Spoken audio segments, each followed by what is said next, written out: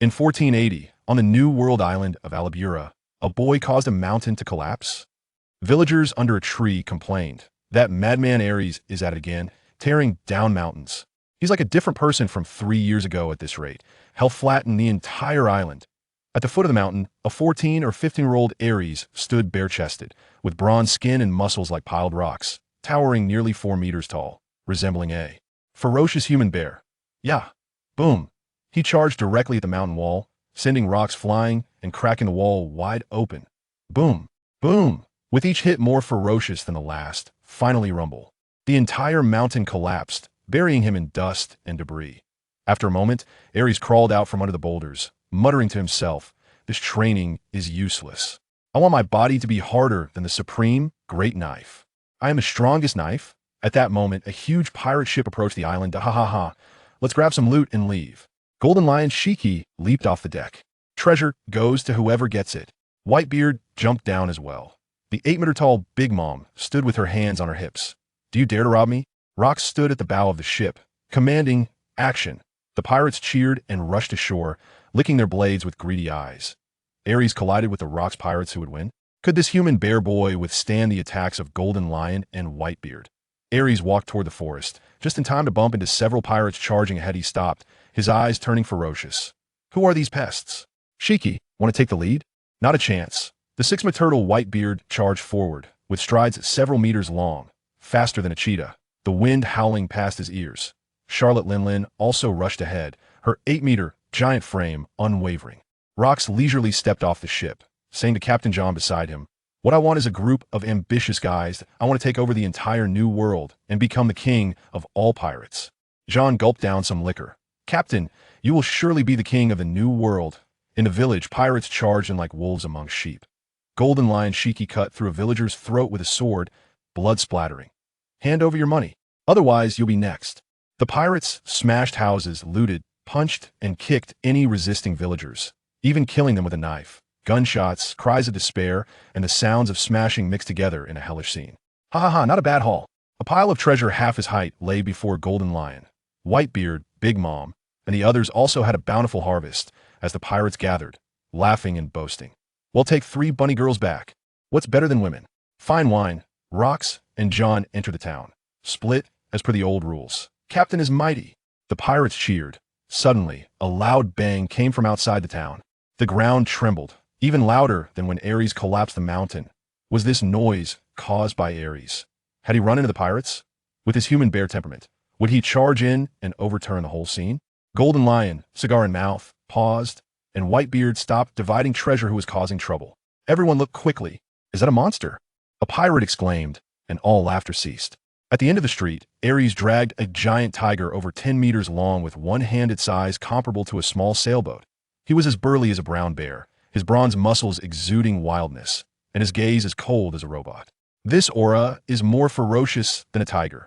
Is he a monster like the newcomer Kaido? The pirates gripped their swords, cold sweat pouring down their backs. Golden Lion's eyes lit up. Not bad for his age. Interesting. Whitebeard nodded. A good prospect wilder than Kaido. Big Mom licked her lips. Young and strong. I like him. Aries stopped them. An old man rushed out. Aries looked at the pirates, expressionless. "They are pirates. Ha ha ha. You dare to mess with the Rox pirates?" The pirates laughed wildly. That name can scare countless people. Aries suddenly looked at Rox and asked a question that left everyone dumbfounded. "Do you know how to make a person the sharpest, hardest knife?" Ha ha ha. Has this kid gone mad? Thinking of himself as a knife? He must be crazy. The pirates laughed until they couldn't stand up, but Whitebeard became interested. The world lacks madmen, it lacks madmen who break limits. He might really make it. Golden Lion sneered. A human's body, no matter how much you train, can't be harder than a knife. Arrest's gaze showed no sign of fluctuation, as if he hadn't heard the ridicule. Was he serious? Rox stared at Aries, for the first time showing seriousness. What exactly did this kid want to do? Aries stepped forward, dragging the tiger's corpse, leaving deep scratches on the ground. No one knows? Then I'll try it myself. The pirate's laughter suddenly choked. This madman was serious? A human's body can never compare to the supreme great knife. Golden Lion laughed, his Sakazuki and Kuroki being among the 21 great knives. No matter how much you train, it's useless. Big Mom stared at Arrest's muscles, licking her lips. I don't care about knives, I just want his offspring. This body is more exciting than a giant's. Aries ignored them, just staring at Rox. Rox laughed heartily. Fight. Only through constant battle can you sharpen yourself into an indestructible treasure knife. Fight? Ares' eyes lit up, suddenly smiling, hoarsely saying, "Then you fight me." Mad. He dares to challenge Captain Rocks. Captain has a bounty of 3.5 billion. This kid must be tired of living. The pirates erupted in chaos, but Whitebeard nodded. He has courage, just like I did back then. Golden Lion sneered. He doesn't know the height of heaven or depth of earth. Kid, you don't have the qualifications to challenge the captain. A 7 or 8 meter tall pirate stepped forward, with horns on his head, wielding a wolf-toothed club towering nearly twice Ares' height, like a small house. He'll be your opponent. Can this horned pirate defeat Aries? Aries could drag a giant tiger with one hand. Could he punch this small house away? Rock said nothing, clearly allowing this contest. Aries discarded the tiger's corpse, moving his neck, bones cracking. Just right. Let's see if battle can make me sharper. It's the newcomer Kaido. The pirates gasped. This 7 or 8 meter tall horned monster slammed his wolf-toothed club to the ground, raising a cloud of dust. Kid, you're not qualified to challenge the captain. Kaido grinned. Let me teach you a lesson. Aries looked up. You want to fight me? Not a fight. It's a lesson. Kaido threw a punch, his arm as thick as a pillar, creating a howling gale. Boom! Aries was sent flying dozens of meters, crashing to the ground, dust swirling to at it. One punch, and he's done. He can't even dodge. What a fool. The pirates laughed wildly, finding it dull, but Golden Lion suddenly laughed. Ha ha ha, this kid is a bit interesting. Whitebeard also stared at the smoke. Kolala, he's doing it on purpose. Lingling's subordinate with a long face looked serious. That little brat is actively confronting him. From the smoke, the sound of cracking bones could be heard. Aries stood up. Why isn't he dodging? Does he want to train his body by taking hits, really treating himself like a blade being sharpened? Kaido frowned, suddenly feeling something was off. This little brat's eyes seemed to be even brighter. Aries moved his shoulders and said "Dan Dan Dal. Juri Yi Chen, Ying Do Bu Go." This punch isn't hard enough. Such a strong body can produce the most outstanding offspring. Lingling licked her red lips, her eyes burning. Kaido and he are both monsters. Their children will definitely be top-tier monsters. In the smoke, Ares' shadow became clearer. He's actually fine. Kaido's punch can shatter boulders. The pirates widened their eyes, their jaws almost dropping. Aries walked out of the smoke, muttering to himself. This punch is not bad, better than hitting a mountain. The power technique is different from mine. He deliberately took it heathen, just to study how to fight, how to make himself tougher. Kaido was stunned. You weren't hurt? That punch, even the official crew members couldn't withstand. Monster. Definitely a monster. His defense is almost on par with Lingling's, right? The pirates erupted, starting to place bets. I bet 1 million on Kaido. I bet 500,000 on Aries. Whitebeard suddenly said to the Golden Lion, Yellow-haired lion, how about a bet of 100 million berries? I bet that little brat wins. Let's bet. The Golden Lion sneered. Kaido's combat experience is much stronger than his. I've got this in the bag.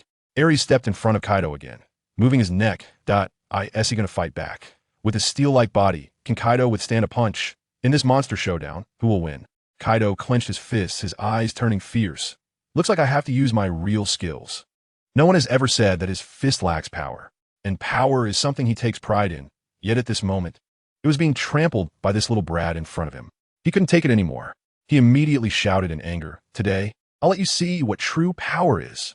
With his right hand, he gripped the heavy spike club on the ground, and thick, rope-like veins bulged out from his skin. They crisscrossed and covered Kaido's arms. It was enough to make one's scalp tingle. A beastly and violent aura erupted from Kaido. He swung the massive and heavy spiked club, aiming it directly at Aries. The swing created a howling wind, like a wailing ghost. Kaido glared fiercely, his eyes wide open. Fixated on Aries, determined to see this little brat turned into a pulp with a single blow. Let's see if he can withstand this. In the face of this exceptionally fierce blow, Aries moved. His movements were swift. He squatted and jumped, leaping into the air like a monkey. His feet adeptly stepped on a spike club. What? Kaido was instantly shocked, staring at Aries. The opponent had actually stepped on his spike club and leaped right in front of his face. A massive fist was constantly enlarging in his sight. Bang! Aries' fist struck Kaido's large face with a resounding bang. Crack, crack. The punch continued its momentum, deeply embedding itself into Kaido's elastic and thick-skinned face. Kaido immediately felt a terrifying force transfer from Aries' fist to his face, and his nasal bone shattered instantly. Blood spurted from his nose, accompanied by several broken teeth flying through the air. Kaido's massive body fell backward, his hand loosened, and the gigantic Kanabo fell from his grasp. As his enormous body crashed to the ground, A thunderous sound reverberated, shaking everyone's eardrums, as if the earth itself had trembled violently. A large cloud of dust rose from Kaido's fallen body. Meanwhile, Aries gracefully landed beside Kaido's fallen form and said, "Kaido, I've remembered your name. That punch was quite useful. It made my strength a bit greater than usual." The punch he just delivered utilized the technique Kaido had used to strike him earlier, and it was indeed much more powerful than the techniques he had learned from some beasts. Thus, this punch's force was greater than usual. At this moment, aside from Aries' own voice, the entire venue was silent. Everyone was stunned, staring at Kaido lying on the ground. The battle ended so abruptly that it left people unprepared. The pirates stared at Aries with dazed expressions. Gulp. One pirate, shocked, swallowed his saliva and shouted, "This kid is so strong." The other pirates were immediately awakened by this shout and began to exclaim in disbelief. The monstrous newcomer Kaido was defeated by this kid with a single punch. Too strong. What kind of monster is this kid? It's over. My money. Kaido is too useless now. I had chosen to believe he could defeat this kid, but I didn't expect him to be taken down so easily. The pirates exclaimed in shock. Kaido was the strongest newcomer of the Rocks pirates. Even many of the official crew members on the ship were not confident about defeating this guy. And now he was knocked down with a single blow. This outcome was completely unexpected for everyone, including Rocks, whose deep and domineering eyes showed a look of surprise and a hint of shock, revealing a grin that showcased his 2 rows of silver-white teeth. Hee. This kid is a bit unusual. Excellent hunting reflexes, powerful physical strength, and an unshakable will. He will definitely grow into an outstanding pirate in the future. Ha ha. In the end, he couldn't help but laugh heartily. What was initially just a treasure-plundering game had encountered a promising talent like Aries. Once such a monster grows, he would become a valuable subordinate. At that time, he would have another brave and skilled subordinate under his command. Rocks was very pleased and happy in his heart. Seeing Rocks unable to contain his laughter, Captain John beside him also began to gulp down from his bottle, wiping his mouth and praising, "Good kid, what a powerful talent. This kid is already this strong without anyone teaching him. If he stays on the ship for 2 or 3 years, only you, Captain, might be able to keep him in check." He was also happy to see such a monster emerge, strengthening the Rocks pirates. This ship was filled with pirates who had various ambitions, dreams, and hatred. Even with one more Aries, he didn't care at all. Instead, he was overjoyed, believing that gathering more strength would allow them to go further. Only then could they contend against the massive and powerful organization, the world government, which has stood in this sea for hundreds of years. Not far away, Whitebeard had a triumphant smile on his face as he boasted to the Golden Lion, "Kuaha, I told you that kid would win. I'll take that 100 million berries from you. This is your loss to me. Kuahaha. That kid helped me earn 100 million. I want to drink to my heart's content with him." At this moment, Whitebeard felt incredibly elated. The 100 million berries he won from the Golden Lion felt even more satisfying than robbing 1 billion. He had seen the shock and disbelief on the Golden Lion's face when Kaido was defeated, which made him laugh even more. Whitebeard's loud laughter fell into the Golden Lion's ears, which was exceedingly grating, causing him to coldly snort. Humph. He bit down hard on the cigar in his mouth and retorted, "That was because you chose that kid. I had no choice but to pick Kaido. I won't lose to you next time." The Golden Lion's eyes were fixed intently on Aries in the arena, a strong desire rising within him. "I want that kid to join my crew. This guy will definitely grow into a pirate that makes the entire sea tremble." He couldn't help but recall the last time Kaido joined the Rocks pirates, but unfortunately, Kaido seemed to have gotten involved with Big Mom. At such a hot-blooded age, could Aries withstand Big Mom's advances? The Golden Lion thought carefully and began to feel uneasy. He thought to himself, "No, if Aries joins the Rocks pirates, I must tell him not to get involved with that chaotic woman, Big Mom. That woman is simply a beast. I've seen many guys who got involved with her, and none of them ended well. After all, she only sees those people as breeding tools." Aries didn't even look at Kaido, who was lying on the ground, but instead fixed his burning gaze on Rocks. His expression was no longer as calm as before. Beneath his composed and handsome face was a hint of intense excitement. He rasped now, "Can I fight you?" He longed to battle Rocks because he had indeed learned a lot from Kaido's punch, which showed him how to better unleash the power within his body. Aries longed to encounter stronger opponents, and he was filled with anticipation. Fighting can indeed hone oneself. He was right. Battle can forge a person into an indestructible, famous blade. He felt the long-lost blood rush quickly through his body, and he craved battle. He yearned to fight against stronger people. Seeing Aries, who was full of fighting spirit, Wang Ji couldn't help but exclaim, What a lively and courageous little brat. Still wanting to challenge the captain. After defeating Kaido, does he think he can challenge the legendary Captain Rocks? Unexpectedly, after defeating Kaido, Aries did not show off. Instead, he chose to continue challenging Captain Rocks, which drew the attention of many. Silver Axe chuckled. Isn't it more interesting for a little brat who hasn't seen the vastness of the sea? If he knew about Captain Rock's power, would this little brat still have the courage to challenge the captain? As if waiting to watch a show, he chose not to intervene. Such a good show is rare. The surrounding pirates also began to cheer and egg him on. Captain Rocks, let this little brat see your power. Yes, yes. Let this ignorant kid understand that Captain Rocks is not someone anyone can challenge. Ha ha, Captain Rocks. Let him know what true power is. The surroundings were filled with lively sounds. For them, such things were much more interesting than staying on the ship. Plundering and indulging back on Hive Island were their happiest moments. Faced with the clamorous voices around him, Aries showed no reaction or fluctuation. His eyes had never strayed from Rocks. He could sense that the man before him exuded a more dangerous aura than any beast he had ever encountered. His powerful heart raced rapidly with the soaring battle intent, sounding like drums of war. He must be very strong. Fighting him, I will definitely gain more powerful combat skills, making my body even harder. I want to forge my body into a blade that surpasses the supreme great blade of 12 crafts. Aries unconsciously exuded a fierce and savage aura.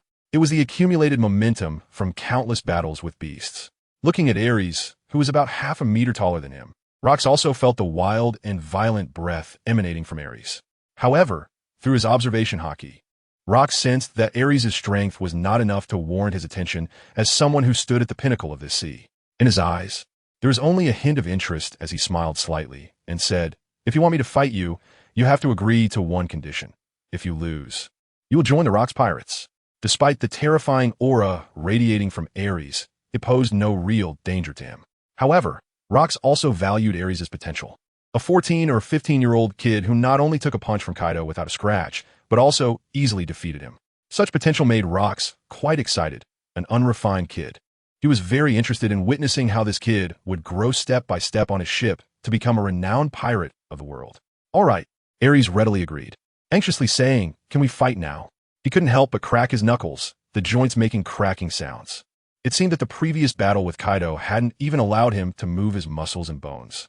This time, the surrounding pirates were all focused on Aries and Rocks in the center of the arena. Each one couldn't help but widen their eyes, afraid of missing any detail. Many pirates instinctively held their breath. The scene instantly fell silent. You could hear a pin drop. Quiet. Only the faint sound of the wind blowing and the pounding heartbeat of Aries remained. Rock's unruly face wore a hint of arrogance as he grinned, "Kid, bring it on." As soon as he finished speaking, Aries suddenly erupted, and the hard ground beneath his feet instantly cracked with a loud bang, creating two circular pits. His figure shot forward like a released arrow, rapidly heading towards Rocks, his 5 fingers clenched into a fist. The fierce and swift punch caused the air to ripple in concentric circles. This punch, Aries once killed a giant ape over 10 meters tall with a single punch. He also killed a thick-skinned, massive black bear with just one blow. Looking at Aries' punch, a hint of surprise flashed in Rock's eyes, and then he laughed heartily. "Kid, you are still not enough now. I am waiting for the day you can truly challenge me." He raised his hand and threw a punch. The air suddenly erupted with a booming sound. Bang! Rock's fist accurately landed on Aries' fist. At that moment, Arestin felt a terrifying impact, as if a massive mountain was crashing into him at high speed, sending his body flying backward like a shooting star. His body was completely out of control, shooting out hundreds of meters at an incredible speed. The power of a single punch. It stunned all the pirates present, and the little monster Arestin, who easily defeated Kaido, was casually knocked away by Rocks with one punch. With a loud bang, Rocks pulled back his fist and said to Captain John beside him, "Take this kid back to the ship. From now on, he'll be a member of the Rocks Pirates." His fierce and domineering gaze swept over all the surrounding pirates, revealing a fierce and intimidating smile. "And I declare, he is not joining the Rocks Pirates as a newcomer, but as a formal crew member." Rocks emphasized the last few words, announcing to all the pirates with a resounding voice, "Formal crew member." Shiki the Golden Lion was taken aback, somewhat surprised by Rock's decision. After a brief surprise, his expression quickly returned to normal, and instead he laughed. "Not bad. This strong little brat indeed qualifies to become a formal crew member on Rock's ship." Everyone has witnessed his strength. There aren't too many among the formal crew who could defeat that kid. Whitebeard quickly walked up to Rox, his face extremely serious as he said, "Captain Rox, can you let Reston join my division? Having such a kid in my division and teaching him carefully would be a great asset." He was very hopeful that Reston could join his division. Before Rox could respond to Whitebeard's question, an angry voice echoed throughout the venue. "Bastard! Reston should join my division, the Golden Lion Shiki." In a moment of urgency, Shiki used the powers of the Fua no Mi, appearing right next to Whitebeard in a flash. He looked at Rox and hurriedly said, "Captain, I really like that kid Reston. Let him join my division. If that kid gets snatched away by Whitebeard, won't that just make Whitebeard's crew even stronger? Such a thing absolutely cannot be allowed to happen. That kid Aries was the one I set my eyes on first. He absolutely cannot be taken by Whitebeard." Upon hearing that the Golden Lion was trying to snatch him away, Whitebeard's expression immediately darkened, and he glared at the Golden Lion, threateningly saying, "Yellow-haired lion, do you want me to sink you into the sea?" The Golden Lion was not one to back down. Stretching his neck and retorting back, "White-haired beard, do you believe I will chop off your beard?" The two glared at each other, and the smell of gunpowder instantly filled the air. With their eyes wide open, their heads slowly moved closer, confronting each other, refusing to give an inch. "Aries is mine. I set my eyes on him first. He must join my crew. Aries will definitely choose to join my crew." As their faces drew even closer, an intense verbal battle erupted. At this moment, a woman with a devilish figure, curvaceous and voluptuous, suddenly appeared behind them. Lingling, without any hesitation in front of everyone, declared, "That guy Aries. I have my eyes on him. You too, don't try to snatch him from me." It was as if she was announcing that Aries would now belong to her. Her words instantly made both Whitebeard and the Golden Lion turn their heads slightly upwards to look at Charlotte Lingling. In unison, they exclaimed, "No way. Aries is mine." The synchronized words of Whitebeard and Newgate made them turn back to each other, sparks flying from their eyes. The other members of the Rocks Pirates looked on like spectators, their faces and eyes filled with envy. The captains clearly had their eyes on Aries, wanting to cultivate him as a trusted subordinate. This was an opportunity they could hardly ask for. Following captain-level figures was often safer, and the spoils of war and benefits enjoyed were greater. Just as the few of them were arguing over Aries, a sudden exclamation came from the first mate, John. "Is that kid all right?" This cry instantly attracted everyone's attention. Over 100 meters away, Aries stood in front of Captain John, and more importantly, he seemed to be largely unharmed, only a bit of blood trickling from the corner of his mouth. "Hiss!" Longbread couldn't help but gasp, shockingly saying, "This guy took Captain Rock's attack and is still fine?" He was blasted away hundreds of meters and now looks completely unscathed. This left him greatly astonished. If he had taken Captain Rock's punch directly, he would likely have lost his fighting capability immediately. He couldn't help but comment, "What a freak. Oh, he's actually fine?" Wang Ji also looked at Aries, who was walking back with Captain John, extremely surprised. Taking a punch from Kaido and a punch from Captain Rox was not the same thing at all. Although he knew Captain Rox hadn't used his full strength, that kind of punch was not something one could just casually take. Silver Axe also found it quite surprising and said, "It seems we have underestimated this little brat. What on earth is going on with his body? There shouldn't be another monster like Lingling in this world." Lingling's skin, like a steel balloon, could only be penetrated if one had extremely strong Haki. Moreover, Lingling's body allowed her to quickly recover by eating cake. It could be said to be extremely abnormal. This little brat's body wouldn't be abnormal like Lingling's, would it? Thinking of this possibility, Longbread couldn't help but feel a tremor in his heart, even giving birth to a bold thought. That is to let Aries and Lingling come together and produce powerful offspring. 1, 2, a whole bunch. Longbread's mind couldn't help but start to fantasize about the grown-up Aries and Lingling hand in hand, leading a whole group of strong and fierce children, destined to dominate this world. His breathing became rapid, and his face was filled with unprecedented excitement. Such a beautiful future would be amazing. At this moment, Aries silently followed John, but his mind was constantly recalling and pondering Locke's punch. He had significant doubts in his heart. Why did his physique, which clearly didn't seem as strong as mine, easily overpower me in terms of strength? The technique behind that punch. His mind began to replay the scene from earlier, as if rewinding a tape. He watched and learned repeatedly. As he walked, Aries even began to gesture and imitate, constantly mimicking the punch that Locke had just thrown at him. The movements grew larger, and the howling wind became increasingly piercing. The airflow around him was stirred up by Aries' fists. Captain John, standing nearby, looked astonished and couldn't help but ask, Aries, are you trying to learn from Captain Locks? What incredible learning ability. What kind of monster is this guy? What has he been through to grow up like this? That punch was really strong. Aries answered without raising his head, continuing to focus on studying the punch that Rox had thrown at him. His punching movements became faster and faster, stirring up a powerful whirlwind that swept in all directions, blowing away all the dust on the ground and revealing a clean surface. Watching Aries, who was deeply engrossed in his study, Captain John had only one thought in his mind. This young man is destined for greatness. He will definitely be a top powerhouse in this world in the future. His talent and potential are at a monster level, and now, even his learning ability is so formidable. Terrifying. Aries' actions caught everyone's attention, and the cadre Silver Axe saw this scene. His deep eyes suddenly narrowed. Was he imitating Captain Rox? The greatest trait of a human is the ability to learn and possess wisdom. It's all about continuous training, learning, and growth. And a person's learning and comprehension speed also determines their growth rate. What an amazing learning ability. His fist power is getting stronger. Silver Axe couldn't help but marvel because Aries' fists were already strong enough to defeat Kaido with one punch. Now, they are still getting stronger. The speed of his growth is visibly apparent. Kaido also slowly opened his eyes in confusion. He only remembered being punched in the face and immediately losing consciousness. As his awareness returned, he suddenly widened his eyes and shouted in anger. I lost? I was taken down by that little brat with one punch? He furiously stood up from the ground, glaring at Aries. Kid, I was just careless earlier. Now, I will defeat you. Kaido's face was filled with unwillingness and rage. As the strongest and most notable newcomer of the Rox Pirates, being slapped in the face like this in front of so many members was a blatant insult. How could he continue to mix with the Rox Pirates after this? Just as he was about to make a move, a large hand pressed down on his shoulder, rendering him unable to move.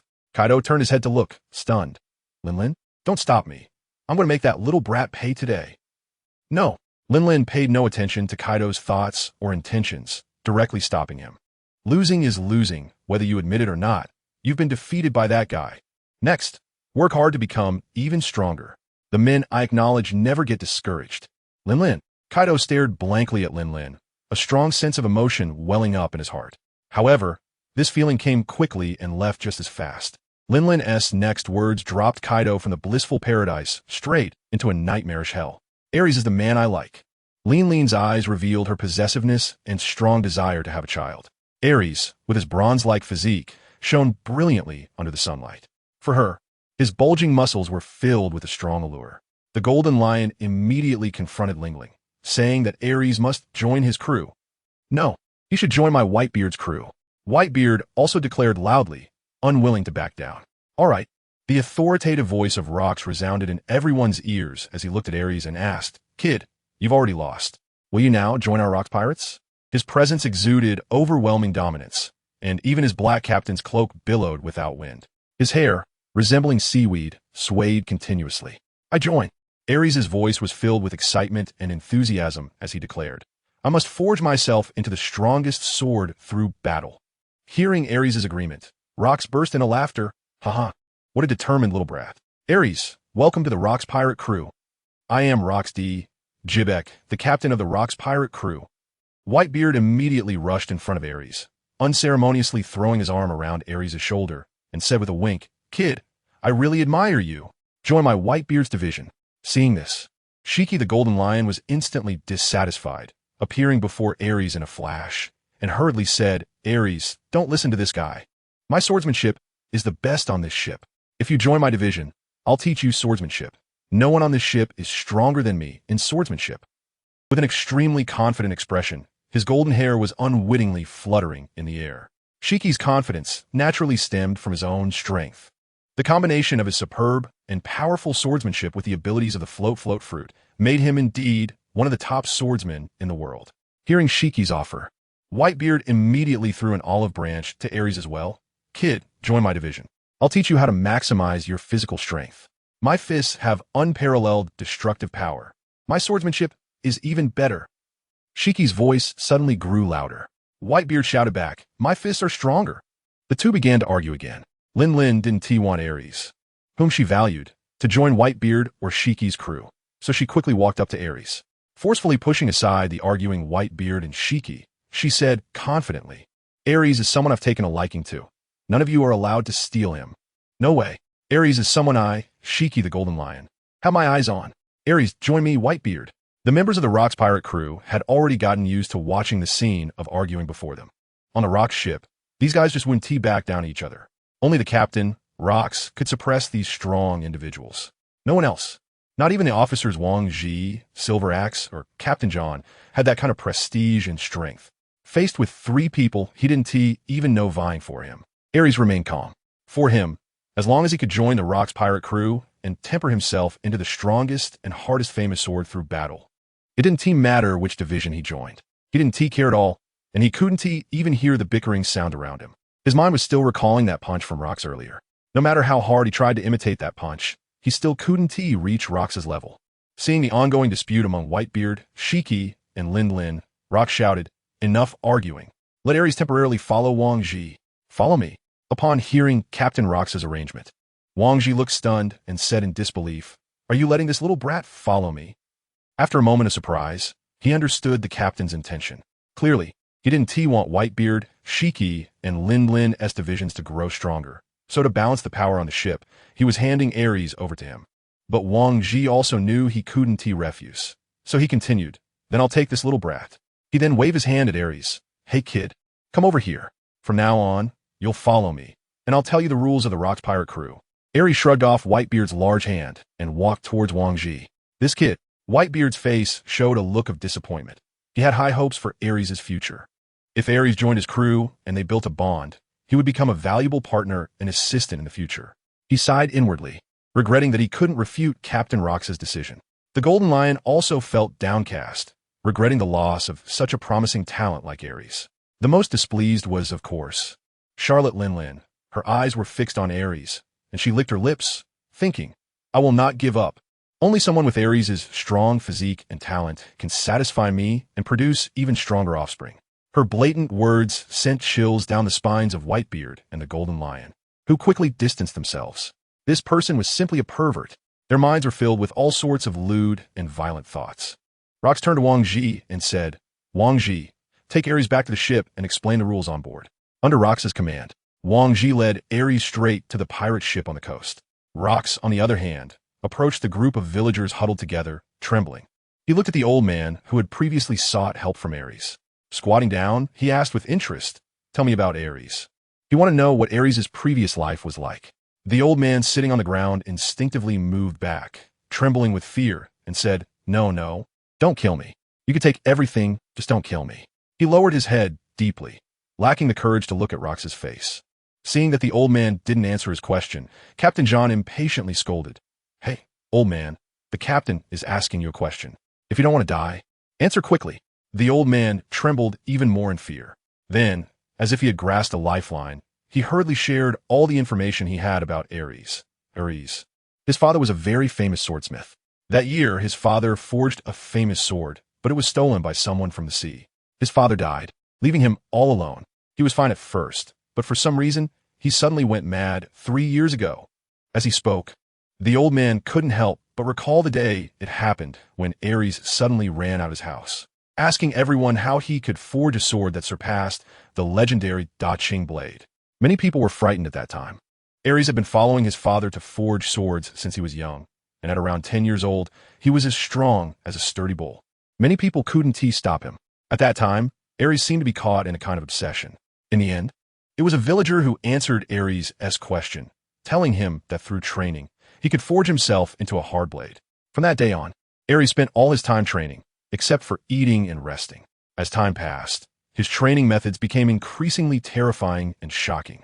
From the initial normal push-ups and lifting heavy objects, he progressed to using his own body to strike large trees, and ultimately, he reached the horrifying stage of using his flesh to crash into mountains. After listening to the old man's story, Rock stood up, turned to look towards the sea, and murmured, so it was a mental issue? However, such a guy indeed has outstanding potential.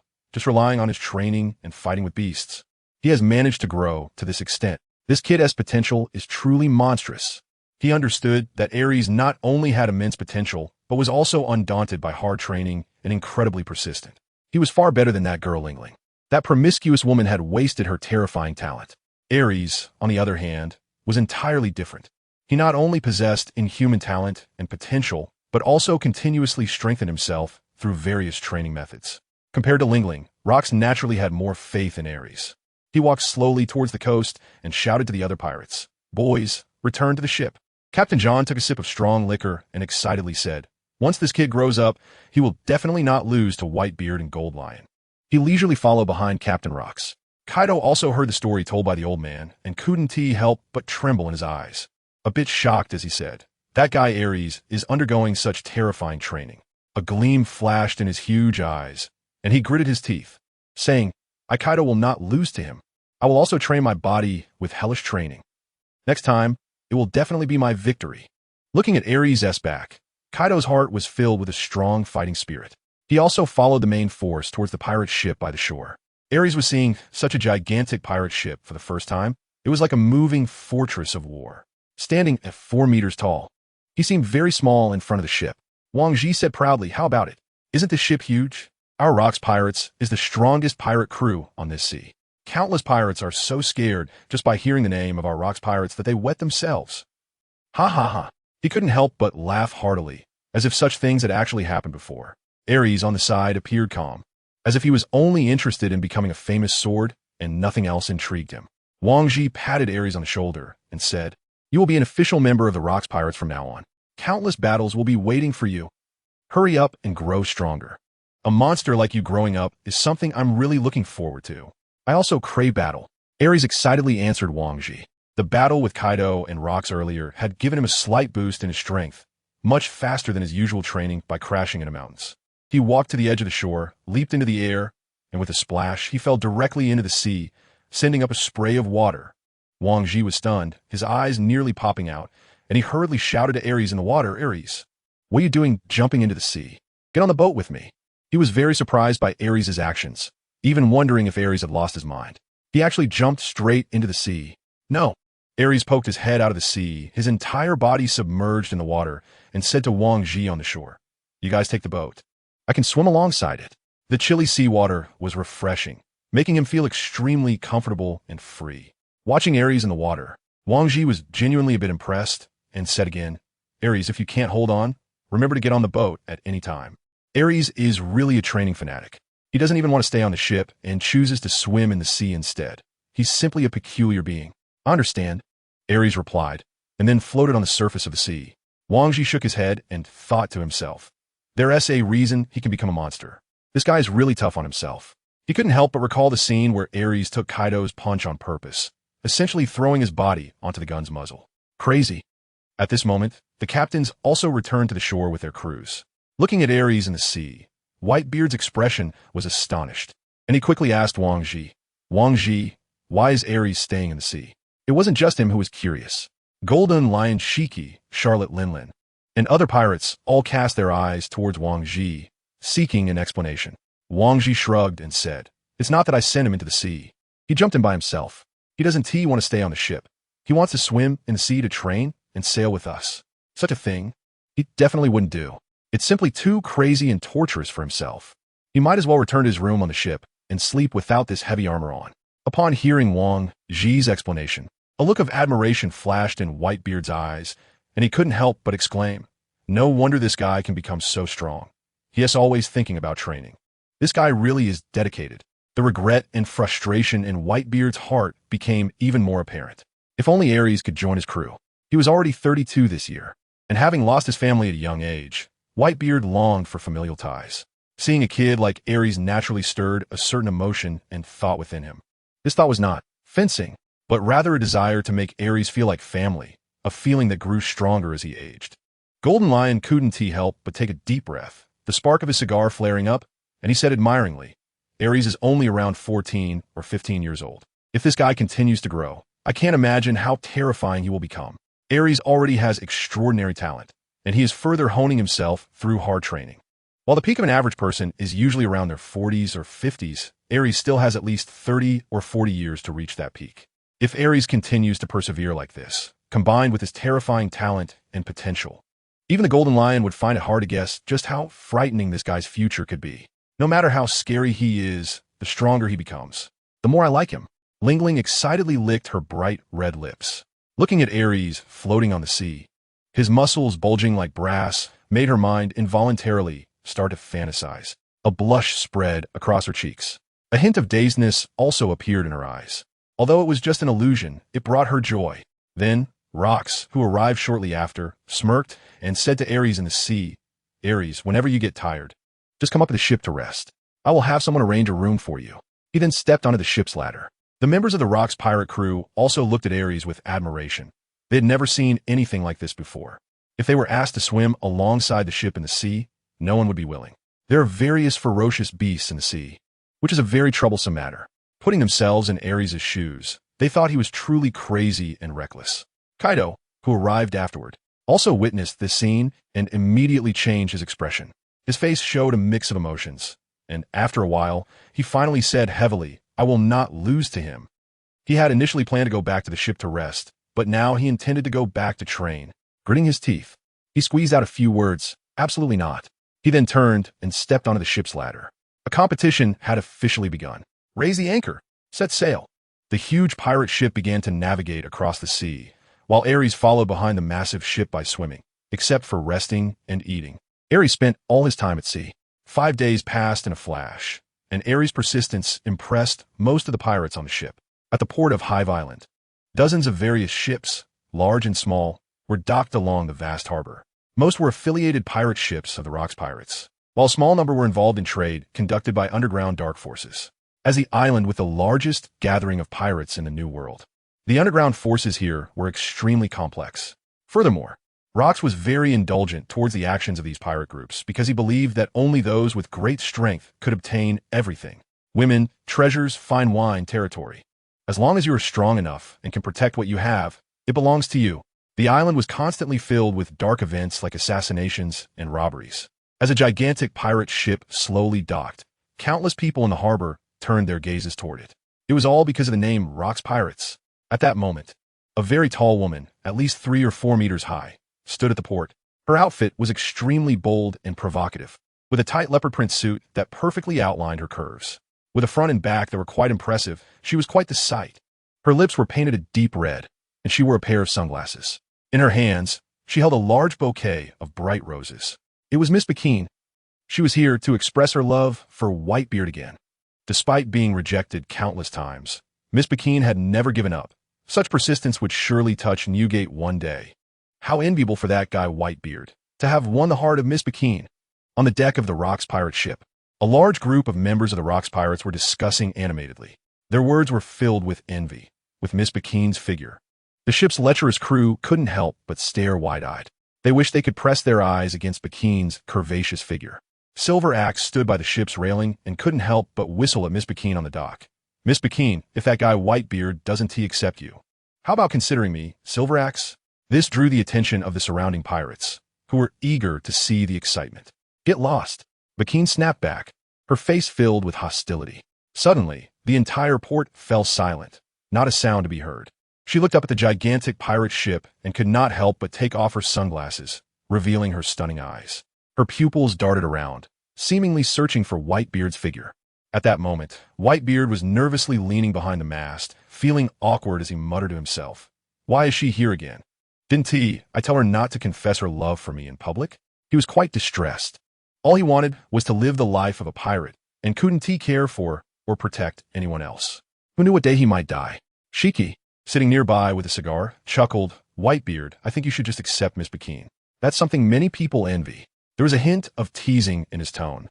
After all, it was rare to see Whitebeard in such an embarrassing situation. And that woman named Bakine was indeed a rare gem. Most people didn't have the fortune to experience that. "Get lost." Whitebeard snapped at Shiki. Shiki chuckled and floated toward the port.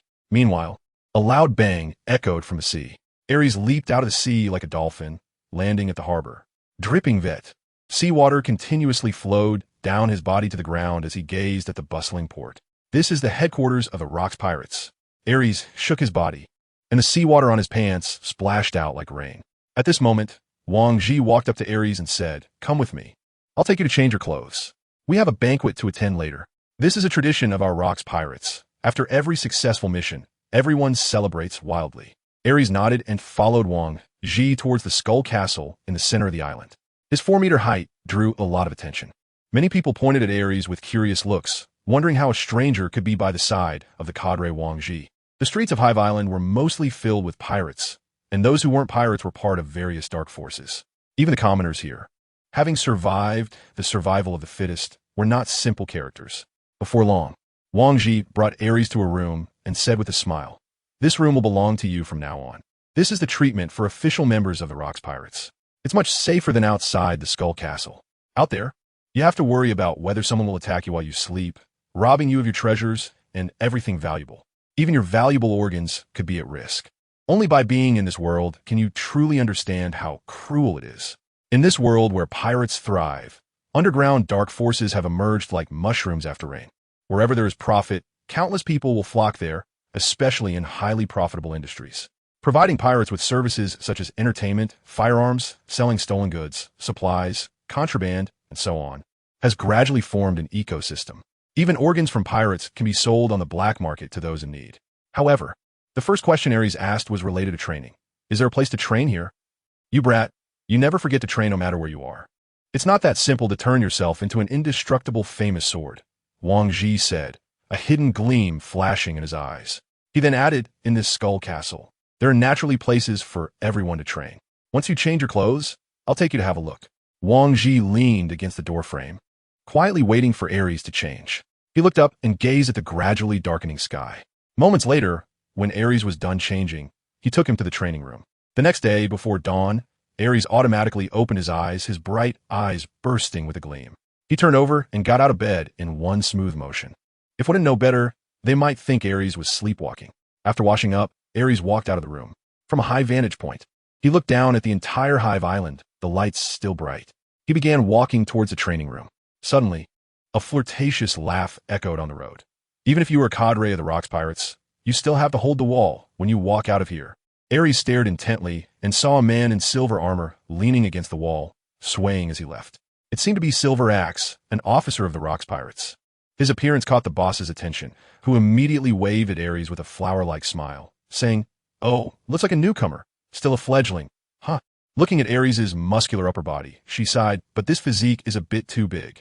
Those women can't withstand such a guy's torment. 4 meters tall isn't something an ordinary person can handle."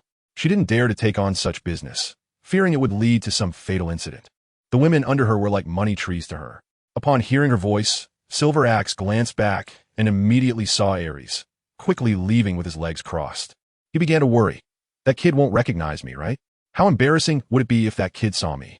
It's not even dawn yet. He shouldn't be able to recognize me. For Aries, it was just a small episode. He paid no attention and walked straight to the training room, where he found a huge and heavy iron bar and began to strike his body with it. Bang, bang, bang. Aries felt that his muscles were becoming more solid with each blow. Only through countless tempering can one forge an unparalleled sword. He had long since become accustomed to this pain, even becoming addicted to it. Long-term persistence had gradually led him to develop a dependency, even a certain perverse pleasure. A day without training made him feel uncomfortable all over. The iron bar struck Aries' muscles, producing a dull thud. Bang, bang, bang. With each strike, Aries' originally bronze skin began to show noticeable flushes of red. Blood started to flow rapidly through his body, and his metabolism was constantly accelerating. The intense pain continually stimulated Aries' nerves, bringing forth images in his mind. There were high-rise buildings, and the streets were bustling with traffic.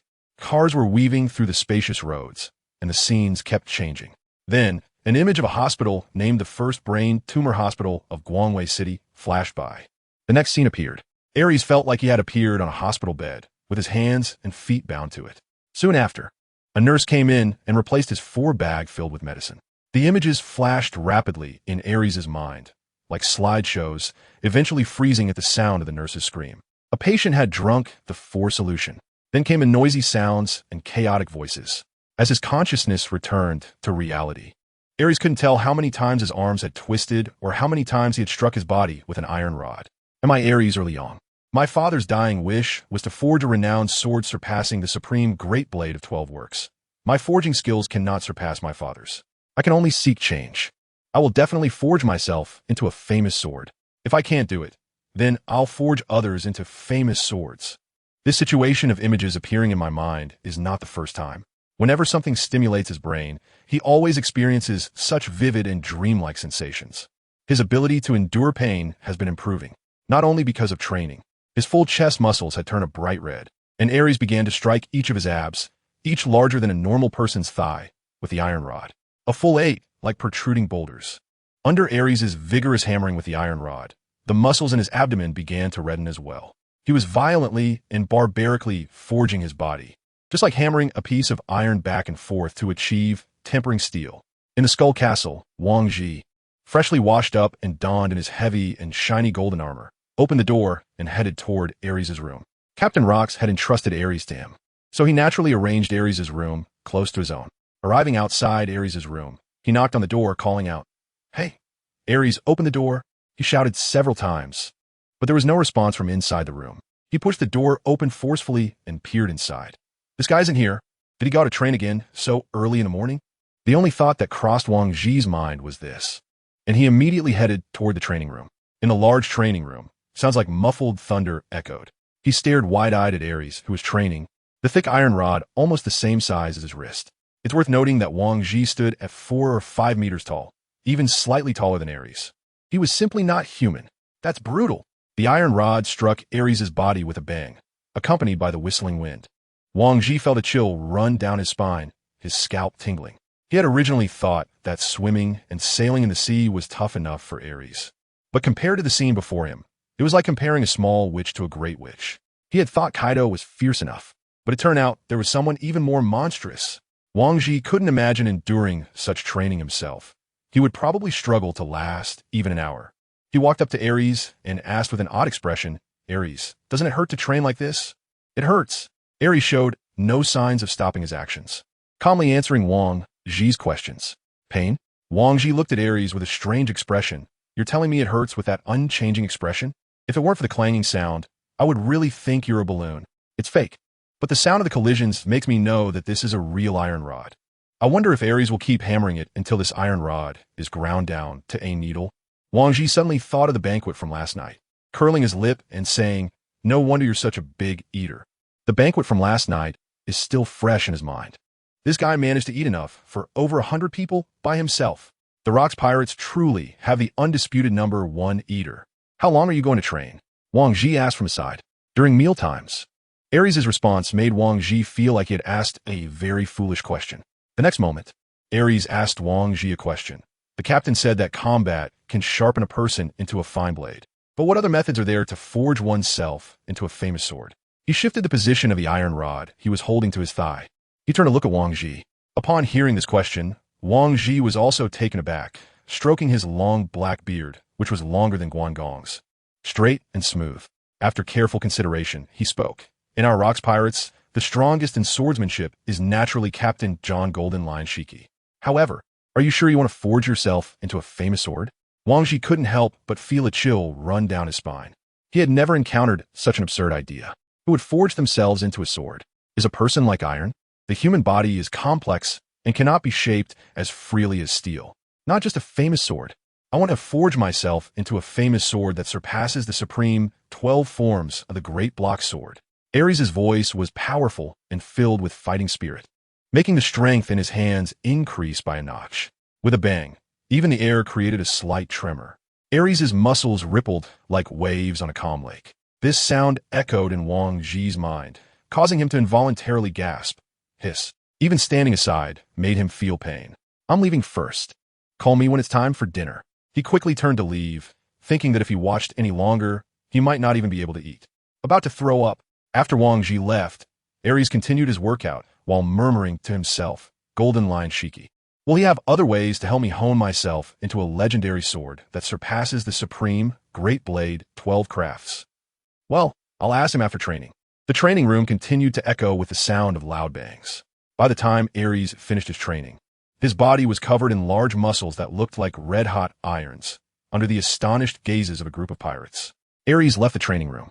After he left, the entire training room erupted in a series of deafening gasps. "What the hell? Where did this monster come from? I've never seen anything like it. Is this even human? His training methods could beat us to death." With a body like that, those women would have to scream their lungs out just to satisfy him. Satisfy him. It might even cost them their lives. Do you know how many times that guy hammered himself? Over 10,000 times. TSK. Our pirate crew has gained another monster. Now other pirate crews and the Navy have something to worry about. A group of pirates couldn't help but click their tongues in disbelief. Such wolf extermination is simply insane. Playing with their lives like it's a joke. After Aries replenished his energy, he left the mess hall under the astonished gaze of a pirate. As a formal crew member, he had the right to enjoy free food. As for the informal crew members, they had to rely on their own abilities and whether others were willing to spare food. Therefore, many newcomers were actually forming lines belonging to various captains. However, this is a world of survival of the fittest, and newcomers mostly exist as a kind of vanguard, doing the dirtiest and hardest work, transporting supplies, and cleaning the pirate ship and the skeleton fortress. They risk their lives just to become official members of the Rocks Pirates. Aries casually found someone to ask about the whereabouts of Gold Lion Haki, and then left. In Skull Castle, the captain exclaimed, "That guy can eat too much. Do you know how much he consumes in one meal? We can't keep him around." He alone finished off food meant for hundreds of people, and the chefs were nearly exhausted. Hearing the complaints, even Rocks, the most famous captain on the sea at the moment, looked somewhat unnatural. He awkwardly smiled and said, "Haki, we've already brought him in. Besides, Aries has unlimited potential and will definitely grow into a strong figure like Whitebeard or Haki in the future. Although he eats a lot now, he will bring greater benefits to the pirate crew later on. We can hire a few more chefs, if the chefs are worn out, who will cook for our crew members." In front of Rocks was a lady with short black hair, holding a cigarette. Haki pinched the cigarette with her fingers and exhaled a puff of white smoke, saying somewhat unhappily, "Do you know how much he consumes in one meal? Just those ingredients alone cost over 100,000 berries. That's only for one meal. If we count 3 meals a day, that's 90 meals a month. He alone will eat over 1,000,000 berries in a month, plus labor costs and so on. Having him around is like feeding over 100 people." Upon hearing Haki's tirade, Rocks instead grinned wide and laughed. "Over 1,000,000 berries is just over 1,000,000 berries. I have high hopes of that kid. If we spend the berries, then so be it. A guy like him is worth it." Haki snorted, "Well, it's not my money being spent. As long as you're happy." She turned and left the room. Rock smiled, walked to the window, and looked out at the world beyond. His deep eyes filled with ambition. He murmured, "Talents are far more important than gold. As long as I become the overlord of this world, I can have as much money as I want. I'm not interested in money, nor do I want to touch it. I only want this world." He spoke such pretentious words because, over the years, he had led the Rocks Pirates to amass a vast fortune. He was no longer the Rocks who once struggled for a living. In another room of Skull Castle, Aries knocked on the door of the Golden Lion Haki, his massive hand slamming against the door with a loud bang. Instantly, a wave of panic erupted from inside the room. Inside, Golden Lion Haki, looking flustered, said to Miss Bakine, "Quickly leave from the back. I will give you every penny of the money you want." He carelessly tossed some clothes from the bed to her. Not at all interested in admiring her magnificent, fair, and full chest, Miss Bakine caught the clothes thrown by the Golden Lion, but threatened at this critical moment. "It's agreed. 50,000,000 berries, not a single cent less. Leave quickly. I won't shortchange you." Golden Lion urged hastily, putting on his clothes as well, lighting a cigar and taking a deep puff. This woman's figure, looks, and skin were simply top-notch. She was just too damn obsessed with money. After getting the Golden Lion's assurance, Miss Bakine smiled charmingly, got dressed, and immediately left through the back door. Golden Lion exhaled a thick cloud of smoke, stood up, and walked to the door, opening it. When he saw the figure outside, he said in surprise, "Aries, are you here for something?" He didn't expect that Aries would come looking for him. This guy had made a lot of offers when he was competing with Whitebeard for him, but he remained completely unmoved and made no choice. Aries spoke about his purpose for coming. "Mr. Wang Ji said you are the best swordsman on the ship. I want to know, do you have a way to forge a person into a sword that surpasses the supreme great knife, the 12 workers' knife?" His pair of big, copper bell-like eyes were filled with curiosity, staring intently at the Golden Lion. Again, with this question, the Golden Lion was naturally familiar with this question when he first met Aries. This guy had asked Captain Rocks about it. At that time, Captain Rocks' answer was, "Fight." Later, he also heard Rocks ask an elderly man and learned about Aries' past. This guy seemed to have completely changed a few years ago, frantically questioning the villagers about how to forge himself into a famous sword. Thus began the training that was like devil's hell. Aries is very determined to forge himself into a famous sword. Let me think. The Golden Lion did not immediately answer Aries' question, but decided to ponder for a moment. After a while, he raised the corner of his mouth and smiled, saying, "A human body is far from comparable to a famous sword. However, there is a way to make the body comparable to those famous swords. A swordsman can use their conqueror's Haki to temper their sword into a black blade, and the armament Haki can greatly enhance personal defense. As long as one is strong enough, even a famous sword cannot cut through them." Upon hearing the Golden Lion's answer, Aries' eyes lit up, and he excitedly asked, "Armament Haki? What is that?" It turns out this kid still doesn't know about armament Haki. The Golden Lion Shiki's eyes shifted. Looking around, and with a cigar in his mouth, he grinned. "You kid, come on in." Once Aries entered the room, he immediately closed the door. "You sit first. I'll go get something." When the Golden Lion reappeared, he was carrying several bottles of rum. He sat boldly opposite Aries, crossed his legs, and laughed heartily. "Haha, Aries. Want some alcohol? This is my treasured wine. Even that old Whitebeard guy wouldn't get any even if he offered to pay for it." Saying this, he flicked his finger, and with a pop, the cork from the bottle flew out. However, the Golden Lion used his ability to suspend the cork in midair, and finally, with a swoosh, it landed straight on the table. "I don't drink alcohol," Aries replied, and then continued to ask, "What exactly is armament Haki?" His heart was filled with desire and curiosity for armament Haki, because armament Haki could allow the body to withstand famous swords. It could make his physique even stronger. Aries' heart ignited with passion, and his fierce beast-like eyes burst forth with a piercing brilliance. The Golden Lion chuckled, holding a cigar in one hand and tipping a bottle of liquor into his mouth with the other, gulping it down as if it were water. Half the bottle gone in an instant. A look of delight and enjoyment spread across his face as he laughed. "Haha, as a pirate, how can one not drink alcohol? A pirate can go without food, without weapons, but never without alcohol. Aries, give it a try. You'll fall in love with this stuff. After you finish this bottle, I'll tell you what Haki is." With that, he opened another bottle of rum and placed it directly in front of Aries. The Golden Lion wore a playful and intrigued smile, taking a deep puff of his cigar, feeling as if he were floating in bliss. He was also curious to see how Aries, who had never drunk before, would react to this kind of liquor. Aries frowned slightly, pinching the bottle with 2 fingers. For an average person, it would take one hand to hold the bottle, but in his hand, it was as light as a lighter. He brought the mouth of the bottle to his lips, pausing slightly in his motion, as he had never drunk alcohol before. Aries' actions made the Golden Lion burst into laughter. "Go ahead, drink up, and then I'll tell you what Haki is and how to cultivate it." As soon as he finished speaking, Aries raised his finger, and the liquor from the bottle flowed into his mouth. Immediately, a spicy and stimulating taste and sensation rushed through his throat, and the feeling of the liquid entering his esophagus was very pronounced. The blood in his body began to surge and speed up, or rather, his blood pressure was rising. Cough, cough. Aries immediately started coughing. He had downed more than half a bottle on his first attempt at drinking, and the stimulating heat made him feel uncomfortable physiologically. A burning sensation suddenly arose in his abdomen and stomach. It felt hot and warm in his stomach. Seeing Aries' awkwardness from drinking for the first time, the Golden Lion couldn't help but laugh heartily. "Haha, a pirate's life without alcohol is imperfect. Alcohol is a dual necessity for pirates, both materially and spiritually. You'll soon realize how joyful drinking is." He then grabbed the bottle himself, tilted his head back, and poured it into his mouth. The sound of gulping accompanied by the movement of his Adam's apple, as the liquor went straight to his stomach. This made Shiki feel immensely pleased. As Aries drank the strong liquor, he initially found the taste a bit stimulating and didn't quite like it. But the next moment he felt a bit lightheaded, his mind suddenly becoming fuzzy, and the dizziness gradually intensified. Is this what drinking feels like? It felt like his body had become lighter. A warm sensation appeared on his face, which was because his face had turned incredibly red, but he didn't realize it. He just felt a bit hot. Aries opened his mouth and poured the remaining wine from the bottle into it. With a slightly dizzy feeling, he didn't find the wine as unpleasant as he had at first. The thrilling sensation instantly surged through his nerves, and he murmured, This wine is good."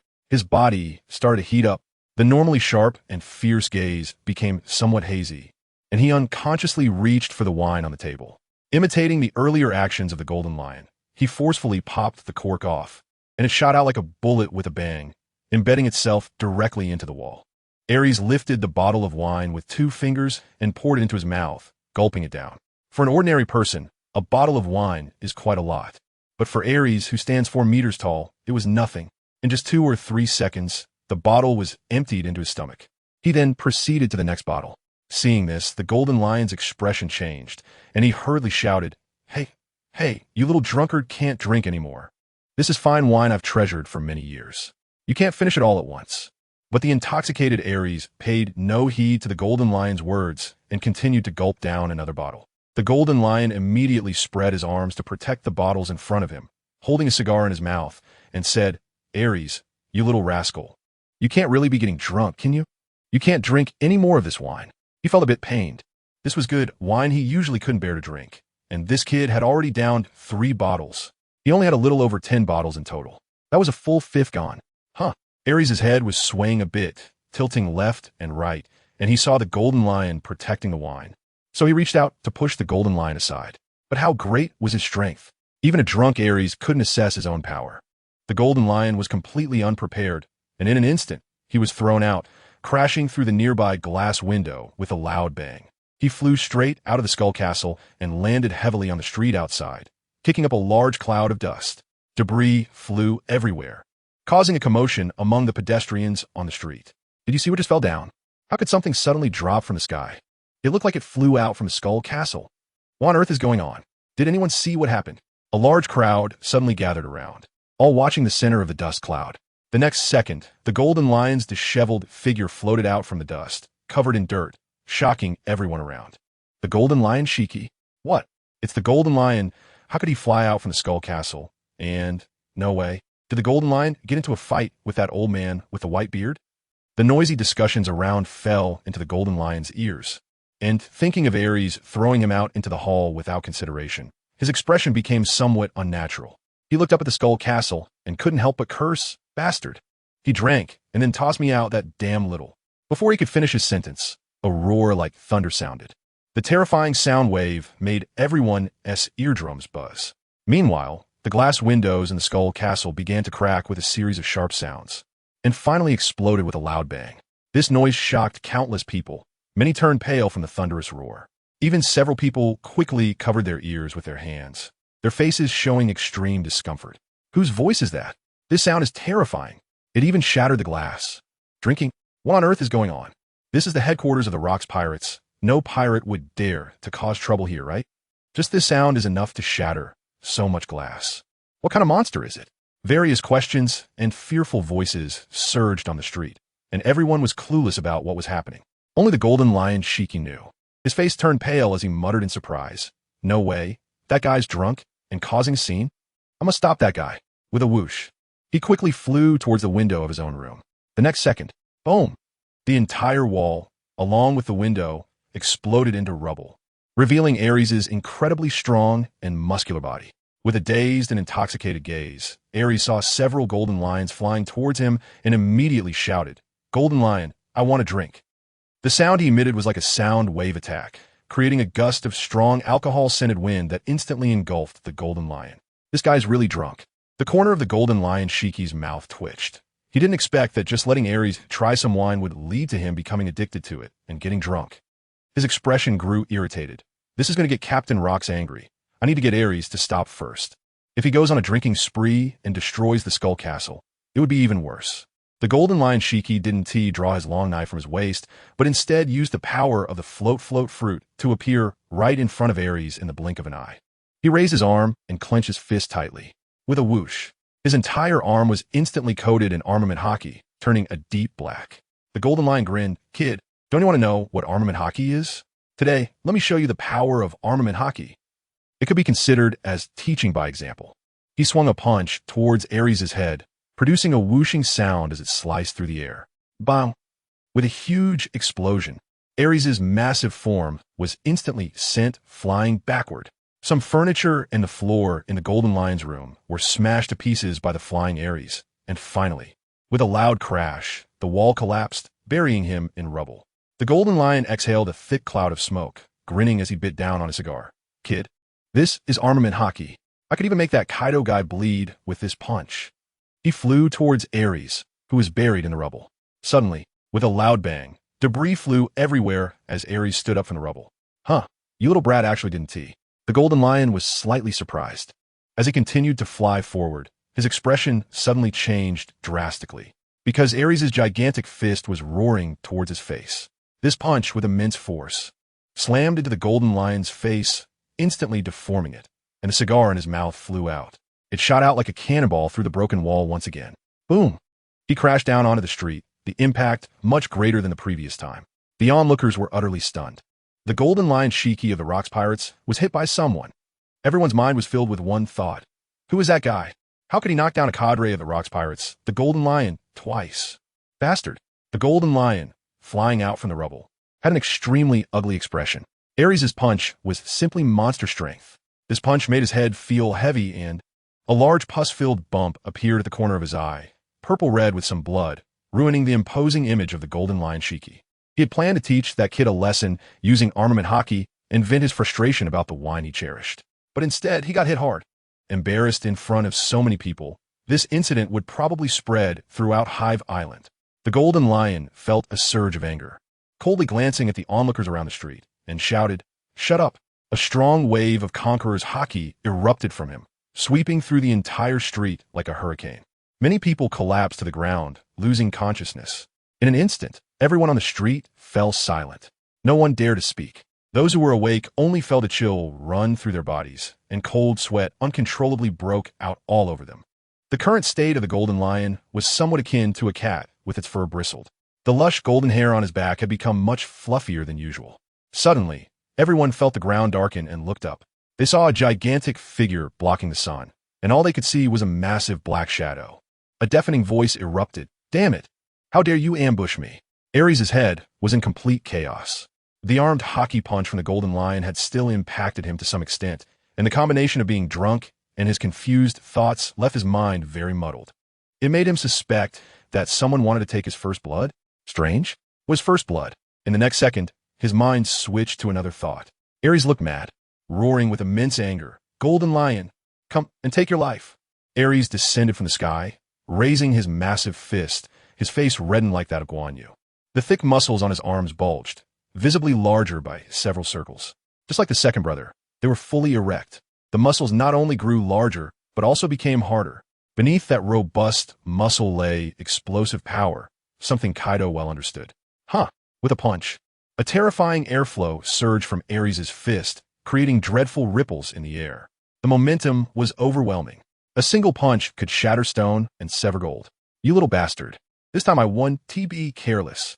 The golden lion Haki's arm was covered in intense armament Haki, enveloped in a layer of enchanting black-purple flame. It wasn't real fire, but a type of armament Haki flame that had no actual temperature. Although he wasn't a master of physical techniques, he had already mastered armament Haki. Even without using swordsmanship, he remained a formidable fighter. "Kid, this time I will definitely knock you out." The golden lion roared arrogantly, determined to prove his strength as Captain Rocks in front of countless onlookers. He had the confidence and power. His powerful armament Haki fist met Aries' fist. The golden lion's fist was several times larger than Aries'. Bang! The huge sound was deafening, like thunder suddenly erupting in clear skies. It made everyone's hair stand on end. Aries' massive figure was sent flying by a punch from the golden lion, crashing into a 3-story building with a loud boom, causing it to collapse. Haki couldn't help but burst into laughter. That punch should wake him up, right? However, he was still filled with surprise. This kid was so strong even without learning Haki. If this kid learns Haki, then I really won't be able to match Aries in a fist fight. The floating golden lion displayed his might, looking down arrogantly at Hive Island. Countless pirates on Hive Island also regained their senses and marveled at the golden lion in the sky. As expected of the captain of the first division of the Rocks Pirates, his strength is incredible. I wonder who that big guy is. So bold as to challenge the golden lion Haki. Who cares? Won't that punch take care of that big guy? Such strong Haki. This golden lion is really too strong. He hasn't even used his swordsmanship or abilities yet. Many people sighed in amazement. The huge commotion had already attracted the attention of other members of the Rocks Pirates. Whitebeard, holding a large blade, grinned and called out to the golden lion in the sky. "Hey, golden lion, what happened?" Then he couldn't help but laugh heartily. "Kuhaha, I heard you got beaten up. Let me see who it was." Whitebeard felt quite regretful that he hadn't witnessed the scene at that moment. But he wouldn't miss the chance to mock and tease the golden lion. Upon hearing Whitebeard's taunts, Haki's face instantly turned pale. He took out a cigar from his pocket, put it in his mouth, lit it, and took a deep puff. It was that kid, Aries. I was originally trying to let him experience the taste of drinking, but I didn't expect him to get drunk right away. As a result, I embarrassed myself in front of everyone. Aries? Whitebeard's face was surprised. Then he relaxed and laughed heartily. Haha, so it's that kid. A pirate should be accompanied by alcohol. You did nothing wrong. That kid will be able to drink with us happily in the future. What kind of pirate life is perfect without alcohol? As pirates, we should eat meat heartily and drink joyfully. Soon after, Charlotte Linlin, John, Wang Ji, Silver Axe, and others rushed over to ask those around what had happened. Such a commotion was not small. Everyone on Hive Island noticed it. At that moment, there was also movement from the ruins, and Aries, with a flushed face, shook his head, reaching for his forehead, seemingly feeling extremely dizzy. So dizzy. My head hurts, Aries murmured to himself. And the image of being punched away by the golden lion suddenly appeared in his mind. Blood surged instantly. The heat in his body had not yet dissipated. His chaotic brain seemed to be a bit off, as the scene of the golden lion using armed color Haki played in slow motion. That power, that kind of power. Why is it stronger than my fist? Hiss. My head hurts so much. Aries held his head with one hand and clenched his fist with the other, instinctively mimicking the action of the golden lion using armament Haki. The sensation of the golden lion's fists lingered in his chaotic mind, fragmented and unable to connect into a complete sequence. Confused, relying on his formidable talent. His arms underwent a transformation. Unlike the black, conventional armament Haki, Aries' arms completely turned into a vivid red. Even he himself did not know that the chaotic thoughts in his mind and disordered perceptions led him to achieve something unimaginable at that moment. It was akin to reverse practicing armament Haki. It couldn't be said to be completely backward, but rather an incredibly chaotic approach. The transformation of Aries' body as he emerged from the ruins shocked countless people who stared with wide eyes. Their expressions were as if they had been petrified. Hiss. Wang Ji gasped in astonishment, exclaiming, "What happened to that kid? Why did his arms turn red? And they're smoking." He couldn't understand why Aries had such a bizarre change, as wisps of white smoke emanated from Aries' arms, resembling steam. What on earth was happening? Puff. Captain John, never without his drink, sprayed a mouthful of liquor in surprise and couldn't help but curiously ask, "What's up with Aries? Why is he so strange? He's not even a devil fruit user. How could this happen?" Silver Axe, clad in silver armor and wielding an axe, also looked utterly bewildered. That kid Aries has been swimming in the sea for several days, definitely not a devil fruit user. A devil fruit user is like a landlubber, someone abandoned by the sea. How could he swim so vigorously for such a long time in the ocean? Charlotte Linlin's eyes sparkled with excitement, her huge eyes shining brightly, filled with admiration, as her crimson tongue licked her lips. This has become even more interesting. I wonder if Aries can make that place as strong as his arms. That scorching feeling must be really comfortable, right? Her body couldn't help but start to heat up, hormones rapidly secreted within her, and her brown eyes shimmered with desire. That feeling must be able to make her feel euphoric. This was the intensifying thought in Charlotte Linlin's mind, causing her to drool uncontrollably, with drops of saliva splattering onto the ground, making a sizzling, corrosive sound. This is also why Linlin's husbands generally meet a bad end. Ordinary people simply cannot withstand the overwhelming affection from this terrifying monster. The surrounding pirates were terrified and quickly distanced themselves, fearing they might get splashed by this dreadful saliva. Floating in the sky, the golden lion's expression also changed dramatically. What was happening? That kid was just punched by me. How could he end up like this?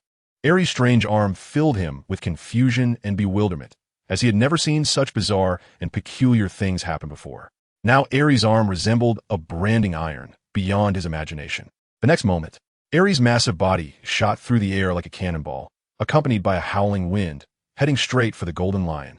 The red-hot, blazing arm made the golden lion's imposing eyes involuntarily narrow. This kid hasn't sobered up yet? He couldn't care less about that, and directly used his Haki to throw a punch to meet Aries' attack head-on. Boom! The clash was earth-shattering, and the shockwave from their fists collided like a hurricane, sweeping across the entire town. The fierce winds ravaged the ground, causing numerous items to clatter and collide. Windows rattled violently, and many panes of glass shattered. The golden lion Shiki widened his eyes in shock, exclaiming, "When did this guy become so strong?"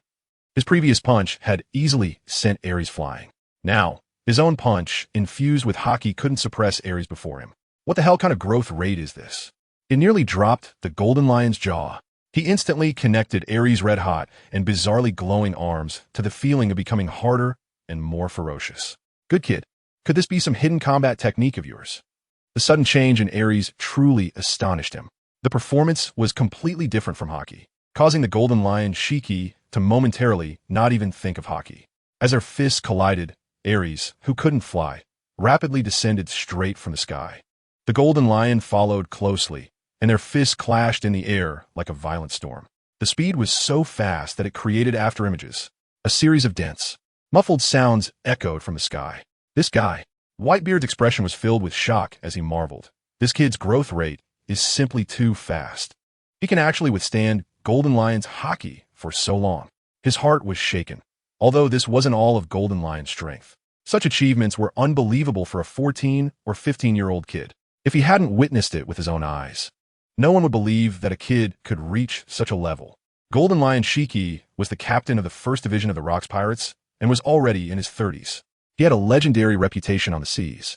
Conquered by strength, Captain John excitedly raised his bottle, gulping down the liquor, and the smile on his face nearly reached his ears. Ha! This fierce little brat will definitely become a super powerful monster in the future, and his growth rate far exceeds imagination. Perhaps in just a few years, Aries' name will resound throughout the seas. He would become a key member of Captain Rock's crew. His heart was filled with excitement. In terms of stamina, physique, combat power, and more, he was a monster-level talent. If he fully developed, he would undoubtedly make the Rocks Pirates invincible, unbeatable, dominating the entire new world. Captain John's heart surged with emotion. At that time, following Captain Rocks, he would acquire endless wealth, fulfilling his dream of lying in a sea of gold and silver, sleeping and drinking. Aries' brave performance left Kaido, the guy who was defeated by Aries, unable to close his mouth in shock. His jaw dropped wide enough to swallow a table. How could this guy be so strong? Damn it, he clearly wasn't this strong before. How did he become so powerful now? The enormous gap made Kaido feel extremely uncomfortable. The distance between him and Aries was growing larger. At this moment, Aries was actually fighting against the 1st Division captain, the Golden Lion. A few days ago, he had confidence that through hard training, he could become stronger and eventually defeat Aries. But now his inner hope was gradually diminishing. That intense desire to win was becoming smaller and smaller, and this huge sense of disparity made Kaido's beast-like heart feel cold. But suddenly, a voice of opposition echoed deep within Kaido's heart. It seemed to tell him that if he chose to escape and believed he was inferior to Aries, he would forever lose the qualifications of a king. A light rose in Kaido's huge eyes. His hands clenched tightly as he resolutely said, "Yes, I am Kaido with the potential of a king. One day, I am destined to become the strongest being on this sea. I will not give up." Suddenly, a strong and domineering aura erupted from him, the conqueror's Haki. It made the surrounding pirates turn their heads in surprise. However, for the members of the Rocks Pirates, they were already accustomed to the conqueror's Haki, because not only their Captain Rocks, but also the 1st Division Captain Golden Lion, the 2nd Division Captain Whitebeard, and Lin Lin all possessed conqueror's Haki. Bang, bang, boom, bang. The sound of collisions continued, accompanied by the sounds of buildings being destroyed around them. The expression on Golden Lion's face grew increasingly serious, and his mood was quite heavy. This kid's stamina and strength were simply monstrous. That immense power even made my arms start to feel numb. How long is this kid going to stay drunk? If he doesn't wake up soon, I'll have no choice but to draw my sword. He never expected that this kid would become so powerful after an inexplicable change. Even on a rock ship, he was among the best. Golden Lion shouted loudly towards Aries. "Hey, Aries, wake up quickly." What greeted Golden Lion was Aries' fierce and powerful fist. The fist, like a red-hot iron, was tremendously powerful, not inferior to Golden Lion's armament Haki at all. At this moment, Aries was in a daze, only knowing to throw punches, using a haphazard version of armament Haki. This caused his mutated armament Haki to consume more stamina, but at the same time, it was stronger and harder than normal armament Haki. This reckless expenditure of the power within his body, along with the primal and savage feeling of physical collision, made Aries feel incredibly joyful in his drunken state. Bang, bang, bang. The sound of collisions echoed loudly, accompanied by a sense of earth-shaking tremors. The Golden Lion shouted at Whitebeard, "Whitebeard, come help me subdue this guy. He's drunk. We can't let him continue making a scene." He really didn't want to draw his sword, It wouldn't be good if he accidentally hurt Aries. Moreover, after repeated collisions, the golden lion felt that his arm was starting to go numb. Hearing the golden lion's words, Whitebeard grinned. Kuaha, just let me see how strong this little guy really is. Even your golden lion's fists can't defeat Aries. He tossed his sword, the cloud cutter, directly to his subordinate beside him, his legs moving with a thudding sound. Whitebeard bellowed, "Get out of the way." The golden lion instantly dodged. Whitebeard leaped into the air, his figure soaring like a leaping antelope, rising high. His arm muscles bulged, veins popping. "Aries, let's see if you can take this punch." With his arm drawn back, he accumulated power, and then, with the force of thunder, he threw a punch. The air seemed to be compressed under Whitebeard's fist, becoming somewhat distorted as it fell from the sky. Meanwhile, in his drunken state, Aries instinctively threw a punch. Boom! The two massive fists collided instantly. Whitebeard was in the air, while Aries was on the ground. In the next second, Aries stomped down with both feet, shattering the stone slab beneath him, and his legs sank deep into the ground. The stone slabs surrounding him cracked apart in a circular pattern with a loud bang. Pieces of shattered stone flying into the air. In an instant, a large pit, over 10 meters in diameter, formed. It was terrifying. Aries also felt a terrifying force impacting his strong body. In an instant, his dazed eyes cleared, and he looked at the white-bearded man in surprise, asking, "What happened? Newgate, how did you get here? Wasn't I drinking with the golden lion in the room?" Drinking. Whitebeard's forehead twitched with a few black lines as he retracted his fist and let it fall to the ground. He said, "You little brat, you got drunk. It's fine now. This kid, a monster." Even though he didn't use all his strength or abilities, he estimated that this kid wouldn't be able to handle it. But the reality exceeded his expectations. This punch only sobered the guy up. He had seen many people drunk, but he had rarely seen someone like Aries cause such a ruckus while drunk. What was even more astonishing was that the kid had made the golden lion take quite a hit. Thinking of this, Whitebeard suddenly laughed heartily. "Next time you drink, be sure to control your intake. It's your first time drinking. Once your tolerance improves, I'll drink with you to our heart's content. As long as you can drink. It doesn't matter how much you want." The golden lion quickly flew over, looking at Aries with discontent, scolding, Hey, Aries, you just drank 7 or 8 bottles of my prized liquor. That liquor that can't be bought even with berries. If I had known, I would have given you ordinary wine."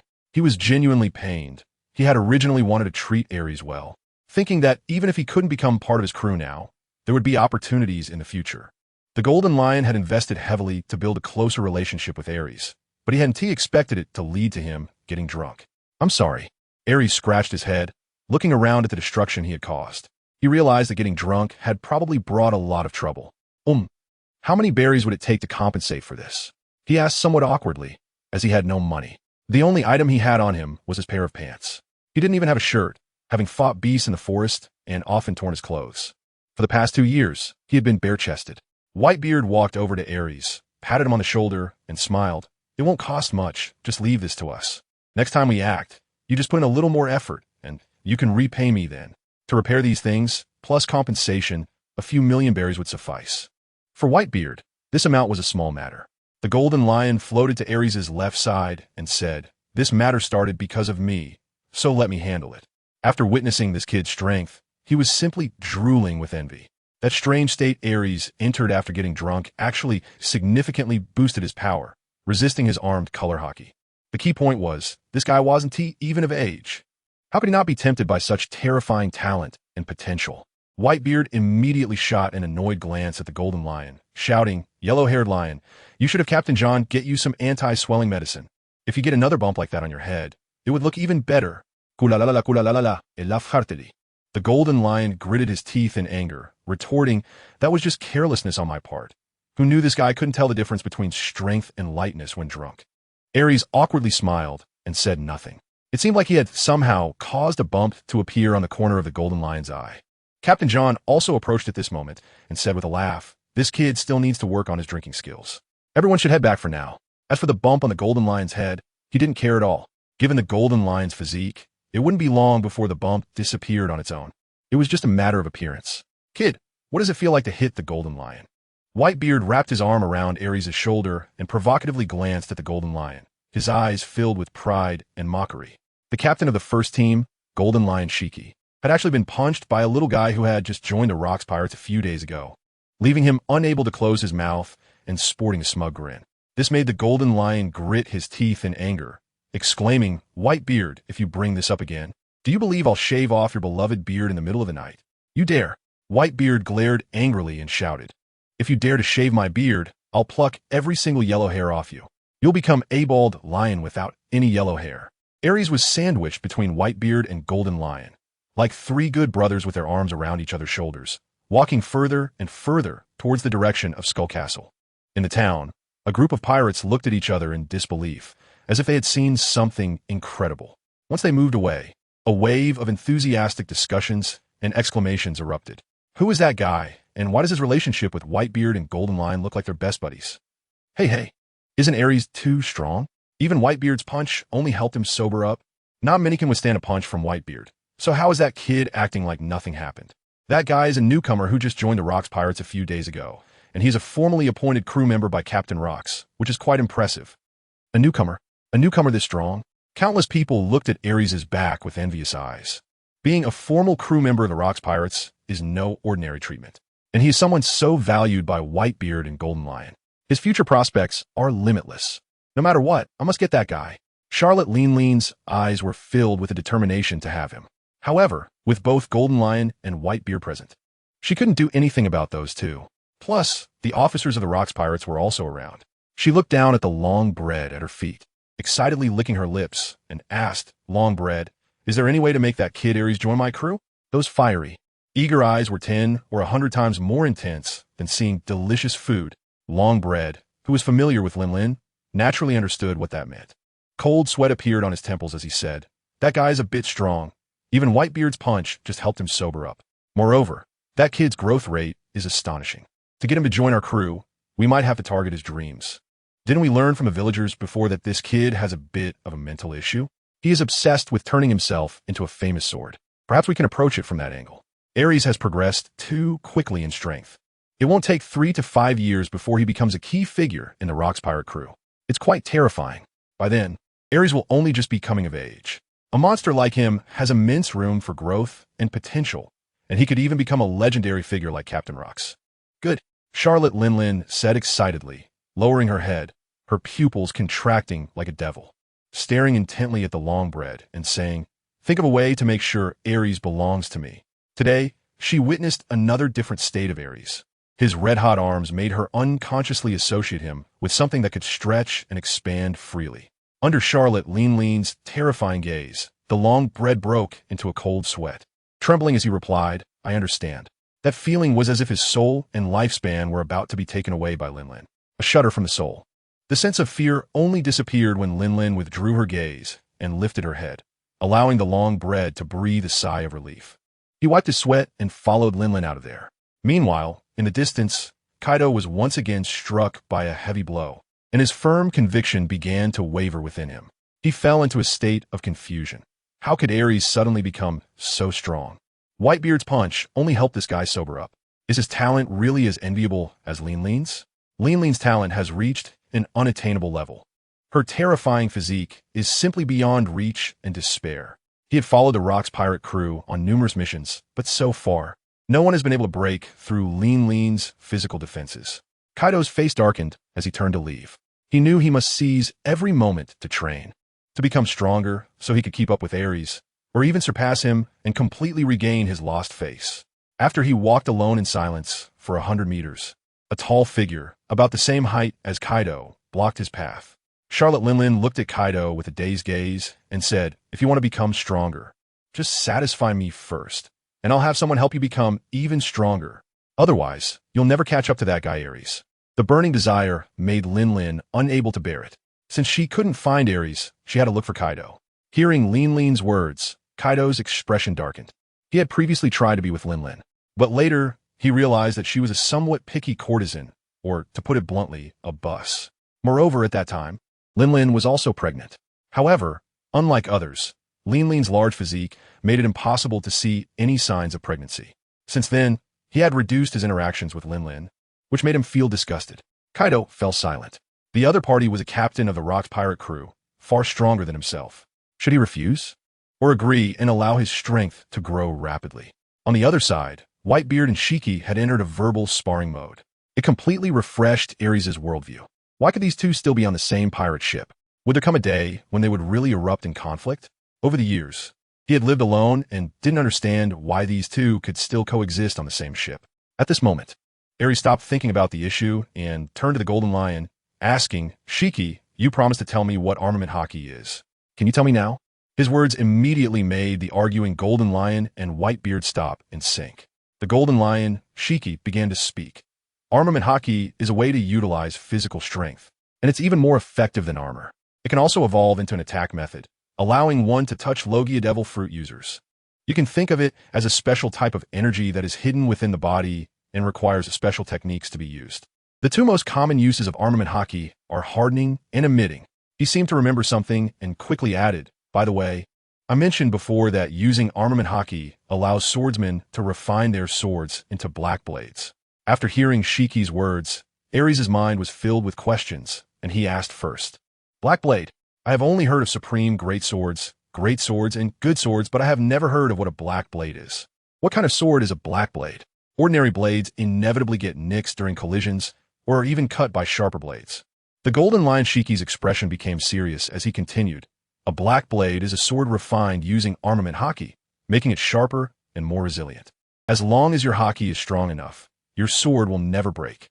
Even hundreds of years later, it can still cut through iron like mud. This is the black blade. Ultimately, the power of the black blade depends on the strength of the user's armament Haki." Saying this, the Golden Lion Shiki drew a long sword from his waist, and his arm suddenly transformed, resembling black metal, reflecting a chilling light. The armament Haki quickly spread from his arm to the originally bright blade, causing it to rapidly turn black. The cigar-smoking Golden Lion Shiki said proudly, "This is the black blade." He turned his head and exhaled a puff of white smoke. Aries' eyes sparkled with excitement, thinking, with armament Haki, "My body can become harder than blades. As long as my armament Haki is strong enough, I can surpass those famous swords. No, not just famous swords, but the supreme great swords of the 12 craftsmen."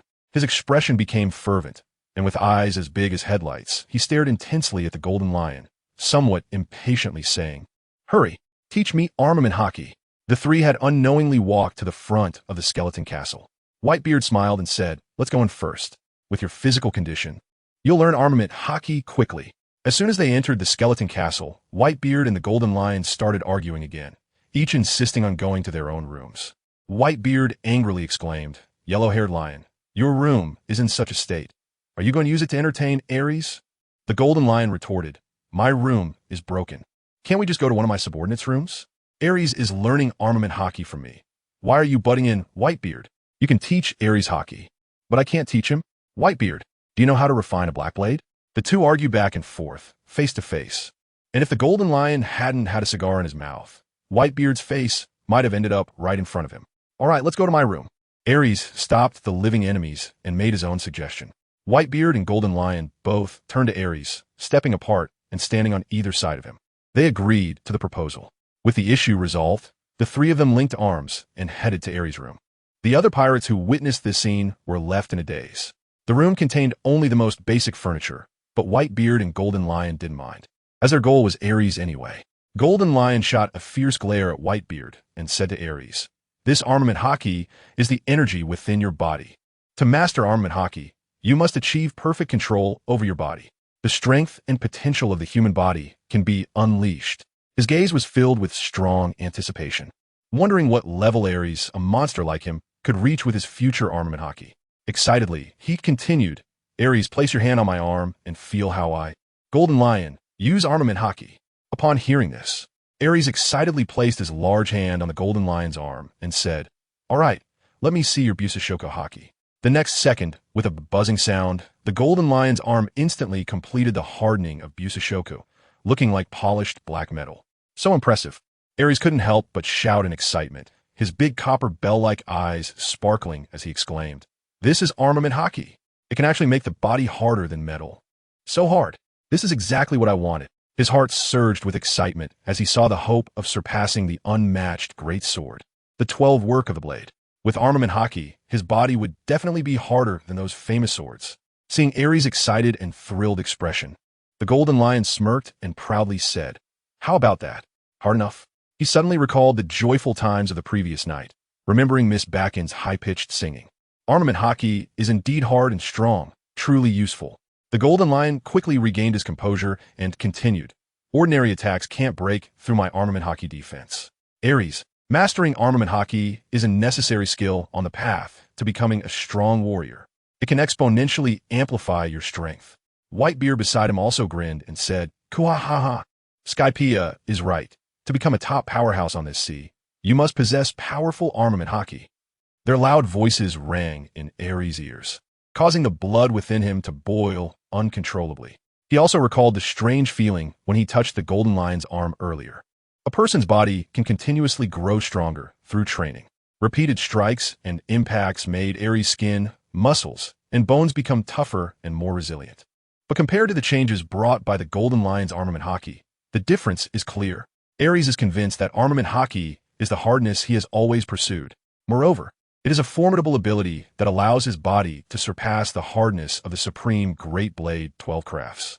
He begins to recall the scenes of Golden Lion Shiki using Armament Haki, as if they are playing in slow motion in his mind. Normally, a person's memories will only be retained if they leave a deep impression, and most will be forgotten. Unless there is repeated training or deliberate reinforcement of memory, they will fade away. As the saying goes, a good memory is not as good as a poor pen. However, Aries is different. It seems that as long as he wishes, everything that has happened can be replayed in his mind, and he can speed it up or slow it down according to his thoughts and will. All of this is because of a certain day several years ago. Since that day, his soul and brain seem to have become extremely special. Now, Aries repeatedly replayed in his mind the feelings and images of the Golden Lion using Armament Haki, falling into deep thought and recollection. The Golden Lion looked at Aries with surprise and muttered to himself, "This guy seems to be contemplating how to use Armament Haki. But Armament Haki isn't something you can learn in just a day or two." Then he chuckled. "It took me over a month to master it." "More than a month? I'm definitely faster than you. I only took a little over 20 days. Whitebeard proudly raised his chin, the sound blowing his mustache. Quite amusing. The Golden Lion looked at Whitebeard with an unhappy expression and responded arrogantly, "That's because your martial arts are strong, while I, the Golden Lion, am a dual-wielding swordmaster." Just then, a voice broke their argument. "This is Armament Haki, right?" The air suddenly fell silent. The Golden Lion and Whitebeard turned their heads in unison to look at Aries' arm, their eyes bulging in shock. "Huh, what?" The Golden Lion exclaimed in disbelief. "You've already used Armament Haki." As he spoke, his cigar fell onto the tatami mat. He hurriedly reached down to pick it up, blowing on it to get rid of the ash. Whitebeard also raised Aries' arm, which had become big and black, thick and strong, right in front of him. This arm was as sturdy as an elephant's leg. It was indeed Armament Haki hardening. Whitebeard looked as if he had seen a ghost, his gaze shifting from the arm to Aries' face, seeing his expression completely unchanged. His mouth twitched unnaturally, feeling a pang in his heart. What a show-off. Learning to use Armament Haki this quickly, he patted Aries on the shoulder, saying with great emotion, "Aries, you may be a bit dull, but you're truly a rare genius. If it weren't for Captain Rock's assigning you under Wang Ji, I would have even disregarded your face and taken you into my crew. What a pity." Whitebeard truly regretted it now. The Golden Lion Shiki took a deep puff of his cigar, trying to calm his mind that had been deeply shaken by Aries, and exclaimed, "Your ability to learn Armament Haki is like drinking water. I've never seen someone with such a powerful learning ability. You are definitely more of a monster than Lingling." The Rock's pirates were full of monsters, and even they were all monsters themselves. But there are still differences between monsters. This was the first time he encountered someone like Aries, a monster among monsters, a freak among freaks. Aries suddenly frowned and said, "This Armament Haki, strange. Why do I feel a sense of resistance in my body?" Aries' mumbling state left both the Golden Lion and Whitebeard looking confused. This guy's mental state seemed really different from that of ordinary people. The Golden Lion looked at Aries with a strange expression.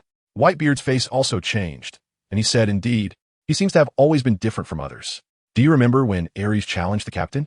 This guy is obsessively dedicated beyond normal limits." The Golden Lion took the cigar out of his mouth and exhaled a puff of smoke. "That old man said Aries has been abnormal for years. Who knows what caused it? Maybe it's a good thing. He believes that in this world, being strong is all that matters."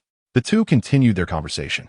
Meanwhile, fragments of memories seemed to flash through Aries' mind, remnants of the recent drunken state, the blurred and chaotic images causing his brain to become confused once more. Following his body's instincts, he activated the armament Haki. His dark arm instantly turned red and hot, with wisps of white smoke emerging. Whitebeard, holding Aries' arm, suddenly felt a burning pain transmitted through his hand, and his body instinctively let go. He quickly shook his hand. Whitebeard opened his mouth in surprise and exclaimed, "This is the state Aries was in when he was drunk before." Aries' arm then slammed down with a bang, directly smashing the small table on the tatami mat in front of him. Seeing this, the corner of the golden lion's eye throbbed with pain again, and he asked in astonishment, "Aries, is this state your unique fighting technique?" Having followed the Rocks pirates, the golden lion had seen many peculiar beings. There were even several on the Rocks pirate ship, such as the fur tribe that could harness lightning, and the fishmen who could manipulate seawater as weapon bullets. Whitebeard also stared at Aries with wide eyes, filled with questions, and said, "Yes, when you were drunk before, this state significantly enhanced your strength. I've never seen such power before. Very strong." The two very strong comments from Whitebeard, the second in command of the Rocks pirates, were certainly not ordinary. This was the power of armament Haki. Aries looked at his red-hot arm, his face filled with intense surprise. This armament Haki had a scorching attribute and was even harder. It was a more powerful enhancement than what armament hardening could provide. Aries' eyes sparkled with excitement as he said, "I love this feeling. It's like putting a piece of iron into a furnace, constantly refining and melting it, extracting the impurities." Memories of his childhood also surfaced in his mind. Aries' father was a very famous master blacksmith who once forged a renowned knife of the 21st level. Growing up in such an environment, he naturally developed a deep impression of the knife forging process. There is a step in the forging process that involves melting iron blocks. His usual self-torturing actions are also part of the knife forging process. The golden lion raised an eyebrow, quite surprised. "You say this is Haki? I don't believe it." He had never seen Haki like this before. Looking at Aries' red, hot arm that was even emitting white smoke, his heart trembled. Could this really be Haki? This was more like a devil fruit ability. Whitebeard also thought of this and immediately asked excitedly, "Aries, did you ever eat a very strange fruit before? It was very different in color from ordinary fruits and had spiral patterns on it. It tasted terrible, making people want to vomit. Think carefully. Have you eaten such a fruit?" Remembering the taste of the devil fruit, Whitebeard's face turned a shade of green. His eyes nervously focused on Aries, because Aries might genuinely not know that he had eaten a devil fruit. He had a very special devil fruit ability, and didn't he even know it? Perhaps it was yesterday or today that he inadvertently consumed a devil fruit. After all, Aries had been training in the sea before, so it could have happened in the last couple of days. Aries looked bewildered, furrowing his brow as he struggled to recall the past. The more he tried to remember, the more the fragments of memories intertwined in his mind, causing his head to begin to ache. He reached up to hold his head. His fingers tangled in his hair, and to his surprise, clumps of black hair began to fall out. This pain stemmed from the chaos of his neural pathways. It was a torment and agony that felt like his soul was being torn apart. Even Aries, with his incredibly thick nerves and pain resistance, couldn't help but scream. The golden lion shouted anxiously at Aries, "Hey, Aries, what's wrong with you?" The golden lion rushed to Aries' side, forcefully prying his hands away and yelling, "Aries, wake up. What's wrong with this guy?" Whitebeard also shook Aries' massive body vigorously, producing a deafening sound in his ear. "Aries, what's wrong with you?" Meanwhile, the advanced Haki on Aries' body began to shift positions, appearing at his feet one moment, on his chest the next, then on his back, and even on his buttocks. This forced Whitebeard and the golden lion to activate their own Haki to resist, lest they get burned. Whitebeard, looking anxious, said to the golden lion, "I'll stay here to keep an eye on Aries. You go find Captain John to check on him. What on earth is going on with this guy?" Just as the golden lion was about to leap away, Aries' voice rang out. "I'm fine," he said with a heavy sigh. "I just sometimes get a bit confused, but it'll be okay after a while." "Aries, your hair." The golden lion stared in shock at the hair that was automatically falling off Aries' head. In the blink of an eye, this guy's head had become as smooth as a boiled egg. It was incredibly silky, reflecting a shine like polished jade. Aries immediately reached out to touch his head, which felt like a giant smooth marble, without a single prickly hair. "I'm bald," he murmured to himself. Then his expression brightened, and he happily said, "That's great. Now I can exercise my head."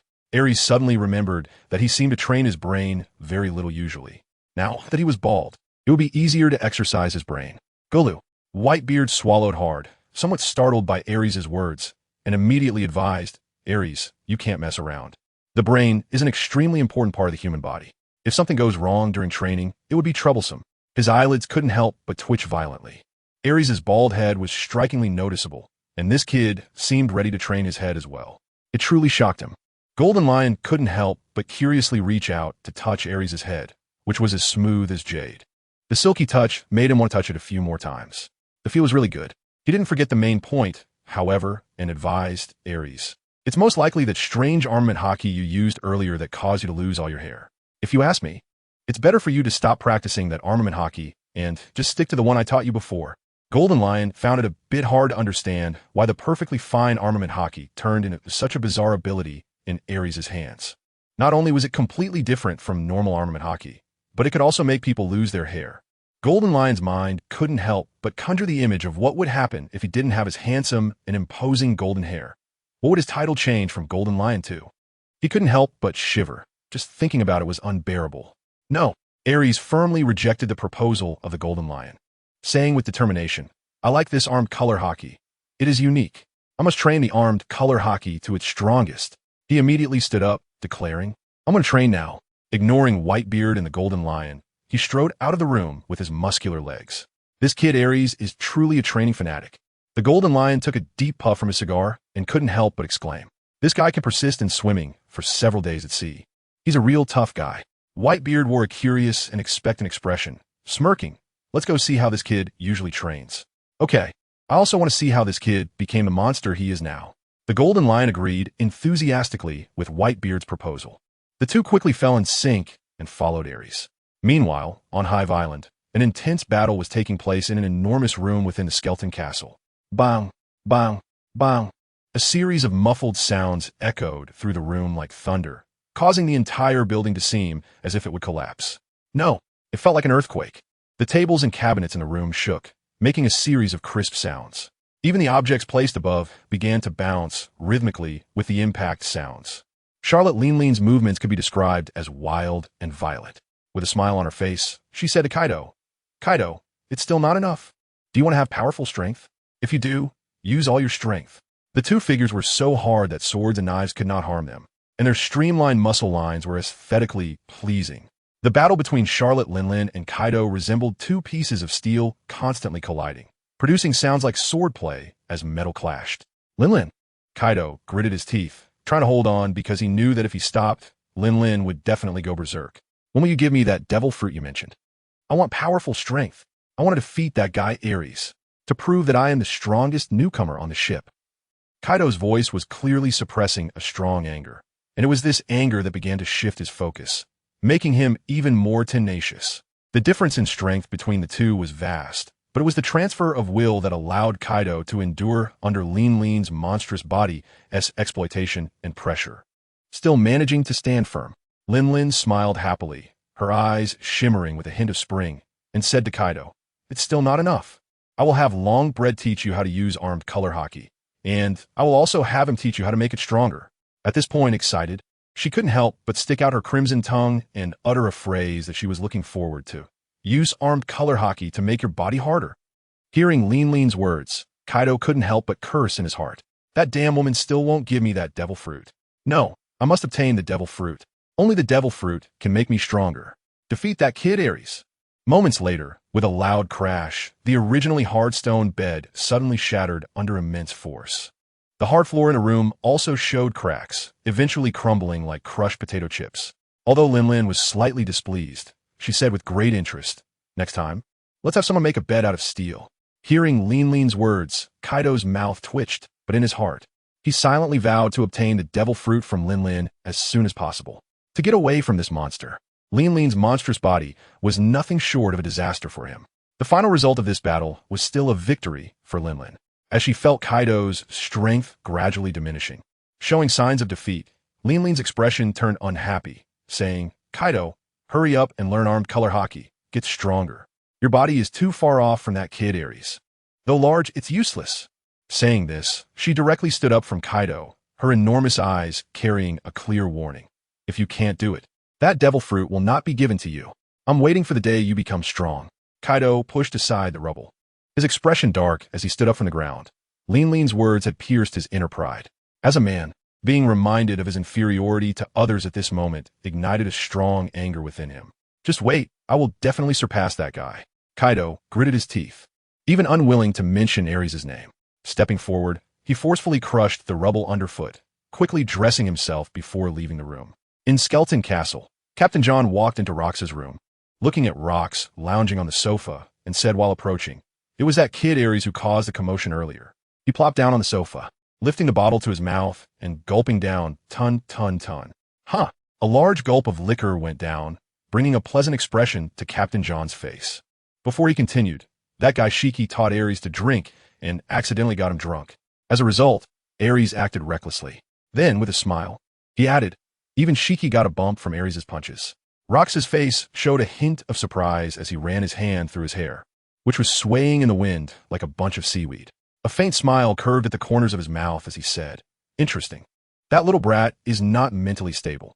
Don't you plan to have him checked?" Captain John placed the bottle on the table with a bang, staring directly at Rox, his smile widening. "Why should we treat Aries? Isn't he doing just fine like this?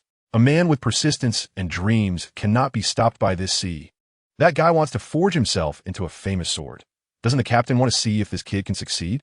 Although he was the navigator and part-time doctor of the Rox Pirates, he had no intention of treating Aries. Instead, he was pondering how to help Aries go further down this impossible path. Hearing John's words, Rox couldn't help but laugh. "Well said. I also want to see how far someone brave enough to challenge me. Rox can grow." Leaning back, he rested his arms on the back of the sofa, his face filled with arrogance and confidence. "As long as they're on my ship, I, Rox, am confident that I am the strongest.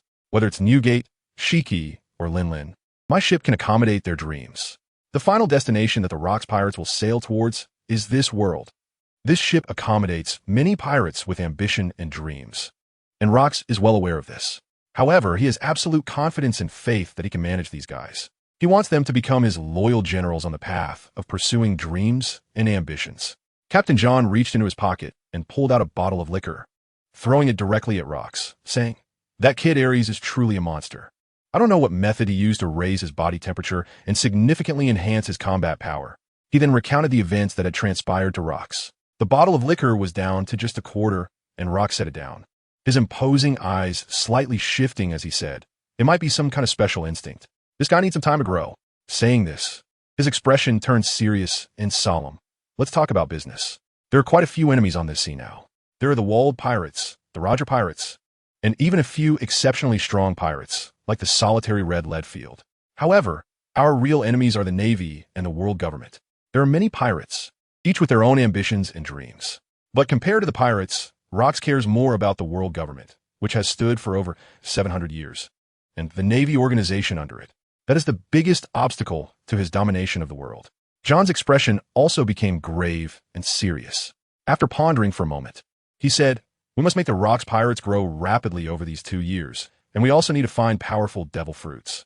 The world government is holding a world conference in 2 years. That will be the best opportunity. If we miss it, we will have to wait another 4 years. It is currently the year 1480 of the Sea Circle calendar, and there are only 2 years left until the next conference."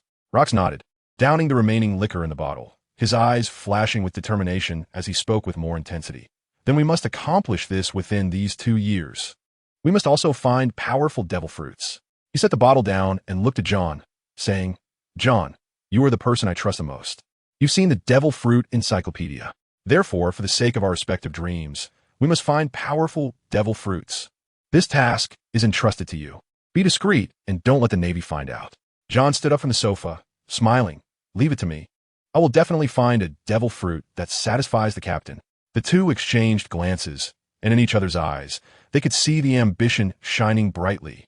The scene shifted to the training room of Hive Island. Pirates are a group of energetic individuals. Some choose to relieve their excess energy with fine wine and women, while others opt for training. Some of those who choose to train do so not because they don't want wine and women, but because they lack money. This is reality, and strength will determine their status within the Rox Pirates and the treasures they will reap. The sounds of drink, ha-hey echoed in the training room, but were drowned out by the loud bang, bang, bang sounds. That was the noise made by Aries during his training. The wind-like roaring sound came from the iron rod, which then heavily struck Aries' muscular body. Bang! His bronze muscles trembled slightly, Looking at the imposing training of Aries, the golden lion raised the corners of his mouth with interest. Keek. Newgate, I have an idea. What if I teach Aries swordsmanship? With this kid's dedication and hard work, how far could he take his swordsmanship? Teaching this kid swordsmanship?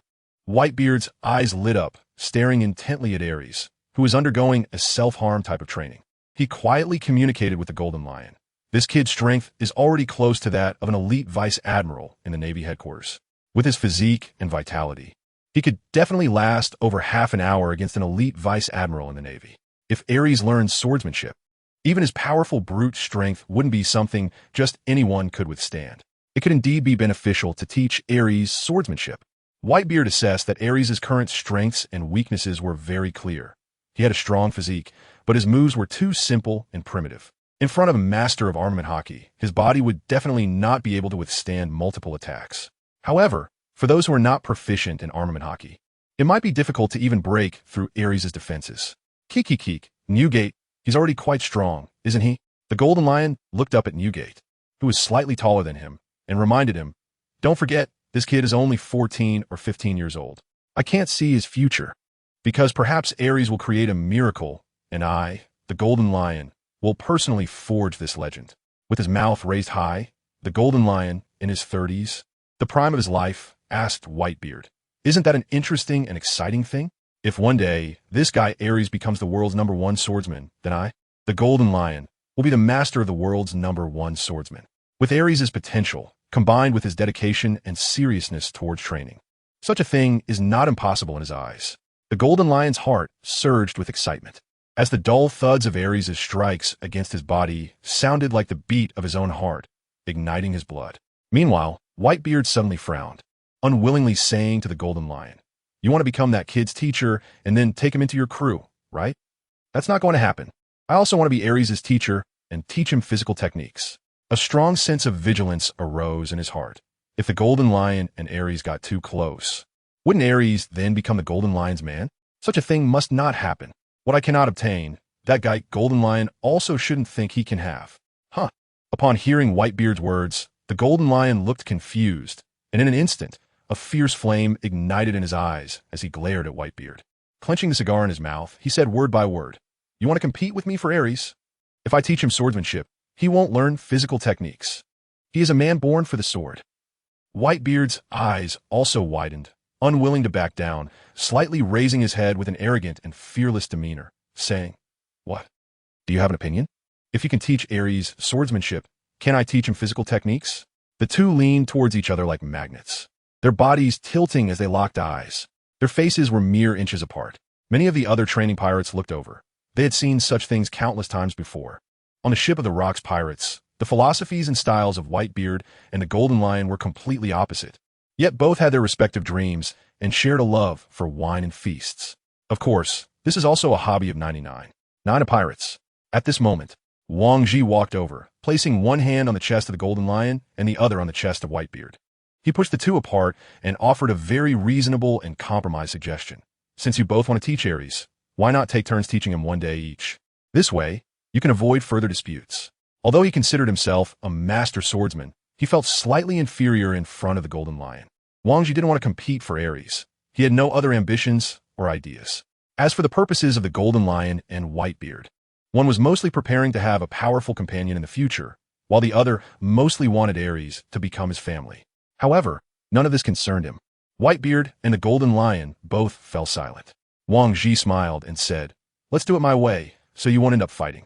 If the captain disagrees later, you'll have no way out. This made both the Golden Lion and Whitebeard compromise, and even Whitebeard took the initiative to give way. Today, Aries is yours. But don't disturb me while I'm teaching Aries tomorrow. After saying that, without waiting for the Golden Lion to agree, he turned and left. This meant he gained a small advantage, giving the Golden Lion half a day less time, which made Whitebeard feel a little smug. A slight curve forming at the corner of his mouth. He left the training room in a good mood. The Golden Lion, furious and helpless, gritted his teeth and snorted. Half a day is half a day. There are still many days to come. He then looked up at Aries, who was training alone in an empty area with no one around, and shouted, Hey Aries, I'll take you to a place. Come with me to practice swordsmanship. The surrounding pirates cast envious glances, being personally promoted and taught by a big shot was something many in the Rocks Pirates dreamed of. The Golden Lion's sturdy thighs were not something everyone could wrap their arms around. Generally, the Golden Lion didn't pay attention to ordinary people. No one dared to approach this guy, because when the Golden Lion, Haki, got serious, he could take out even his own subordinates and crew. Apart from Rocks, the most untouchable figures in the Rocks Pirates were the Golden Lion and Charlotte Linlin. This was a privately acknowledged rule on the ship.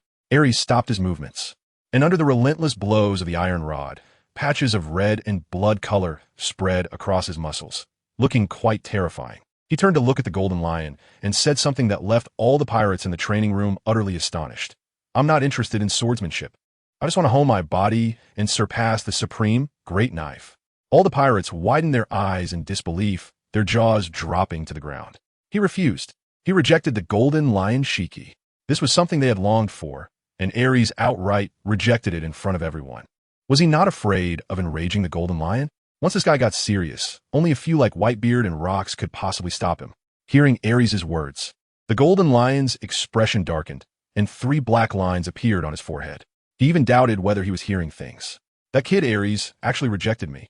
Who am I? I am Haki, the Golden Lion of the Rocks Pirates. I am the world-renowned, dual-wielding, great swordsman. Haki couldn't help but take a deep breath and shouted, "You little brat, whether you want to learn or not, you have to learn from me."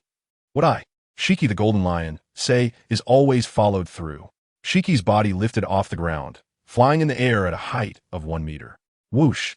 In a speed almost as fast as a bullet, he appeared in front of Aries like the wind.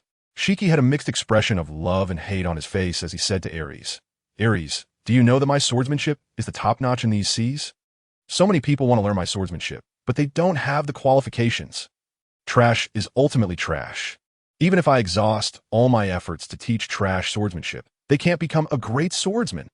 His tone unconsciously began to intensify, and he was extremely surprised and unable to understand Aries' rejection of him. Haki's fierce and rebellious face was filled with disdain for others as he continued, "You are the only person I, Haki the Golden Lion, value in the Rocks Pirates. I believe you can reach the pinnacle of this world."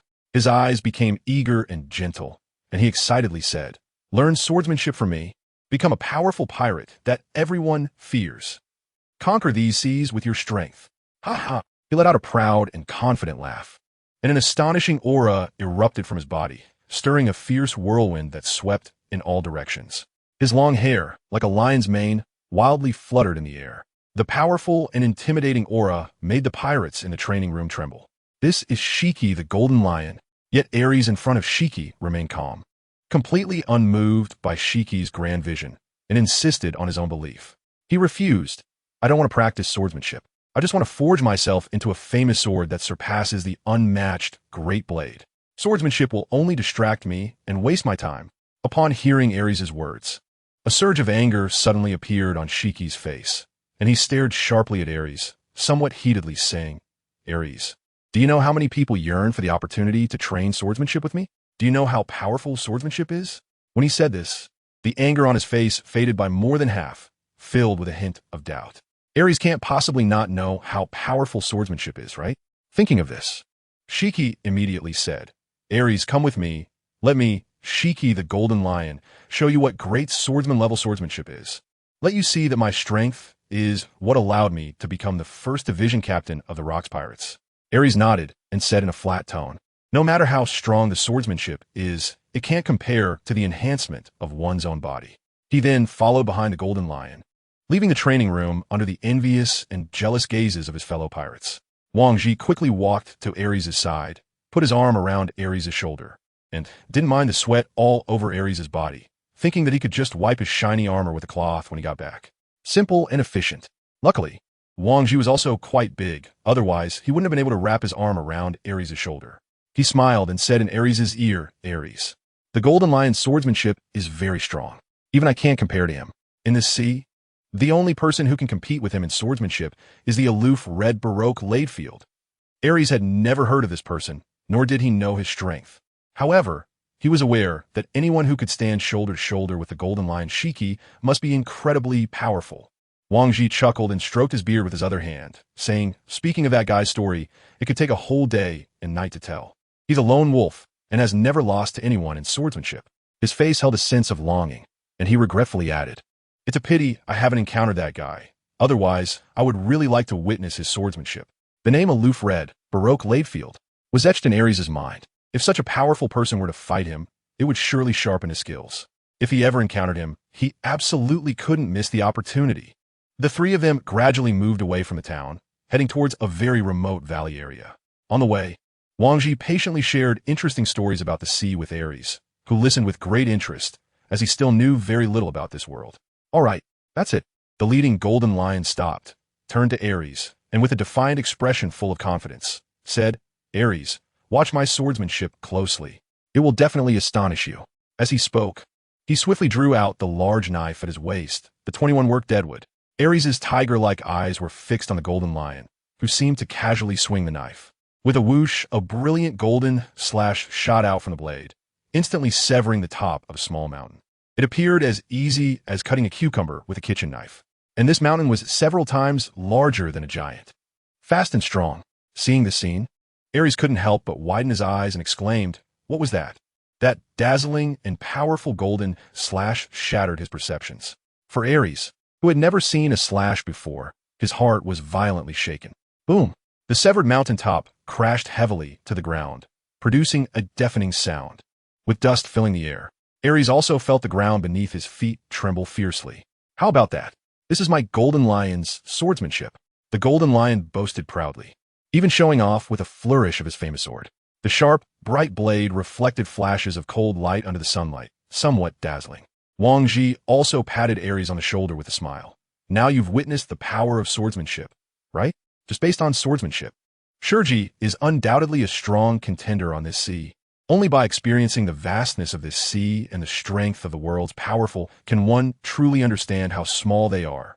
Most people will despair and fear because their enemies are too strong, while a small number of people choose to strive to surpass those strong ones. A person's choices determine their fate. The effort and persistence they put in will determine how far they can go on this path, even surpassing their predetermined goals. Reaching a new height, building upon the foundations of predecessors, and climbing to the peak again. Aries is undoubtedly one of that small group. Otherwise, he wouldn't have endured years of brutal training and still persisted. With his eyes shining with golden light, he said excitedly, "This swordsmanship is so powerful. I want to learn this kind of attack too." For some reason, at that moment, a phrase involuntarily popped into his mind. Sword energy spans 30,000 miles. A single sword shines cold across 19 continents. Aries' heart began to beat wildly, and a strong sense of yearning and desire suddenly rose within him. In an instant, there was only one thought in his mind. He felt that he should practice swordsmanship. He would surely become the strongest swordsman on this vast sea. It was a kind of innate and intense confidence. Aries' voice became excited to the point of being a bit hoarse. "Golden Lion, I want to learn swordsmanship." That strike was so cool and stylish. The power is beyond imagination, making Aries yearn for it. At this moment, scenes of the Golden Lion's powerful slash replayed continuously in his mind, frame by frame. From the moment the Golden Lion held the sword until the golden slash leveled the mountain peak, again and again. The angle of the strike, the speed, the force exerted by the arm, all of it was deeply absorbed by Aries' mind. After slow-motion replay, Aries also understood the power of Golden Lion Shiki. The strength of that slash. Just a casual strike contained various techniques and embodied immense and rapid power. Looking at Aries' eager and excited expression, the Golden Lion couldn't help but laugh heartily. Now you understand the power of swordsmanship, right? Aries, in the future, you will be lucky for today's choice. Having me, a dual-wielding sword master, personally guide you in swordsmanship will be a fortune in your life." Wang Ji patted Aries on the shoulder, his eyes filled with hope, and said earnestly, "Learn well from Shiki. If you master his swordsmanship, your name, Aries, will be renowned across this sea." He then turned to Golden Lion Shiki and smiled. "I'll leave Aries in your hand for now. I'll head back first." The Golden Lion was going to teach Aries swordsmanship, and he knew it was wise to leave. However, just as he turned around, a blue light caught his eye. He heard a whoosh. A gust of wind slammed against him, and he couldn't help but turn his head, exclaiming in shock, "Flying slash?" He saw a blue slash, several meters in size, flying out. With a loud crash, it hit a large tree, making an explosion-like sound that toppled the tree. "What?" The Golden Lion widened his eyes, his voice elongated with surprise. This kid has already learned the slash. At this moment, the golden lion was deeply shocked. Aries had used his own arm to unleash a flying slash in just a few minutes. Both of them were instantly stunned. Wang Ji gulped, a bit unnaturally asking the golden lion, "Shiki, how long did it take you to learn the flying slash back then?" His question made the golden lion reminisce. After all, that was a long time ago, but the memory of comprehending the flying slash was still very vivid. He immediately answered Wang Ji's question, "About 2 or 3 years." Then the golden lion asked Wang Ji, "How long did it take you?" "For years," Wang Ji replied solemnly.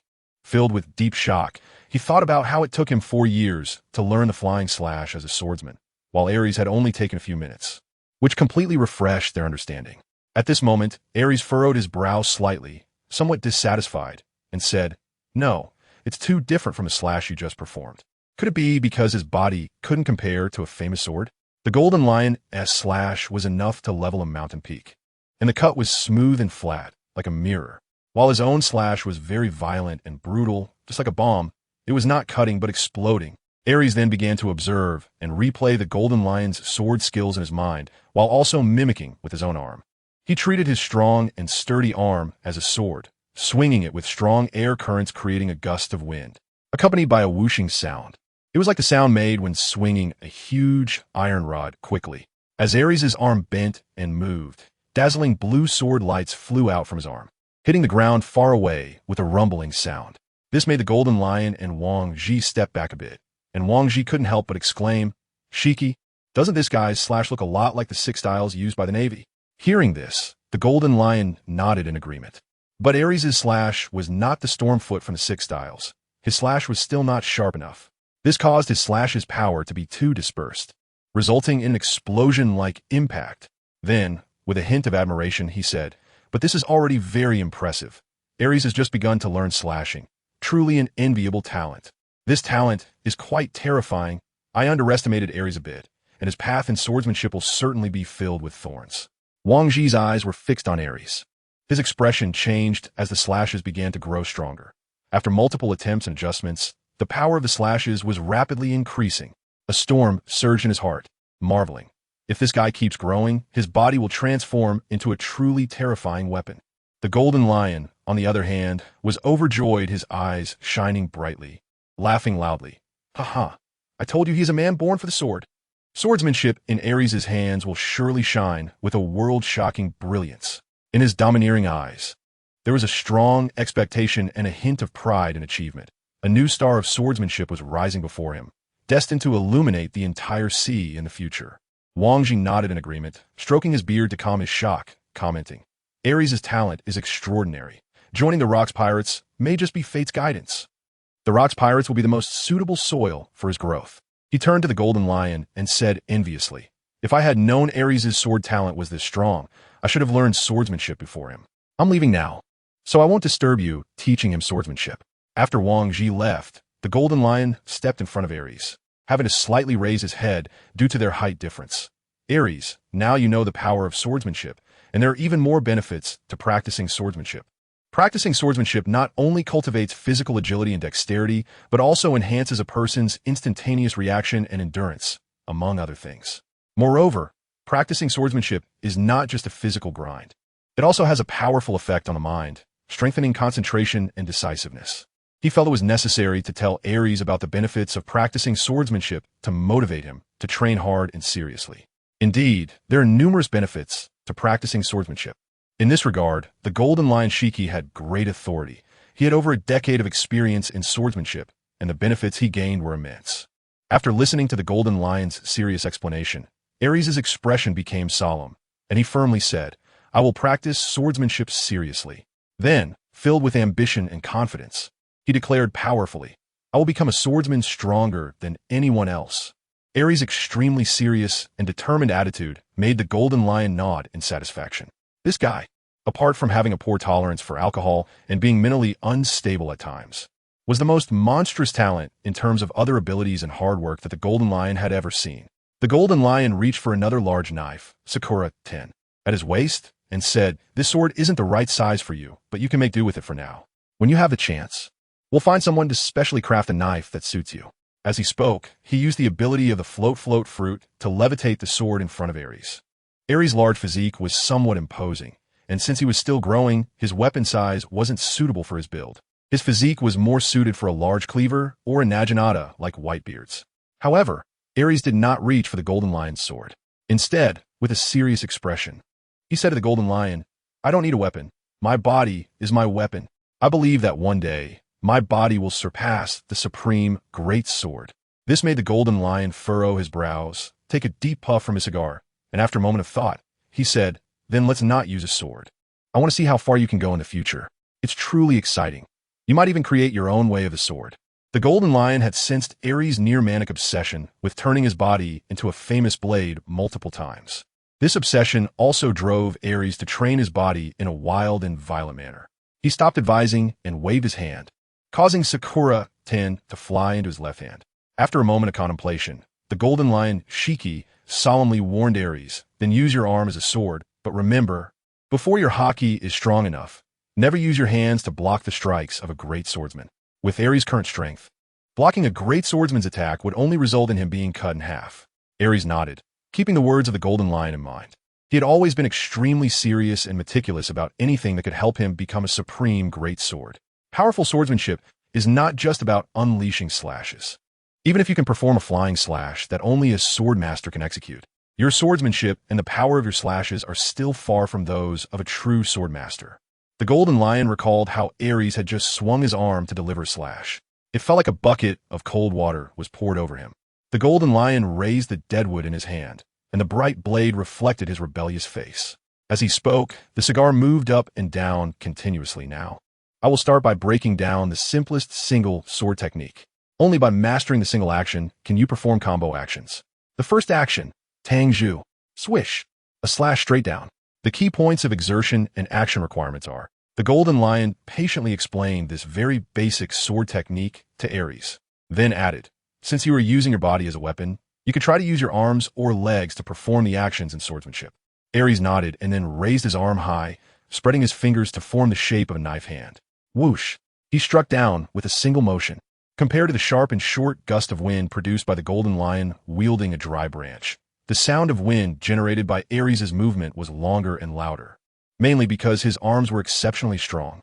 The Golden Lion nodded in satisfaction, a slight smile curling at the corners of his mouth. "This talent truly surpasses that of ordinary people. I genuinely look forward to you becoming a great swordsman in the future. Surely, you will make waves across the entire sea." He then began to teach Aries swordsmanship, breaking down various basic movements one by one, and then explaining the essentials to Aries. With Aries' extraordinary talent, half a day's training allowed him to quickly master the basic movements of swordsmanship. The setting sun cast its afterglow on Aries, making his originally bronze skin appear even darker and shinier, with drops of sweat the size of beans streaming down the contours of his muscles. It was enough to make countless bodybuilding champions from his past life shed tears of envy. Whoosh, whoosh, bang.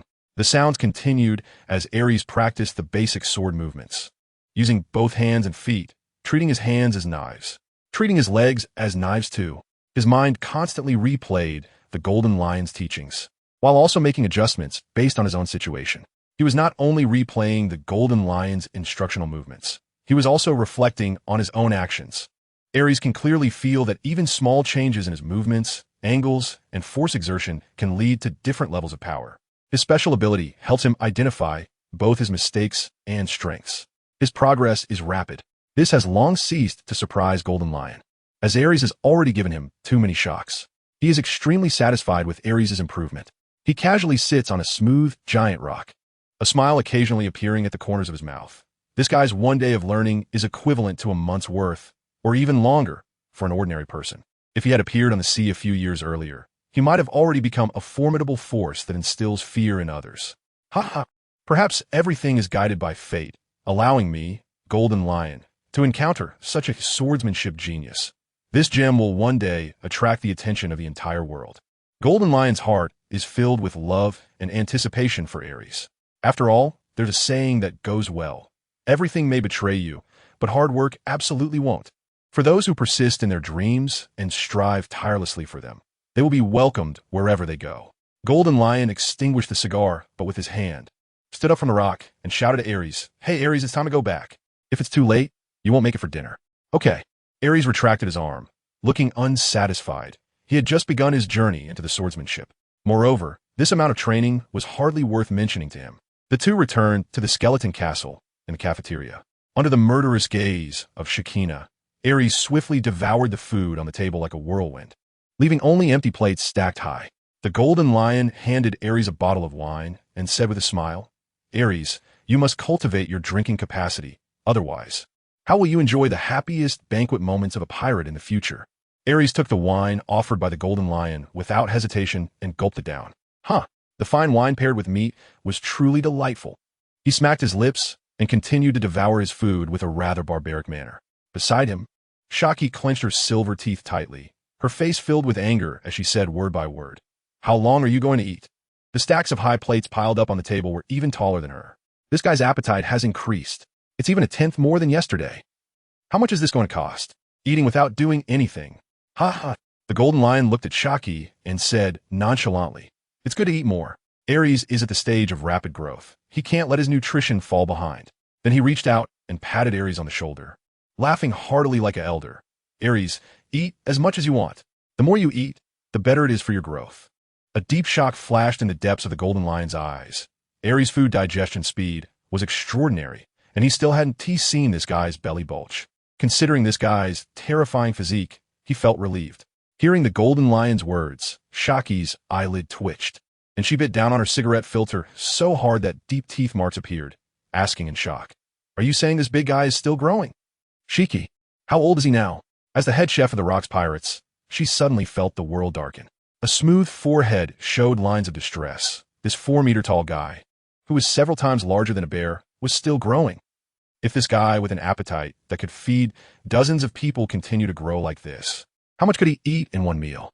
14 or 15 years old, the golden lion replied. Then, just as he wanted to help Aries with this trouble, he remembered that he had lost 100 million berries to Whitebeard.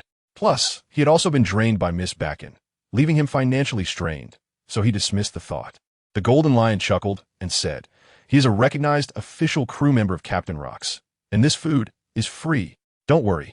This guy's combat power will soon contribute to the Rocks Pirates." Haki glared fiercely at Aries, who was still wolfing down food, stomped her foot in frustration, and said helplessly, "What kind of big guy is coming to the Rocks Pirates now? One Kaido, one Lin, one Aries. Can I eat any more?" Fuming, she turned and walked toward the kitchen, where the chefs were extremely busy, sweating profusely in the hot kitchen. Their hands couldn't stop moving. This was a battle. The golden lion boldly said to Aries, "Eat as much as you want. Eat until you're full, and if it's not enough, just have the chefs make more." If it weren't for the fact that it was free, one might really think he was the golden host treating everyone. One meal. It took nearly an hour, and the plates on the table stacked up to the height of 3 or 4 people. "Aries, your talent is truly enviable." The golden lion stood up from the bench, excitedly continuing, "A guy like you should become a pirate. Such a person's vitality will be extremely resilient, and their recovery ability far surpasses that of ordinary people." Burp. Aries let out a satisfied burp and happily said, "The food here is so delicious. It's way better than what I make myself.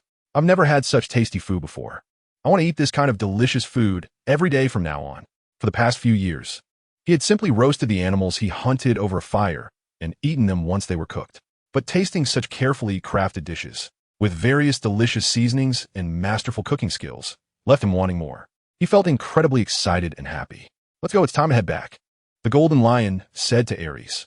Aries also stood up, his tall and sturdy figure towering over the golden lion as he looked down and said, "I still want to train. Even if I practice swordsmanship, it won't allow my body to surpass the supreme great blade. The training of my flesh must not stop every day." The firm and resolute tone left the golden lion with no choice but to admire him. A hint of respect flashed in his eyes. How self-disciplined he is. If even you can't achieve your dreams, then there are very few people in this world who can. The golden lion patted Aries on the shoulder, feeling somewhat sentimental, and said, "Aries, one day you will see the day I, the golden lion, fulfill my dream. I hope that by then you'll be by my side, sharing this supreme glory with me." He looked at Aries with burning eyes, filled with expectation. Although they were currently in the Rocks Pirates, he believed that one day he could surpass Rocks and become the ruler of this sea. And Aries would definitely be the strong ally to help him. Unfortunately, for Aries, who was only 14 or 15 years old and had just begun to explore the outside world, the Golden Lion's words were like playing the lute to a cow. Instead, he asked in confusion, "So what is your dream?" The Golden Lion's bravado diminished. Glancing at the other pirates around, he didn't directly answer the question, but vaguely said, "Of course, it's to make a name for myself on the sea." "I will make a name for myself on the sea too." Aries replied, "I know that only a renowned blade forged through countless trials is recognized by the world. I will achieve that. At that time, I will be the blade, and the blade will be me. The world will have another famous blade that surpasses the unmatched supreme great blade, and it will definitely be Aries." Suddenly, the Golden Lion burst into laughter. Go ahead. Strive to fulfill your dream. This vast sea is a place where dreams intertwine and gather. In my eyes, what the world chases after is merely fame, fortune, and status, but you are different. The dream you pursue is destined to break the rules and perceptions of the world. I hope you can succeed." He laughed heartily as he turned to leave, believing that the world would become even more interesting because of Aries' appearance. The Golden Lion was firmly convinced of this. In the kitchen, Haki also cast a curious glance, somewhat surprised to see Aries, this kid who could gain such importance from the Golden Lion. She muttered to herself, "It seems this gluttonous guy isn't so annoying after all." Aries stepped out of the cafeteria and headed straight for the training room. The blood in his body began to flow faster, and he felt a slight warmth rising. It was the perfect time for training. He knew that choosing to transform himself into a blade that surpasses the ultimate greatsword was something that ordinary people would consider impossible. He didn't care. Giving up without trying was a sign of weakness, a form of self-psychological comfort for the weak. Some dreams are not just laid out in front of you, waiting to be grasped easily. In the empty training room, the sound of loud pounding echoed, as always, and Aries was that piece of steel being continuously hammered. It was destined to be a long and persistent process. His skin and muscles gradually turned red and hot under the pounding. And even the iron rod in Aries' hand began to heat up. This made his skin and muscles harder, and even his resistance to high temperatures gradually increased, improving. The accumulation of quantity would eventually lead to a qualitative change. The continuous pounding sounded like a battle song, quite rhythmic. Aries suddenly frowned and murmured to himself, "It seems I need to find someone to help me with my back. It's really hard to exercise it." In his hometown, he could use his back to ram into big trees and mountains. But here, he had no way to do that. If he did, the house would surely collapse. His violently muscular build made it impossible for him to bend and twist his arms like a normal person to hit his back. The large, intimidating trapezius and deltoid muscles on his back became obstacles to his training. While they filled him with strength and explosiveness, they also reduced his body's flexibility, which was unavoidable. Aries can only be forced to hit the places he can reach with an iron rod, and the area in the center of his back cannot be exercised for the time being. 3 to 4 hours later, it was already around 11 or 12 at night. Aries finished his training and walked out of the training room, heading towards the Skull Castle. The streets were filled with drunken pirates, some of them completely wasted. Coming towards him was a big guy in silver armor, silver axe. Seeing Aries, Silver Axe was surprised and approached him. "Hey, how come you've gone bald? Why haven't you gone back to rest yet? Your hair was fine when you were fighting Golden Lion. So how come your head is all bald now?" Aries reached out and touched his smooth bald head, saying, "While cultivating my domineering aura, my hair somehow fell out." "Where are you going?" The Silver Axe had a lewd and lascivious smile on his face. "Of course, I'm going to find beautiful women to open my heart and have an honest chat. You wouldn't understand. I'm off now." He waved his hand and couldn't wait to burst out laughing with a ha-ha-ha, heading towards a brightly lit flower house. Aries really didn't understand why the smile on Silver Axe's face was so strange. He always felt an impulse to punch him. He went straight back to his room. After washing up, he lay on the bed and fell into a deep sleep in no time. In his mind, the scenes from the day replayed over and over. From the battle with the Golden Lion to practicing swordsmanship. The images were not blurry at all. Instead, it felt like he was experiencing it all over again, as if he were wearing VR goggles, feeling completely immersed. His impressions and insights about swordsmanship, combat, and dominance deepened slightly as well. The next day, Aries, as always, woke up early. His biological clock seemed to be controlled by a higher power, waking him up on time every day without fail, at least for the past few years. Full of energy, he started training in the training room until the arrival of Whitebeard Newgate, which marked the end of Aries' morning exercises. "Waking up so early. You're both talented and hardworking," Whitebeard exclaimed with a smile. "Aries, go have breakfast first. Today, the whole day belongs to me." After breakfast, Whitebeard took Aries to a forest far from the town, thrusting the sword he held into the ground, standing it upright while crossing his arms. With a beaming smile, he looked at Aries and said, "Aries, let me see what that guy Shiki taught you yesterday." Aries nodded and lifted his arm, then swung it down forcefully. Whoosh! A brilliant blue sword light shot out, striking a tree trunk with a loud crash, causing it to break and fall to the ground. "What? You learned a slash in just half a day?" Whitebeard looked in shock at the fallen tree. Although this slash was not as powerful as those struck by a swordsman, it was still stronger than many cannons. The key was that Aries had only been practicing swordsmanship for less than half a day. He suppressed his shocked expression, his face becoming solemn and serious as he walked in front of Aries and patted his shoulder, saying, "The fact that you could learn a slash in such a short time is definitely due to your outstanding innate talent, not because of Shiki's good teaching. If someone else were to teach you swordsmanship, the effect would be the same." Although he was extremely surprised internally, he would not admit that everything was due to Shiki's efforts. It had to be Aries' talent that allowed him to comprehend a flying slash that others needed years to master in such a short time. Whitebeard's proud heart would not allow him to lose to Shiki, thinking to himself, "I will teach Aries martial arts. I can definitely make this kid even stronger. I will not lose to Shiki's swordsmanship."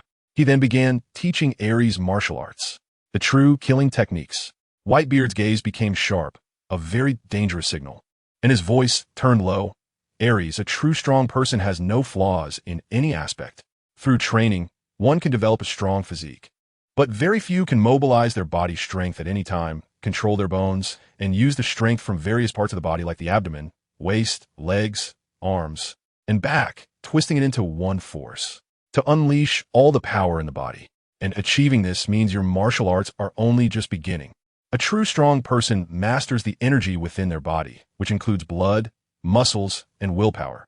Only by reaching this realm can one truly be called a master of martial arts. Even in old age, the muscles will not slacken, and one will not show signs of premature aging or death. A new world opened up before Aries, a world called martial arts. It made him understand that the strong in this world were far more powerful than he had imagined. From the conventional punches and kicks to body control, reactions, responses, and how to neutralize and weaken the opponent's strength, Whitebeard explained everything in detail and taught with great seriousness. He did not want to lose to Shiki. One day, practicing swordsmanship. One day, practicing martial arts. In the mornings and evenings, Aries used his time to train his body. After 7 or 8 days, his progress was visible to the naked eye. On this day, Aries welcomed his first mission. Wang Ji had informed Aries about this operation a day in advance. And this morning, he took Aries to the port of Hive Island. Many pirate ships docked at the port, as well as merchant ships belonging to black market merchants and underground dark forces.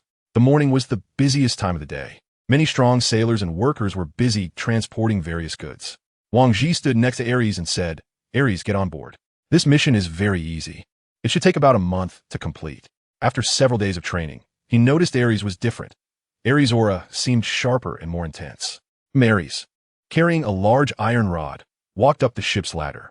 Many pirates were already busy on board, untangling ropes, transporting supplies, anchoring the ship, checking the wind direction, and so on. Fortunately, Aries was an official crew member, so he didn't need to do these tasks.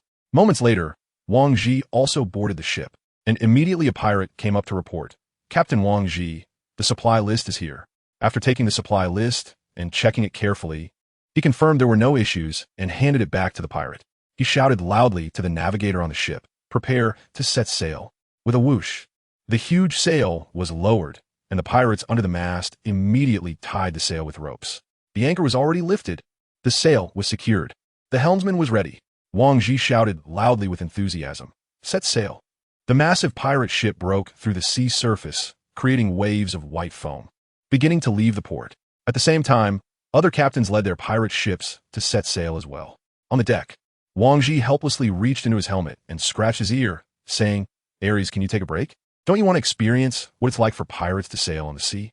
He leaned against the ironclad ship railing, looking bored at Aries, who was busy striking his body. "I won't stop until I achieve my dreams," Aries replied expressionlessly. After training martial arts under Whitebeard Newgate, he gained a better understanding of his body. He also tried to intentionally control and tense his muscles to resist the impact of the iron rod when it struck him, reducing the damage and pain it caused. The continuous banging created a series of loud thuds that left the surrounding pirates in shock, staring at this monster. Aries' training had already spread throughout Hive Island. However, witnessing such a brutal and violent training method was still shocking and surprising. Many pirates were scared, their faces breaking into cold sweat, feeling uncomfortable all over.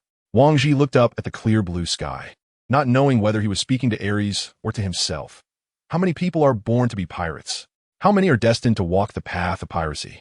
He then lowered his head, looked at Aries, and smiled, saying, "Most of the people on this ship are pirates without family. The moment they became pirates, they each had their own dreams and pursuits. But the temptations and dangers of this sea are too many. Countless people gradually forget their initial dreams." Wang Ji let out a somewhat self-deprecating laugh, his smile gradually widening, showing a hint of arrogance and dominance. As a pirate without family, he must resolutely pursue his dreams to achieve something remarkable and make a name on the seas. I hope you don't get lost on the path of pursuing your dreams. His words made many pirates present feel a sense of shame. Once filled with dreams, they now lived a life of burning, killing, plundering, and indulgence, merely getting by in a numb existence. However, Wang Ji did not speak these words casually. Captain Rox had assigned Aries under his command, and he naturally took on the responsibility of teaching Aries how to be a pirate. Usually, Aries was in training, and this mission happened to be an opportunity to instruct Aries. Aries turned his head to Wang Ji and said firmly, "I will keep going." The iron rod his hand struck against his body with a whoosh. Even his rock-hard muscles trembled under the impact of the iron bar. As he strengthened his control over his own body and deliberately used his muscles to lessen the force of the iron rod, the strength in his hands was slightly heavier than a few days ago. Hopefully, that's the case. Wang Ji couldn't help but smile. This person was like a ship at sea, always drifting off course without realizing it. Even the most skilled navigator needed to constantly use a compass to record the needle's position and guide the helmsman to adjust the direction, ensuring the ship stayed on course. More than a day later, the pirate ship successfully reached the first island, officially starting this mission journey, which was to collect protection fees. This model gradually replaced the pirate mode that relied solely on robbery for survival. Rox established a huge pirate organization, which required massive wealth to maintain control, recruit soldiers, purchase weapons, ships, cannons, guns, and to sustain the pirates. All of this required a large amount of resources and berries. After collecting protection fees from one island, they hurried to the next without pause. As the supplies on the ship increased, the ship's sailing speed gradually slowed down. It had already been 12 days since leaving Hive Island. Wang Ji, feeling bored, looked at the azure sky and the deep blue sea, resting his forehead in annoyance. Muttering to himself, maybe bringing Aries along was a mistake. Next time, I shouldn't bring him unless it's for fighting. Scenes of Aries devouring food flooded his mind. Nearly half of the food on the ship had been consumed by Aries alone. Most of the protection fees were resources, otherwise. The supplies on the ship would truly not be enough to satisfy Aries' consumption. Leaning on the ship's railing with his elbows, he glanced back at Aries, who was training on the deck regardless of the weather. At that time, Wang Ji was genuinely worried that Aries' iron rod might attract a lightning strike from the sky, making him feel anxious just watching. Fortunately, that didn't happen. If he were struck by lightning or killed, that would be troublesome. Wang Ji called out to the navigator on the deck, "Hey, how long until we reach the next island?" He was almost sick of the unchanging scenery of the sea. "Soon, it should only be 1 or 2 hours, the navigator replied, looking at the navigation chart and roughly judging their current position. An hour or two later, everyone could clearly see the island, and the pirates couldn't help but feel excited. Suddenly, a pirate on the lookout at the mast shouted in terror, "Not good. A pirate ship is charging towards us." He raised his telescope to look at the pirate crew's flag. His face turned pale, cold sweat pouring down as he shouted, "It's the walled pirate crew." Upon hearing this name, Wang Ji's face changed instantly. He drew the huge sword at his waist, raised it high, and shouted, "Everyone, prepare for battle. Helmsman, change direction. Cannon crew, load the ammunition." On the deck, the pirates shook off their previous laziness, their expressions tense and even fierce, as they began to get busy. Aries also stopped training and walked to Wang Ji's side, asking, "Wang Ji, is the walled pirates very powerful?" "Of course they're powerful," Wang Ji said nervously, staring at the distant ship that was still just a black dot, his tone heavy. "The captain of Walled is Bondi Walled, who is known as the World Destroyer, with a bounty of 200 million berries. They're a very famous and powerful pirate crew." He gripped the huge sword in his hand tightly, his brows furrowed. Do you know how Wald got the title of World Destroyer? Because both the residents of towns and the Navy's ships, as well as the fierce pirates, have all been destroyed by this guy. That's how he earned the title of World Destroyer. It seems. This time we've encountered big trouble. It looks like we've run into a big fish this time. Brother. Bondi Wald put down the binoculars and casually handed them to a short man with a broken horn helmet on his shoulder. Cough, cough. The man known as Brother by Wald, Ben Jack, coughed twice. Then he raised the binoculars with his bony hand, and his expression changed immediately, with shock and worry on his face. He coughed twice and advised Wald, cough, cough. That's the ship of the Rocks pirates. We shouldn't get into conflict with them. It was unclear whether it was due to his size or an illness that made Ben Jack's voice sound a bit small. Bondi Wald gazed at the pirate ship on the distant sea, his expression firm as he said, I don't care what the Rocks pirates are. I, Bondi Wald, only know that there must be a lot of resources and treasures on that ship. Brother, without money, how can we build a pirate ship that belongs to our dreams? Whatever blocks my way, I will make it disappear. His loud voice intimidated the pirates on the deck, and everyone fell silent. Wald turned to his 3 officers, his gaze fierce and his tone cold as he said, 3 minutes. Eliminate the enemy within 3 minutes. Do not exceed the time I set. A huge fishman with blue skin immediately stood up, a strong confidence on his face as he said, 3 minutes is more than enough. Let's go destroy that ship. Whoosh! The fishman Sebastian leaped up, jumping from the deck into the air, and with a thud, he crashed into the sea, creating a sound like an explosion and splashing a large area of sparkling waves. He is a hybrid of fishman and giant, making his body several times larger than an ordinary fishman. On the deck, the other 2 officers were preparing to land on Sebastian's back when Ben Jack, who was on Wald's shoulder, shouted in surprise, there are enemies approaching from the sea. Holding the binoculars, he clearly saw a figure rapidly approaching the pirate ship by swimming. Huh. Bondi Wald was immediately astonished, then burst into laughter. Huh. I really didn't expect the other side to have the courage to fight back. But no matter who it is, they cannot resist me, Bondi Wald. You guys, fire the cannons, blast that guy in the sea to pieces, and turn him into fish food. Under his command, the pirates on the ship immediately lit the fuses of the cannons, and the sparks quickly spread with a hissing sound. In the dark, cold cannon barrels, shells were fired out. Boom, boom, boom. In the cold seawater, Aries quickly swung his arms back and forth, pushing off with his feet, creating a large splash. The person rapidly approaching the walled pirate ship was him. The captain said that battle can hone a person into an indestructible famous sword. After training for so many days, my body is already eager to fight. I want to battle. Aries looked up at the sky as shells fell one after another. He immediately dove down, changing his trajectory to evade the bombardment. The splashing water and surging waves could not stop him at all. The thought of facing a formidable opponent made his blood boil with excitement. Even the cold sea water couldn't cool him down. As time passed, we rewind to a minute or 2 earlier. On the pirate ship, when Aries heard from Wang Ji that they were up against a very powerful foe, his eyes lit up like a beast spotting a delicious prey. Without waiting for Wang Ji to react, he jumped into the sea with a splash. What? Wang Ji was momentarily stunned. His hand trembled, nearly pulling off his own black beard. He panicked and shouted towards Aries in the water. Hey, Aries, come back. But under the howling wind and roaring sea, his voice mixed with other sounds, leaving Aries unable to hear clearly. Oh no! Wang Ji cursed anxiously in his heart, realizing this was a real problem now. This guy is really reckless. In a fit of rage, he punched the ironclad side of the ship, leaving a dent from his blow. Too brave, too reckless. On the other side was the infamous world pirate crew, which had been targeted by the Navy in multiple operations, all of which ended in failure, even suffering heavy losses. Aries rushing over like that is practically the same as seeking death. Wang's expression darkened, and he quickly made a decision, immediately shouting at the pirates on the deck. Change direction, prepare for battle. After giving the order, he turned to look at the sea, his face filled with worry and tension. Aries, you can't get into trouble. If something happens to you, Haki and Whitebeard will surely strip me of this armor. His heart was filled with urgency and anger, worried and cursing incessantly. In the sea, Sebastian, a merman officer of the world pirates, poked his head out of the water, a disdainful smile on his lips. What a foolish pirate, abandoning his companions to dive into the sea alone for an attack. This is the domain of our fishmen. With a cold expression, he exuded confidence as if victory was assured. Then his head disappeared below the surface.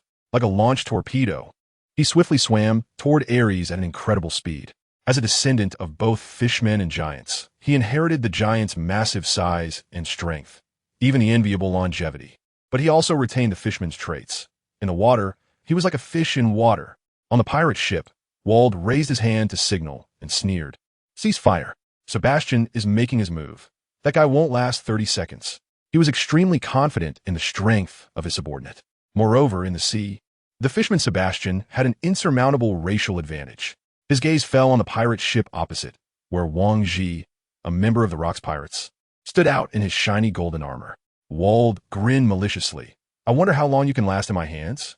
However, his companion, Ben Jack, looked worried and reminded him, "Wald, we must not be careless. The other ship has already turned its bow, indicating that the guy in the water is extremely important. Regular pirates, they would have given up long ago." He knew that the Rock's pirates were a particularly brutal and realistic crew. They would never choose to abandon ship and engage in direct combat over an ordinary pirate. With a smile on his face, Bondi Wald's green beard perked up. "It's too late. Sebastian is already closing in on that kid." He even took out a pocket watch with interest, checking the time and memorizing it. He confidently stated, "The outcome will be clear within 10 seconds. In the turbulent sea, Aries also noticed the enormous blue merman swiftly swimming towards him in the sea. Is it an enemy? His eyes suddenly shone with a fierce light, filled with a soaring and intense desire for battle.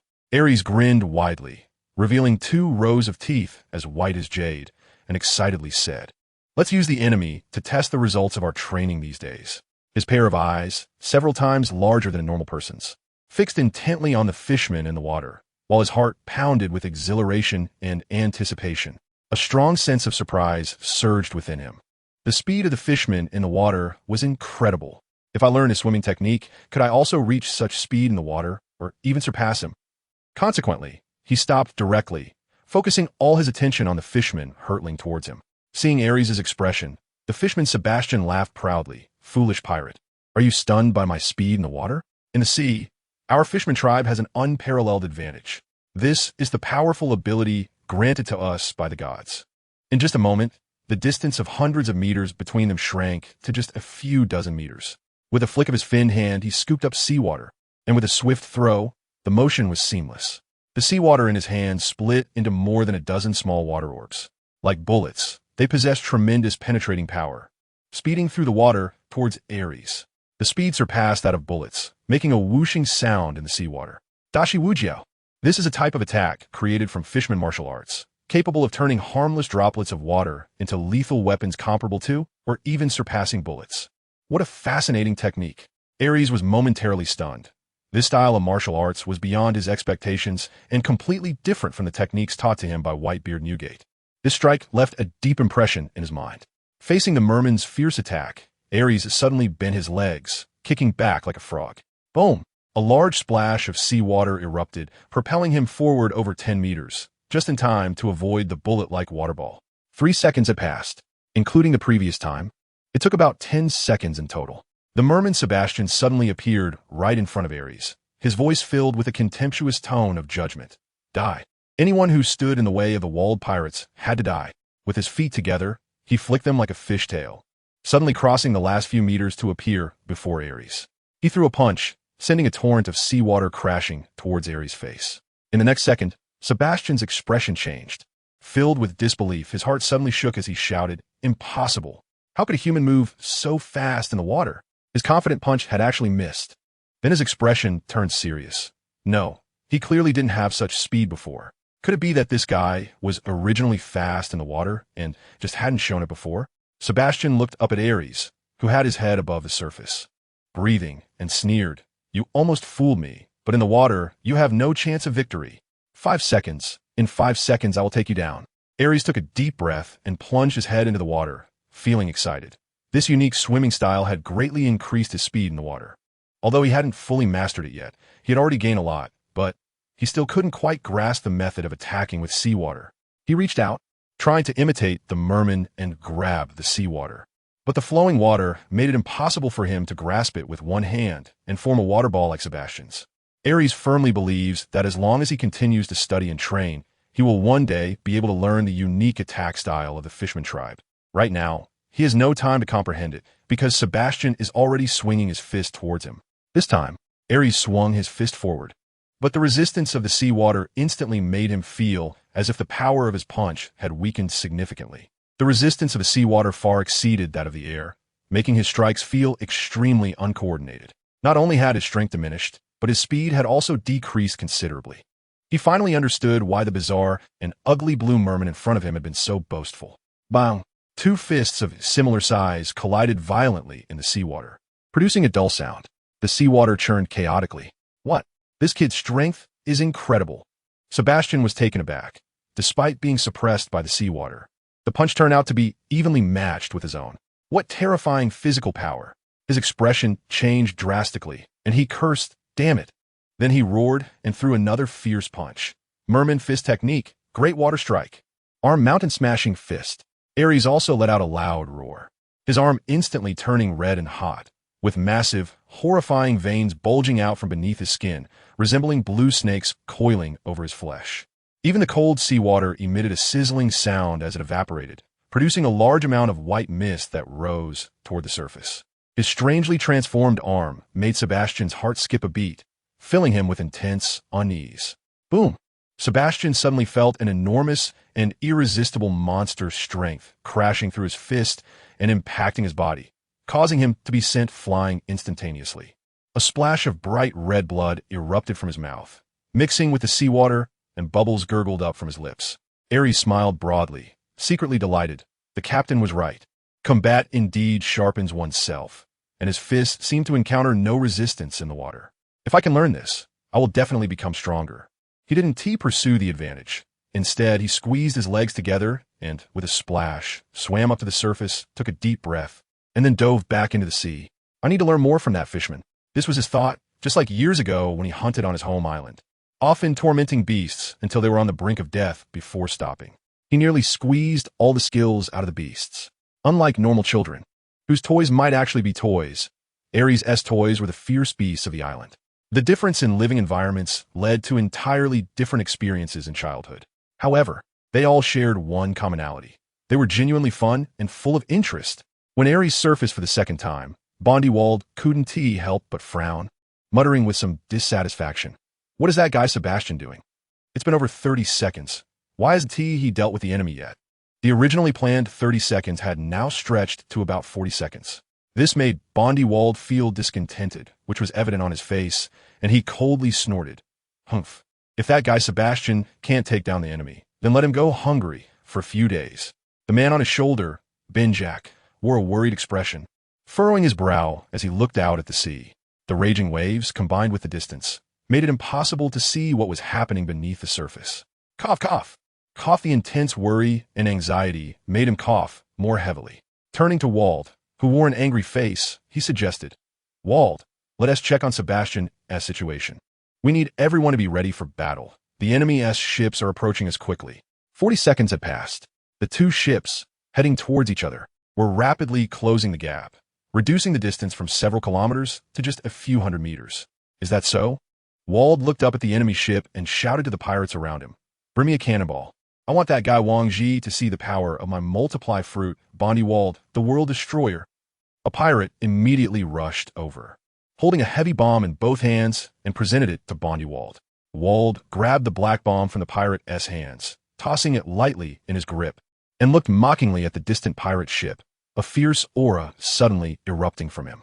With his strong arms raised high with the bomb, let everything in front of me be destroyed. Let us have a spectacular explosion show. With a powerful throw, he hurled the bomb. Multiply 100 times cannon. As the bomb flew halfway, it suddenly expanded in size. Once, twice, 3 times.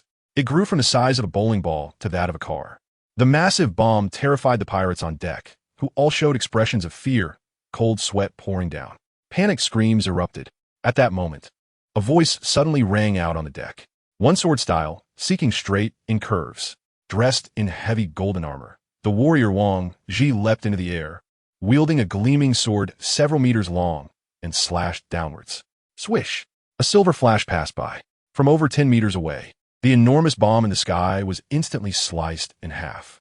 It beautifully split into 2 halves, falling on either side of him, crashing down onto the ship and splashing a large wave onto the deck.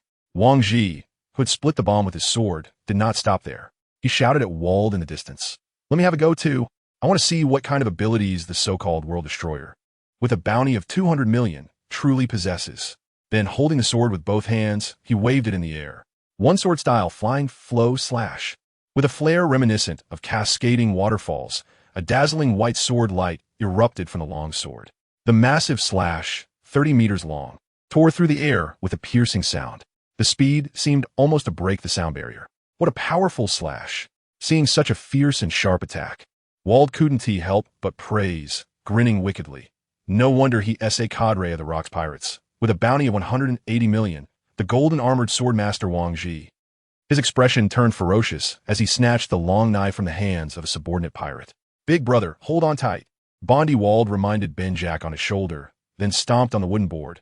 Using the 6-style Soru, he leaped into the air, reaching a height of 20 to 30 meters, and pushed off the air with explosive force. He completed a turn in midair, heading straight for the slash. He shouted excitedly, "Multiply 100 times slash." The long knife in his hand instantly grew larger, becoming a gigantic blade several dozen meters long in the blink of an eye. With both hands raised high, he swung the huge knife down with all his might to meet the slash. Boom! The deafening sound echoed across the sea. The dazzling sword light shattered into countless fragments, dissipating into the air. Wald, who had just shattered the slash, burst into laughter. "Wah, proud and ostentatious," he boasted loudly. "I'm the multiply man who has eaten the multiply fruit." His booming laughter resonated across the sea. Seeing his slash easily shattered, Wang Ji's expression darkened. So this is the world destroyer Bondi Wald. Such formidable strength. Bringing that Aries guy out really is a hassle. Originally, it would have been fine to just run along with the ship. The worst-case scenario would be to throw some heavy supplies overboard and escape without any problem. But now Wald's immense strength cast a shadow over Wang Ji's heart. The opponent is strong. So strong that even as a cadre of the Rocks Pirates, he lacked the confidence to defeat Bondi Wald. Wang Ji couldn't help but worry. What is Aries' situation right now? If he gets taken down, it would be a huge problem. Under the sea, Sebastian, the half-fishman, half-giant, was cursing inwardly. What kind of monster is this? Not only does he possess strength that surpasses my giant form, but this kid is also swimming faster and faster in the water. This made him feel like he was seeing a ghost. Am I the giant, or is he the giant? Am I the fishman, or is he the fishman? The advantage was originally mine. Now Sebastian truly felt that his advantage in the water was shrinking, and crucially, his once unshakable confidence in his strength was now weaker than the opponent's. He couldn't help but curse inwardly. This is really perverse. I'm done playing with you. He felt as if the other party was just toying with him, using the same moves, and he would get hit hard in return. Using fresh moves would lessen the force of the blows. It was simply playing and mocking him. It was downright despicable. It was just a fish. Was it really that fun? Determined, Sebastian turned and ran. He really didn't want to fight this monster anymore. Running away? Aries looked stunned, then suddenly glared fiercely and said, "I won't let you get away so easily. I have to squeeze everything out of you." His attack method was powerful, making the resistance of my fists in the seawater less, reducing my strength even more, and that peculiar water control ability. I need to take note of it and practice it well when I go back. The author finds it hard to write, so if the readers enjoy it, please support the author with some power for love, urge for updates, and give a 5-star rating. I hope the readers can encourage the author a bit. I really need your support. Writing is not easy. The author thanks all the book friends here. Love you all. Aries kicked his legs and immediately swam through the water like a cannonball, as free and carefree as a fish. However, he was not a mermaid, but a muscular brute. His momentum and speed were akin to that of a small submarine traveling at full speed. However, he was still not as fast as the merman Sebastian, who was ahead of him. Aries carefully etched every detail of Sebastian's movements into his mind for later study. Seconds later, Sebastian leaped out of the water, skillfully climbing up the side of the ship to the deck. Sebastian, Gyram, a member of the Wall Pirates and a user of the cube fruit, hurriedly asked him, "So, did you take care of that little brat?" Before Sebastian could answer, a splash echoed from the sea, and Aries climbed up along the ship's side, appearing in front of everyone. A large amount of seawater flowed off Aries' incredibly hard bronze muscles onto the deck. "You didn't take him down?" exclaimed the ship's doctor, Nason, in astonishment. Sebastian was one of the strongest members on the ship, as a hybrid of the merman and giant races. He had unparalleled advantages and strength in battle underwater. How could he not have defeated this guy in the water? Sebastian nervously looked at Aries, his expression serious as he reminded his comrades, "Don't let your guard down. This guy is very strange. His strength is terrifying, and his speed in the water is no slower than that of a merman." Recalling the terrifying power of this kid, Sebastian felt a dull pain in his fists and chest. His strength was even more horrifying than that of the giants. "What a scary guy. Strange, huh?" Gyram said confidently as he removed the massive iron hammer from his back, which was even larger than his own body. "In front of my devil fruit ability, no matter how terrifying the strength is, it's utterly useless." He raised the large hammer high and brought it down onto the deck. Bang! The deck did not shatter. Instead, lines of light emerged, splitting the deck into square sections, revealing blocks of cube-like objects. Cube chaos. Blocks began to float up from the deck, suspended in the air. Was this the power of a devil fruit? Aries looked slightly surprised. He had learned some basic information about the devil fruits from the Golden Lion and Whitebeard. He roughly understood that devil fruits are divided into three main categories: Zoan, Paramecia, and Logia. Each type of devil fruit has its unique abilities. He also became secretly vigilant. In an instant, those suspended cubes suddenly came crashing down towards Aries like cannonballs. Aries remained expressionless, punching the cubes one by one, sending them flying as he muttered, "What a strange ability to separate things into cubes." His body stood still like a towering giant. "Not bad. Let's see how you handle this move." Gyram laughed, placing the large hammer on the ground. Suddenly, a glowing cube appeared between his hands. Aries immediately noticed something unusual. The air was being compressed. He couldn't help but look surprised. This devil fruit ability can even compress air, but what kind of attack effect would compressed air have? He had never seen such a bizarre attack method, which greatly intrigued him. He also found it quite amusing. The air cube. The glowing white cube was thrown directly at Aries by Gyram. Aries quickly raised his arm and swung it down violently, although he wasn't sure what this thing was. It was better not to make contact easily. This was what Whitebeard Newgate had told him. When facing a devil fruit user, never make contact before understanding their abilities. As his arm came crashing down, a sharp gust of wind howled. One sword style Tangju. A brilliant blue sword light shot out from Aries' arm. Boom!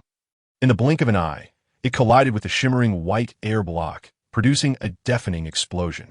A large cloud of white smoke immediately filled the deck. This kid actually used his body to deliver a slash. Naichine, with her heavily made-up face, screamed in shock, her expression one of astonishment. This kid is surprisingly fierce? The so-called slash is merely a type of attack that can be unleashed with speed and to a certain degree. However, achieving such a thing with a weapon is not something an ordinary person can accomplish. Moreover, this tall and robust man in front of her was able to unleash such a ferocious slash with his sturdy arm. She finally understood why Sebastian said this guy was strange and possessed terrifying power. She was truly witnessing it now. There really is such a formidable person. The pirates on the deck became tense, each showing expressions of fear and dread, cold sweat dripping down their temples and foreheads. Compressed air can possess power stronger than a bomb. The air. I understand now. Aries' eyes lit up, and he suddenly realized something. His face filled with surprise as he instantly understood some of the secrets of slashing attacks. The powerful speed and strength stirred the air. In his large, bright eyes, there was a fierce glint, and he looked at the pirates on the deck like a ferocious beast, grinning. "Thank you all for letting me learn so much about combat." Captain Rox was right. Combat can hone a person into an indestructible sword. Now, I seem to be increasingly eager for a fight. In just a few minutes, he had learned about the fishmen's rapid swimming in water, their special boxing techniques for controlling water, and some secrets of slashing attacks from the air magic cube. The battle was not over yet, and the gains were plentiful. The sound of dripping seawater fell on the wooden floor beneath his feet, and the surging fighting spirit filled his robust body with a wild, brutal aura, terrifying like a fearsome beast. The members of the World Pirates, who were locked in Aries' fierce gaze, couldn't help but shiver, their body hair standing on end as if they were animals facing a natural enemy. This guy must seem problematic and strange to you now. Sebastian's face darkened, and he couldn't help but feel anxious. If they couldn't handle this guy in the sea, it would be even worse on the ship, but fortunately, he still had his own comrades. A cadre from the World Pirates stepped forward, her lips painted with pink hearts, opening to laugh. "Humph, this kid is all alone." With so many of us, there's no way he can defeat us. Let's show this reckless kid the strength of the world pirates. As she spoke, she reached into her pocket and pulled out a paper-wrapped powder, pouring the pink powder directly into her mouth. Excitedly, she shouted, "Traditional medicine, boxing secret medicine. Korean newcomer." Author's writing is not easy. If readers enjoy it, they can support the author with some power of love to encourage updates and give 5-star reviews. Just a little power of love is enough to give the author's eyes a rest, and it's a way to support them. Thousands of book friends working together. Let's be a bit fierce. If you have suggestions, you can reply to me in the comment section. I will see it. Please, dear book friends, be a little stronger. Give it your all. The author feels the love from everyone, and updates will come. As long as you give your all, I'll be the donkey of the production team. I'll outdo my peers. Besides eating and sleeping, I sit in front of the computer just to write. Sending love. Nakin leaped into the air. Like a Sailor Moon transformation, her originally short limbs elongated. Not only that, but her chest also became towering and ample, swaying enticingly. It instantly opened Aries' eyes wide. What kind of boxing technique is this? It could actually change someone's appearance. How strange. It completely refreshed his understanding. Through taking medicine, the originally ugly woman with short limbs and a thin frame had transformed into a tall, curvy woman with delicate, fair skin. It was as if Aries had opened a new world. Just as he was astonished, Nakin launched an attack, spewing a green, poisonous mist from her mouth. Traditional medicine poison. Aries quickly leaped to evade, and the wooden planks beneath him were immediately corroded and damaged, creating numerous pits from the green, poisonous mist. Just as he dodged, Sebastian suddenly launched an attack. On the ship of the walled pirates, any pirate has only one path, death. A powerful punch came flying in, creating a sound that pierced the air, the fierce force of the punch rippling through the air. Seeing the unchanged punch, Aries frowned as he exerted strength in his arm. His muscular physique bulged like protruding bricks. Even more terrifying was the fact that his bronze skin turned blood red. Wisps of white smoke rose from his arm. Armored Great Ape King Punch. That strange and terrifying punch caused the air to tremble. Aries was already giving it his all. The air erupted with a deafening blast. The wind howled. The momentum was immense. Sebastian's face suddenly paled. Just from the momentum of this punch, he could tell that it was going to be devastating. However, as the attacker, he couldn't dodge at all. He could only brace himself and let his fist collide head-on. Bang! Crack! 2 distinct sounds rang out in everyone's ears, followed immediately by an extremely painful, tearing scream. My hand! The massive fishman Sebastian was instantly sent flying, crashing through the ship's railing and falling into the sea. Just as everyone felt a chill in their hearts, sensing intense fear, a loud laughter echoed. I got it! Gyram, a cadre of the walled pirates, appeared in midair holding a massive iron hammer. Swinging the enormous hammer, he created a whistling wind. His face wore a triumphant and arrogant smile.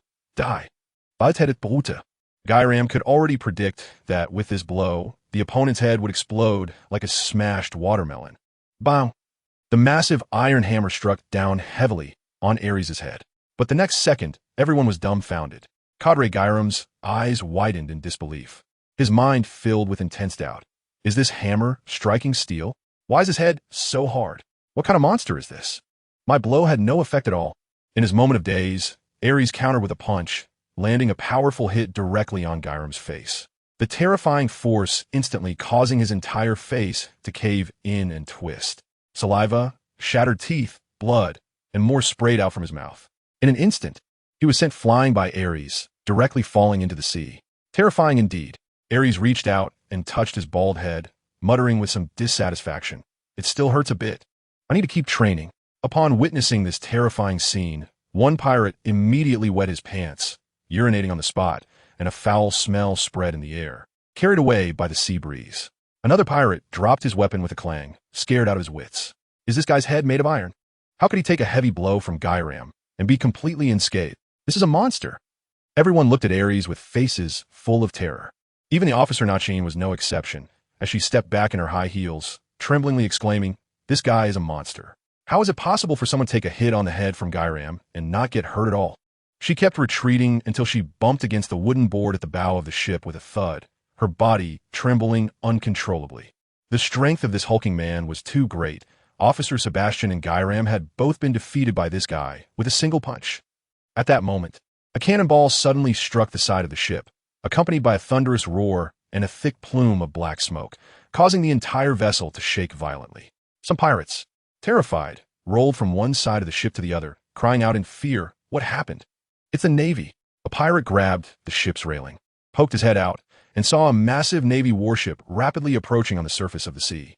The soaring seagull carrying the Scales flag fluttered atop the ship's mast. The Navy. Ariston looked up and indeed spotted an enormous naval warship, his eyes shining with excitement. Wang Ji said that the Navy was an incredibly powerful organization on this sea, filled with numerous strong individuals.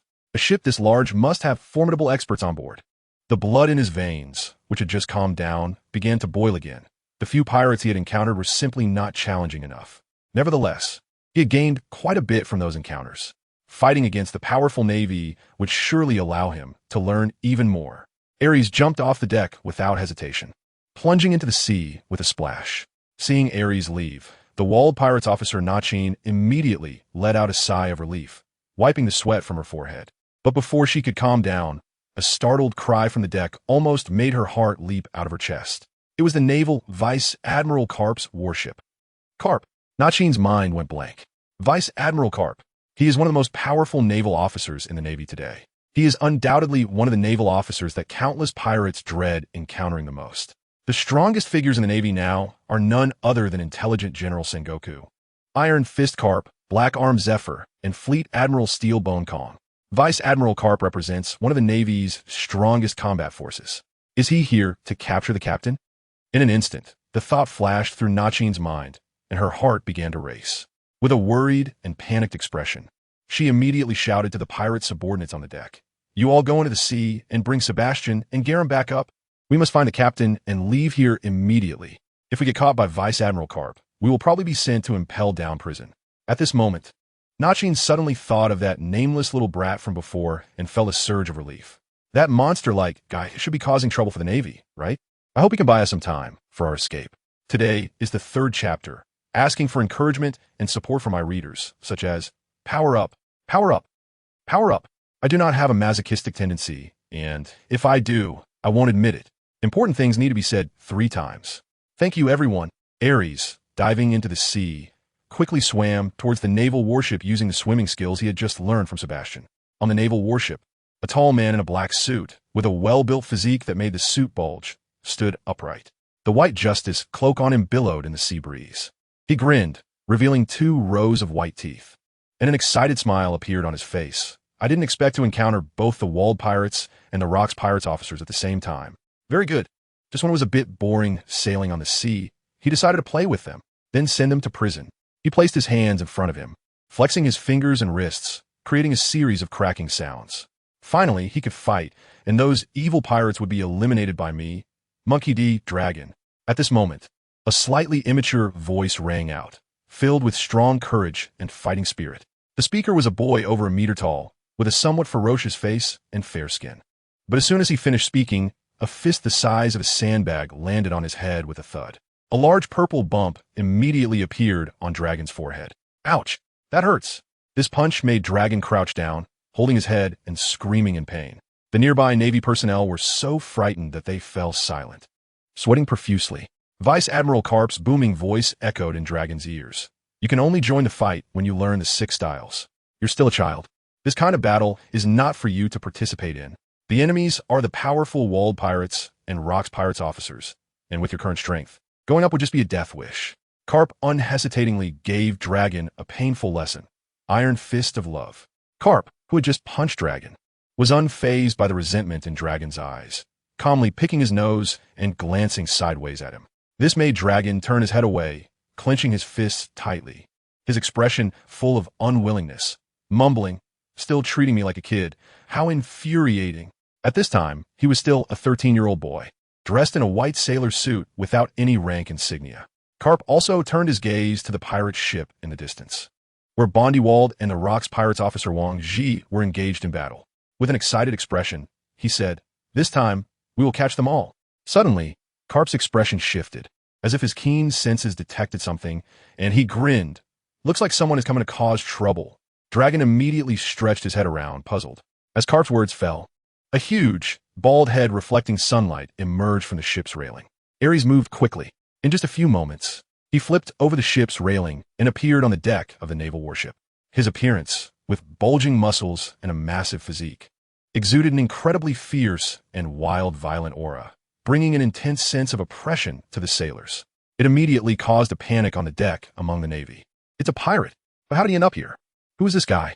Doesn't he know this is Vice Admiral Garp's warship? So tall and big. Could he have giant blood? Those muscles are enormous, almost like brass. In an instant, dozens of firearms aimed at Aries, their dark muzzles pointing directly at him. Dorag looked at the man who appeared before him in confusion and muttered to himself, "How did this guy come alone to the naval warship? Aren't the pirates over there still fighting?" Meanwhile, Garp casually called out to Aries, "Kid, do you want to join the Navy? You got a great physique. You could definitely become an outstanding Navy in the future." Upon hearing this, the faces of the sailors on the ship, including Dorag, instantly darkened, with black lines appearing on their foreheads. Aries looked at Garp. If nothing unexpected happened, the person in front of him was the highest-ranking officer on this naval warship. Facing dozens of fire guns, he calmly said, "No, I will not join the Navy. I'm a pirate." Then his fierce gaze scanned the surroundings, asking, "Who here is the strongest? Let him come and fight me." Hearing such arrogant words, Drago instantly became furious, turning to look at his father. However, Garp had a large bubble of mucus floating from his nose. He was sleeping. Drago was speechless. This big pirate was so loud that his father could still sleep. Unbelievable. What are you standing there for? Fire. Drago shouted angrily at the Navy on the deck. In an instant, the Navy on the deck pulled the triggers of their fire guns. Bang, bang, bang. Bang, bang, bang. Dozens of black lead bullets shot rapidly towards Aries. Aries immediately reacted, his arm instantly enveloped in his unique Haki, turning a deep crimson with wisps of white-hot air rising, looking extremely terrifying. He swung his arm in front of him, and bullets clattered to the ground. What kind of monster is this? Dorag widened his eyes as he looked at Aries, who was more than 10 meters away. His arm suddenly transformed in such a bizarre state. It left him greatly astonished and shocked, as even the bullets from his musket had no effect on it. The surrounding Navy soldiers were also taken aback. Aries, who had blocked all the bullets, moved as well, leaping into the air and delivering a powerful punch toward the sleeping Garp. The unresponsive Garp was sent flying with a single blow, crashing into the cabin with a loud bang. Aries found all of this quite perplexing and bewildering. The soldiers on the ship stared in disbelief at the pirate who had just sent Rear Admiral Garp flying. Damn it, pirata! Filled with passion and justice. Dorag swung a punch at Aries' thigh. Bang! A dull sound echoed, and Dorag felt as if he had punched steel. His hand hurt so much. A thought arose in his mind. Is this guy even human? Just at that moment, Aries' legs suddenly turned red and hot, instantly causing Dorag to feel a burning pain that made him instinctively retract his arm. So hot. Is this the power of a devil fruit? Before he could react, a foot that was red and hot, like a branding iron, kicked him in the face with a bang. A sizzling sound rang out. Dorag suddenly felt a strong, stimulating pain sweeping through his nerves, and then his mind went blank, losing consciousness. His body flew out like a meteor. It just happened to pass by Garp, who had just walked out of the cabin, crashing through several wooden walls with a loud bang. Garp pinched his nostrils and looked confused, asking what happened. He looked at the deck and felt like something was missing, then suddenly realized and asked, "Where's Dorag? Did that kid get scared off?" Garp's question made the many Navy soldiers on the deck look as if they had eaten something terrible, their expressions dark and frightening. God knows how exhausted the Navy personnel, following Rear Admiral Garp, are, dealing with such a Navy leader. The Navy on the deck clearly hadn't even started fighting yet, and they were already mentally drained. A naval officer said, "Rear Admiral Garp, the one who got kicked and sent flying just now is your son Dorag." Huh, what? Garp was so shocked that his eyes nearly popped out of their sockets, panicking as he shouted, "That was Dorag." He quickly turned around and rushed into the broken wall, and sounds of banging came from inside the room. In no time, he pulled the unconscious Dorag out with one hand. Dorag had blood at the corner of his mouth, and there was a red mark on the left side of his face. However, this mark was slowly fading away. It seemed it wouldn't last long. This mark wouldn't truly remain on his face. Perhaps it was because Aries' power and that kind of Haki weren't strong enough. Garp casually tossed Dorag to a nearby Navy officer and angrily looked at Aries, asking, "Damn it, what's your name?" "My name is Aries." As soon as Aries heard the voice, he saw the Navy in front of him suddenly disappear from his sight, causing him to widen his eyes in shock. So fast. When he saw Garp again, He was already flying above Aries' head.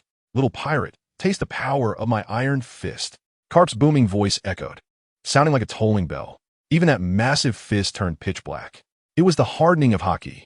Aries didn't even have time to react when that heavy, black iron fist slammed down on his head. Duong. Aries felt a strong pain strike his brain, making him dizzy and giving him the sensation that the world was flipping upside down. The heavens and the earth had switched places.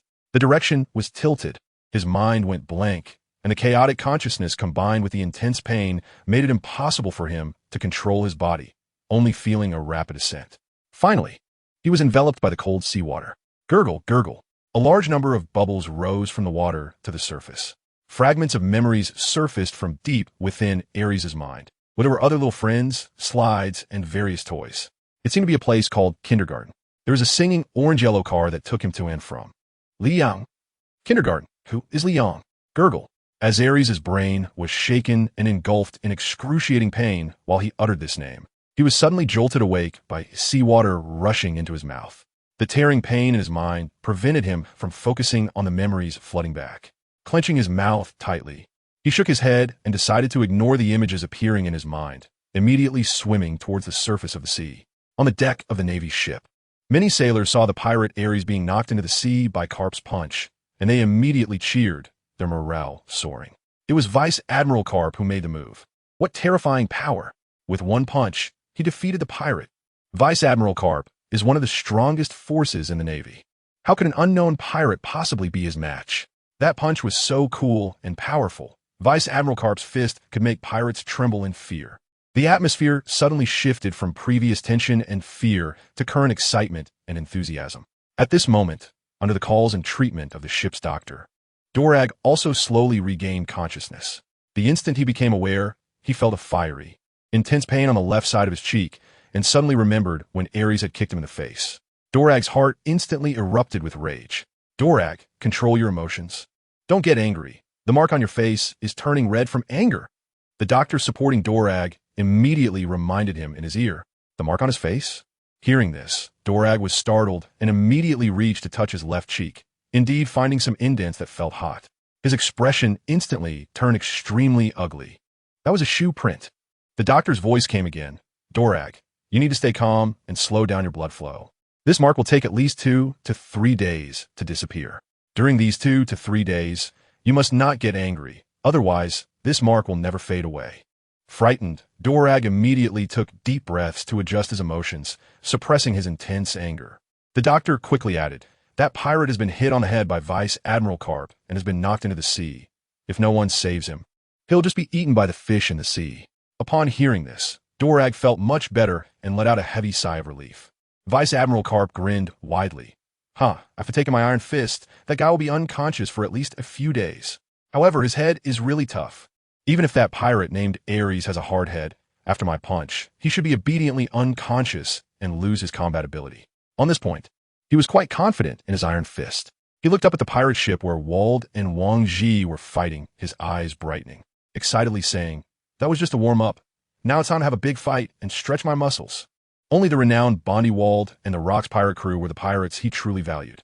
Vice Admiral Carp turned to the Navy on the deck and said, bring the ship. Before he could finish his sentence, his expression suddenly changed. His eyes bulging in disbelief, wearing a comical look of shock. Nanny, this guy is actually fine. In his line of sight, Aries had climbed back onto the deck of the Navy's ship. The sailors on the deck all turned to look at Aries, all of them wide-eyed and stunned. What a tenacious vitality. Dorag's face paled, and the fiery pain on his face reappeared, forcing him to quickly control his emotions. The red mark on his face gradually began to fade. Shocked within, he realized that the punch he had received was the iron fist of love, while the punch the enemy took was completely different. His father, Iron Fist Carp's punches were not something just anyone could easily withstand, especially when they were struck on the head. To still appear lively on the Navy deck was extraordinary. Unique physique, tenacious vitality. Definitely not an ordinary pirate. Once aboard, Aries immediately locked his gaze onto the man referred to as Vice Admiral Carp by the other sailors, the memory of that punch still fresh in his mind. He clearly sensed the overwhelming power of that punch. Aries' amber-like eyes were fixed on Carp, radiating an astonishing light, with a burning fighting spirit reflected in his gaze. Blazing fiercely, Excitedly, he said, "You must be the strongest person on this battleship. Come and fight me." Silently observing, seeking feedback, comments, and support. I want it all. I'm not playing the victim. I am genuinely in a tough spot. Give me some support. This guy. Dragon couldn't help but furrow his brow, secretly astonished. This guy's vigorous and lofty fighting desire is something even Roger wouldn't have felt when facing his old man. Clearly, this guy was sent flying by his own father with a single punch, which should have made him realize the gap in strength between him and his father. Yet, instead of feeling fear and dread, it only intensified the fighting desire of this Aries guy. What a strange person. Looking at Aries, Carp also put away his astonished expression, his eyes lighting up as he smiled and exclaimed, "This kid is simply perfect for the Navy. He perfectly aligns with the direction I want to train my son." Dragon in? Too bad. He's a pirate. Aries also launched an attack, swinging his arm as the seawater around him shot out in all directions. Although it couldn't reach the level of the Fishman tribe, where water droplets become stronger than bullets, it was still powerful enough to seriously injure an ordinary person. If hit by these water droplets, it would feel like being struck hard by a punch. After throwing out the water droplets, Aries charged forward, following the flying droplets, raising his incredibly strong arm to launch an attack. Hundreds of water droplets flew towards Carp, who instantly made slight evasive movements, sometimes leaning left, sometimes leaning right, easily dodging the dense barrage of droplets. At this moment, Aries had also approached Carp, and his fist, comparable to the size of a head, surged with a strong gust of wind as it slammed toward Carp's head. The power of this punch was enough to crush a large truck. The fierce punch caused a flash of excitement in Carp's eyes, and he quickly responded with a punch of his own. There were no surprises. Aries was knocked away again, crashing against the ship's side with a loud bang, nearly falling into the sea once more. Fortunately, he managed to grab hold of the nearby intact railing, preventing a fall. Such immense strength. My body is clearly much more robust than his. Yet, in terms of power, there's still a significant gap. Is it because of the armament Haki? His build is at least twice that of Carp's, and he stands over a meter taller. However, in a clash of strength, the difference is glaring. He feels the disparity in power is vast. No, it's not just the armament Haki. There's a considerable difference in strength and skill as well. Aries focused his gaze, and his arm completed a special hardening with armament Haki once again. His arm turned as red as a piece of iron heated to glowing. White steam surrounded Aries, making him appear like a bloody red demon, sending chills down one's spine. "This is it," Dorag shouted, recalling how he had been kicked in the face by Aries in that strange state. It was something he could never forget. Carp also wore a look of astonishment, filled with confusion. This guy shouldn't be a devil fruit user. Otherwise, he wouldn't have been able to come from the sea. His face was full of perplexity. What a strange individual. Devil fruit users are naturally restrained by seawater, losing their powers and becoming immobile in it. This kid could absolutely not be a devil fruit user. Yet, he was at a loss to explain the strange phenomenon surrounding Aries. Internally, he was filled with astonishment. Aries bravely charged towards Admiral Carp, launching an attack. Under the special armament Haki, his strength was greatly enhanced, making his already terrifying monster strength increase by at least twofold. His fist generated a sound as it cut through the air. The fierce and powerful punch caught Carp's attention, and in an instant, he hardened his fist with armament Haki and struck back. Bang! The collision of their fists produced a dull, thunderous sound. The violent airflow spread out, creating a fierce gale that swept in all directions. Aries' massive body staggered backward, his enormous feet crushing the hard wooden deck beneath him with a crackling sound. He took several steps back, but did not get sent flying by Carp like before. "Come again!" Aries shouted excitedly and charged forward once more. Like a crazed bull, he launched an attack. His huge, sturdy feet stomped on the deck, creating a booming sound like war drums, shaking the hearts of those around him. Bear's hammer. He brought his hands together, resembling a gigantic iron hammer, his red and bronze arms raised high like a massive brown bear, and he slammed down towards Carp. The sound of the wind howled. The overwhelming force of this attack spoke of its terrifying power. Carp sidestepped, and as Aries' hand came crashing down, he felt an incredibly formidable and savage strength, secretly astonished that this kid's power was even stronger than that of the giants. A strong interest in Aries began to brew in him. Bang! The deck instantly shattered, creating a large pit with chips flying everywhere. Carp delivered a powerful kick to Aries' waist. His muscles, hard as rock, visibly compressed like a squeeze ball. Aries was sent flying. On the other side, aboard the pirate ship under Rox's command, The golden armor of Wang Ji, who was battling Bondi Wald, showed signs of damage with numerous dents. The ship was in a state of chaos and destruction, with even the mast destroyed. A pirate shouted to Wang Ji, "Captain Wang Ji." Aries charged on an Admiral Karp's warship all by himself. Huh. Wang Ji's expression changed drastically in an instant. A storm of turmoil surged within him. What the hell? Wasn't that kid on Wald's ship? How did he end up on Karp's ship? His heart began to race violently, feeling an urge to vomit blood. That kid Aries still thinks it's not troublesome enough with his enemies. We can barely hold our ground here. And he charged alone onto Admiral Karp's warship? It's really making him feel a lump in his chest that nearly choked him. Wang Ji's distraction and carelessness allowed Bondi Wald to seize the opportunity and land a punch on Wang Ji's golden armor. Bang! Not only did it create a dent in the armor, but it also forced Wang Ji to spit out a mouthful of blood and fly backward. Ha ha! After landing a hit, Bondi Wald laughed maniacally. The officer of the Rocks Pirates, Wang Ji, is not enough to stop me, Bondi Wald. If Rocks comes, I'll make him understand that no one can stand in front of me, Bondi Wald. In the world of pirates, there has never been a clear division of combat power levels, leading to countless misconceptions. Many people mistakenly believe they are the strongest, creating an illusion. Even the most famous pirates cannot completely eliminate this blind confidence and illusion. After defeating Wang Ji, Bondi Wald was naturally immensely pleased and happy. At this moment, his calm brother, Binjek, spoke in his ear, "Wald, we need to leave here quickly. The Navy will be here soon. That's Admiral Karp. It will be very troublesome." Just as he was feeling satisfied, Bondi Wald was abruptly doused with cold water and angrily shouted, "So what if it's Admiral Karp? I am the World Destroyer. Bondi Vite. Vite? Cough cough." Wald's older brother Binjek couldn't help but show impatience, his tone becoming heavier as he coughed violently. Struggling to suppress the pain of his cough, he tightly grasped Bondi Wald's collar and excitedly said, "Quick, go back to the ship and check.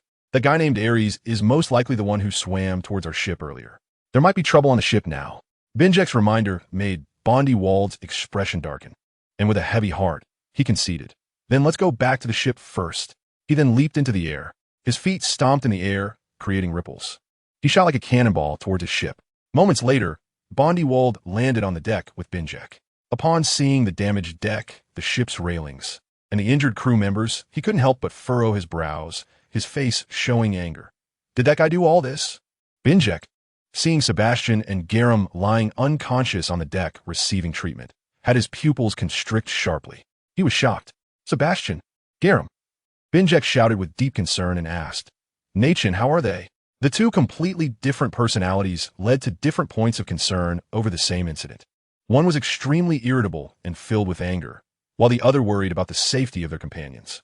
Nachin stood up, looked at the two, and immediately responded, "They're fine for now. I've already treated their wounds. They just need to rest for a few days." "Captain, do you know what that monster's name is?"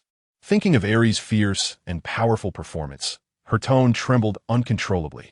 Not only was there no bounty notice from the Navy, but she had also never heard of such a figure in the Rocks Pirates, which truly shocked her. With such combat power, he was undoubtedly a big pirate with a bounty in the hundreds of millions. Even Captain Bondi Wald's bounty was only 200 million berries. This was not even the era of great pirates yet. The pirates had not yet surged, and the bounties for strong pirates were only in the tens of millions. Bondi Wald wore a dissatisfied expression, his fierce and ruthless gaze sweeping over his crew, causing them to break out in cold sweat, their faces pale with fear. He scolded loudly, "You useless bunch. Can't you even deal with a nobody from the Rocks Pirates? That reckless guy is clearly a rookie. You've all been defeated by a rookie. Useless." The fact that a pirate with no fame or bounty could injure his crew made Wald's reputation suffer. His furious roar silenced the members of the Wald Pirates, who dared not even breathe. Officer Nachin did not refute, because it was an undeniable fact. That guy was indeed too strong, and his terrifying strength and resilience filled her with intense fear. Only Binjek comforted him. "Wald, you can't blame them. They tried their best. That guy named Aries must be very strong. He might be a key member of the Rocks Pirates, just overshadowed by others." He then suggested to Wald, "Wald, we should leave here first. That guy named Aries. Leave." Before Binjek could finish his words, he was interrupted by Wald, his eyes filled with a murderous intent, unleashing a fierce and domineering will. "Whether it's the Navy or pirates, anyone standing in front of me, Wald, will be destroyed." Saying this, he placed the panicking Wald down from his shoulder. Wald then loudly protested. Wald. Cough, cough. He coughed again after shouting in excitement. Bondi Wald didn't care about that, instructing Nachin. Nachin, take care of Binjek. He then leaped into the air, using moon steps to rush towards the Navy warship. But Binjek could only helplessly watch Wald leave. He had been ill since childhood. Even after seeing various famous doctors, it was of no use. His body had not grown at all over the years, appearing frail and sickly, always coughing. The brother who was once about the same height as him had now grown into a robust man, gradually becoming a famous big pirate. Binjek felt a pang in his heart, unable to hold back tears as he murmured, "Our dream is to travel the world and seek true freedom, completely powerless." He could only hope that his brother Bondi Wald would be safe. Time rewinds a few minutes earlier. Wang Ji used his hands to push away the broken wood that was pressing on him, blood trickling from the corner of his mouth and staining his black beard. He covered his chest with one hand and slowly stood up.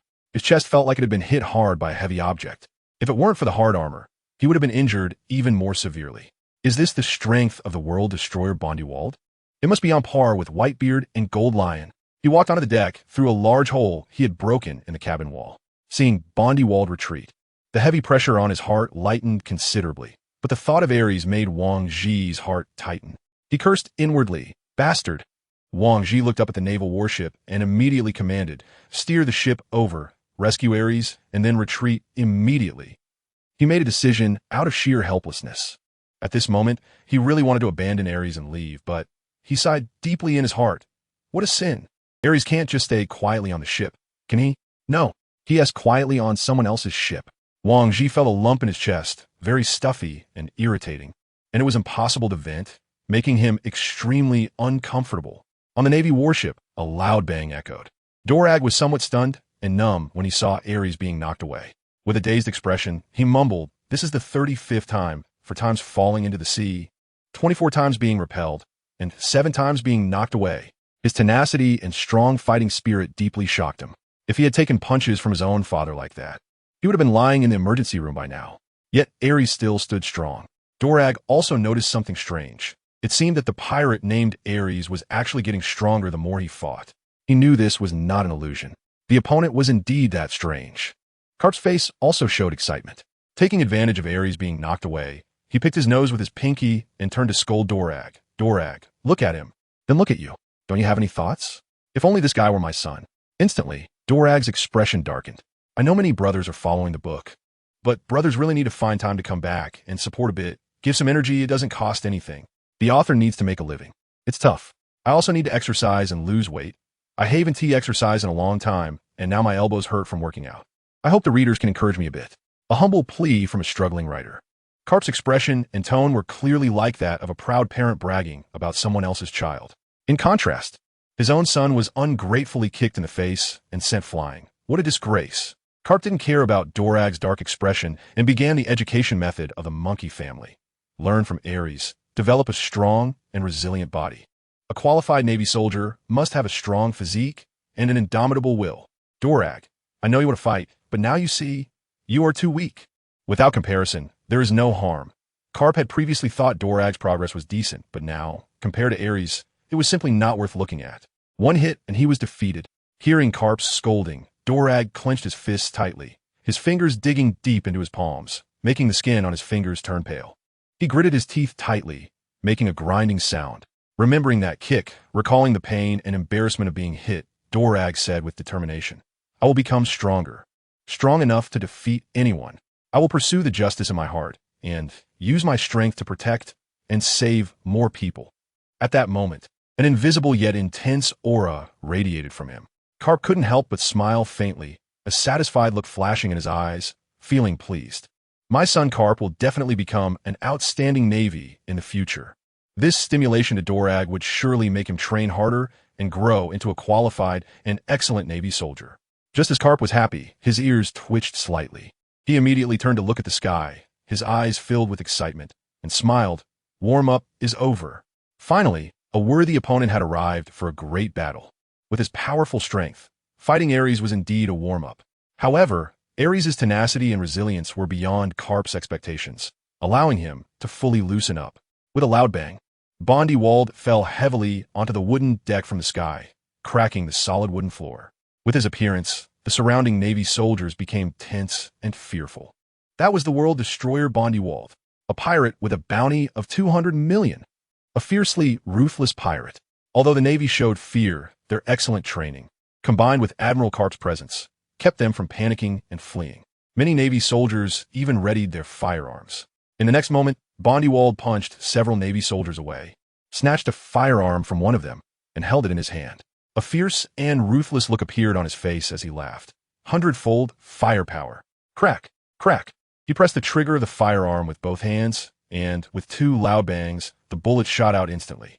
To their horror, the bullets suddenly expanded as they left the barrel, growing in size by 100-fold.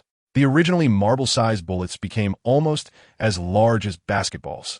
The Navy soldiers present were shocked and stared in horror at the bullets that looked like cannonballs. Oh no! Karp cursed under his breath, moving as fast as lightning. His arm hardened with Haki, and he smashed one of the cannonballs. But no matter how fast he was, with bullets coming from different angles, he could only smash one. The other immediately hit a Navy soldier, sending more than 10 Navy soldiers flying and filling the air with thick black smoke. Even a massive warship shook violently from the intense explosion.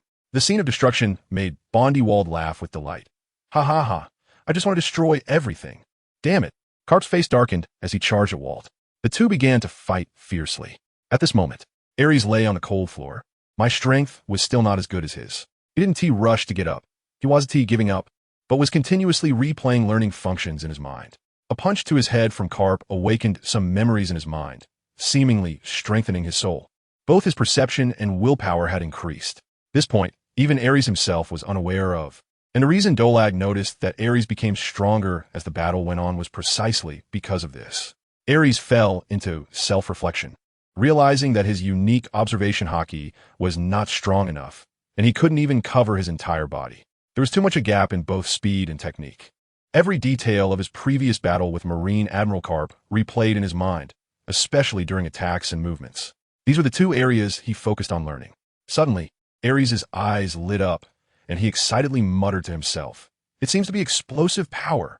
He seemed to have grasped a key point, which was the instant explosive power. The instantaneous explosive power made Karp's speed and strength incredibly strong.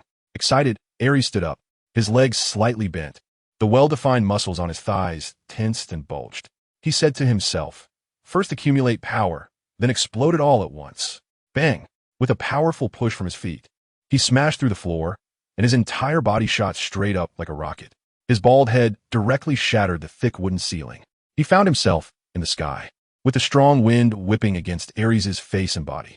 Aries exclaimed in surprise, "The speed really has increased." At this moment, he had already ascended at least 20 to 30 meters into the air. "It's Aries!" On the pirate ship, Wang Ji shouted in delight, the heavy stone in his heart finally falling. "This kid is fine."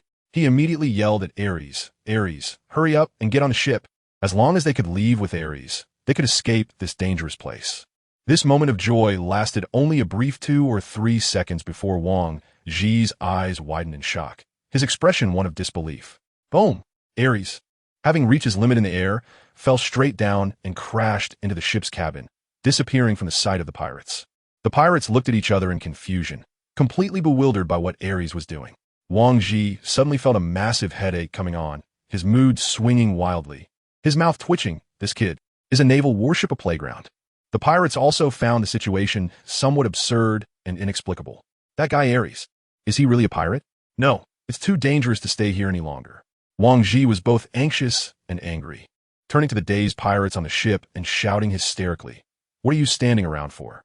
Keep controlling the ship and get closer." He felt that if he let Aries keep playing like this, his heart might not be able to take it.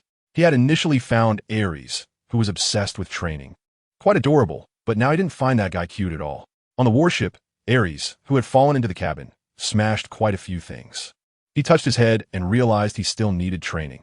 He couldn't yet master this explosive power. His strength could explode, and even if he hadn't reached his limit, it still made him significantly stronger. However, he couldn't perfectly control this explosive power, nor could he fully transform it into formidable combat strength. Aries stepped out of the cabin and immediately discovered Karp and another green-bearded man engaged in a fierce battle on the deck.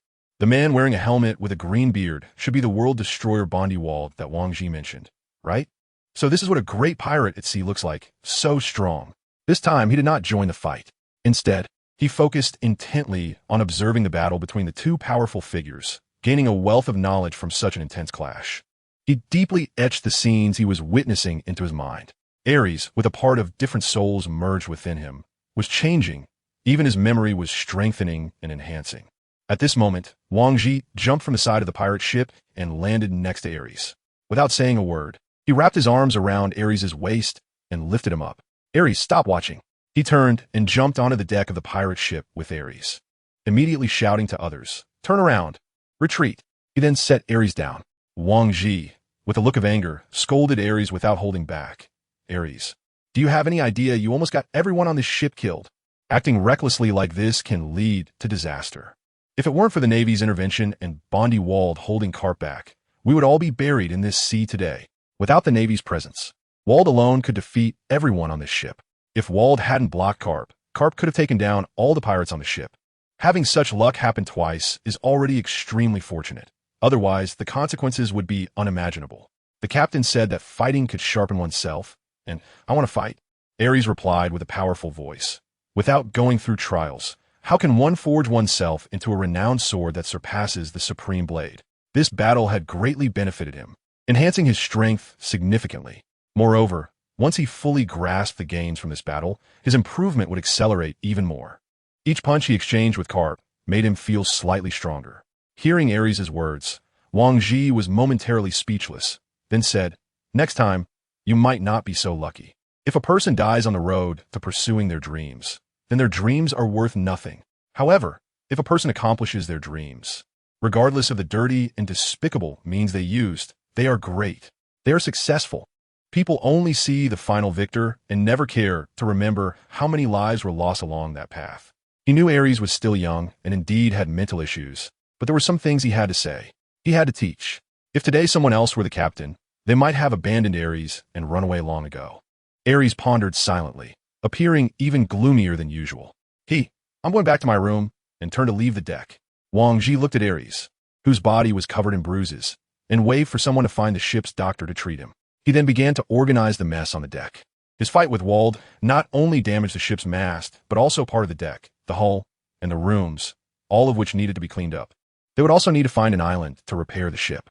Back in his room, Aries sat alone on the hammock. "I seem to have really made a mistake. Pursuing dreams isn't wrong. I just didn't consider others." After thinking for a while, Aries decided to be more cautious next time. A moment later, the door to the room was pushed open, and the ship's doctor entered with medicine. Seeing the massive Aries covered in bruises, the doctor was taken aback. He approached Aries, pulling out medical tools from his bag, and remarked, "You really are lucky to have lasted so long in the hands of Marine Vice Admiral Carp. Carp is one of the strongest in the Navy, and many pirates have been captured and killed by him." After saying this, the doctor began applying medicine to Aries' injuries. The doctor's words reminded Aries of Carp's appearance, and he immediately asked, "Who is Marine Vice Admiral Carp?" The doctor paused in surprise and asked, "You don't even know Marine Vice Admiral Carp?" Seeing Aries nod seriously, the doctor continued to apply medicine and explained, "He is a very famous officer in the Navy. At 36 years old, he has been in the Navy for many years. He is among the strongest in the Navy, alongside Admiral Sengoku, Vice Admiral Zephyr, and Vice Admiral Tsuru. Currently, the timeline is the year of the Sea Circle 1480. Sengoku is 37 this year and should be an admiral. 2 years later, in 1482, 38-year-old Zephyr will become an admiral." The doctor added, "Their combat strength is comparable to the captains on the ship, and even some captains are not their opponents." Aries patiently listened to the ship's doctor explain some things about the Navy and gained a better understanding of it. After the doctor applied the medicine, Aries was wrapped in a lot of white bandages and asked the doctor, "Doctor, how long do you think it will take for my injuries to heal? I want to recover and start training as soon as possible." This was Aries' biggest concern. Carp's punch had caused significant damage, and even now he felt pain all over his body. He hadn't felt it during the battle, but once the adrenaline wore off, the pain and impact of his injuries began to intensify. "Let's see how your body recovers. If it goes well, it could be about 10 days. If it takes longer, it might be a month or so," the doctor replied after some thought, considering that these were injuries left by Vice Admiral Carp. He had examined the injuries closely, and while they didn't appear severe, they were actually quite damaging. Proper treatment and rest were essential. The doctor's response instantly made Aries' expression droop like a wilted cucumber, and he became dejected. Aries, don't think about exercising until your injuries are healed. That will only harm your body further, make your injuries harder to recover from, and could even leave you with lingering issues, the doctor warned again with concern. He planned to report Aries' condition to Wang Ji to prevent Aries from acting recklessly. After giving Aries more instructions, the doctor left the room. Aries had no choice but to lie on the hammock, closing his eyes and entering his mind. He began a special training. In Aries' mind, memories played out like short videos, and he tirelessly observed his previous battles. From his encounters with the fishmen to his confrontation with Admiral Carp, he attentively focused on every detail, seeking to comprehend and reflect. Reading a book 100 times reveals its meaning. Aries hasn't watched it 100 times yet. The time required for slow-motion playback is even longer than the time spent in battle. He also needs to continually combine it with his own insights to truly comprehend it. It takes a long time, but the rewards are great. He learned about the role of air in attacks from Guy Lam, and previously gained a deeper understanding of explosive power from Vice Admiral Carp, which has enriched his knowledge of both martial arts and swordsmanship. Many things that were previously confusing have suddenly become clear. Perhaps it is because he has integrated a part of the soul, which has made the images in Aries' mind clearer and his feelings more profound, allowing him to see more clearly. In his mind, he repeatedly watches the scenes of Vice Admiral Carp fighting, learning how to control and utilize the explosive power in his body. What Vice Admiral Carp doesn't know is that Aries has been subconsciously learning his combat techniques. His progress is rapid. After about 1 or 2 hours, the door to the room opened, and Wang Ji, who had removed his golden armor, walked in. He casually walked over to a nearby net hammock and sat down, looking at Aries and gently advising him. Aries, Captain Rox is right. Battles can indeed temper a person. But you must understand that sacrificing yourself in battle will cause your dreams to vanish and shatter. Wang Ji knows that Aries has great potential, and it's precisely because of his monstrous potential and talent that he stands out from other pirates. He patiently teaches Aries, hoping that he can go further on the path of pursuing his dreams, even achieving dreams that ordinary people cannot imagine. Wang Ji feels that Aries is different from others and, with a hint of emotion, says, "So far, the pirates I've seen are all the same. Drunken pirates, those obsessed with women, pirates who are infatuated with gold, and those who love killing. There are also a very few pirates who pursue power, dreams, and ambition. Perhaps if pirates don't indulge in something, they probably won't survive. Even a powerful Captain Rox is no exception. Ordinary life has already disappeared the moment one becomes a pirate. There's no turning back." "I understand," Aries said, looking at Wang Ji. He then asked, "Wang Ji, the doctor said that my injuries will take several days, even 10 or 20 days, to heal. Do you have any way to help my body recover sooner?" Replaying the memories of the previous battle in his mind makes him eager to train immediately. He is impatient to test the new things he learned in battle. Wang Ji smiled and reassured him. "Let's talk about it when we return to Hakanosu Island. At that time, you can look for Captain John. Don't be fooled by the fact that he drinks all the time. His medical skills are the best in the Rocks Pirates, and he should have ways to help you recover quickly. When it comes to injuries," Wang Ji looks at Aries with a bit of admiration and praises him. "You managed to endure for so long against Carp and took so many of his punches without serious injury. That's something to be proud of." Vice Admiral Carp is renowned across the seas for his strong and powerful iron fists, becoming a nightmare for countless pirates. How many pirates fear Carp's powerful fists? And Aries, this kid, has taken so many hits and still hasn't faced any major consequences. It's enough for him to boast in the Rocks Pirates for a while. But it's not enough. One day my fists will definitely surpass his. However, Aries is not satisfied with such a record. A loss is a loss. As long as he trains hard, he will be able to defeat his opponent next time. He firmly believes that in the future, his fists will be even more powerful than Carp's. Wang Ji couldn't help but smile, not discouraging Aries, but instead encouraging him. "Then wait for your injuries to heal and train well. I'm going out first. You just stay in the room and recover. Follow the ship doctor's arrangements." After showing his concern, he left the room. With nothing to do, even though Aries was itching to train, he could only replay the events in his mind. Without a mast, the pirate ship, powered by sails, moves very slowly on the sea. Fortunately, Marine Vice Admiral Carp did not pursue them, perhaps because he was chasing the wold pirates. Day after day, after 2 repetitions, 2 days had already passed. At Marine Headquarters Marineford, in the highest building at the center of the fortress, a group of high-ranking naval officers gathered in Admiral Steel Bone Kong's office. Steel Bone Kong rhythmically tapped his fingers on the desk, Listening to the report from Karp's subordinate officer, his expression became serious and solemn. Once the officer finished reporting, he finally spoke, his voice slightly low and heavy. This is not good news. It seems a monster has appeared in the Rocks Pirates. To be able to hold out under Karp for so long, this level of combat power cannot be ignored or taken lightly by the Navy. Moreover, we previously received secret information from Hive Island that a newcomer in the Rocks Pirates caused a ruckus on the island and was ultimately stopped by Whitebeard. That person is Aries. Steel Bone Kong's authoritative gaze turned to the other officers in the room, automatically ignoring Karp, who was picking his nose, and focused on Admiral Sengoku. He asked, "What do you think about the newcomer Aries in the Rocks Pirates?"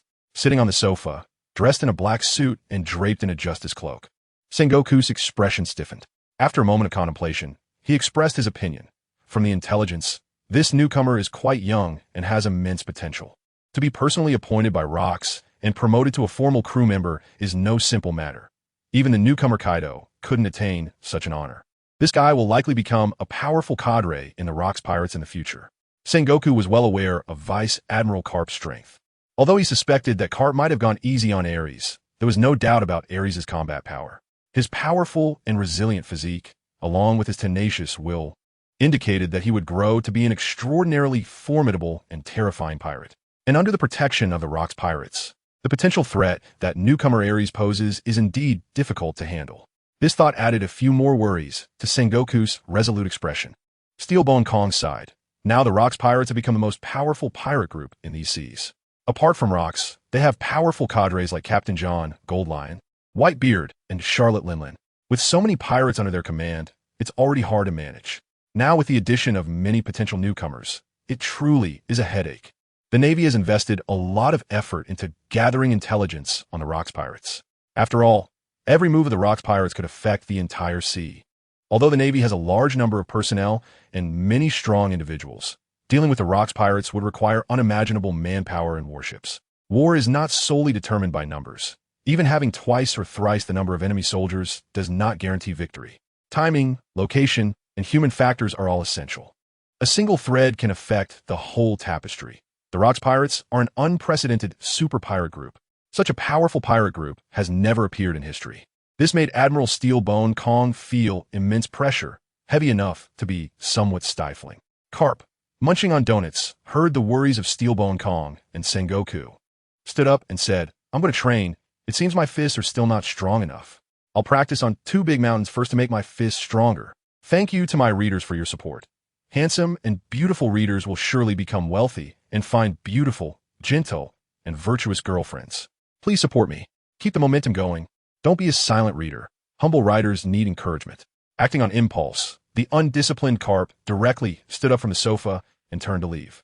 Aries' robust physique, combined with his failure to capture Bondi Walled this time, left him feeling quite displeased. Realizing that his strength was still insufficient, he prepared to train hard.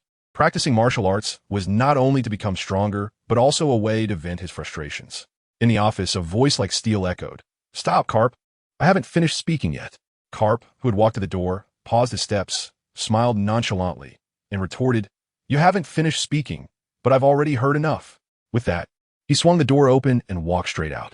He could roughly guess what else needed to be said, and it was possible they might even propose that he become an admiral, boosting the morale and prestige of the Navy.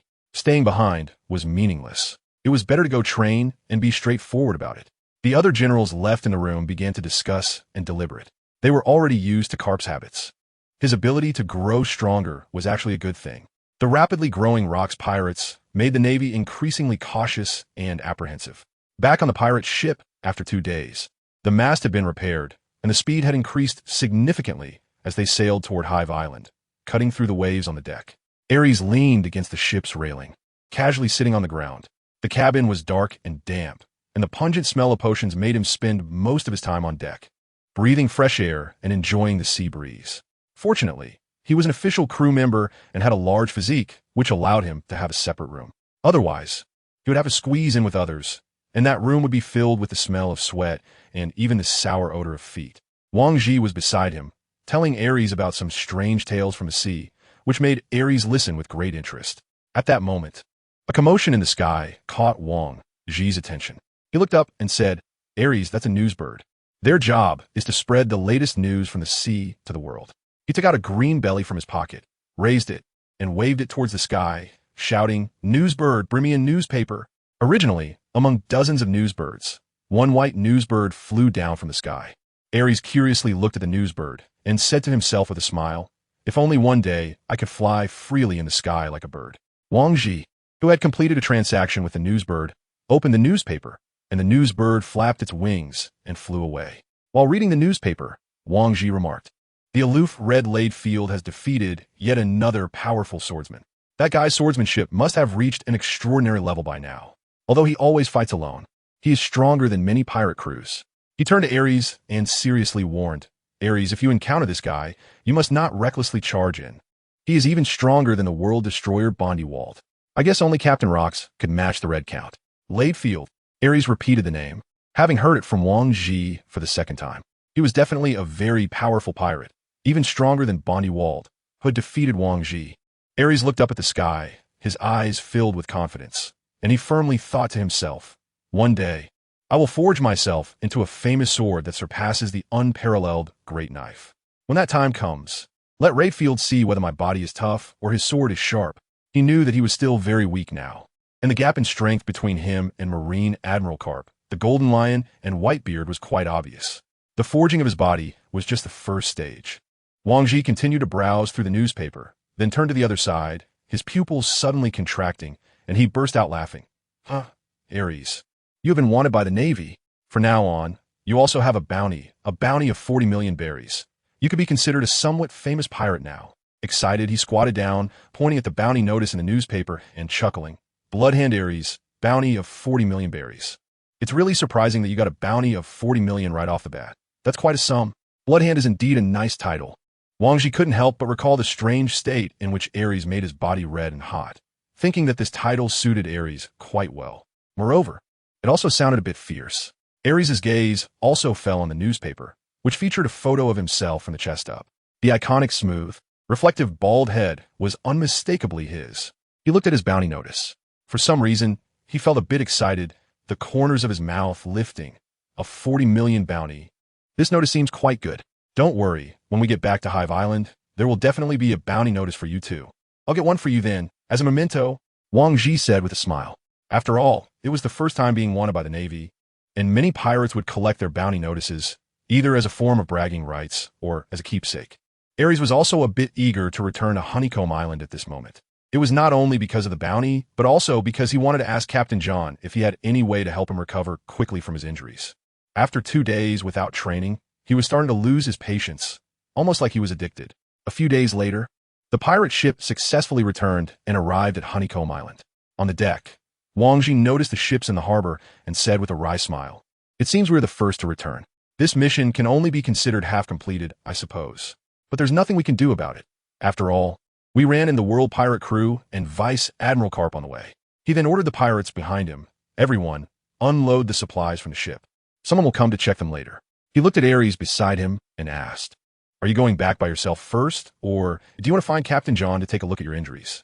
Several days had passed, and although Aries' injuries had improved significantly, he had not fully recovered. It could only be said that Carp's punches were indeed powerful. "I want to find Captain John," Aries said with some urgency, having not trained for several days and feeling uncomfortable with the bandages wrapped around him. Wang Ji nodded in agreement. "Go ahead." He still had to be responsible for the supply handover here. Aries hurriedly got off the ship, and with a single stride of his strong thighs, he covered the distance of 2 or 3 steps of an ordinary person. Soon, he arrived at the skeleton castle and found Captain John. In the room, Captain John was reclining on the sofa, taking a swig of strong liquor, and said with a laugh, "Aries, you've been put on the Navy's wanted list. The title Bloodhand is quite impressive."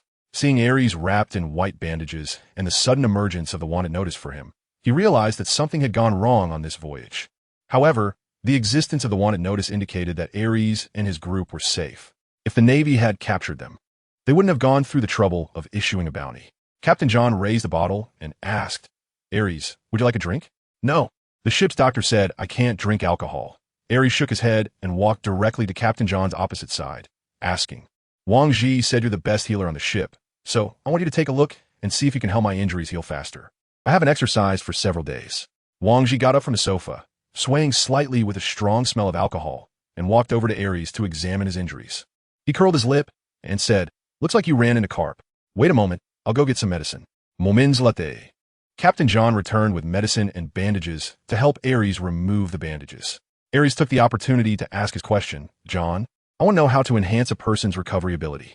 If one has strong recovery capabilities, they can heal from injuries quickly, and any increased training load will also recover rapidly, speeding up the process of becoming stronger." He hadn't felt this way before, but after the battle with carp, Aries felt that he needed stronger recovery abilities.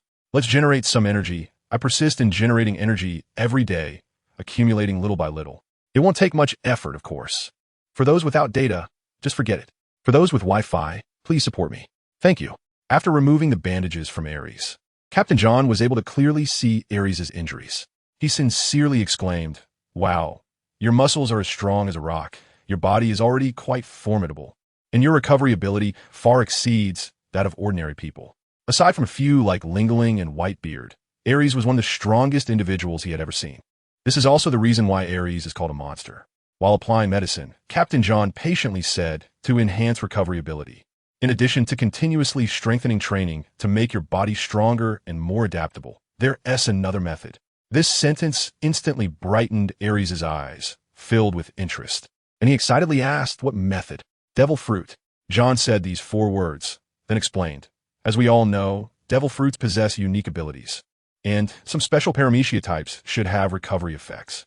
However, the more common ones are zoan-type devil fruits, which allow people to gain animal abilities, and the abilities differ between animals. Most zoan-type devil fruits can enhance recovery abilities, and the rarer and more powerful the animal, the stronger the recovery ability it grants. Among them, there are even ancient and extremely rare mythical zoan-type devil fruits. Looking at the intrigued Aries, Captain John said, "These things are not commonly seen. Each devil fruit is quite expensive, and ancient and mythical zoan-type devil fruits are even harder to come by. However, staying with the Rocks pirates greatly increases the chances of obtaining a devil fruit, and the first person to discover one naturally has the right to control it." Ancient type. Mythical type. Captain John briefly informed Aries about these very special devil fruits among the zoan types. There are quite a few devil fruits, but when spread across the entire sea, they seem a bit scarce.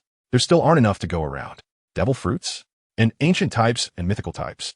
Aries' eyes shone brightly, yearning for the devil fruit to enhance his body's recovery abilities. It would be a tremendous benefit for his strength and training. Captain John took a swig from the bottle on the table and splashed cold water on Aries. Eating the devil fruit means you won't be able to swim in the sea.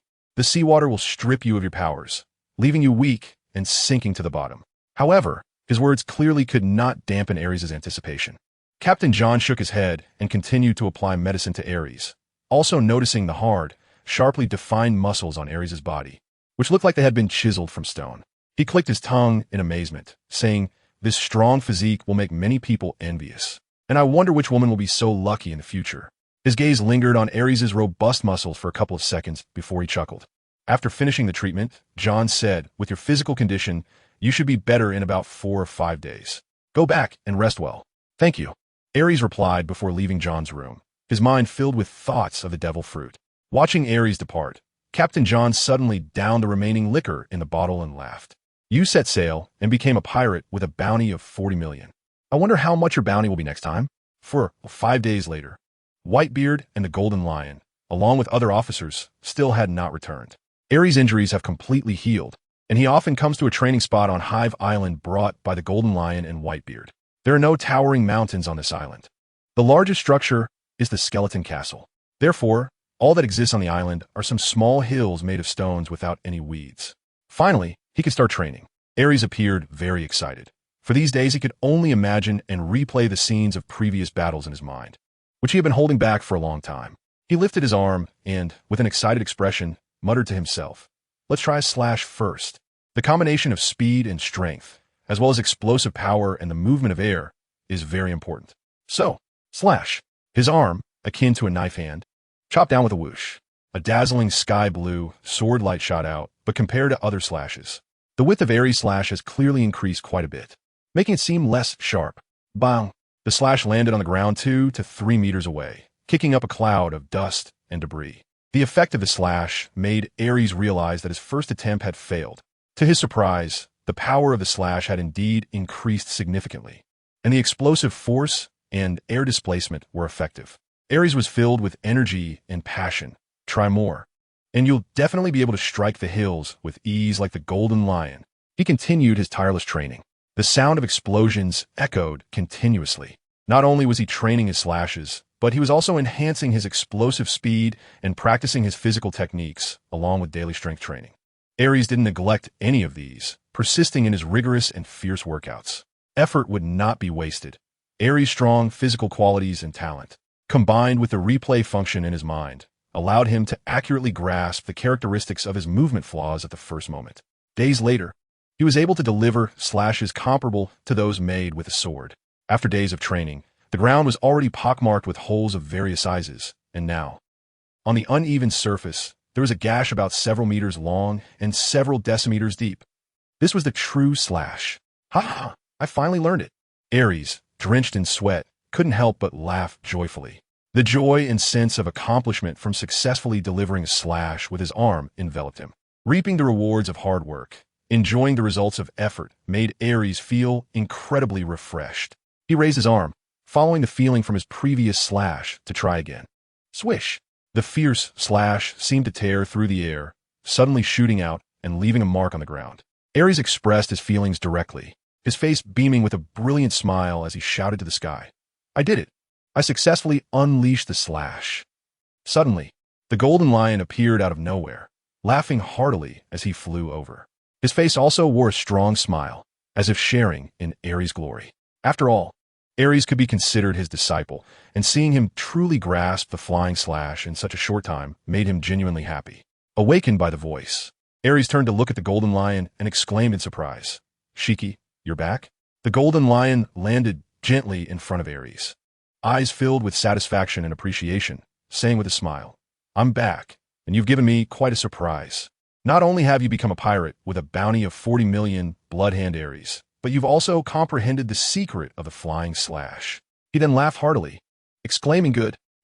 The golden lion truly did not misjudge you. Aries, you are indeed a man born for the sword. In Shiki's eyes, Aries' talent could no longer be described merely as genius. This guy has even surpassed him in swordsmanship talent. No, more accurately, this guy is an all-around genius in physical arts, swordsmanship, and Haki, perfect beyond any critique. This is an extremely terrifying talent. Such talent is a rare monster talent that comes once in a million, and Aries could be considered his disciple, which filled Shiki's face with a strong sense of pride, his mouth curling up in a grin.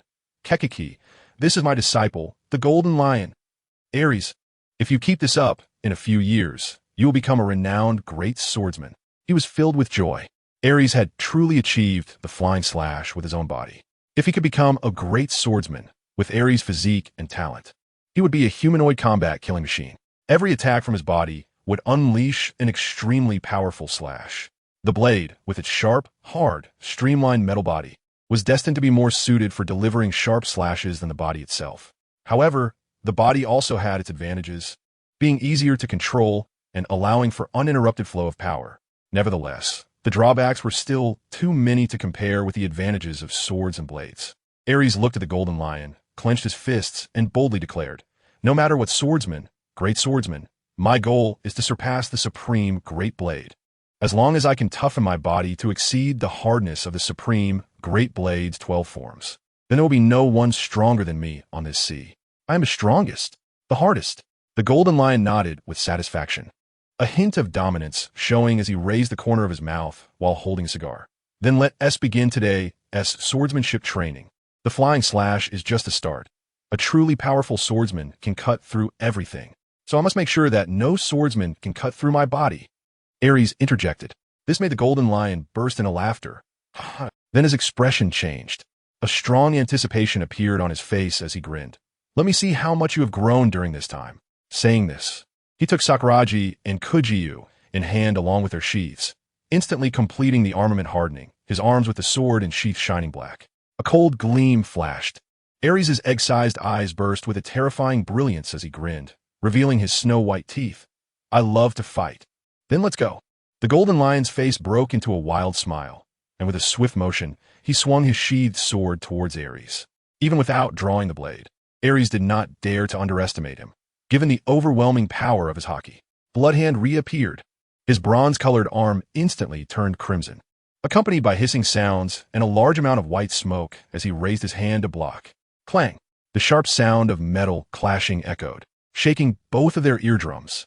With a loud bang, the hard ground beneath Aries collapsed suddenly by several decimeters, forming a circular shape.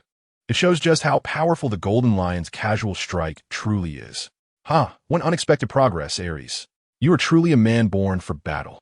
The Golden Lion laughed and praised, excitedly shouting, "Come again." The black sheath covered in Haki repeatedly crashed against Aries' arms and even his legs. This not only honed Aries' swordsmanship, but also enhanced his physical reactions, combat awareness, and body strength. Due to the partial fusion of two world souls within Aries, his reaction speed, sensory perception, and brain strength have all changed. This led Shiki the Golden Lion to believe that Aries' progress has surpassed the level of genius, truly astonishing. Although Shiki wasn't using his full strength, the momentum of their battle was still overwhelming. The sound echoed through the heavens. Brilliant and dazzling slashes destroyed the ground and trees, causing everything around to suffer. At some point, a few people appeared several hundred meters away from the battle. At the forefront was a man named Rox, draped in a black captain's cloak, adorned with golden tassels on his shoulders. Beside him were two others, Whitebeard, Newgate, and Wang Ji. Rox crossed his arms and looked at the two battling, a faint smile appearing on his lips. It seems that this time at sea, Aries has grown a lot. His rate of progress exceeds my expectations. In his thoughts and estimations, it would take at least half a year for Aries to reach his current strength. However, the actual situation far exceeded his budget. It only took about half a month. What Rox didn't know was that during his time in the Rox Pirates and this not-so-long journey, Aries learned armed Haki, swordsmanship, physical techniques, and some methods of fisherman martial arts. He gained a lot, which allowed his strength to progress so rapidly. While it can't be said to be the speed of a rocket, it is akin to that of an airplane. The speed of his growth and progress surprised even Rox. Yes, I've been watching Aries grow. His rate of progress is even faster than mine and Shiki's. Newgate agreed, his expression showing a lingering shock. As Aries' physical technique teacher, he witnessed Aries' terrifying learning speed firsthand. Often, what he taught today could be grasped by Aries the very next day. This has already surpassed the realm of genius. And after this voyage, Aries' growth made him feel as if he had been at sea for several months. A new chapter begins. Aries' strength is simply like that of a different person. Wang Ji had a bitter smile on his face and complained a bit. "Captain, Aries is just so eager for battle after listening to your words. When we encountered the walled pirates at sea this time, that kid jumped straight into the ocean and charged at the walled pirates alone. And that's not all. Halfway through, a Marine Vice Admiral Carp showed up, and who knew that kid would recklessly charge at him alone as well. It's a lot to say, and it's all tears. The fact that he can stand here alive is simply the favor of the goddess of luck." Wang Ji's inner sorrow was evident. They really almost couldn't bring the entire crew back. Of course, Rox knew about this on the same day Wang Ji and the others returned. Listening to Wang Ji's complaints, he laughed heartily. Isn't he back alive? Even the world destroyer Bondi Wald and Vice Admiral Carp couldn't take this kid's life. Strength is also part of luck. If it were someone else, they would have been killed long ago. Pirates must charge forward without hesitation. Any enemy blocking their way should be fought without fear. Go and fight. Which famous pirate in the world doesn't have a pile of corpses in their hands? He had no intention of blaming Aries. Instead, he praised him, saying that Aries is the kind of person who fearlessly faces any strong opponent head-on. And that is a true warrior. As long as such a person doesn't die, they will surely become a renowned pirate on this sea. Rox glanced at Wang Ji and said, "Wang Ji, you think too much, which makes you lack a bit of courage and blood. Otherwise, you could also become a top powerhouse like Shiki and Whitebeard." As a cadre, Wang Ji had been with the Rox Pirates for several years, and Rox had seen his growth. With Wang Ji's talent, his strength could have been even stronger. However, his personality meant that he wasn't fearless in battle like Whitebeard, Golden Lion, and Lin Lin. Too much deliberation leads to a lack of boldness, and in terms of the fierceness and honing of battle, he was still quite a bit behind those first few. Thus, his strength gradually fell behind figures like Golden Lion, Whitebeard, and Lin Lin, only being a bit stronger than that old Letcher Silver Axe. However, everyone has their own different personality and choices. Even the most famous and strongest pirates on this sea cannot force Wang Ji's will. Wang Ji didn't mind. After all, It wasn't the first time he had heard Rock say this. He awkwardly smiled and said, with Shiki, Newgate, and Linlin charging ahead, that's enough. The other pirates on the ship need to keep a closer watch and supervise those guys more. Newgate patted Wang Ji's shoulder with a hearty laugh. Kuhahaha. You just don't like to compete, but that's fine. Leave those strong opponents to us. The three of them watched Aries' training together, and his exchanges with Golden Lion Shiki also gave them a rough idea of Aries' current strength. Aries was now much closer to the strength of an elite Marine Rear Admiral. According to his growth rate, he might reach or even surpass that level in less than half a year, and Aries is currently not even 15 years old. This shows just how strong and monstrous this guy's talent is. In the arena, Golden Lion Shiki was increasingly alarmed as the battle went on. Aries' power remained at a peak level, fighting for nearly half an hour. Aries' physical strength showed no signs of weakening, nor did it exhibit any hint of fatigue. His stamina was extremely long-lasting and persistent. Every punch, every kick, and even the slashes he delivered remained just as powerful. Moreover, through the battle, the keen-sensed Golden Lion also noticed that Aries was continuously refining his combat techniques. If the previous slashes were merely simple moves, the current slashes were quickly adapting to Aries' own physical condition and being applied in combat. He was becoming increasingly skilled. A double kick with his legs. Aries lifted his leg and kicked out a dazzling blue slash, completing a 360-degree spin in an instant, then kicked out another fierce slash. Whoosh, whoosh, two blue slashes, several meters in size, shot through the air, emitting a sharp whistling sound. There's progress, Jean Sheetsy exclaimed, then used a knife in his hand to deflect the two slashes, which fell behind him, carving deep gorges into the ground. In his distinct black and white eyes, the enormous figure of Aries approached, and he smiled broadly. He crossed the knife in front of him, blocking Aries' strange arm. Clang! The intense violent force made Jean Sheetsy reinforce the quality and quantity of his armed color Haki, to lessen the impact brought by Aries' terrifying power. It was truly a bizarre armed color Haki. Jean Sheetsy wondered how Aries managed to create such Haki. Jean Sheetsy's gaze sharpened, filled with seriousness.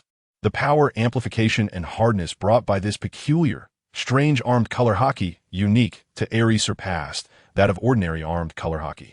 He had previously tried to learn this Haki, but his body couldn't handle it, perhaps due to the difference in their physiques. Attempting to use Aries' armed color Haki increased the strain on his body, and the speed of blood flow was simply insufficient to operate that strange armed color Haki. Jean Sheetsy had no choice but to give up. Meanwhile, the onlooking Rox and others were very interested in Aries' state. Rox tilted his head slightly to look at Whitebeard, asking, Newgate, do you know what's going on with Aries' arm? He knew that was the reason the Navy dubbed Aries as Bloodhand, and this state could actually withstand Jean Sheetsy's armed color Haki for so long. It was indeed quite extraordinary and unique. It sparked his intense interest, wondering if this unique method could elevate his own combat power to another level. I've tried, but others simply can't do it. His body has been tempered and forged day after day, far beyond ordinary people, Whitebeard replied. His expression became grave and profound as he continued. I don't know how Aries has managed to endure such training for so many years. If it were an ordinary person, they wouldn't last a few days before being plagued with injuries. He could only say that there are always a very few people at sea who possess talents and potential that ordinary people cannot reach, which others can only envy. This sea holds countless secrets, with various peculiar races and countless mutated humans. There are always a few lucky ones who have received the favor of the gods, such as Charlotte Linlin, who has an innate super talent of steel skin. Whitebeard also suspected that Aries might possess such a talent. This talent is different from Lean Lean's. Rox nodded in agreement, his deep, sharp, domineering gaze fixed on Aries in the arena, a slight smirk appearing on his lips as he said with a hint of charm, in any case, Aries is a part of the Rox Pirates. His powerful talent and potential are a good thing for the Rox Pirates. Let us witness the growth of this little guy, with a slight ripple in his mind.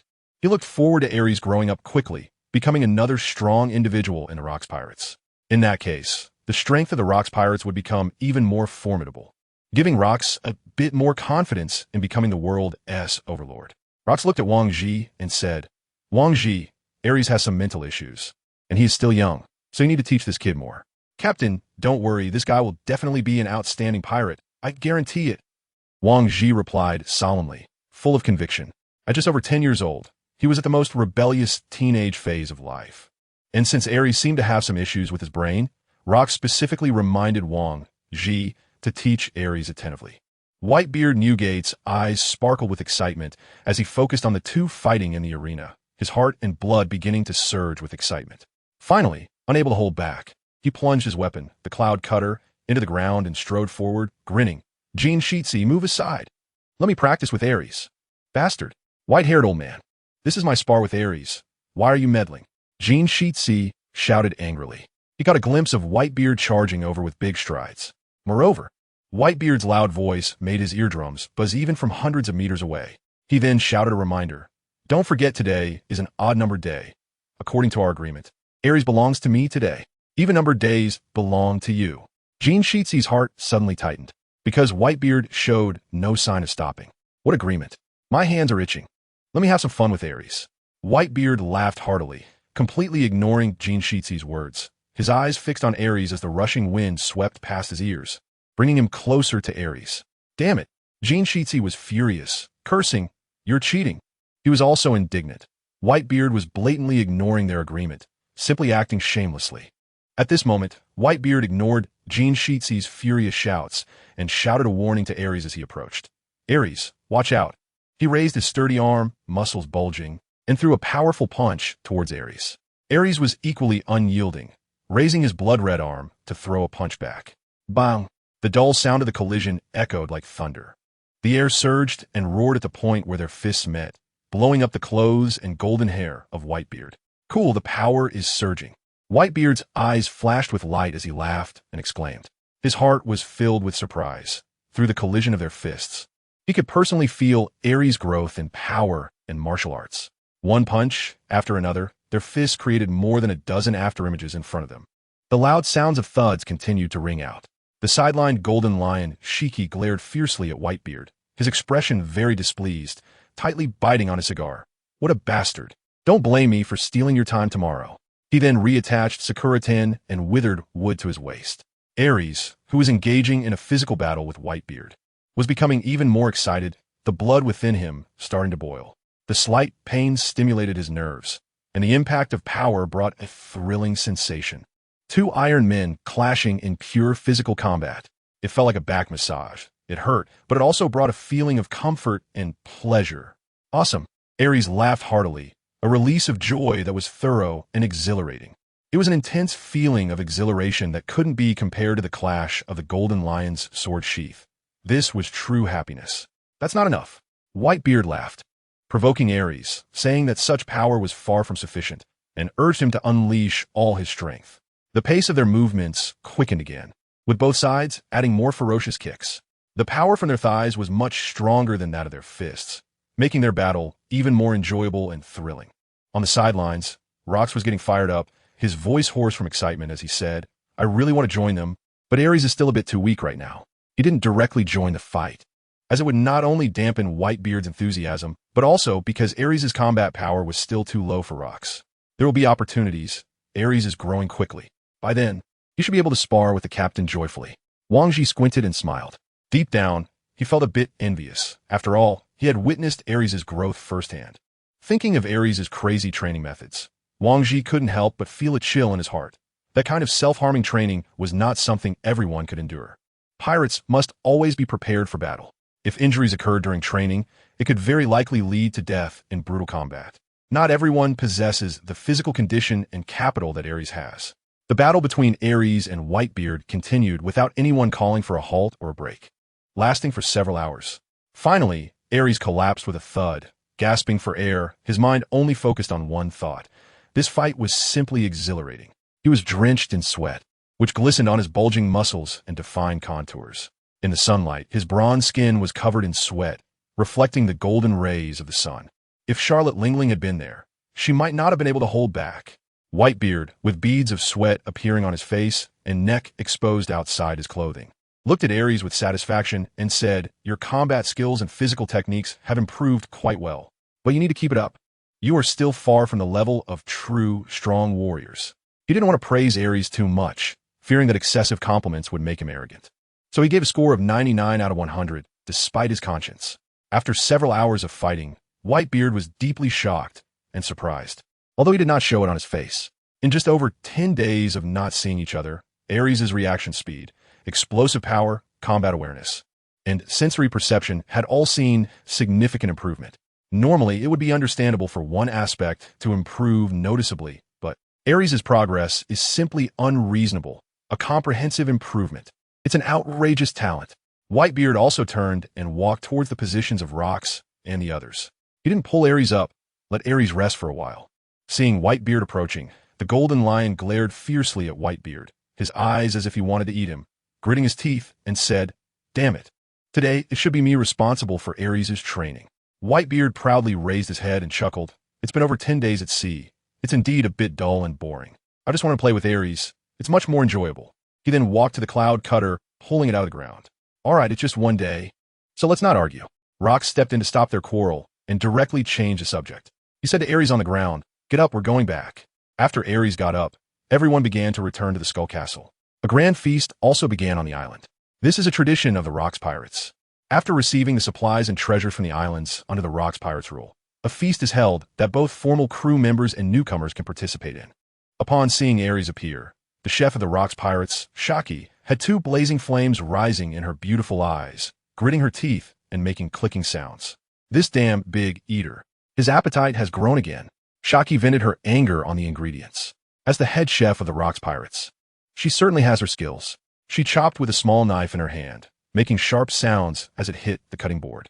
Whether it was vegetables or tough meats with bones, they were all cut neatly. This time, she cut with slightly more force than usual. It seemed as if what lay on the cutting board was not food, but Aries. This grand feast naturally had divisions. Newcomers were on the outside, while formal crew members were inside the Skull Castle. The higher-level core members and captain-level figures were in different rooms. Aries, sandwiched between Whitebeard and the Golden Lion, went straight to the officer's room. This made many members of the Rox Pirates envious, casting admiring glances. Privately, they discussed fervently. That kid Aries was already wanted by the Navy for 40 million berries as soon as he set sail. Known as Bloodhand, this has long spread on the island. I even specially asked those who sail with Aries, and I heard that Aries fought with Navy Vice Admiral Carp. What the hell? This guy is so fierce. Isn't he afraid of being killed by Carp's fists? Not just fierce. Everyone on the ship was sailing away, and Aries jumped into the sea alone, killing towards the walled pirates. Would you say that's brave? Awesome. He's simply the father of awesomeness. The captain of the walled pirates is the world destroyer Bondi Walled. Do you think that's why he is so valued by the Golden Lion and Whitebeard? There must be a secret. Secret? Hurry up and tell me. The members of the Rox Pirates discussed heatedly, receiving special treatment from the two strongest captains on the ship. This had long attracted the attention of many pirates. So far, no one in the Rox Pirates has been personally taught by both the Golden Lion and Whitebeard. Not only these two captains, but I also heard that even Captain Wang Ji cares greatly for Aries. Among this crowd, Kaido looked at Aries with envious eyes, feeling quite uncomfortable. After all, Aries stepped on him to gain the favor of Captain Rox and leaped into the Dragon Gate, becoming a formal member of the Rox Pirates. Now he has become a person valued by Whitebeard and the Golden Lion, which made Kaido feel strong envy and jealousy rise in his heart. Just wait.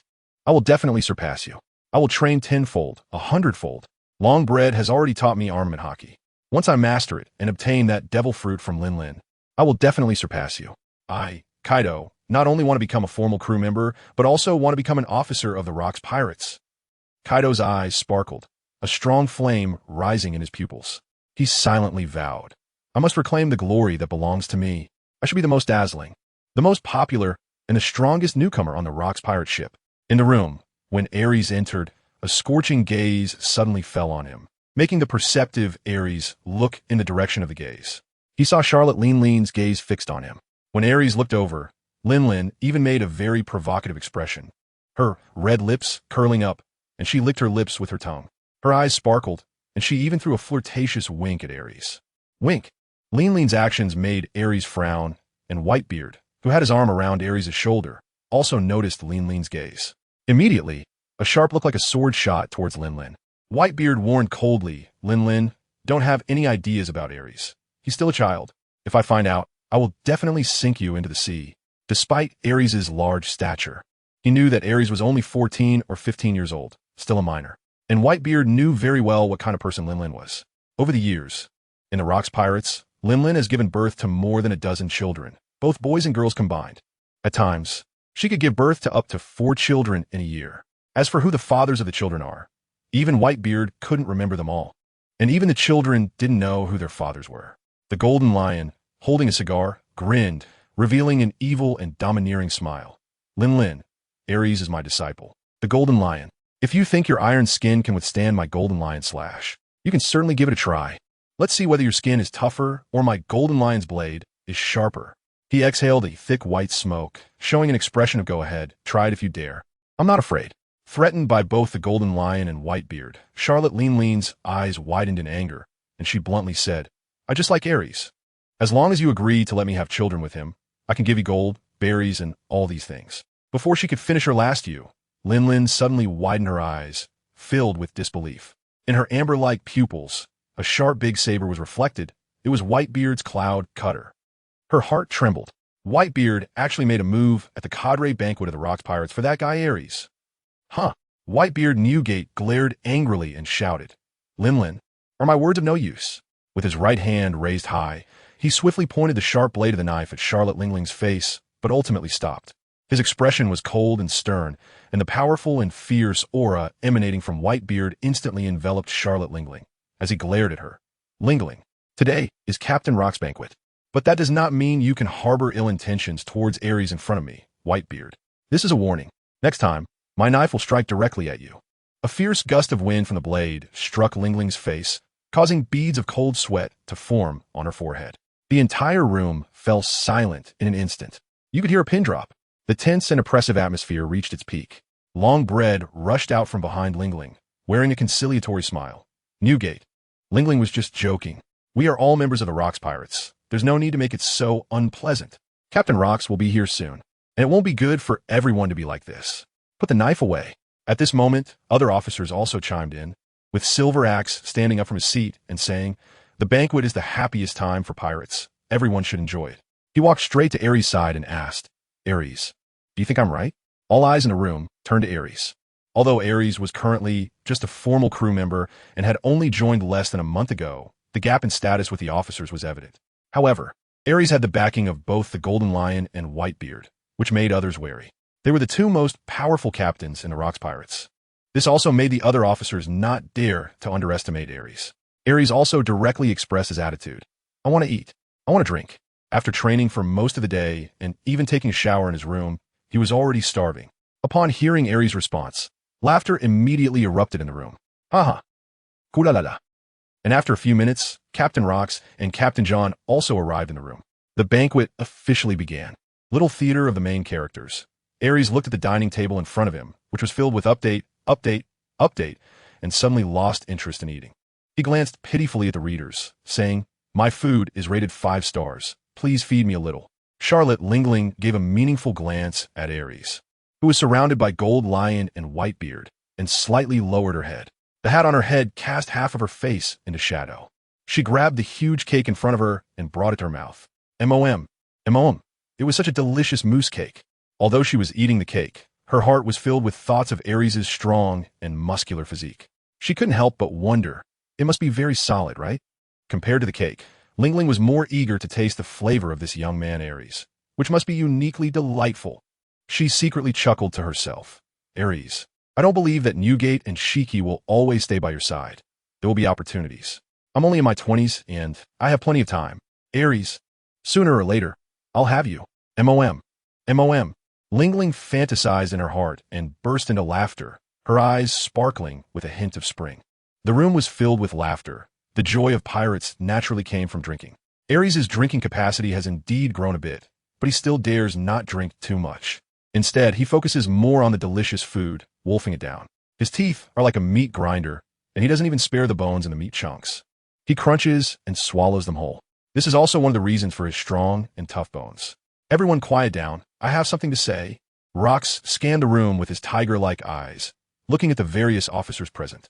When the room fell completely silent, he said with a serious expression, this time, Wang Ji led a mission and encountered the walled pirates at sea. When Rocks mentioned the walled pirates, the faces of the officers in the room became serious. They knew that Captain Rocks might take action.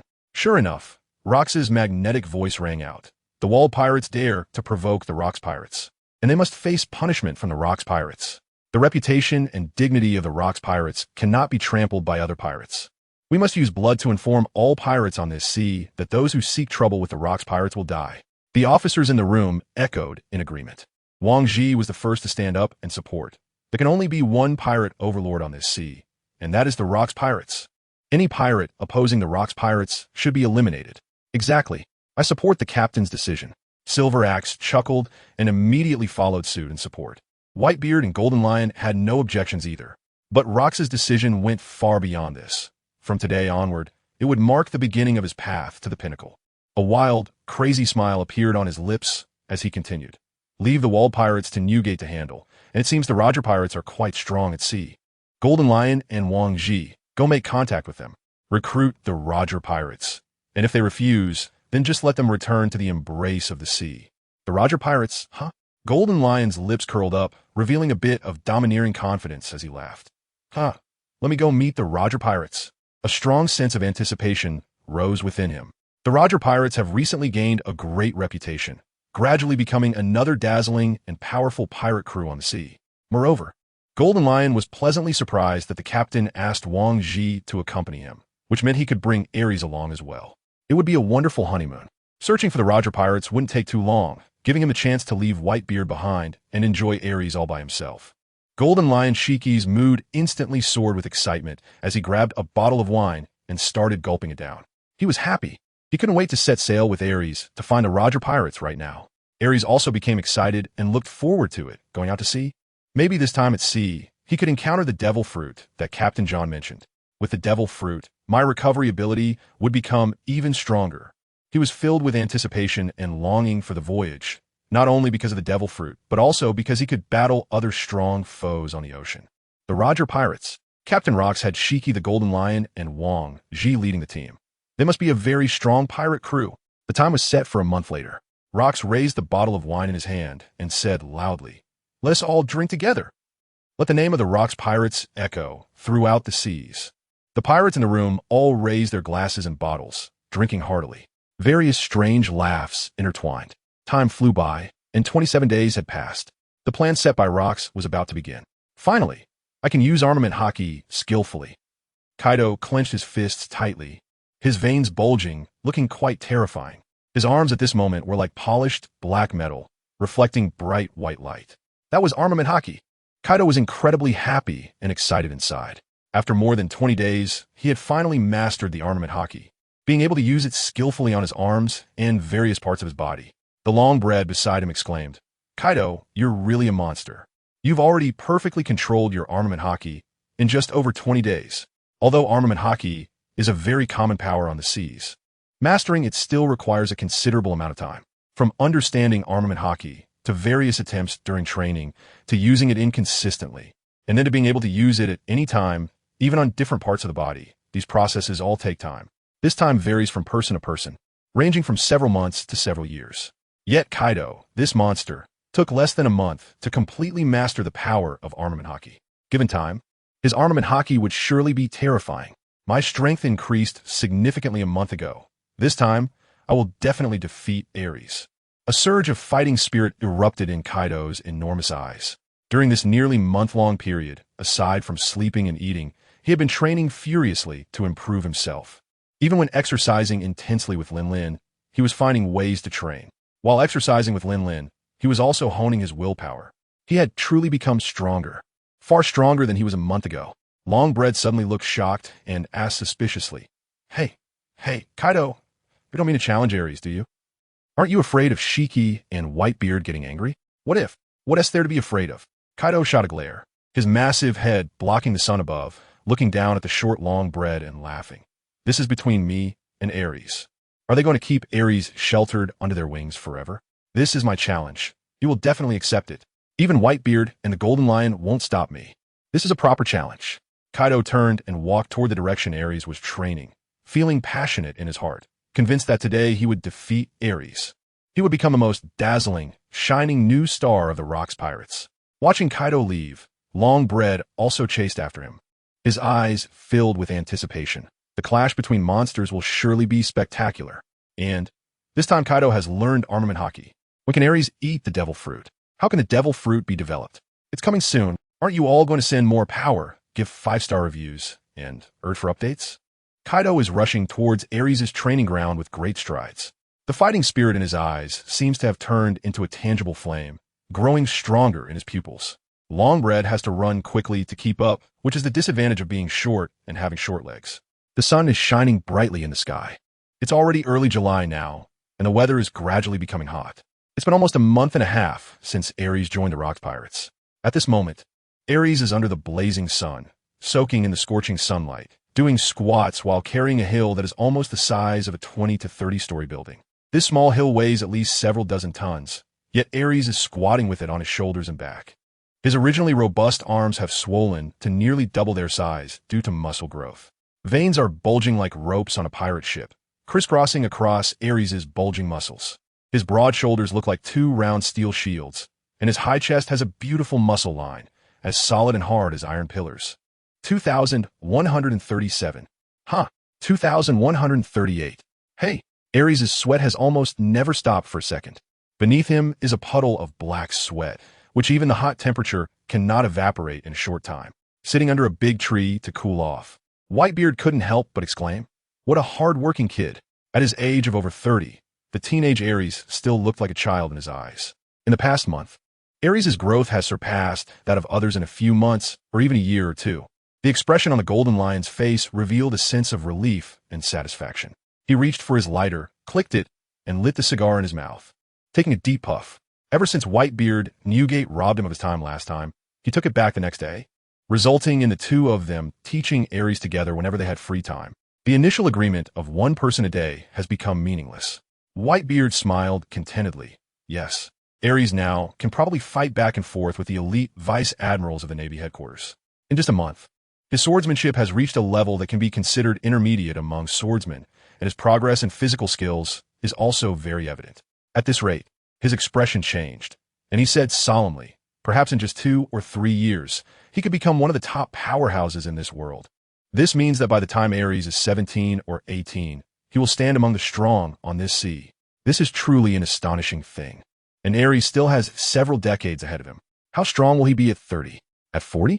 Just thinking about it makes Whitebeard's heart filled with longing and anticipation. Yes, Aries is the fastest growing person I have ever seen and the hardest worker.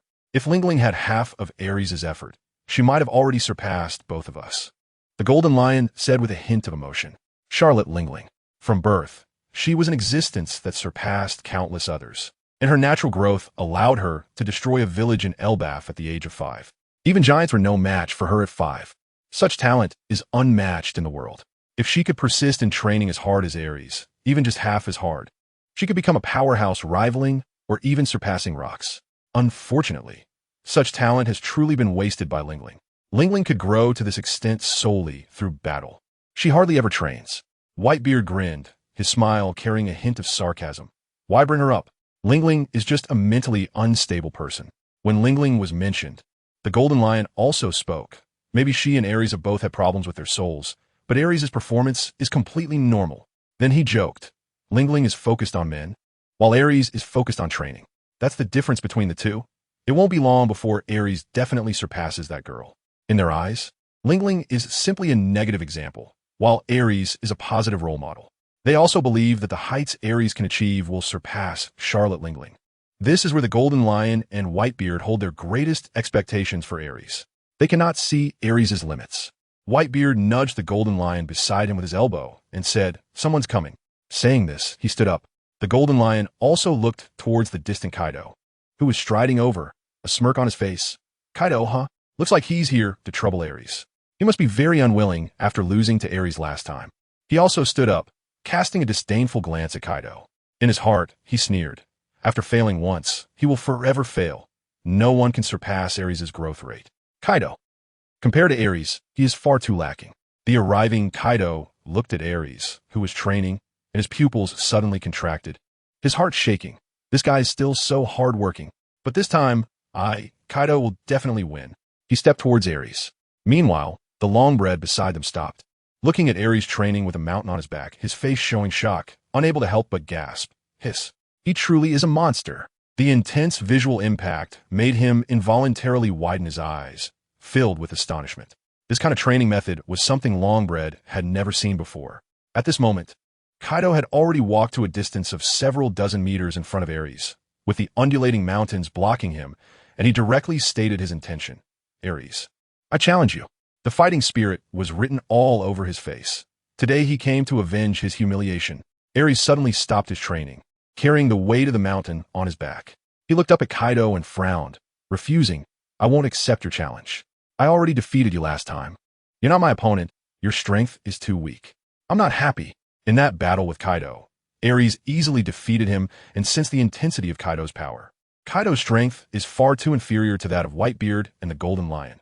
Fighting him would definitely not be satisfying. Therefore, Aries straightforwardly rejected Kaido and continued doing squats with a mountain on his back.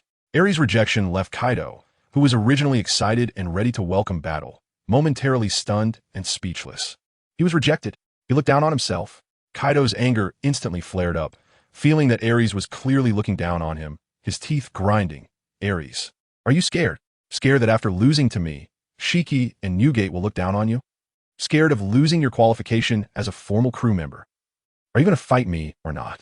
Seeing this scene, the Golden Lion revealed a hint of a mocking smile and shouted at Aries. Aries, go ahead and teach this kid a lesson. Ha ha, let this little brat see the results of your training these days. Whitebeard's eyes also flashed with a glimmer of excitement as he grinned. Kuhahaha, Aries is not so easy to challenge. In the formidable Rocks Pirates, with Aries' current strength, he could definitely rank among the top 20. Even cadres of the level of Wang Ji and Silver Axe wouldn't dare to be careless against the current Aries. If Aries landed a punch, it would be a terrible experience under that monstrous strength. Aries' fists can be deadly.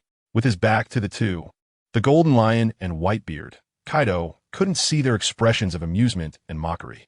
However, Longbred noticed it immediately. His heart sank, feeling something was off. He began to worry. Looking at the Golden Lion and Whitebeard, they seemed to have full confidence in Aries. Aries' strength was already formidable, and under the guidance of Whitebeard and the Golden Lion, he must have improved significantly. But they probably didn't know that Kaido had already learned the armament Haki. Otherwise, they wouldn't be so certain that Aries could defeat Kaido. With the armament Haki, Kaido was no longer the same Kaido as before. Under the enhancement of the armament Haki, the power of Kaido's punch had increased at least threefold. Longbred looked up at Kaido, compared to Aries. He trusted what he saw in Kaido even more. Kaido's frenzied and brutal training was vivid in his memory. The amount of training was definitely not less than Aries, and it might even exceed it. It was like he was torturing himself madly. The way he trained was enough to make anyone watching feel chill down their spine. Aries looked up at Kaido, who was burdened by a heavy mountain. With a tone that carried a hint of urgency, he said to Kaido, "Come on, I accept your challenge. You can make your move." 2,205. Seeing Aries still doing squats in place, Kaido's forehead immediately showed several black lines. He felt quite speechless. After the speechlessness came a surge of anger. The other party didn't take him seriously at all as an opponent. Such disdainful and contemptuous attitude made Kaido feel deeply insulted. How dare you? Aries, are you going to fight me while carrying this mountain? Kaido suppressed the intense anger rising in his chest, gritting his teeth and squeezing out this sentence through clenched jaws. Then, unable to contain his fury any longer, he roared, "Don't look down on me. I am Kaido, the man destined to stand over this sea." Crack! The furious Kaido tightly clenched his fists, the bones making a terrifying sound, his arms bulging with muscles even thicker than Aries's. With a powerful punch, he struck the mountain in front of him. Bang! A loud sound echoed as Kaido's massive fist sank deep into the stone, shocking cracks spreading out from where his fist struck the mountain. Finally, the mountain that Aries was carrying shattered, breaking into huge pieces that fell to the ground with a loud thud. The ground shook violently. The dust cloud obscured everyone's vision. This punch was incredibly powerful and extraordinary. The purpose was naturally to destroy what Aries was training with, so that Aries could fight him fairly. Kaido glared at the dust and shouted, "Aries, don't look down on me. I will make you realize how formidable I am, Kaido. For this past month, do you know how I endured it all with gritted teeth?" His resentment completely erupted at this moment. He not only had to endure pain, torment, and tedious training, but also occasionally had to bear the torture from lingering after training. He had had enough. It was the will to defeat Aries in his heart that had sustained him through this hellish time, bringing him to this moment. Kaido's only belief in his heart was to defeat Aries. to avenge past humiliations and focus on the present. Seeing Kaido's furious expression, the distant golden lion couldn't help but chuckle. It seems that this little brat Kaido holds a deep grudge against Aries. Before Aries joined the Rocks Pirates, Kaido was indeed considered the most talented, but that was all in the past. Before encountering Aries, when Kaido had just joined the Rocks Pirates, Golden Lion Shiki had indeed tried to recruit him. It just hadn't been successful. And now, with Aries around, he no longer looked up to Kaido at all. Kaido challenging Aries was merely seeking another failure. Whitebeard had full confidence in Aries. What is Kaido? He had spent much more time on the rock ship than Aries. Although extremely outstanding, compared to Aries, one was a beautiful swan, and the other was an ugly duckling. The gap between the two didn't need comparison. This was also the reason why they didn't stop Kaido. In their view, Kaido challenging Aries was just self-humiliation. The dust gradually dissipated, and amidst the dust, there were also sounds of thudding, which were the noises made when the boulders were moved and tossed aside. Aries gradually emerged from the smoke and dust. A piercing light burst from his deep-set eyes, and his chiseled features showed a hint of anger at being interrupted during training. I absolutely hate it when someone interrupts my training. Are you ready? Aries stepped forward toward Kaido, his sharp gaze fixed on him like a fierce tiger. Under the weight of that piercing and fierce look, Kaido's heart trembled. Flames ignited in his eyes as he grinned. I've been ready for this. Waiting for now. He stepped forward with his left foot, producing a dull thud that kicked up some dust. Swinging his right arm, he stirred the air, creating a whistling sound. Aries, I'm going to defeat you. Kaido roared with a deafening bellow, and with a booming sound, his muscular arm turned pitch black. He had completed the hardening of his armament Haki. Seeing the scene, the Golden Lion Shiki's pupils suddenly constricted, filled with a hint of surprise. Had Kaido already learned the armament Haki? He remembered that this kid couldn't use it just a month ago, and now he had learned it in just a month? That was pretty fast. But as he recalled how Aries had landed 2 punches on him, his expression changed, and he chuckled. Monsters have their own ways of dealing with other monsters. Let Aries take care of this guy. More than a month ago, Aries had hammered his face with that strange armament Haki, a memory that Shiki could never forget. It was deeply imprinted in his mind. That was also when he had first encouraged Aries to drink and caused a commotion. At this moment, the long bread-faced man widened his eyes, fixated on Kaido, and the next scene would be something he would never forget. Little theater, from the writer's helplessness. Why are there still people talking about the fruit issue? Didn't the introduction already mention it? Also, how can there still be people saying that the protagonist as a transmigrator doesn't recognize these people? Do they really read the novel seriously? Or is it just to criticize for the sake of criticizing? The writer seeks support, 5-star reviews, urges for updates, and donations are all appreciated. Thank you, everyone. Bowing to all of you online. Bang, bang. Kaido's swinging arm produced a sound like wind and thunder. It was like a furious storm. The entire world felt oppressive, resembling the roar of a beast that sent shivers down people's spines. The air shook violently. The momentum was astonishing. Kaido roared like a mad beast.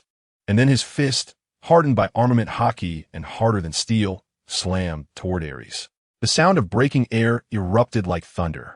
The air rushed along his arm like a howling gale. The power of this punch was several times stronger than the one Kaido used to crush the hill before. Kaido's eyes widened, filled with an unwavering belief in victory.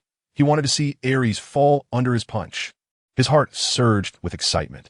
Aries, I'm the strongest newcomer of rocks. All of Aries' glory now belongs to me, Kaido. Like a ferocious tiger, it felt like a single punch could shatter mountains. The momentum was overwhelming, sweeping up a fierce gale, and it came at Aries with lightning speed. Aries merely sidestepped slightly and calmly said, "Too slow."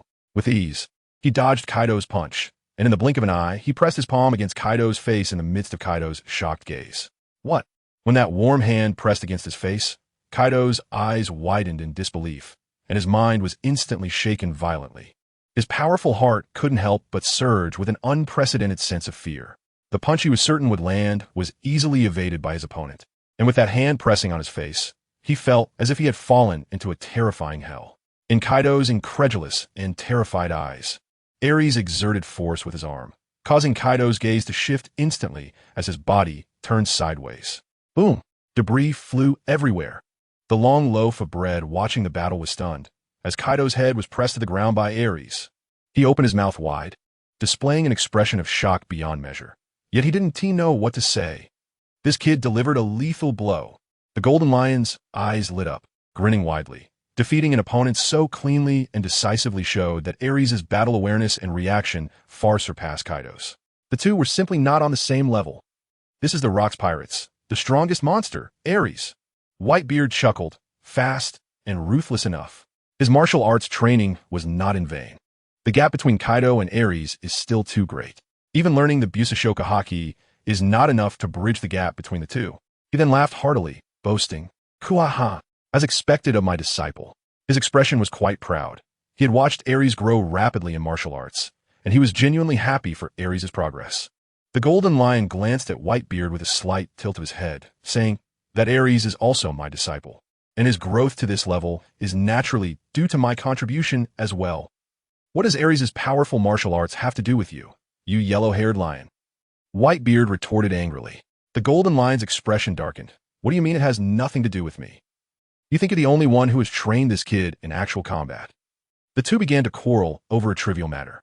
Meanwhile, Kaido, whose head was deeply pressed in the ground by Aries, was overwhelmed by the fierce impact, leaving his mind blank and confused.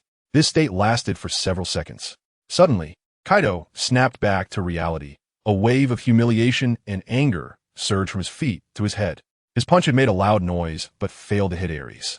Instead, he was pressed down into the ground by the opponent. Shame, anger, disappointment. These emotions intertwined instantly in Kaido's heart, and his earlier grandiose words felt like slaps hitting his face. Kaido screamed in unwilling despair, every muscle in his body swelling, veins bulging, even his face, held down by Aries' single hand, turned red. Thick veins surfaced on his forehead, temples, and neck. His arm, carrying a strong gust of wind, swung towards Aries. However, Aries easily caught his wrist with his other hand, saying, "Give up, you're not my opponent." Then he turned his words sharply, delivering a line that struck Kaido deeply. "No, you're not even qualified to be my opponent." He then released Kaido's hand, watching him coldly and calmly. Kaido stood up, blood streaming down his forehead, making his already fierce face look even more terrifying with rage. His head hung low, his entire face shrouded in darkness. His whole body trembled uncontrollably. His heart struck once again. Why? Why have I trained so hard and crazily, mastering Busashoka Haki? Yet I'm still not Aries' opponent. Why? At this moment, Kaido's heart seemed to be engulfed in madness. The inhuman torment of this month, the motivation and belief that kept him going was to defeat Aries. Yet the frenzied training only resulted in being killed once again. It brought him another crushing defeat. I want to accept this. Kaido suddenly lifted his head, and even someone as strong-hearted as he was had tears welling up in his eyes. He let out a hoarse roar. Buzz! His arm instantly hardened with Busashoku, and he swung another punch towards Aries' chest. Bang! The impact produced a deafening sound. Kaido was stunned, his expression dazed as if he had witnessed something unbelievable. And he howled like a madman. Impossible. This can't be. It must be an illusion. He swung his other fist, striking fiercely at Aries' chest. Bang! But Aries' feet were firmly planted on the ground like tree roots, his chest rising high and harder than steel. Aries looked expressionless at the crazed Kaido in front of him and calmly said, "I have defeated you once, and I can defeat you 100 times. 1,000 times. Those who have been defeated by me, Aries, can never overcome me again." He exuded an intense confidence that turned heads, his gaze seemingly looking past Kaido to an illusory figure resembling Garp. He silently told himself, "Next time I see Garp, I must defeat him." The long loaf witnessing all this was simply stunned, just like me and my little buddies. In his field of vision, Kaido's massive fist, as thick as a stone pillar, struck Aries, yet it couldn't move him an inch. It caused no harm to Aries at all. The booming sounds echoed in the long loaf's ears, making his heart race. He was so shocked he nearly choked. He was overwhelmed with awe. So strong. Is this Aries' body? A monster. Truly a monster. No wonder he was fine after taking a punch from Rocks over a month ago. A strong doubt arose in his heart. How much strength did Captain Rocks actually use back then? And just how strong is Aries' physique? After Kaido furiously pounded him with several punches, he suddenly stopped. Aries' inaction was more painful and despairing than if he had fought back. Standing there, letting Kaido hit him. Kaido couldn't even injure Aries. His proud strength was utterly insignificant in the face of Aries' powerful physique and strength. A once powerful heart shattered in an instant. What difference is there between such a tough and hard body and steel? It's simply rock solid. Kaido's expression was as if he had lost his soul, murmuring in despair. Such a physique, only Lingling's body could surpass. This is the strong body he longs for. Envy and jealousy. He hated that he could not possess such a formidable physique. He was well aware of Lingling's extreme strength. He was always the first to be defeated. Hearing Kaido's words, Aries' eyes suddenly brightened, and he looked at Kaido with intense focus, asking, "Are you saying Lingling's body is tougher than mine?" Aries couldn't contain his excitement. The dream and goal he had always pursued was to transform his body into something that surpassed the supreme Great Blade. One word to describe it is hard. The hardest in the world. For this dream, he persisted in training that exceeded human limits every day, even resorting to methods that others viewed as suicidal. All he wanted was to make his flesh harder than the supreme Great Blade. Now, Aries heard from Kaido that someone's body was even harder than his own, which he had trained for many years, and he immediately became very interested and curious. He wanted to know why the other person's body was harder than his. "You don't know." Kaido raised his head, looking at Aries with a puzzled expression. "You've been part of the Rocks Pirates for over a month. Don't you know that Lin has the nickname Steel Balloon?" "Steel Balloon?" Aries' eyes sparkled with brilliance, and his youthful and somewhat naive face was filled with confusion. "Isn't she known as the Natural Destroyer?" He had always heard Lingling refer to by that nickname, completely unaware that she also had the title of Iron Balloon. This was partly due to his limited interaction with other members of the Rocks Pirates. He had been absorbed in training, mostly interacting with Whitebeard, Shiki, and Wang Ji. None of them had gone into detail about Lingling, only warning him not to have any dealings with her and to never agree to any of her requests.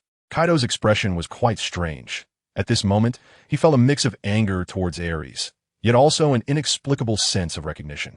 Aries, the muscle man, insists on training harder than most can imagine. This has earned the inner recognition and approval of Kaido. After his expression changed for a while, he spoke. "The reason Lingling has the nickname Steel Balloon is that her skin is harder than steel. Even knives, swords, and cannons cannot harm her. Weaklings can't even break her skin." At this moment, the Golden Lion and Whitebeard also approached. Whitebeard looked at Aries and then shot a fierce glance at Kaido, saying without any regard, "Kaido, don't let Aries talk about Lingling." The Golden Lion Shiki was even more blunt, scolding, "Kaido, get lost. We don't welcome guys like you here." He was direct and did not show Kaido any face, telling him to leave in coarse words.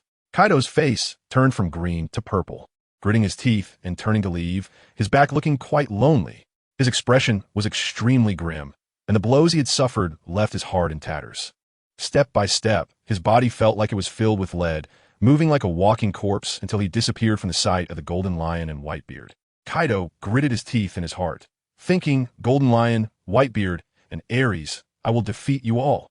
Kaido, will definitely become the strongest in the world."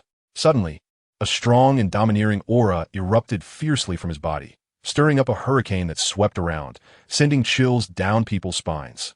The long-bread guy who had been following him immediately stopped, his eyes widened in shock as he stuttered, "Conqueror's Haki?" His heart was simply astonished. Kaido had awakened Conqueror's Haki. At this moment, Kaido also stopped. He suddenly felt a powerful force filling him, but this force disappeared without a trace in an instant. It came quickly and left just as fast. Hearing the long-bread guy's exclamation, he turned to him and asked, "Long-bread, what was that power just now? Why did it give me such an incredibly powerful feeling? If I master this power, can I defeat Aries?" The wounds in his heart reignited a glimmer of hope. Long-bread took a deep breath. He was also quite surprised that Kaido had awakened Conqueror's Haki, and it shocked him greatly. As Kaido waited curiously and expectantly, he explained, "Conqueror's Haki is the rarest type of Haki. This type of Haki cannot be learned through training. It is a royal qualification. Those with Conqueror's Haki can intimidate, shock, and even feint enemies just by their spirit, without having to lift a finger. It is a powerful ability that only one in hundreds of thousands possesses." As he spoke, even Long-bread couldn't help but get excited. Those who possess Conqueror's Haki, once they grow, will surely become powerful in this sea. This kind of spirit is not something ordinary people can possess. There are many with royal qualifications in the sea, but only under special circumstances can one awaken Conqueror's Haki. That is the true Conqueror's Haki. Kaido was also excited, his voice carrying a hint of joy. Only one in hundreds of thousands has this qualification. I must master this powerful power. His face, marked with dry blood, was filled with intense eagerness as he impatiently asked, "Long-bread, quickly tell me, how do I master this power?" The powerful feeling that it comes so quickly had also vanished just as fast, and Kaido, who had unintentionally awakened Conqueror's Haki, could not grasp it at all. He desperately craved to master this power. It was the key to his resurgence. Perhaps Aries didn't even have this power. Longbread explained. Conqueror's Haki doesn't have a clear method of cultivation. It only strengthens when the spirit of the possessor improves. However, this power can be mastered through training. Once proficient, you can control the range and impact of Conqueror's Haki. A stronger Conqueror's Haki can even be wrapped around weapons or the body for attacks. It is a very special technique, and currently, only one person in the Rocks Pirates can master this technique. That is Roxy Zebek. Kaido's heart surged with excitement, the flames of hope growing stronger, causing his eyes to shine with a terrifying brilliance. As long as I continue to train and grow stronger, my Conqueror's Haki will become powerful until I master this strong power. Moreover, if I can obtain that devil fruit, that lingling treasures, I can become stronger. With renewed confidence, Kaido was filled with a spirited fighting spirit and self-assurance. Even his aura grew stronger. This couldn't help but make Longbread glance sideways. Kaido had become stronger again, and he also possessed Conqueror's Haki, just like Lingling, having the qualification to become a king. He encouraged Kaido with excitement. A few failures don't mean anything. You must be a man who stands up and grows stronger, no matter how many times you are defeated. After awakening Conqueror's Haki, Longbread began to pay more attention to Kaido. The combination of Kaido and Lingling, both with royal qualifications, was simply a perfect match. They would surely bring new dynamics to this sea. Suddenly, Longbread thought of that man, Aries. He was also the man that Charlotte Lingling had been thinking about. Lingling asked me to find a way, but this guy is being watched so closely by Whitebeard and the Golden Lion. What should I do? Longbread felt troubled. Lingling had given him this task, but now he had no clue. Today, he had witnessed Aries' powerful strength again. He estimated that Aries' strength was at least 5 times that of Kaido. That was a terrifying number. With such strength, even if he fought Aries himself, he couldn't be sure of victory. He wasn't even sure how strong Aries really was. The main issue was that Kaido, who had learned armament Haki, was defeated too quickly and thoroughly in Aries' hands. Longbread felt troubled. Aries was so strong, and with Whitebeard, the Golden Lion, and Wang Ji by his side, it was indeed difficult to complete the task Lingling assigned. Now, he could only take it one step at a time, his gaze resting on the massive Kaido in front of him. He felt relieved. Thankfully, there was Kaido. Now Kaido had also mastered armament Haki. I hope Lingling 1T get bored so quickly. After Kaido and Longbread left. Well done. The Golden Lion laughed, patting Aries' broad shoulder like a shield, praising him. You should have beaten that kid Kaido hard, making him utterly despair. Whitebeard laughed heartily and praised Kulala, Aries. If you continue to practice your physical skills for a while longer, you'll be able to train on your own. A true strong person must constantly draw experience from battles and become stronger. Only through life and death combat can one truly unleash the potential within their body. He was pleasantly surprised by Aries' tremendous growth and progress, feeling that he was running out of things to teach Aries. Aries nodded heavily, yes. Captain Rocks also said that fighting can hone oneself. In the more than a month since I joined the Rocks Pirates, I feel that my progress has been greater than in the entire previous year.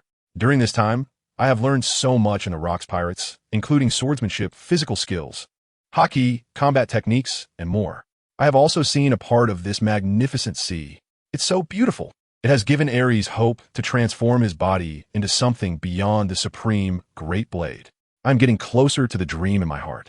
I thought to myself, maybe I can start trying to enter the second stage of forging now. I should find some time to give it a try. His father was an excellent blacksmith, and Aries was influenced by him since childhood. He even helped his father, so he naturally knew that there was a process in forging, which is fire forging, or rather, the second part of the first stage, that is firework forging. In the next stage, Aries plans to use flames to burn his body and hammer it repeatedly, making his physique stronger and harder. Aries thought of something else. Captain John said that animal-type devil fruits could enhance recovery abilities, and, combined with fire forging, it should be able to quickly improve my physique again. He now felt that his body had reached a bottleneck, and the daily relentless training had contributed very little to his physical enhancement. It was time to try other methods to refine his body. Whitebeard and the Golden Lion were still unaware of Aries' inner plans and strategies. Aries' previous training had laid a solid foundation for his rapid growth now. Without the previous workouts, How could he have made such progress in such a short time? Whitebeard smiled. Aries has made significant progress, which is closely related to his previous training. The golden lion showed a satisfied expression and then said, Aries, you should slightly reduce the training volume over the next 2 days, as we will be setting sail for a mission soon. His expression became serious. This mission is not simple. Captain Rocks is someone who only acts after careful planning, and inviting Roger to join the Rocks pirates seemed straightforward. However, Captain Rocks made them wait for a full month, which indicates that this mission is definitely not easy. Moreover, he specifically instructed all the officers not to disclose this matter. Whitebeard squinted his eyes slightly, his small action signifying that he also took this matter very seriously. He said solemnly, this mission will certainly not be simple. Our Rocks pirates are a key focus of the Navy. When has any of our voyages not been pursued by the Navy? This time, when you go to invite the Roger pirates, there will definitely be Navy forces on the way. Besides, the Roger pirates are not small players. They have traveled to many islands in recent years and have gained a considerable reputation. Roger, Rayleigh, Jabba are all strong fighters. He had a vague premonition that Captain Rocks might take action. His and the Golden Lion's independent movements might only be to attract the Navy's attention and divert some of their forces. Unless there was a problem with the officers, the Navy would definitely not know their true intentions. Roger pirates? Aries' eyes lit up, and he eagerly asked Whitebeard, what kind of strong fighters are there in the Roger pirates? Seeing Aries' strong desire for battle, with his thoughts all written on his face, Whitebeard smiled broadly. The Roger pirates are indeed a powerful pirate crew with a great reputation. The most famous among them is, of course, the captain, Joel D. Roger. He briefly introduced the situation of the Roger pirates to Aries, who became increasingly excited and eager inside. He wanted to meet the Roger pirates and looked forward to fighting their strong fighters to improve himself. Aries, there'll be opportunities. Our mission this time is indeed related to the Roger pirates. The Golden Lion laughed heartily, his eyes sparkling. He, of course, shared Aries' desire to meet the Roger pirates, the brightest new star on this sea. Having been interrupted by Kaido during training, Aries decided to end the morning's training. Moreover, he had another thought in mind. He wanted to see Lingling's so-called steel skin. The three of them returned to the Skull Castle together. Aries returned to his room and took a shower. Kaido said that Lingling's physique was even stronger than his, and he had only reached his current level after so much training. The more he thought about it, the more curious he became and decided to meet Lingling and figure out why her body was so tough that knives and guns couldn't harm her skin. Kaido even claimed that her body was stronger than his. Determined, Aries left the room, casually asked someone, and found out which room Lingling was in. He went over. At that moment, in Lingling's room, the Longbred was telling Lingling about Kaido challenging Aries today, vividly recounting the whole process. Mama, after hearing Longbred's story, Lingling's face lit up with excitement, her eyes filled with desire and admiration. Aries, truly a man I value. I've set my sights on him. The fact that even Kaido, who had learned to master the armament Haki, couldn't injure Aries or cause any harm to his body was enough to make Lingling's heart race. She was so captivated that she almost wanted to devour Aries. What surprised Lingling, however, was that Kaido had actually awakened the Conqueror's Haki. Just then, a series of knocks echoed at the door. Longbred immediately ran to open it and was taken aback upon seeing the person outside. Aries. Internally, Longbred was quite surprised that Aries had come to seek out Lingling. In the room, Charlotte Lingling turned her head towards Aries at the sound of Longbred's exclamation, a glimmer of desire flashing in her eyes. Her huge heart instantly became active and excited, and even her body involuntarily reacted in an indescribable manner.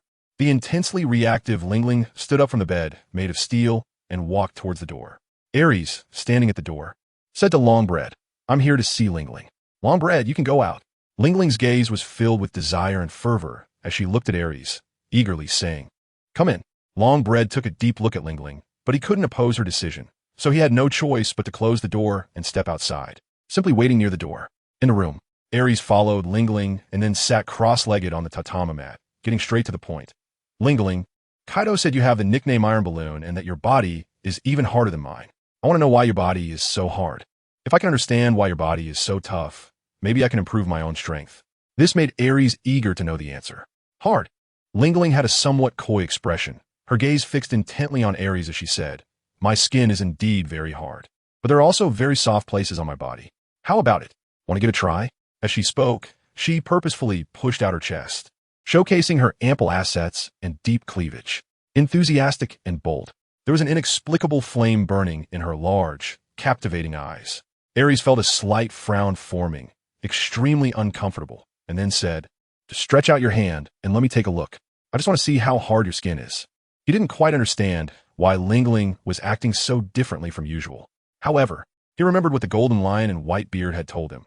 Never agree to any of Lingling's requests, and boys should learn to protect themselves. They also warned Aries to never let Lingling touch certain parts of his body. A seductive smile appeared on Lingling's face as she reached out her hand to Aries. Just as Aries was about to take her hand to see her extremely special skin, an unexpected event occurred. When Aries reached out, Lingling suddenly grabbed his arm and pulled him toward herself with great force. Caught off guard, Aries leaned forward and collided into Lingling's embrace, immediately glaring at her and saying, "Lingling, what are you doing?" Lingling stuck out her tongue and giggled. "Of course I'm going to eat you. How could I let this opportunity slip away?" She wrapped her arms around Aries, firmly trapping him. Arestin was furious and unceremoniously kicked Lingling in the stomach. Bang! The deafening thud was enough to prove just how powerful Arestin's kick was in his rage. If it were a normal person, Aries' kick was enough to shatter the internal organs of an ordinary person. But Lingling was different. She was a boar monster. This powerful kick did not injure Lingling. However, her body was suddenly knocked backward and crashed to the ground with a thud. Aries, who was tightly held by her hands, fell to the ground along with her. The two of them rolled around on the floor like street thugs fighting. The tables and cabinets in the room were knocked over, producing a series of cracking sounds. Many things on the table and cabinets fell to the ground. Aries was furious, channeling the power within him to break free from Lingling's grasp, while warning her, "Lingling, let go of me, otherwise I will get serious." However, Lingling ignored him completely, leaning in with a face full of infatuation, forcing Aries to shake his head to the left and right to avoid her puckered lips. Although Lingling was now a complete beauty, Aries had no understanding of matters between men and women. Damn it! Seeing that Lingling remained unmoved, Aries was instantly filled with rage, his face turning as red as a monkey's butt. Even his bronze skin couldn't hide the heat radiating from his flushed face. Aries gritted his teeth.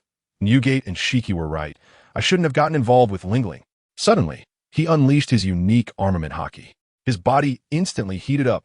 The high temperature raised the room's temperature rapidly, and a burning sensation washed over him. A thick white smoke suddenly rose from Aries' body. So hot. The rising body temperature made Lingling feel as if her hand were placed on a hot iron. At first, her skin, which was as tough as a steel balloon, could withstand it. However, with Aries using his special armament Haki, not only was his body heating up, but the power within him was also continuously escalating and exploding. The two of them were locked in a stalemate, rolling over and over. Outside the room, hearing the commotion inside, Longbread's expression changed drastically, and he gasped, "Whoa, that's a lot of noise. It's way more intense than last time with Kaido. That newly made steel bed won't be able to handle it, right? Should we switch to sea prism stone next time?" He never expected the noise inside would be this loud. Longbread chuckled. "I didn't expect this kid Aries, who usually looks silly, would be so good at this." Suddenly, bang! A loud noise came, causing his face to pale instantly as a massive figure crushed him down. It was like a calamity from the sky. The enormous Lingling sat down hard on Longbread. He let out a heart-wrenching scream. His head felt dazed. What was going on? Wasn't what was happening in the room the kind of thing he imagined? Of course not. Lingling was kicked away by the furious Aries, crashing through the wall, causing her massive body to nearly crush Longbread. However, people in the world of One Piece showed remarkable resilience. As long as he wasn't dead, his vitality was incredibly strong. To take his life, even a regular gun could do it. "Aries." Lingling stood up, her eyes shimmering with a crimson light. Roaring into the room, "I'm going to eat you." The suppressed desires built up over this month erupted at this moment. Her figure, unchanged over the decades, suddenly burst forth with immense power in her leg muscles, shattering the stone tiles beneath her. Like a fired cannonball, she charged into the room. Ouch, ouch. Longbread's face was filled with pain. The impact from Lingling's weight still crushed him painfully. Now he was completely bewildered, supporting his waist with one hand. He awkwardly turned to look into the room, muttering in confusion.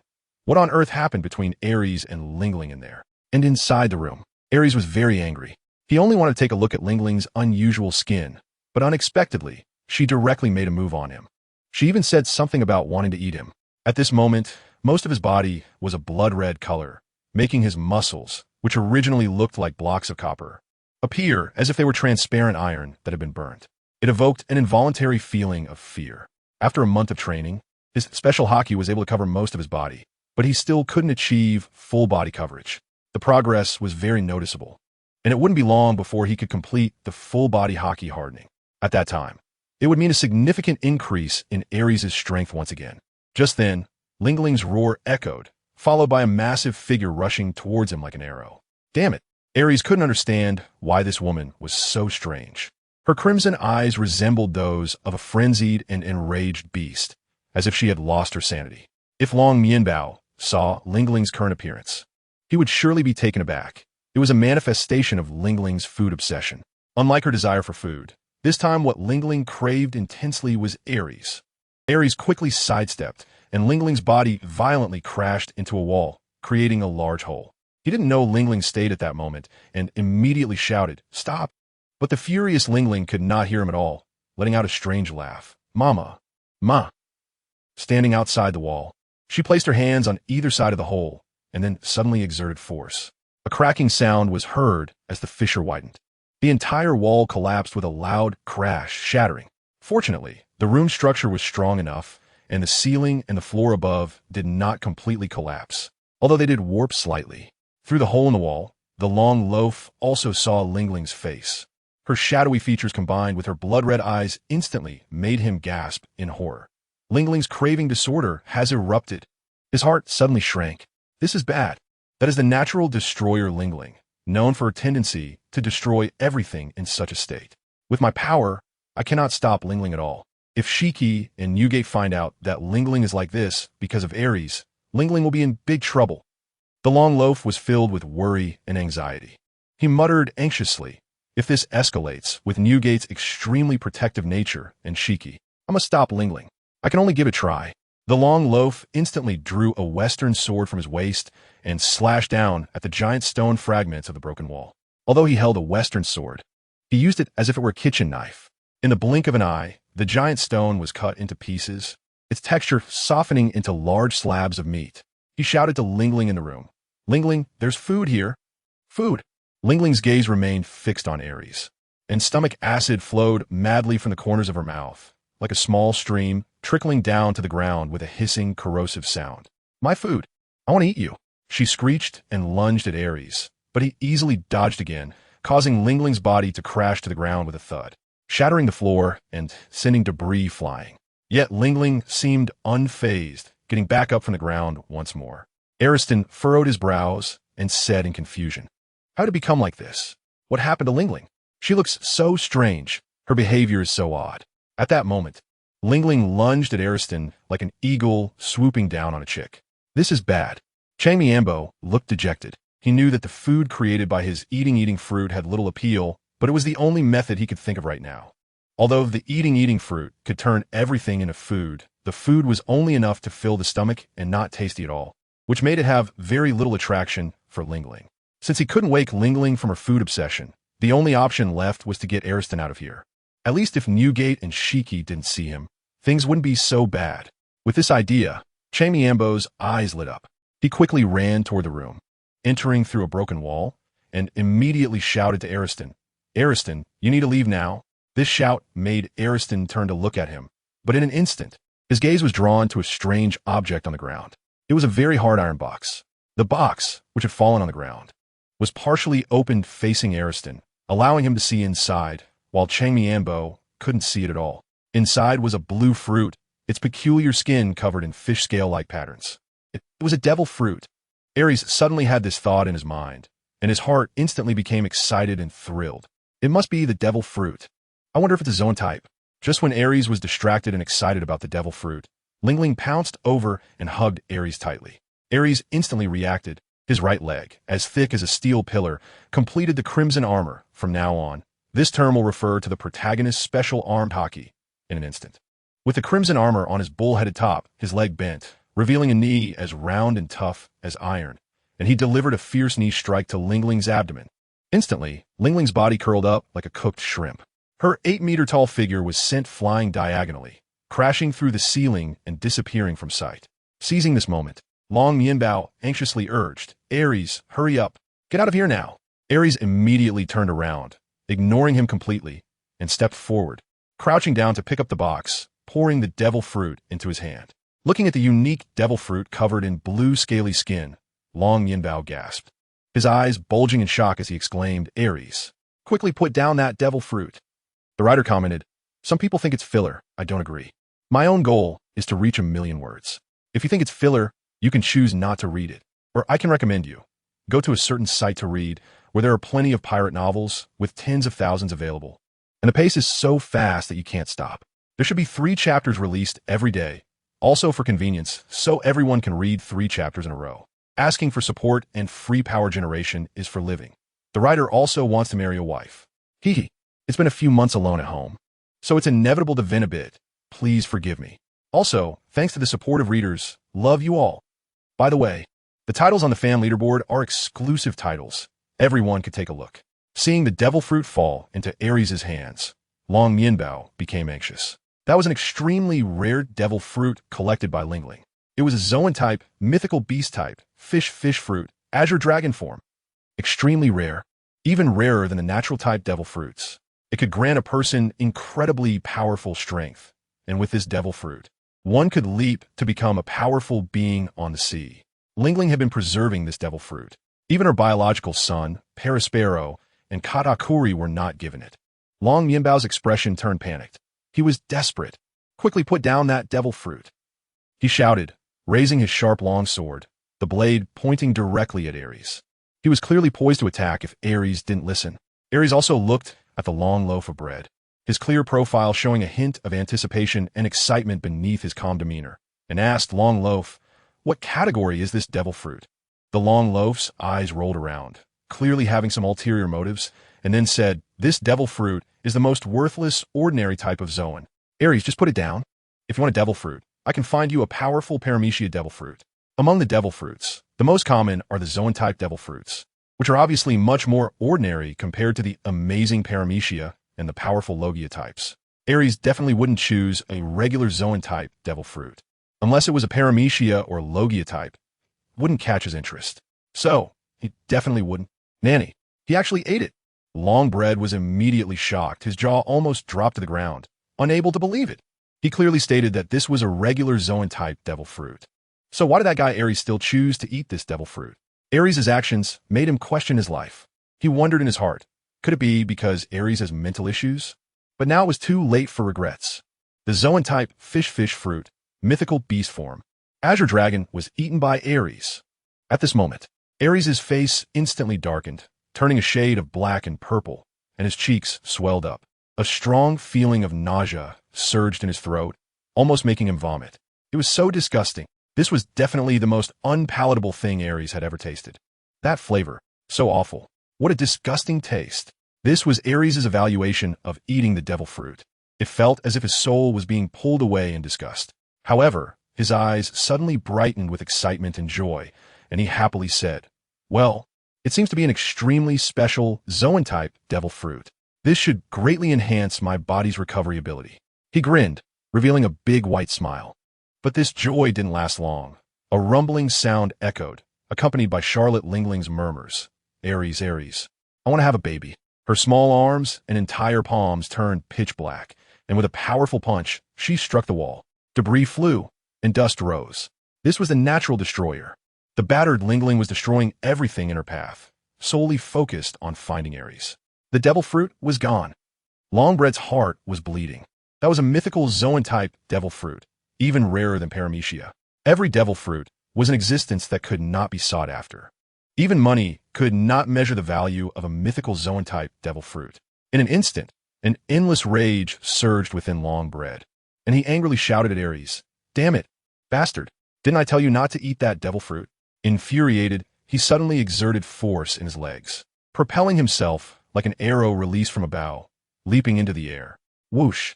In an instant, he reached a height comparable to Aries, his face twisted with rage. He roared, "Do you know how precious that devil fruit is?" Holding a western sword in both hands, he swung it forcefully, unleashing a dazzling sword light over 10 meters long. Swish! The sharp sword energy tore through the air, flying towards Aries. Aries didn't know why, but he felt very strange, as if there was a peculiar and powerful force within his body that could be unleashed whenever he summoned it with his thoughts. A slash came at him. Aries raised his arm, covered in crimson armor, to shield his face. Clang! A powerful slicing strike landed on his arm, and a splash of blood immediately flew out. The skin, covered in the domineering hue of the crimson armor, was pierced by this strike.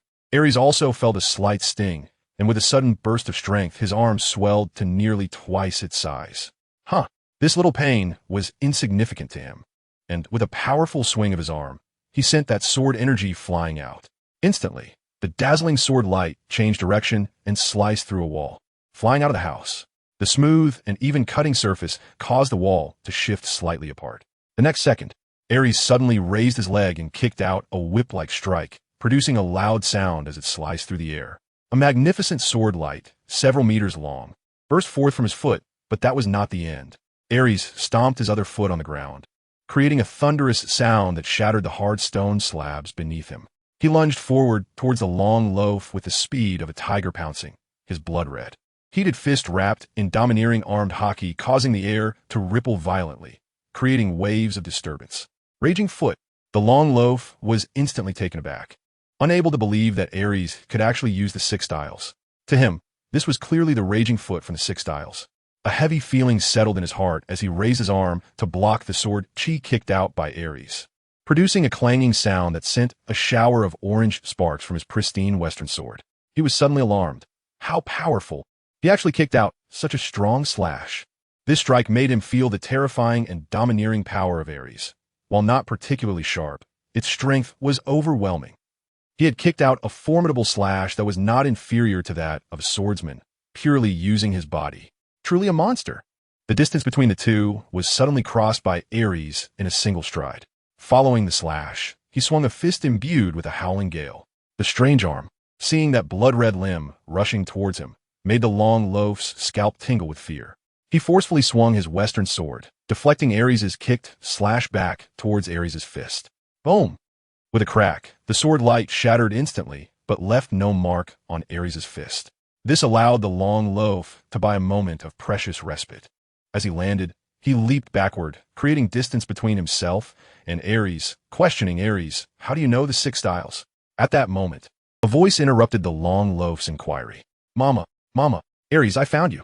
Ling Ling's blood-red eyes had completely lost their pupils, staring at Aries like a demon.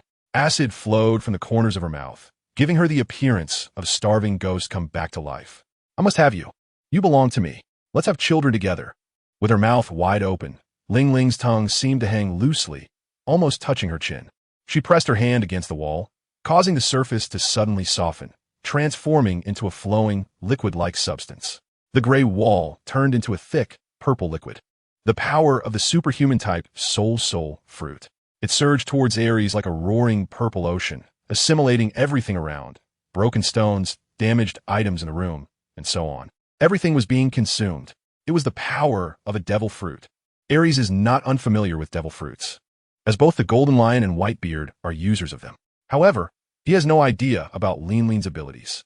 Suddenly, he thought to himself that he had just consumed a devil fruit, and the power contained within his body should be the power of the devil fruit. He began to summon the power of the devil fruit in his mind. In an instant, Aries' body began to undergo changes, his features becoming fierce and menacing. He held his smooth, bald head in his hands, throwing his head back and letting out an extremely sorrowful and painful scream. The agonizing roar echoed through the sky. For some reason, he felt as if his head had been smashed open with a hammer. It hurt. The pain was so intense that even when he bit down, making his teeth clatter, it couldn't alleviate the splitting headache. His entire form was also undergoing a tremendous transformation. His mouth suddenly protruded, transforming into a fierce, crocodile-like maw filled with sharp teeth. Black whiskers began to flutter. 2 forked dragon horns sprouted from his head. But due to the fact that he was not from Kaido's special race, there was no pair of bull horns on his dragon head. However, before his transformation was fully completed, the purple liquid produced by Ling Ling's soul fruit quickly enveloped Aries entirely. A scene of Aries' transformation. Longbread's eyes bulged in shock, trembling as he exclaimed, "That's the Azure Dragon form." His heart was filled with both fear and anger. The fear stemmed from the fact that such a powerful devil fruit had been consumed by Aries, and the already monstrous Aries strength would undoubtedly reach a terrifying level. Just thinking about it made Longbread shiver. The anger came from the fact that this devil fruit originally belonged to Charlotte Lingling, and was even her personal treasure, now eaten by an outsider. Lingling grinned menacingly as she approached Aries, covered in purple liquid, her eyes glowing red with intensity. Have a baby. Come and have a baby with Lingling. With a loud crash from Lingling's previous destruction, and Aries' heart-wrenching cries of pain, it completely alerted the members of the Rocks Pirates in the Skull Castle. Countless people rushed out of their rooms, searching for the source of the commotion. At the scene, as Lingling took a few steps closer to Aries, a massive dragon head broke through the purple liquid, soaring upward. Boom! Boom! Boom! The violent force shattered layer after layer of the hard ceiling, causing Silver Axe, who was in the middle of something in his room, to suddenly freeze. Drenched in cold sweat, the enormous Azure Dragon flew straight up into the sky, letting out a deafening dragon roar. Ong! A thundercloud in the sky began to swell wildly, instantly turning the originally clear sky into a mass of dark clouds, casting a shadow over the entire Hive Island. Blue arcs of electricity danced like electric snakes in the clouds, moving freely. Crack! A bolt of lightning shot down from the sky, illuminating the dark world and explosively blasting apart a building. However, what was most shocking was that within the storm of thunder and electric arcs, segments of a fierce, serpentine blue-yellow dragon emerged. Its belly was yellow, while its back was a deep blue, with hard, tightly packed diamond-shaped scales covering its body like armor, reflecting the blue-white lightning. Orange flames moved within the thundercloud, bringing a red glow that appeared amidst the dark clouds. It felt as if the eyes of a demon were watching the earth from the sky. This terrifying scene left people breathless. The Zoan-type fish fruit. Mythical beast Azure Dragon form. It plunged the entire Hive Island into unprecedented panic, turmoil, and chaos. What kind of monster is this? What the hell is in the sky? What kind of creature is this? It's so enormous, could destroy Hive Island. The sense of oppression was terrifying, making it feel like their hearts were about to leap out. Monster! Monster! Why is there such a monster on Hive Island? It looks like a giant dragon. Let me kill this dragon, and I will be called the Dragon Slayer by others in the future. The entire island was thrown into chaos as countless people looked up at the massive creature, which was at least several hundred meters long, their faces showing fear and shock. Just the exposed segments of its body were enough to send chills down their spines. The senior members of the Rocks Pirates who appeared from the Skull Castle also looked up at the sky with grave expressions. Meanwhile, Kaido, who was sweating profusely from training in his room, frowned. The commotion outside was too loud. What was happening? Could it be a large-scale attack by the Navy on Hive Island? This possibility seemed unlikely. Confused, Kaido pushed the door open and stepped outside. The dark world made him instinctively look up. Just one glance left him horrified, his expression instantly turning grotesque and terrifying. In a fit of rage, he slammed his fist into the doorframe, twisting along with the wall, and roared in frustration. Why? Gritting his teeth, he shouted, "Lingling, you bastard! Scum! Dog woman! How could you give the devil fruit to someone else behind my back? You promiscuous dog woman!" Not only did Kaido's expression twist, but his heart also felt twisted and crushed. The devil fruit that should have belonged to him had now become someone else's. Kaido, with a grim face, stepped outside. He needed to ask Lingling why. Meanwhile, the senior members of the Rocks Pirates gathered together. Wang Ji frowned, swallowed hard, and said in shock, That can't be the mythical beast-type devil fruit, right? How terrifying, what a powerful aura. Who is this Azure Dragon in the sky? The intense visual impact stunned every member present, making even Wang Ji, who stood several meters tall and wore golden armor, feel small in comparison. In the face of such a colossal creature, even giants a few meters tall would only seem like slightly larger rabbits. Whitebeard Newgate gripped his sword, Kiri, tightly, a glint of excitement flashing in his eyes as he spoke. Fighting such a monster must be exhilarating. Newgate, I have my eyes on that monster. How about you let me have it? The golden lion, with a cigar in his mouth, said excitedly. Among swordsmen, there was a long-standing legend. The former sword god Ryuma once slayed a giant dragon, earning the title of Dragon Slayer, a story that has been passed down for hundreds of years. The Dragon Slayer Ryuma became the goal all swordsmen aspired to surpass, with his name echoing across the seas. At this moment, Silver Axe, dressed and ready, rushed over, gazing at the imposing dragon in the sky, his mouth twitching.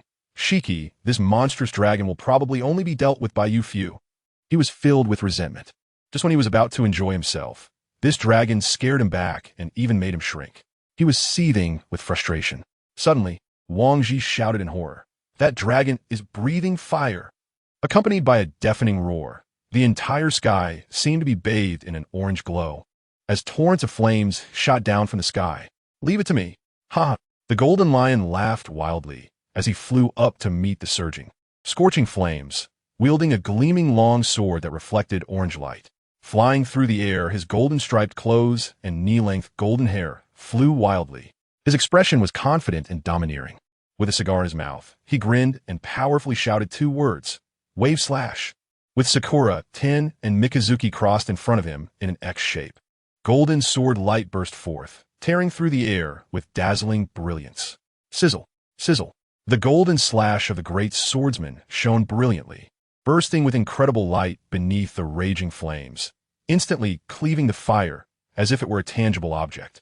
His entire body flew through the path carved by the sword light at breakneck speed like a meteor. The golden lion's heart was filled with passion, and in his small black pupils erupted a piercingly sharp and frenzied light. Today I, Golden Lion Shiki, shall accomplish the great feat of slaying a dragon. Let the entire ocean proclaim the name of me, the great pirate Golden Lion. In just a few breaths, the golden lion flew a distance of over 1,000 meters, closing in on the giant dragon's head. At this moment, Aries' golden amber-like vertical pupils emitted a heart-pounding red light, and his mind fell into chaos as he endured an unknown pain. Driven by instinct, his dragon claws, with their 4 sharp talons, suddenly slashed, creating a sound as if the sky itself were being torn apart. In an instant, from massive 30-meter blue sword lights appeared in the air. At the moment that dazzling sword light emerged, the golden lion's pupils contracted sharply, and he exclaimed, It's a slash. Why does this giant dragon feel so familiar to me? That slash instantly reminded the golden lion of one person, Aries. However, as soon as this thought surfaced, he quickly denied it in his heart. It couldn't be Aries. Aries isn't even a devil fruit user. The slash approached him in the blink of an eye, reaching the golden lion in an instant. Producing a piercing sound, the fierce slash made the golden lion not dare to be careless for even a moment. Buzz! In an instant, his arms and the 2 large blades in his hands were enveloped in Haki. The black blades reflected the blue light of the slash. The golden lion laughed heartily.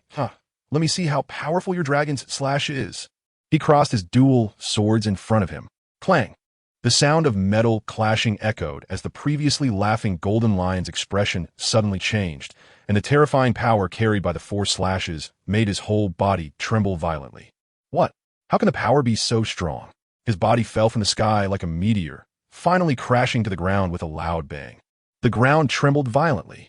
The golden lion's figure was also enveloped in dust. This scene shocked most people on the island to the core, their eyes bulging out as if their jaws had dislocated. Captain of the Rocks Pirates, the golden lion, was sent flying by the giant dragon's slash. This scene would inevitably be etched deeply in everyone's memory, never to be forgotten. The silver axe looked astonished, unable to help but click his tongue.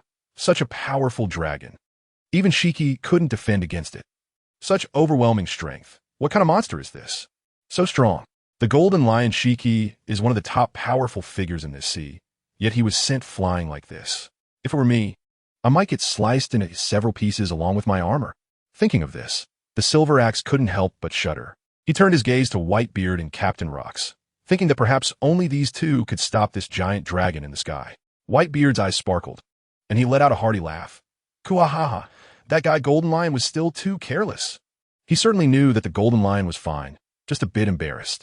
Whitebeard wouldn't miss the opportunity to mock the Golden Lion. He then became serious, his expression turning grave as he focused on the imposing giant dragon in the sky, solemnly saying, I don't know where this came from, but with such strength they could be considered a powerful figure in the sea. Although the Golden Lion was slightly careless, leading to him being sent flying by the dragon's claw slash, the undeniable fact is that the giant dragon is incredibly powerful. Whether it's the scorching flames it spews or the slashes from its claws, they have reached a terrifying level.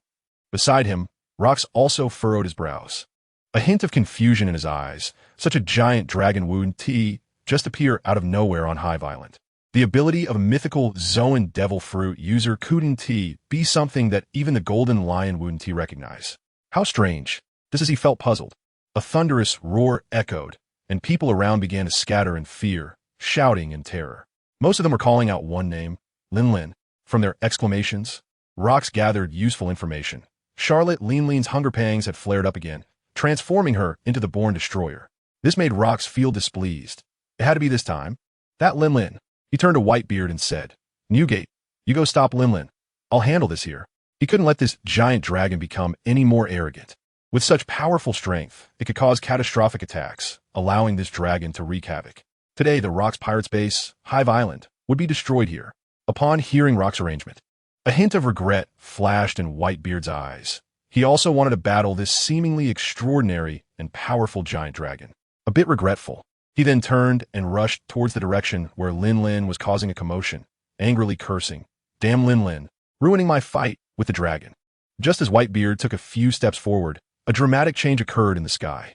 The blue dragon, its eyes glowing red, with a sinister expression and exuding a powerful aura, flew straight down from the thunderclouds. And the direction of the dragon was right in front of Whitebeard.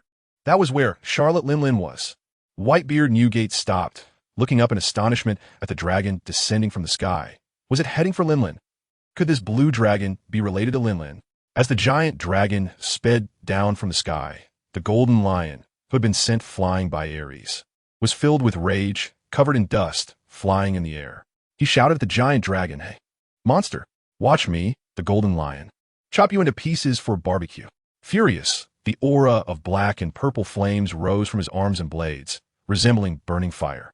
That was a manifestation of Haki that had reached a formidable level. Swish, swish, slash wave 1,000 cuts. How powerful is a swordsman of the great swordsman level? Even an average great swordsman can split a mountain, while someone of the golden lion's caliber can even split the sea with their slashes. 2 dazzling golden slashes flew towards Aries one after the other. The dark world was illuminated by these magnificent and dazzling slashes, wrapped in a layer of golden light. The golden lion's eyes were filled with confidence, a slight smile on his lips, believing that few could withstand such a fierce slash. Dragon, prepare to be torn apart by my slash. Countless people were watching in the sky. Such a world-destroying battle left countless people in shock. Meanwhile, Aries' mind was already embroiled in a battle of wills, countless chaotic memories intertwining in his vast and boundless mental world. Even more strangely, as he consumed the devil fruit, it seemed that the souls in his mind began to undergo an unimaginable transformation toward a state beyond human comprehension.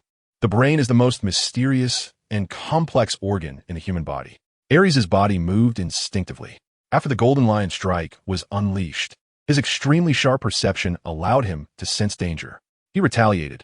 The massive dragon tail swept through with a fierce gust of wind. At dozens of meters long, that enormous and heavy dragon tail was filled with overwhelming power.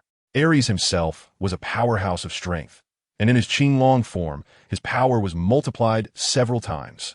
With a sweep of the dragon tail, the momentum was immense. Amidst the wildly shaking air currents, a brilliant azure slashing attack suddenly emerged. The blazing blue light illuminating the dark clouds in the sky into a blue-white hue. The moment this slash was unleashed, it astonished the entire world. How is this possible? The confident expression on the golden lion's face vanished without a trace. Instantly filled with disbelief as he exclaimed, Why is he able to unleash such a terrifying slash with his dragon tail? This greatly shook his heart. How could such a thick dragon tail execute a slash as sharp as that of a great swordsman? Who exactly is this dragon? Could it be the name Aries involuntarily surfaced in the golden lion's mind, but upon realizing that this massive dragon before him was Aries, his heart couldn't help but race violently. If this dragon truly is Aries, then that would be astonishing, terrifying. In the sky, an epic scene that countless people would never forget unfolded. Different slashes collided with each other. Boom! Like a cosmic explosion, a thunderous blast echoed through the clouds, leaving everyone's ears buzzing and their minds blank. Many even painfully covered their ears with their hands. And in the sky, a magnificent and shocking scene appeared. The brilliant sword lights colliding together shone like the aurora lighting up the world, so dazzling that countless people closed their eyes or squinted. It was too bright to look directly at. Whitebeard's face also showed a look of shock, exclaiming from the depths of his heart, "Such a violently ferocious slash. And to unleash such a fierce attack with that enormous dragon tail is truly unbelievable.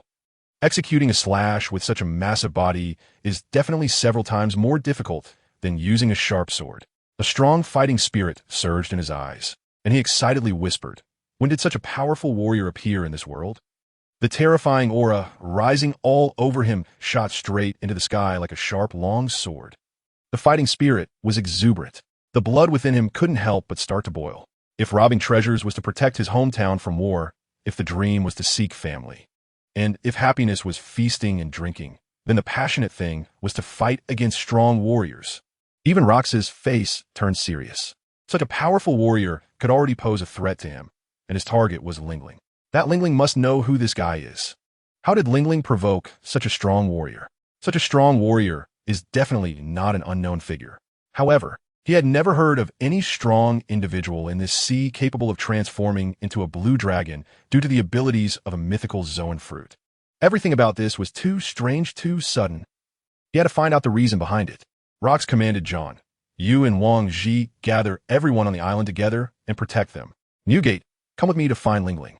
He was eager to know the ins and outs of this matter. Rox, along with the Golden Lion, quickly rushed to Lingling's location, while in the sky, Aries, blocked by the Golden Lion, fixed his blood-red, glowing eyes on the Golden Lion Shiki. He looked like a ferocious beast ready to devour its prey. All his actions were driven by instinct, as if he had lost his mind. And indeed, it was the case. Some say that the devil fruits harbor the souls of demons, or perhaps some unknown soul consciousness. There's a story circulating in the sea. When a person eats 2 devil fruits, their body will be torn apart until nothing remains. However, the saying that a demon resides within the abilities of the user has been widely spread across the sea.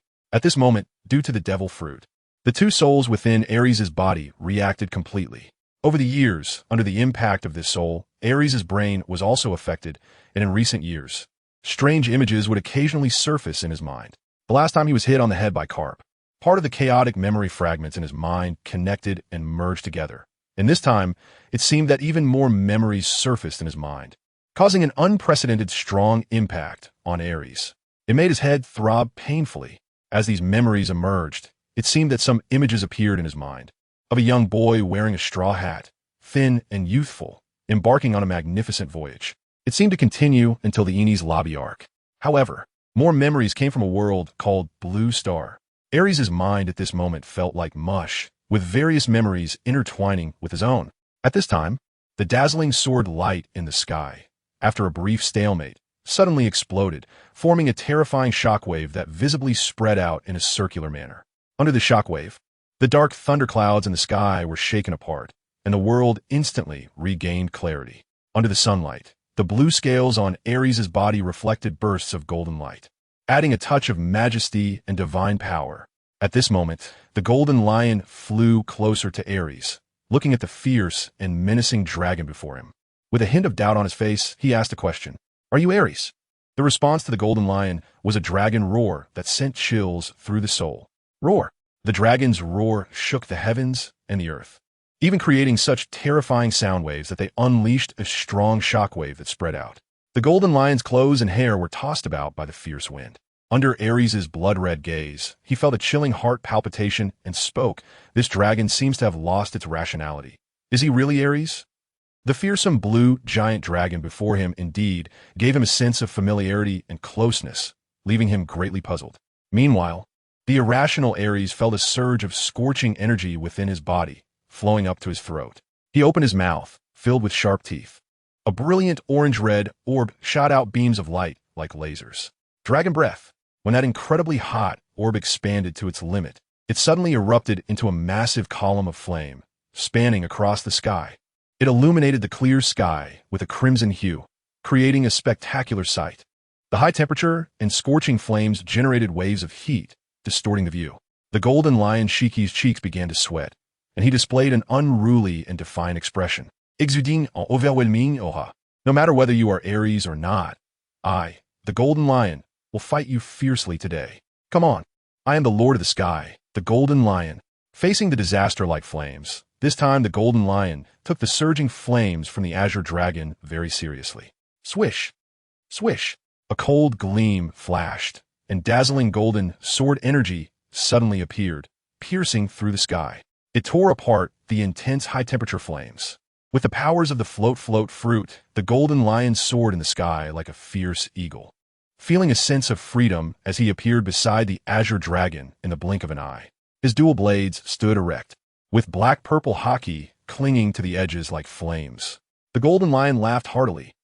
A powerful force erupted from his body as he swung his blade down fiercely. Through long training and the growth of his soul, Aries' instincts had become incredibly strong. In the face of the golden lion's slash, he instinctively used blood-armed. In an instant, the majestic blue scales and yellow abdomen transformed into a blood-red hue, with streams of white heat rising up. Clang! When the Haki-coated blade struck against the dragon scales, it emitted a piercing sound of metal grinding against metal.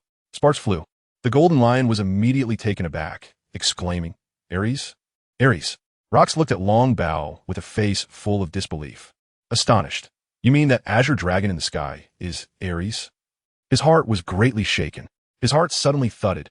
Whitebeard also had a shocked expression, his tiger-like eyes wide open with an intense, suffocating pressure, glaring at Longbow and sternly questioning. Did Lingling do something to Aries? His massive hand gripped the hilt of his sword tightly, veins bulging on the back of his hand. He was filled with fury. A month ago, he had warned Lingling, yet she still didn't heed his words. Under Whitebeard Newgate's fierce and menacing gaze, Longbow's face turned pale, his spine chilled, and he was covered in cold sweat. He stammered, "No, absolutely not." He mustered his courage and voice to respond, fearing that if Whitebeard got angry, he would truly be afraid of being thrown into the sea. Whitebeard glared fiercely at Longbow, snorting, "Humph. It's best if there's nothing. If there is, I'll split Lingling in half." Then he looked up at the sky, his eyes shining brightly in the firelight, with a hint of excitement and joy on his face. Grinning, Aries actually obtained the mythical Zoan devil fruit. This is his luck. This devil fruit quite matches his abilities. Lingling has ended up losing out, allowing Aries to gain the powerful abilities of a mythical Zoan devil fruit. Whitebeard sincerely felt happy for Aries and shouted at the golden lion in the sky, "Hey, Shiki, that giant dragon is Aries. Don't hurt him." Rox also looked up at the sky, full of emotion, saying, "In just over a month, Aries' strength has already reached the level of a cadre. This truly exceeds my expectations. This growth rate is astonishing.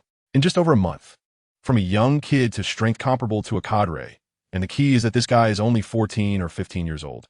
Having obtained a Zoan mythical devil fruit, Aries' future. At this moment, even Rox couldn't see how terrifying this guy could grow in the future. In the sky, when the golden lion heard Whitebeard shout, the corner of his mouth twitched. "Injured Aries. It's already a good thing that Aries didn't injure me. This guy's body and the armament Haki are just too monstrous, way too damn hard." The sound of clinking echoed as slashes and blade strikes hit Aries' hard dragon body, leaving only white marks. The golden lion Shiki was utterly shocked. This kid's Haki, combined with his devil fruit, made his defense simply invincible. Faced with such a formidable defense from Aries, he felt somewhat helpless. A massive dragon tail swept in with a terrifying wind pressure that made it hard to breathe, as if the heavens and earth had dimmed. It forced the golden lion to quickly ascend into the sky to evade. Even so, his face felt as if small knives were scraping against it, leaving a stinging sensation. Whoosh, whoosh, whoosh.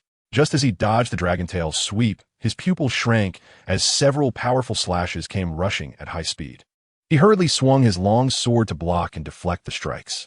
The cigar in his mouth became more of a decoration, nearly blown away by the wind. This kid had clearly lost his rationality, but his combat instincts were too strong. The offensive was relentless, like a sudden storm. Just as he dodged the slashes, a scorching flame streaked across the sky. It nearly made the golden lion vomit blood. With no chance to catch his breath, he was overwhelmed. In his mind, he felt bitter. Lion's roar. He raised his sword, and the air seemed to form gigantic, transparent, majestic lions, fearlessly charging towards Aries while spewing flames. Boom! The flames and air exploded, bursting into a rain of fire that fell from the sky, spectacularly beautiful. However, countless people on the island were screaming in terror, engulfed in fear. This was a horrific disaster. Meanwhile, on the ground, upon hearing this news, Kaido stood frozen in place, as if his soul had been snatched away by the grim reapers, utterly dazed. No one knew how desperate and broken he felt inside. This news struck his brain like a bolt from the blue. Nothing could be worse than hearing that Aries had consumed the powerful, mythical Zoan-type devil fruit that was supposed to belong to him. Kaido's soul felt as if it had been pulled out, and with a thud, he collapsed to the ground. Can I still defeat Aries? Kaido's heart was filled with intense doubt. His originally firm belief crumbled at this moment. He was shaken to the core. He looked up at the sky. That was the battlefield between Aries and the Golden Lion. So close, yet feeling so out of reach for Kaido. Every time he saw Aries, the gap between them seemed to widen at an unimaginable speed. The repeated blows of reality made him see no hope of surpassing Aries. Kaido's eyes were hollow, losing all color. Would he never have a chance to surpass Aries in this lifetime? The devil fruit ability that had the most potential to surpass Aries had also been obtained by the other party. That was a mythical Zoan. His heart was bleeding. This was even more despairing than being captured by the Navy. On the other side, Whitebeard had already moved to stop Lingling, who was trapped in a food coma. The two sides clashed with great intensity, causing immense destruction. The collisions in the sky were like dazzling fireworks, bursting with brilliant light. The sounds echoed through the heavens. However, for most people on Hive Island, this battle was an epic disaster. Flames rained down on the island, burning fiercely. Fortunately, those living on Hive Island were either pirates or part of the underground dark forces. When the battle broke out, most people began to concentrate and move to safety. The instigator of it all, Aries, remained oblivious, instinctively launching various attacks on the Golden Lion. Since the 4 dragon claws were not as agile as arms, they mostly unleashed slashes. The huge dragon tail seemed to act like his arm, executing sweeping, striking, and direct attacks. The dragon tail, dragon head, and dragon claws were all Aries' weapons. The Golden Lion was kept busy, swinging his hands to deflect the powerful slashes, tearing through flames, or countering Aries' strikes. While he dared not confront the terrifying dragon tail head-on, the overwhelming force of the sweeping dragon tail was terrifying beyond measure. The Golden Lion's expression was grave. He didn't know how much longer Aries could hold on. This kid was too fierce. In some respects, he even reached the level of a Navy admiral. And this was only after he had just acquired the devil fruit. If this kid further developed and became familiar with it, would even I, the Golden Lion, not be Aries' opponent? This is insane. How could humans' growth rate be so fast? This kid's luck is just way too damn good to actually possess such a rare and powerful, mythical Zoan devil fruit ability. Strong. If this battle continues, it would only come down to physical strength to determine the victor. Below was Hive Island, the headquarters of the Rocks Pirates. Even Golden Lion Shiki did not dare to use his devil fruit powers recklessly. This led to a very awkward and tense situation, where neither side could gain the upper hand. The cadres of the Rocks Pirates on the island naturally noticed the intense battle in the sky. The battle between the Golden Lion and Aries was monumental, almost like a natural disaster. Captain, shouldn't you make a move? If this continues, Hive Island might be burned to the ground. Captain John suggested to Rox. Rox nodded and said solemnly, "Indeed, we can't let these two continue fighting. The damage caused this time is not small." He then bent his legs and crouched down, his whole body coiling up like a compressed spring, gathering immense, explosive power. The Sea Overlord Rox was preparing to strike.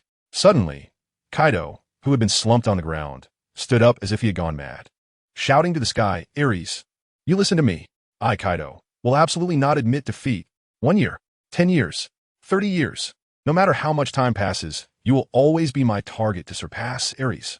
His loud declarations echoed up to the clouds, causing countless people to turn their heads. A surge of overwhelming power burst forth from Kaido's body like a raging tide, suddenly rippling outwards and spreading rapidly. Buzz! Time seemed to freeze for a moment. The overwhelming momentum surged like a bamboo shoot breaking through the sky. This force contained a violent, fierce, and domineering will. As if the very air had solidified, the world seemed to fall silent in an instant. It was as if Kaido was the king of this world, with everything bowing to him. The conqueror's Haki reappeared. Feeling this aura of will, Rox looked at Kaido in surprise and exclaimed, "Good. I didn't expect the newcomer Kaido to unexpectedly awaken the conqueror's Haki. It seems my Rocks Pirates really are full of talent." He was quite happy inside, as this meant that the Rocks Pirates would become even stronger. With fierce warriors like Kaido and Aries, how could they fail in great endeavors? How could they not become the kings of the world? Such a strong, domineering will. Captain John looked at Kaido in shock. This momentum was truly powerful. Conqueror's Haki is not something just anyone is qualified to possess, nor can just anyone awaken this power hidden deep within their body. If this kid Kaido continues to grow, he will also be a capable officer. If he and Aries. Captain John seemed to think of something and immediately changed his tone. If Kaido can grow, he will also be a monster. Aries isn't even worth mentioning. He's simply a monster among monsters. Who could have anticipated that Aries could grow to this level in just over a month? This is something no one expected to happen. The intense aura emanating from Kaido rapidly spread into the air, surprising even the Golden Lion, who couldn't help but glance at Kaido on the island. Has that kid awakened the qualities of a king? Aiming to defeat Aries. What a strong and persistent belief. He then let out a cold laugh and confidently declared, "Haha, the man the Golden Lion value, will absolutely not lose." Under the impact of his strong will, the dragon form of Aries suddenly twisted its massive dragon head. Its fearsome face turned towards Kaido. Those dragon eyes bore a brutal and fierce gaze, looking down at the ground from the sky. In the next moment, the dragon's mouth opened wide. Ong! It emitted a deafening roar that shook the heavens and earth. At the same time, a mighty dragon might erupted from its body. In an instant, the world lost its color. The overwhelming momentum instantly intimidated the entire scene. This was the third update of the day. The typist strongly asked for some support, a bit of electricity, good reviews, and a push for updates. I'm hesitating about whether to add more updates or not. Almost in the blink of an eye, everything in the world, except for Aries' dragon form, lost its original color. The entire world turned into a black and white realm. Thud, thud. When this overwhelming, tyrannical aura spread across the island, those who suffered under the impact of this intense conqueror's Haki lost the light in their eyes, their faces blank. One by one, they fell to the ground like dominoes. Groups fell down, the sound of thuds continuous, collapsing to the ground.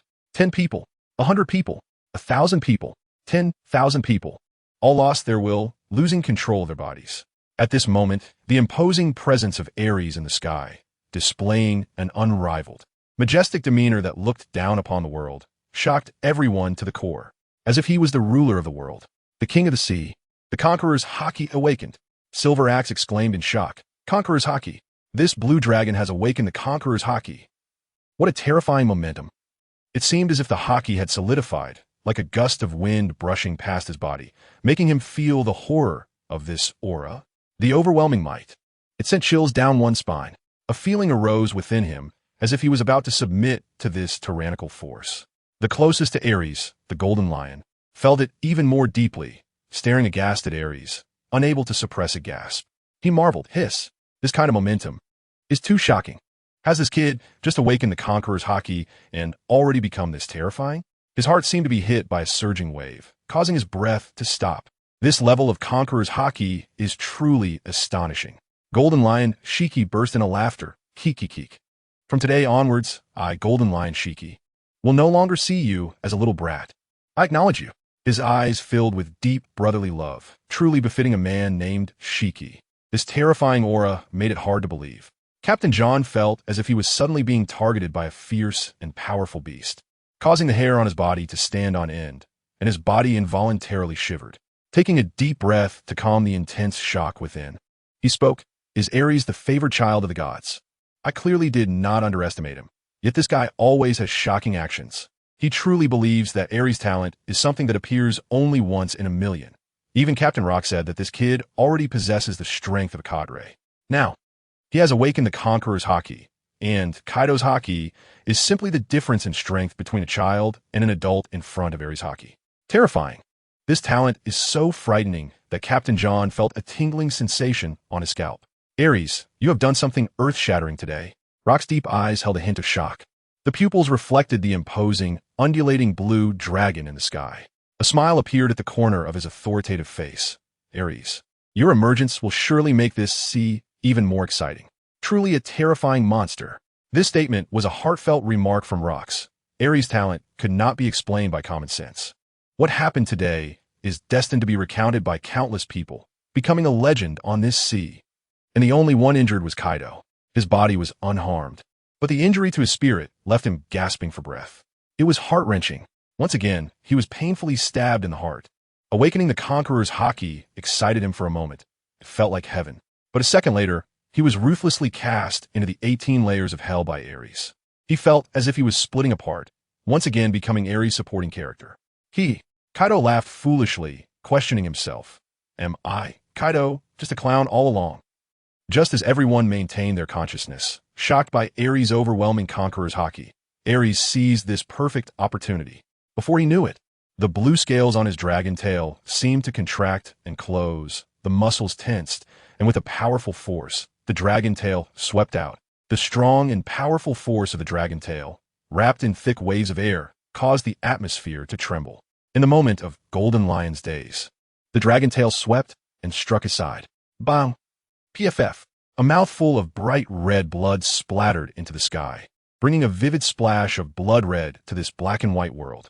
The overwhelming and terrifying force made Golden Lion Shiki feel as if he'd been struck by a rapidly moving battleship. His entire body plummeted to the ground like a meteor. Boom! The earth trembled violently. In an instant, all those who were awake returned to their senses, each with a look of horror. This blow would surely make Shiki suffer. Wang Ji looked up at the sky. The moment the Golden Lion crashed into the ground made his heart tremble. Just watching it felt painful. His Aries' bizarre state made him unable to stop worrying. Seeing this scene, Rock's expression changed drastically as he noticed Aries beginning to descend towards the ground. Shiki was injured. With a serious expression, he said to John, go check on Shiki. I'll go stop Aries. John threw the nearly empty bottle of alcohol he had in his hand to the ground, shattering it with a loud crash, and hurried towards the place where the Golden Lion was falling. Meanwhile, Aries was rapidly descending from the sky, his crimson eyes reflecting Charlotte Lingling, who was fighting against Whitebeard. With his head pointed downwards and his mouth wide open, he unleashed a dragon's breath while flying down. A shocking flame erupted. The fire illuminated Whitebeard's body, casting an orange-red hue over his golden hair and white beard. That brat Aries. Out of the corner of Whitebeard's eye, he made a quick decision to withdraw. He rapidly dodged the flames. In an instant, the overwhelming and surging flames engulfed Lingling. This is the fourth update of the day. I'll just post this chapter first to avoid making many people uncomfortable with the wait. I ask for your support. Thank you all. The more intense the writing, the happier and more motivated the writer becomes. The raging flames poured down like a flood from a breached dam, submerging Lingling. Whoosh! The flames scorched the earth, burning everything and filling the air with a pungent smell of char, rising thick black smoke, incinerating everything. Mama. Laughter erupted from the orange flames as Lingling waved her black arm covered in Haki, instantly dispersing the fire that enveloped her. Her curvaceous and enchanting figure was revealed. The high-temperature flames failed to harm Lingling, known as the steel balloon, but they did burn holes in her clothes, exposing her smooth, fair skin that shone like polished jade. The key point was that Lingling's figure was extremely domineering. Her long legs were so impressive that even two Yao Mings stacked together wouldn't match her leg length. They were simply a pair of soul-stealing goblet legs. A 10-year series. Silver Axe stared wide-eyed, his eyes turning into red hearts, unable to contain his admiration. This figure is amazing. So big, front protruding, back curving. His squinting eyes seemed to want to see through Lingling. Just as Lingling dispersed the flames covering her, Aries' massive dragon head roared into view right in front of her.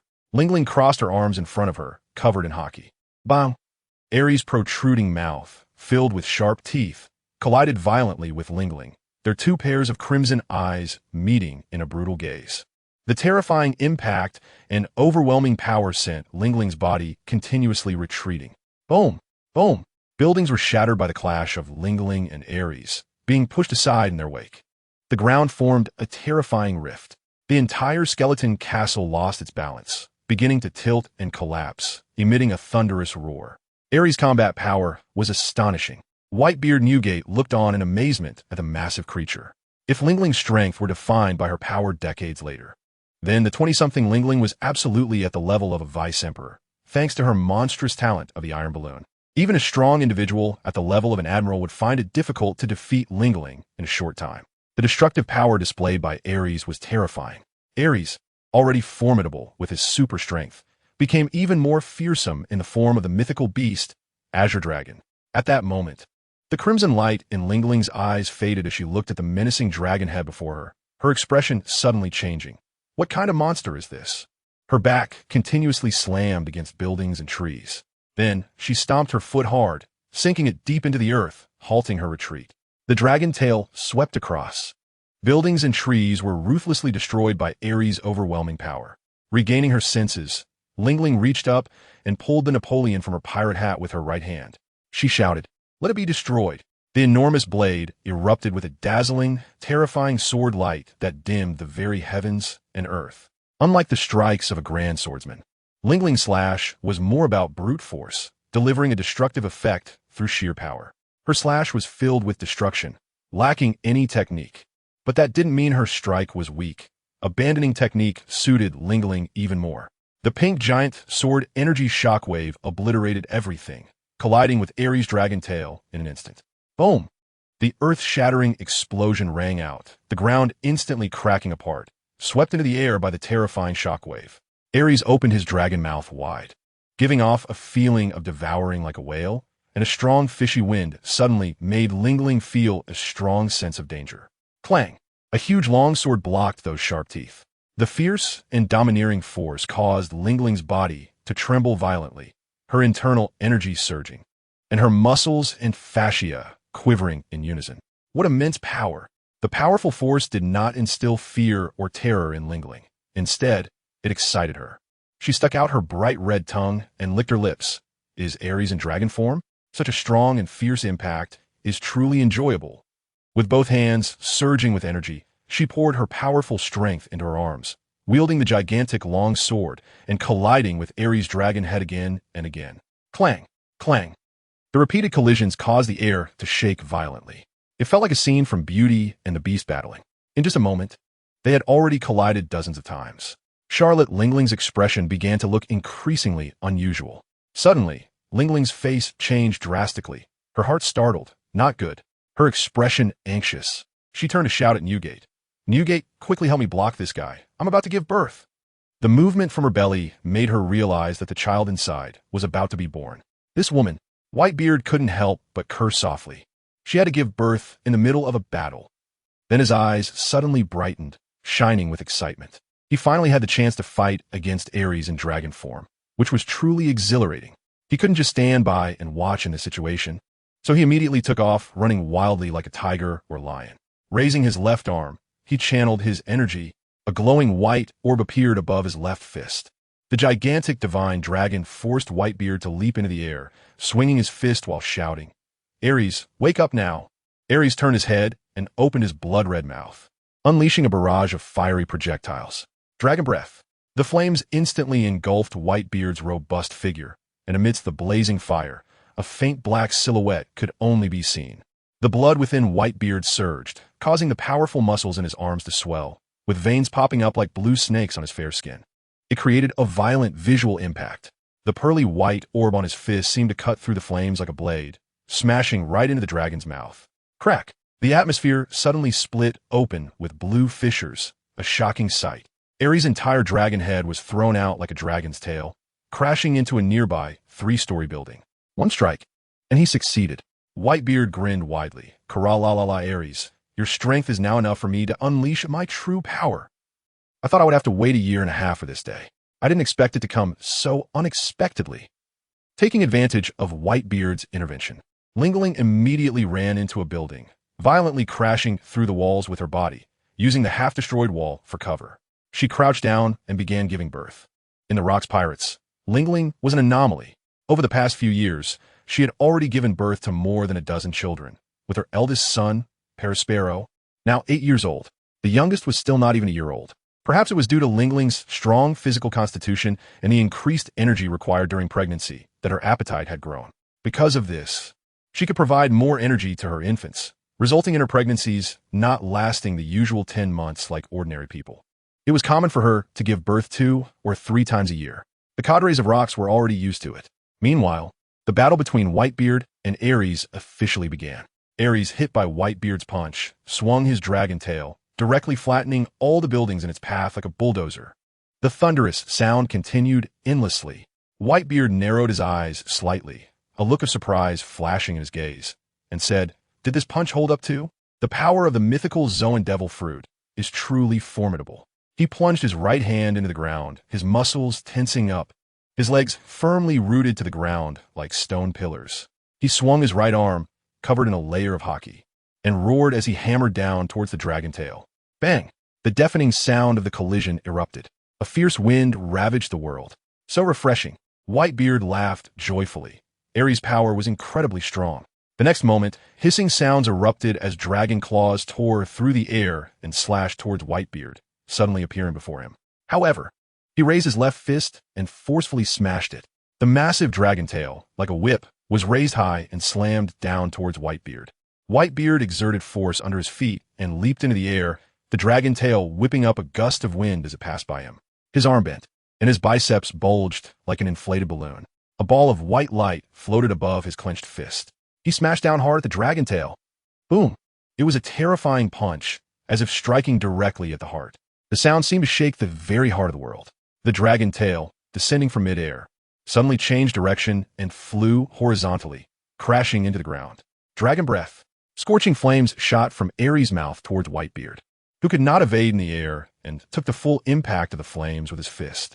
The raging flames exploded under the impact of Whitebeard's tremor fruit, bursting forth like fireworks. Incredibly brilliant.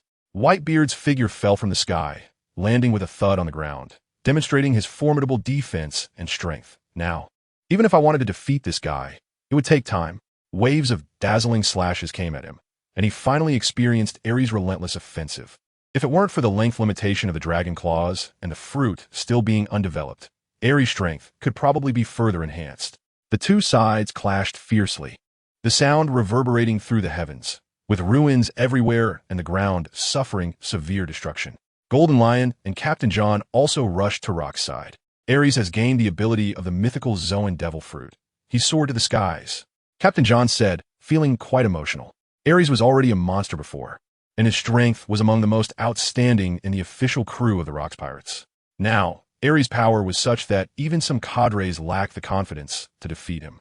Rocks nodded, watching the battle between Aries and Whitebeard, and commented, "This is the Zoan-type fish fruit, mythical Zoan, Azure Dragon form, which is also one of the most powerful devil fruits in the mythical Zoan series. It possesses disaster-like destructive power, not at all inferior to Whitebeard's tremor fruit. This fruit is indeed the most suitable for Aries. Aries persists in his brutal and intense training every day, and he is also someone to pay attention to. Such a pirate is indeed rare in these seas. What he pursues is completely different from what other pirates seek. The reason he did not interfere with Whitebeard and Golden Lion teaching Aries is that there's an even more important reason based on his expectations and predictions. Aries needs several years to grow up. Everything that happened today greatly shocked Rocks, as Aries, who is only in his teens, already possesses strength that is not inferior to that of seasoned officers. The corner of Gold Lion Shiki's mouth bears a blood mark, a result of Aries' dragon tail sweep. Once again, the Gold Lion is capsized in the gutter. His forehead isn't dark, but his face is somewhat shadowed, and there's a hint of blame in his tone. That kid Aries, when he gets serious, even I, his master, am attacked by him. I don't know what exactly is wrong with Aries. Fortunately, Aries' conqueror's Haki knocked most of the people on the island out. Otherwise, it would have been even more embarrassing this time. Perhaps he was stimulated by something. Although he has mental issues, everything has been relatively normal over the past month. It's mostly Lingling's fault, Rocks analyzed calmly, then glanced at Lingling, who was half hidden behind a wall and giving birth.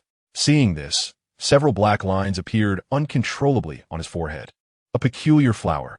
John somehow got some alcohol and started chugging it, grinning widely. Aries' current combat power should be comparable to that of the Marines' Vice Admiral Zephyr, right? No. Rocks shook his head slightly, his mind calm and thoughts clear, giving a very objective evaluation. Aries isn't strong enough to that extent yet. But most of the vice admirals in the Marine headquarters wouldn't be Aries' match. With years of experience at sea and having fought various strong opponents, Rocks clearly understands that Aries' current strength is roughly at that level. He also knows very well that Aries' formidable aspects, both defense and destructive power, are not inferior to that of a Marine vice admiral. However, in terms of experience and stamina, he falls quite short. Using devil fruit abilities consumes the user's stamina, and Aries' ability consumes even more stamina than other devil fruits. Currently, Rocks isn't sure how long Aries can hold out. What a fast growth rate. Silver Axe, who was watching the show, looked at Aries with envy. When Aries first joined Rox, he thought he could easily defeat him. Now, after just over a month, Silver Axe feels that if he were to fight Aries, he would probably be the one to lose. He couldn't help but click his tongue. I didn't expect that such a casual action could yield a monster like Aries. He's only in his teens. In his teens, he felt an overwhelming sense of emotion. Rox shot a sharp glance at Silver Axe, scolding him sternly. If you put half the effort you spend on women into training for battle, you wouldn't be surpassed by Aries now. Silver Axe awkwardly turned his head away, muttering softly, "Not everyone is a monster like Aries. Sob sob. I need some electricity QAQ. There are too many people raising books. If everyone compares themselves to geniuses, what's the point of living?" Silver Axe felt that as long as he could live happily every day and enjoy the company of women at night, he would be satisfied. After all, as a pirate, one should cherish every moment to enjoy. If you don't enjoy now, are you going to go to prison later and sword fight with other pirate criminals? See whose rear end is more moist. If it weren't for his body not allowing it, he would want to be Ling Ling's concubine. Ling Ling's figure and looks are top-notch, but she's just too fierce. Can't handle it. Not a pleasure. That's risking one's life. For the lecherous and indulgent Silver Axe, Rox could only smile it off. She's given birth. She's given birth. She's given birth. A surprise shout instantly attracted everyone's attention, the voice coming from Longbread. Ling Ling's large hands revealed 3 crying big babies covered in sticky blood. Triplets. These 3 infants are 2 to 3 times larger than normal human babies. Longbread rushed to Ling Ling's side in a panic, extremely happy. It's triplets. Look at these 3 little guys' physiques. They'll definitely become outstanding pirates in the future. Having 3 born at once made him extremely delighted. It signifies that the Charlotte family will gain 3 more capable members. Ling Ling grinned, revealing her bright red lips. Mama. Manga. Longbread, you name these 3 little ones. She leaned her large head close to the bloody infants, her eyes radiating maternal brilliance. Her enchanting and charming face making the infants' cries even louder. Coupled with the enormous sounds generated by the battle between Whitebeard and Aries, the infants' cries continued unabated. Longbread quickly thought of names and said, "Then let's name them. Nustraldi, Bascaldi, and Dasmarch." The Charlotte family has now added 3 more members. Longbread, the children are in your hands. Without a second thought, Ling Ling extended her hand towards Longbread, the 3 infants almost the same size as him. The 3 babies were stacked like a tower in Longbread's arms, and he happily ran off. Ling Ling's gaze fell on Aries, who had transformed into a blue dragon, and she angrily said, "Aries unintentionally ate the devil fruit that I had treasured. I had kept this fruit for so long, and it ended up benefiting this guy. How infuriating. With this devil fruit, I managed to hold Kaido at bay for a whole month, and up to now, Kaido has been the most satisfying husband I've had. His stamina and physique far surpass others. With the powers of this devil fruit, Aries' strength is now such that even I can't easily defeat him. How am I supposed to subdue Aries in the future?" Ling Ling was both angry and anxious. The power boost from the fruit made her extremely eager to gain Aries' favor. Besides, thinking about doing such things with a dragon stirred her excitement. A flush appeared on her stunning face, and she couldn't help but squeeze her thighs together. In the distance, seeing that Whitebeard couldn't immediately take down Aries, Rox couldn't hold back any longer. Aries and Whitebeard couldn't continue fighting freely. The destructive power of these 2 would completely destroy Hive Island once their battle ended. Rox exerted force under his feet, rapidly moving along the ground. His posture was graceful and ethereal. His speed was so fast that it produced a whistling sound. He was like a laser cannonball, and with a stern and serious expression, Rox shouted, "Aries, stop it now." With a sudden leap, he appeared directly above Aries, raising his fist covered in Haki. Bang! This punch was fast and fierce, and the overwhelming power left Aries momentarily stunned, engaged in a direct battle with Whitebeard. He had no time to react to Rox's sneak attack. The huge dragon head slammed into the ground with a bang, and a large bump appeared on its head, causing it to fall unconscious. Rox shook off his hand, dissipating the extremely powerful rebound force, and a smirk appeared on his lips. This defense is really tough. If it weren't for the captain stepping in, I would have probably taken at least several hours to defeat Aries by myself. Whitebeard chuckled, noting that Aries' vitality, stamina, and defense had all significantly increased. If Rox hadn't ambushed Aries' head, this battle wouldn't have ended so easily. The unconscious Aries automatically reverted from his Azure Dragon form back to his human form, and of course, his pants were not blown apart. This is a recognized bug in the anime world. Key areas absolutely cannot be seen. That is paid content. John and Silver Axe hurried over, and John approached the unconscious Aries, pulling back his eyelid for a brief check before saying, "Aries is fine. He might have a brain issue that requires instruments for examination." Silver Axe, carry Aries to get treatment. Rox immediately ordered. He then turned to John, his expression serious, and said, "John, thoroughly check Aries' physical condition. We must find a way to heal his brain." The Rox pirates already had Lingling, a bomb that could go berserk at any moment, if another Aries joined. If these two went crazy in a battle, indiscriminate attacks would be troublesome. John understood the seriousness of the situation, nodded in response to Rox, "Captain, don't worry. I will do my utmost to save Aries." Silver Axe had already slung Aries over his back and followed John out of there. Whitebeard also prayed for Aries to get better, watching Aries leave, and said, "I hope Aries can recover mentally. Otherwise, if this continues, he might go insane every time he is stimulated, and if his condition worsens, the consequences could be severe." Rox sighed with John's medical skills. The chances of healing are still quite high. He then turned his gaze to Lingling, his expression becoming stern, and his authoritative eyes looked at her with a menacing glare as he coldly asked, "Lingling, tell us what happened." Whitebeard also looked at Lingling, his eyes sharp as blades. Lingling, with a face full of anger and grievance, said, "I didn't do anything to that Aries guy. He even ate my precious mythical Zoan devil fruit. Who do I turn to for my grievance?" Lingling truly felt wronged. Not only did she lose a cooked duck, but she also had her most precious devil fruit stolen. She wanted someone to complain to. That was a mythical Zoan devil fruit, rarer than a Logia. And now it's gone. Lingling's heart ached. Aries didn't even eat it and lost a devil fruit in the process. Her heart hurt. "Oomph. I have to teach you a lesson today." Whitebeard snorted coldly, holding his sword, Kuma, and swung it at Lingling. Swoosh! Blood gushed from Lingling's shoulder, flowing down along the blade of Kuma and her skin. The skin, known as the iron balloon, was cut through by Whitebeard's Newgate. She looked furious and shouted, "Bastard! Newgate, you actually laid hands on me for Aries." Drawing Napoleon, she unleashed a brilliant sword light towards Whitebeard. "If I don't teach you a lesson, you'll still have your sights set on Aries in the future." Whitebeard, with his left hand raised, activated the power of the Tremor fruit, sending a white energy sphere crashing toward her strike. Boom! The ground shattered, and the surrounding earth sank and cracked open, unleashing a terrifying explosion shockwave that swept in all directions. In the next moment, both swung their weapons at each other. The Naginata blade clashed with the long sword blade. Clang! Where the weapons collided, not only sparked fire, but also unleashed terrifying lightning. Whitebeard and Lingling locked eyes, both filled with fury and hostility. "Stop it!" Rox suddenly erupted with an overwhelming and powerful aura, black and red, lightning crackling around his body. The shockwave was instantly suppressed by his aura, as if time had stopped, returning to nothingness. "Lingling, remember this. I'm letting you go this time for Captain Roxake, but next time, I won't." Whitebeard sheathed Kuma, his anger still apparent as he warned her. Lingling, not to be outdone, retorted, "Whitebeard, you won't just let me off for injuring me." The air was thick with tension, as if it could explode at any moment.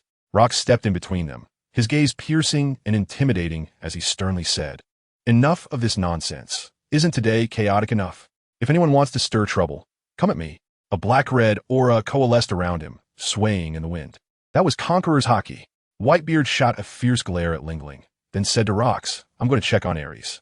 After Rox nodded, he turned and left. Lingling looked displeased, filled with resentment. Clearly, she was the one who suffered the most, while Aries reaped all the benefits. The priceless mythical Zoan devil fruit. What a stroke of bad luck.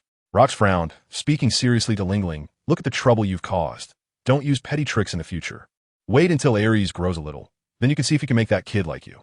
Looking around, the area was in ruins. The skeleton castle, which even the Navy couldn't destroy, was now ruined by their own people. Even parts of the towns on Honeycomb Island were flattened and crushed to bits. Lingling fell silent, thinking, was she too impatient? But the masculine hormones radiating from Aries, combined with his strong physique, made it hard for her to resist. Every time she got close to Aries, she felt an uncontrollable urge to devour him, just to enjoy herself. At that moment, several oddly dressed and strange-looking individuals approached Rox. The leader, with a fierce and sinister face, spoke as he neared Rox. "Rox, you need to give us an explanation. So many buildings on the island have been destroyed, including some of our underground forces' properties. There should be some compensation for the destruction, right?" The group that arrived were the leaders of the underground market on Honeycomb Island. Having been rooted on Honeycomb Island for years, Most of the destroyed buildings belonged to them. The other leaders of the underground dark forces also looked at Rox, wanting an explanation and compensation. Many places were damaged in the battle, and with several valuable items among the buildings, Ares' destruction had caused them significant losses. Rox coldly glanced at the fierce-looking man who had spoken. Suddenly, the other party's hair stood on end, and a strong sense of fear surged in their hearts. A cold smile appeared at the corner of his mouth as he retorted sarcastically, "Compensation? Everything on this Hive island belongs to me, Rox, including your life." He stepped forward like a fierce eagle, appearing in front of the man in the blink of an eye. A punch slammed into the man's chest. Bang! The man's chest instantly caved in. The sound of bones cracking echoed, and he spat out blood as he flew away. Rox's fierce, beast-like gaze swept over the leaders of the other underground dark forces, causing everyone to involuntarily shiver. Yes, the entire Hive Island is Captain Rox's property. We just came to ask if there's anything we can help with. It was all that guy's idea. It has nothing to do with us. The others displayed flattering smiles, eagerly trying to distance themselves from the situation. Rox, as if he had done something trivial, grinned. Huh? Then please find someone to clean this place up and rebuild the skeleton castle. Is there a problem? His eyes shone like a hungry wolf's, instilling fear in others. No problem. No problem. No problem. The crowd, frightened, sweated profusely, hurriedly responded. Lingling behind Rox sneered disdainfully, Mama, Captain Rox is not someone who can be threatened. On this island, his word is everything. Rox left with Lingling. Only the dark leaders were left looking at each other, revealing expressions of frustration. Not only did they not get compensation, but they might also have to pay a hefty sum. Several hours passed. The sun had gradually sunk into the sea. Whitebeard and Golden Lion stood guard outside, while inside the room, Captain John was treating Aries. Inside the room, strange. Aries' consciousness was like that of a vegetative person, showing no reaction at all. After checking Aries again, Captain John felt that Aries' current condition was extremely tricky. There was no problem with his body. Even after being hit by Captain Rox, Aries' strong life recovery ability made his wounds heal quickly. Not even a scar was left.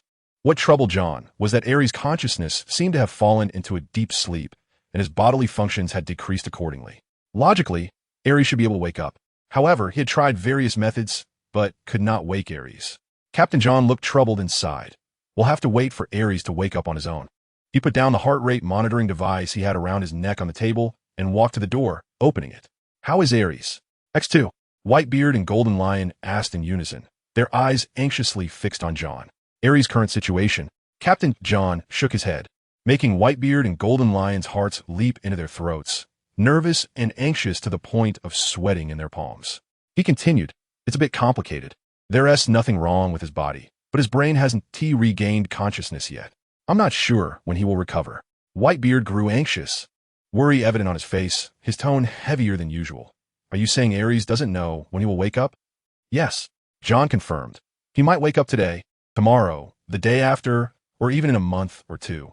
In Aries' current situation, I am also powerless.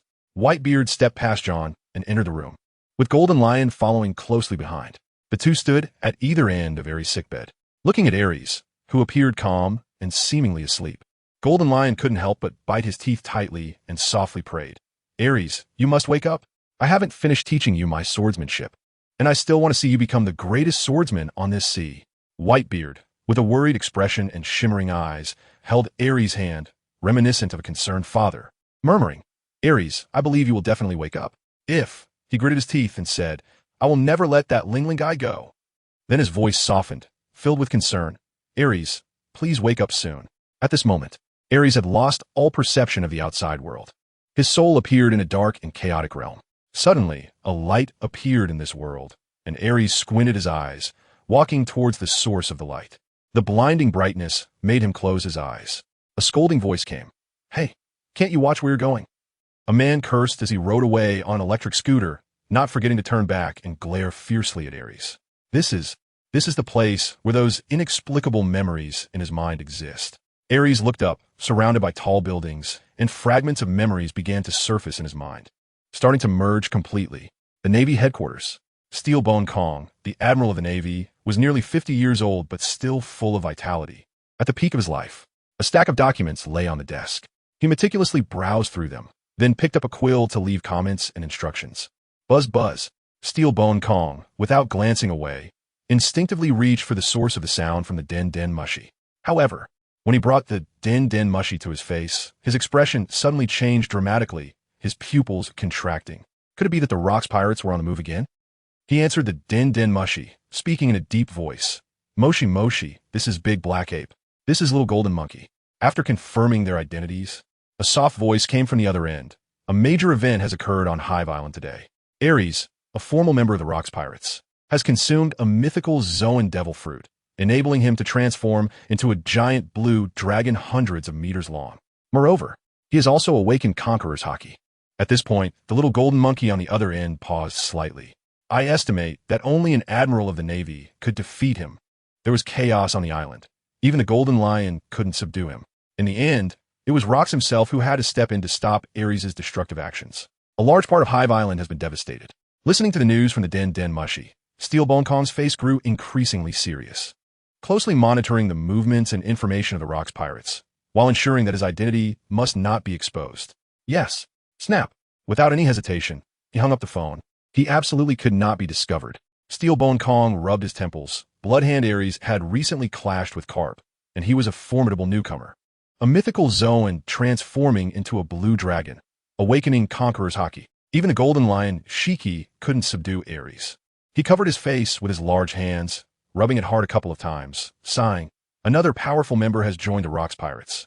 It's becoming increasingly difficult to handle. A pirate crew already comprised of Rocks, John, Shiki, Whitebeard, Lin, Wang Ji, Silveraxe, Shaki, Longbread, and now adding Aries. It was truly giving the usually steady Steelbone Kong a headache. Even the passionate blood for justice within his robust body was doused with a bucket of cold water by this news, leaving him feeling somewhat chilled. Steelbone Kong steeled himself. No matter how difficult the path of justice might be, as long as he, Steelbone Kong, was alive, he would absolutely not allow the Rocks Pirates to take actions that would harm this world. Since it was difficult to take action from the outside, he would find a way to incite internal conflicts within the Rocks Pirates. Conqueror's Haki. He turned to gaze at the setting sun outside the window, murmuring to himself, Bloodhand Aries, I wonder what kind of king you aspire to be. I am Luffy, the man who will become the Pirate King. On the television, an anime called One Piece was playing. At that time, this anime was still called Pirate King, not One Piece. Aries, no, or rather, Leon was staring intently at the anime playing on the TV. At this moment, he was only about 10 years old, the age when one is incredibly obsessed with anime.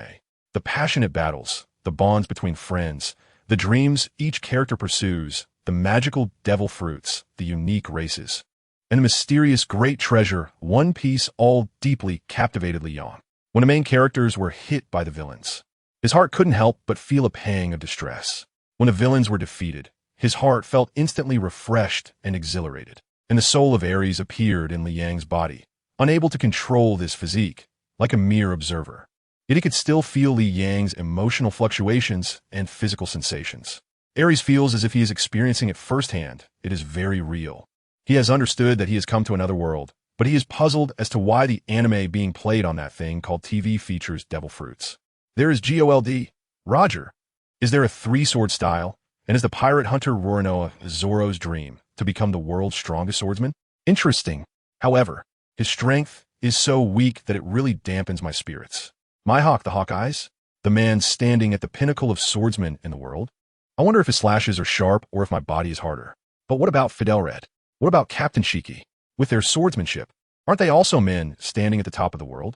At this moment, Aries felt a strong sense of doubt and a faint ominous premonition rising within him. Gol di Roger, the Pirate King? As time passed, with episode after episode of the anime airing, the scene arrived at the day Roger was executed. Aries suddenly felt a sense of unease. If GOLD, Roger became the Pirate King, did that mean Captain Rocks had failed? His mood grew heavy.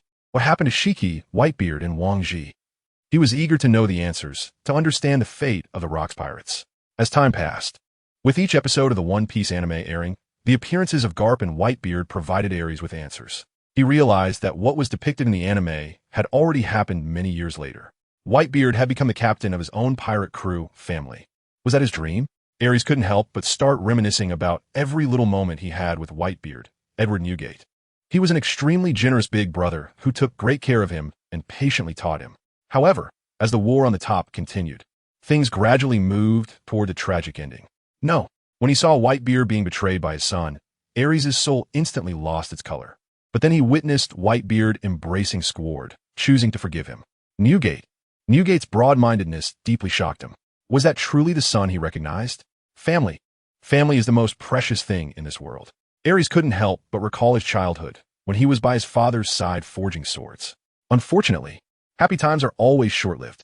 The arrival of pirates not only took away the large blade his father had forged, but also claimed his father's life. My family, Whitebeard, Haki, are they also my family?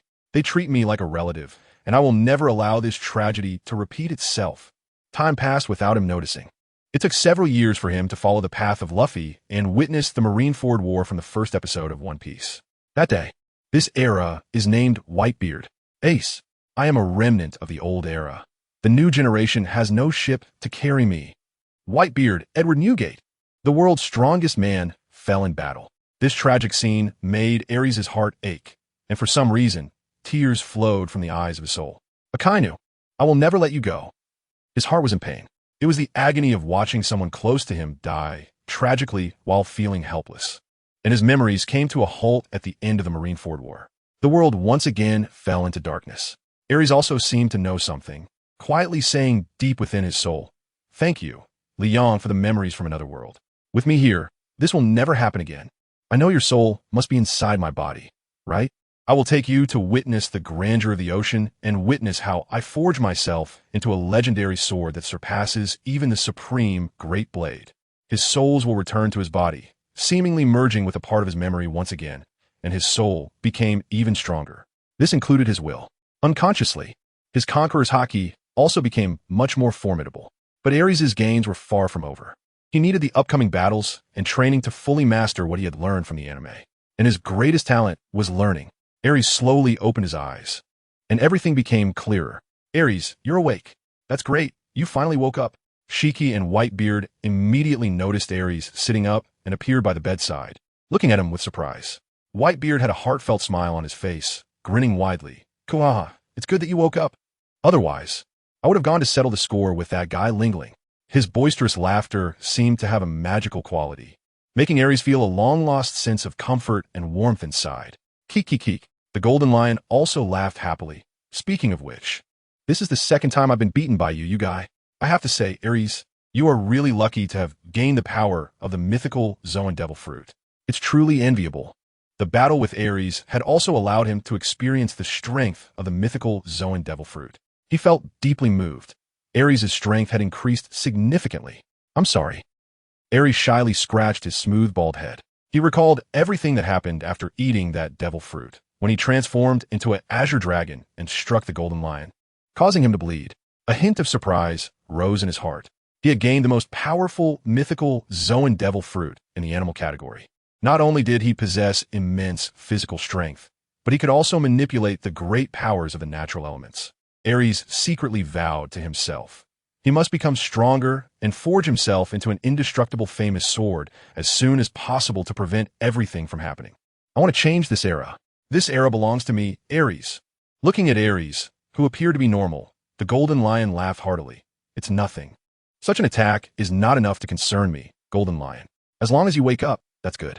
You should rest well these days. Captain Rox has already decided to postpone the mission." He then asked, "Aries, what exactly happened that day?" This question also drew the attention of Whitebeard, who wanted to know in detail what had happened that day. Aries recounted everything that happened that day to the Golden Lion and Whitebeard, from his visit to Lingling to consuming the devil fruit, ending with his brain hurting so much that he lost consciousness. Lingling, Whitebeard's eyes ignited with fury. He vowed to make her experience what it feels like to sink into the sea in despair. If it weren't for Captain Rox, Newgate might have rushed over to have a big fight with Lingling by now. "Brother Newgate." Aries hesitated for a moment, ultimately calling him brother, then said with determination, "I will work hard and one day defeat her myself." "Brother?" Whitebeard's expression froze, a strong surprise flashing in his eyes. "Aries, he called me big brother?" "Ha ha ha. I, Newgate, have a younger brother now." Whitebeard suddenly laughed heartily, happily patting Aries on his broad shoulder, grinning from ear to ear. In contrast, the Golden Lion's expression darkened, his gaze fixed on Aries as he questioned, "Big brother? What does that make me, Haki? Second brother?" "That won't do. Whitebeard can be the big brother, but I won't be the second brother."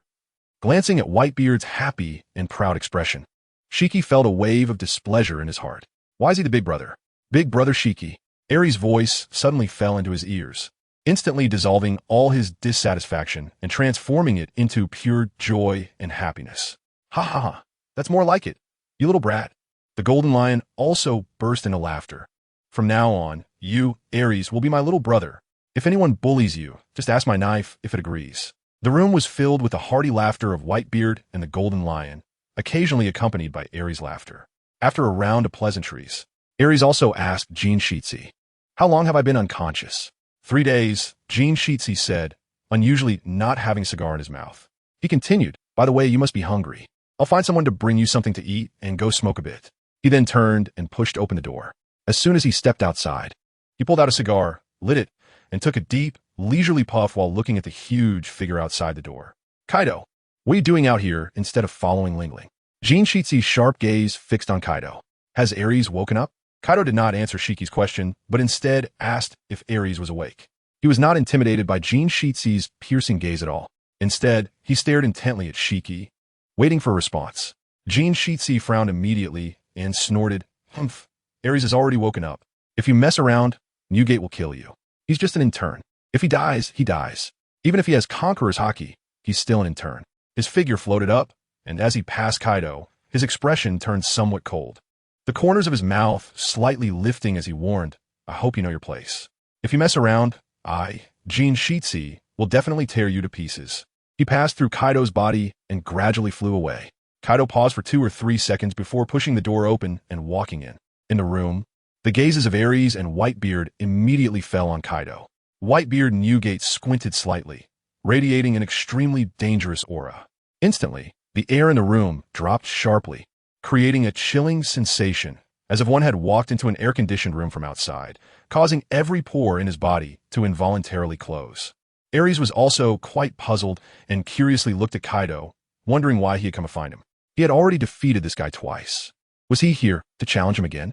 Kaido walked straight to the bedside, his eyes filled with extremely complex emotions. The man before him had effortlessly defeated him twice, and had taken away the devil fruit that rightfully belonged to him, the powerful and rare mythical Zoan type, the Azure Dragon form. He opened his mouth, but couldn't utter a single word. Finally, with a stern expression, he looked at Aries and said firmly, "Aries, please let me follow you. Let me become your subordinate." Upon hearing this, it was now Whitebeard and Aries who were surprised. They didn't expect to hear such words from Kaido. "You want to follow me?" Aries looked at Kaido in disbelief and finally asked, "Why?" "Because you took away my dream." Kaido didn't shy away from Aries' gaze and said directly, "Since I can't become the world's strongest monster, I will watch you, Aries. Become the world's strongest monster. I want to witness you reach the pinnacle of this world. And if you fail, then I, Kaido, will follow this path until I become the world's strongest being." He knew that having lost that mythical Zoan devil fruit, along with Aries' unparalleled talent, he had no hope of surpassing him. So he chose to witness such a legend fulfill his dream. To witness Aries step by step become the world's strongest being. Is that so? Whitebeard grinned and then looked at Aries, wanting to see what decision he would make. Meanwhile, the gazes of Aries and Kaido met in the air, locking eyes for several seconds. Aries also saw the persistence and determination in Kaido's eyes, and suddenly thought of the Straw Hat Pirates and the Whitebeard Pirates. More people mean more strength.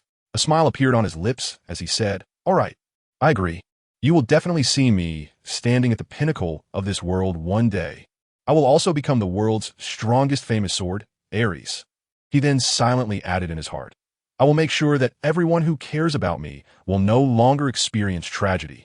From now on, I'll call you Boss Aries. I'm Kaido." Kaido, accepted by Aries, laughed heartily. Whitebeard beside them also smiled. "Brother Aries, we must drink to our heart's content today." "Yes." Aries laughed and said, "Drink to your heart's content. Eat to your fill." Soon after, when the Golden Lion arrived with a large array of floating food and fine wine, the 4 of them began to drink heartily. In the end, they all got thoroughly drunk, lying on the floor of the room in a disheveled state. The next day, when the first ray of morning sunlight broke through the dark sky, bringing a glimmer of light to this dark world, Aries slowly opened his eyes, recalling the madness of last night, unable to help but smile. He then reached out to push the Golden Lion resting on his lower abdomen away, lifted his hand to move Kaido's thick thigh off of him, and pulled away the thigh that Whitebeard had been holding. He didn't even know how much he had drunk yesterday. In any case, he remembered nothing at the end, just that everyone had collapsed on the floor. The bottles of alcohol in the room were piled all over the place. Aries walked out as usual and arrived at the training ground, pulling out a brand new iron rod from the rack. As he continued his pounding training, the longer he trained and the more strikes he made. The thick iron rod could not withstand his wear and tear and bent out of shape. Fortunately, he had the craftsmen on the island create several more later on. Aries gripped the iron rod tightly, his eyes filled with excitement and anticipation. After the devil fruit enhanced his recovery abilities, how much would it improve my training? With strong expectations in his heart, Aries exerted force in his arms and swung the iron rod, striking his waist with a loud clang. His hard muscles trembled from the intense impact. Aries' eyes lit up with surprise, and he happily murmured to himself, "The same strength, but the pain has lessened a bit, and the recovery speed has indeed improved. Moreover, my perception has also become much stronger. The speed of the action of hitting my body remains the same." However, today Aries noticed that when he was exercising by striking his body, he could clearly feel that the action seemed slower. No, the speed is still the same. It just felt slower in terms of sensory response. His dynamic visual acuity and brain reaction speed have both improved. This made Aries very happy. He looked down at his abdomen, where the area that had been struck showed a slight red hue on his bronze abs, which quickly disappeared. The combined perception of his body and vision confirmed that his recovery ability had greatly strengthened. Aries grinned, revealing a set of bright white teeth, and said with a smile, "Training like this can increase strength and improve faster. I can even try the fire forging training method." He didn't rush into the second phase of training. Instead, he exerted more force in his hands, and the iron rod whizzed through the air, striking his abdomen with a strong gust of wind. The blocks of abdominal muscles, resembling huge blue bricks, quickly turned red and then returned to normal. Bang! Bang! Aries also began his daily training. From Liang's memories, he suspected that the Rock's pirates might be facing defeat. The Golden Lion Shiki was missing. Whitebeard had formed his own pirate crew, and Captain John, Wang Ji, and others seemed to have all become zombies. Bad guys don't deserve sympathy, but family is different. Aries does not understand too many profound truths. He only firmly protects and cherishes those he believes are good for him. Although he does not know what will happen in the future, he does not want the Rock's pirates to disappear. He still wants to fight. He wants to step-by-step achieve his dream, forging his body into a famous sword that surpasses the supreme great blade of 12 crafts. Aries never forgot this dream from beginning to end. He also carried his father's dream. The fusion of souls brought Aries tremendous growth, and his willpower unknowingly became more resilient and unshakable. The iron rod struck his body, producing a continuous dull sound that echoed in the training room. As soon as one strike landed, another followed closely behind. The strengthening of his soul also significantly enhanced Aries' pain tolerance. About an hour later, a massive figure appeared at the door of the training room. It was Kaido. "Boss Aries, I knew you would be in the training room." Kaido walked over, and the title boss still felt a bit awkward for him. As he approached Aries, he sensed the powerful force behind the iron rod Aries was wielding, and couldn't help but feel a shiver in his heart. Is this the reason why Aries has become so strong? Aries nodded at Kaido and asked, "Do you want to train together?" Bang. Kaido also pulled out an iron rod from the rack and smiled. "The only way to get stronger is through training and fighting. I don't want to fall too far behind the boss." He then swung the iron rod and struck his own bulging chest. Bang! The immense force made his expression change, and he grit his teeth in pain. So painful, so painful. He began to understand that Aries was able to grow to such a level, and that rapid growth was definitely not due to luck. It was the result of years of hard and relentless training. The force he exerted with the iron rod was incomparable to Aries's. The latter effortlessly withstood it like nothing happened. Truly a monster. This also made Kaido realize that the gap between him and Aries was really, really large.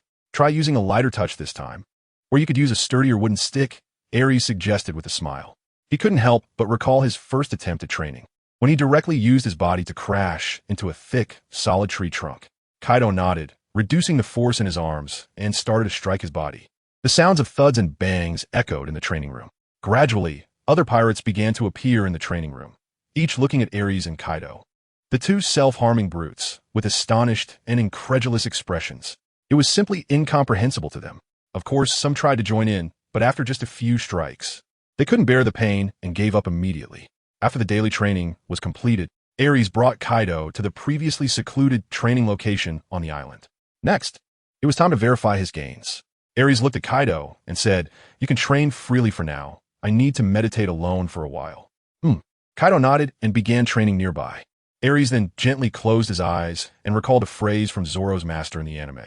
The strongest sword is to protect what you want to protect. The power to cut through what you want to cut. He deeply contemplated this phrase, which allowed Zoro to understand the essence of everything breathes, and made Aries realize that it is a very powerful force. My body is far from as sharp as a sword, but as long as I keep getting stronger, I will surely be able to cut through everything I want to cut. With his eyes closed, he recalled every detail of Zoro's battle with Mr. One. The images and words conveyed are limited. Aries had never experienced it himself, and could only understand it through what he had learned. He didn't know why, but suddenly a phrase popped into his mind. Concentrated will can break through stubborn stone. This made Aries feel enlightened in an instant, and he was delighted in his heart. Its focus, its concentration. He began to discard the chaotic thoughts in his mind and concentrated his willpower. With his eyes closed, he raised his arm, feeling the cool breeze blowing against it. Gradually, his heart became calm and peaceful. At that moment, the world began to appear different before Aries. The same things gave him a different feeling. There was a mysterious sense of seeing the mountain as not a mountain and seeing the water as not water. Aries' mouth suddenly curled into a smile. I seem to understand the breath of all things. With a gentle wave of his arm, a brilliant sword light instantly shot out from his arm. Whoosh! The sharp sword light made a sound like breaking through the air, moving as fast as lightning. Upon witnessing this scene, Kaido's pupils suddenly constricted, exclaiming, "What a sharp and terrifying slash!" He followed the direction of the sword light with his eyes, his face filled with shock. A terrifying slash. I won't be looking at comments anymore.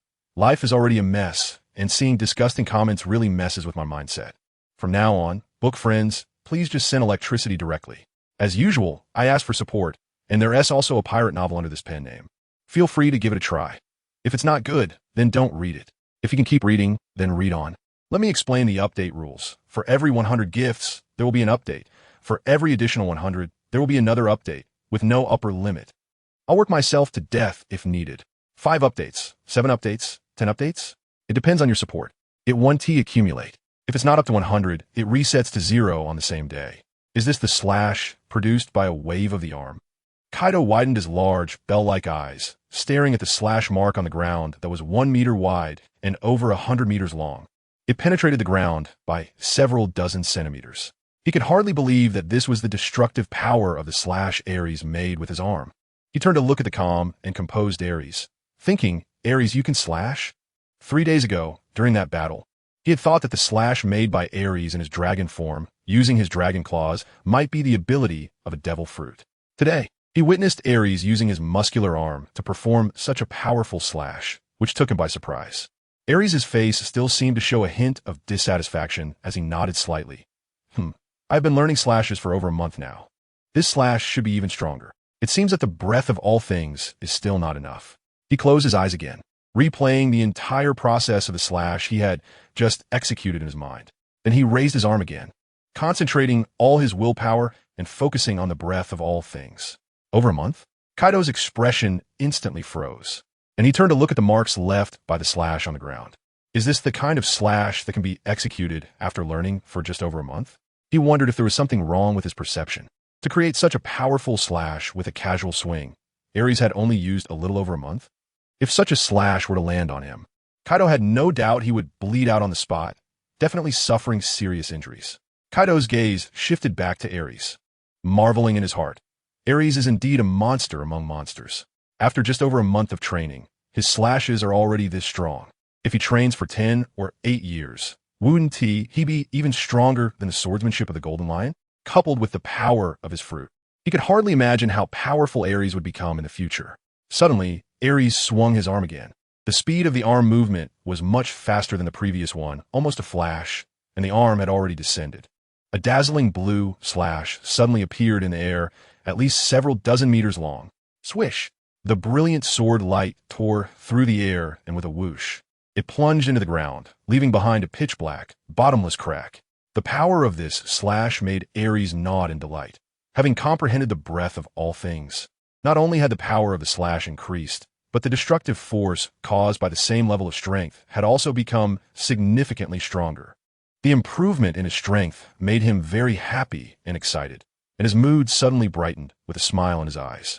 Kaido's eyes were filled with heat and envy as he asked, "Aries, do you think I can learn to execute slashes with my body too?"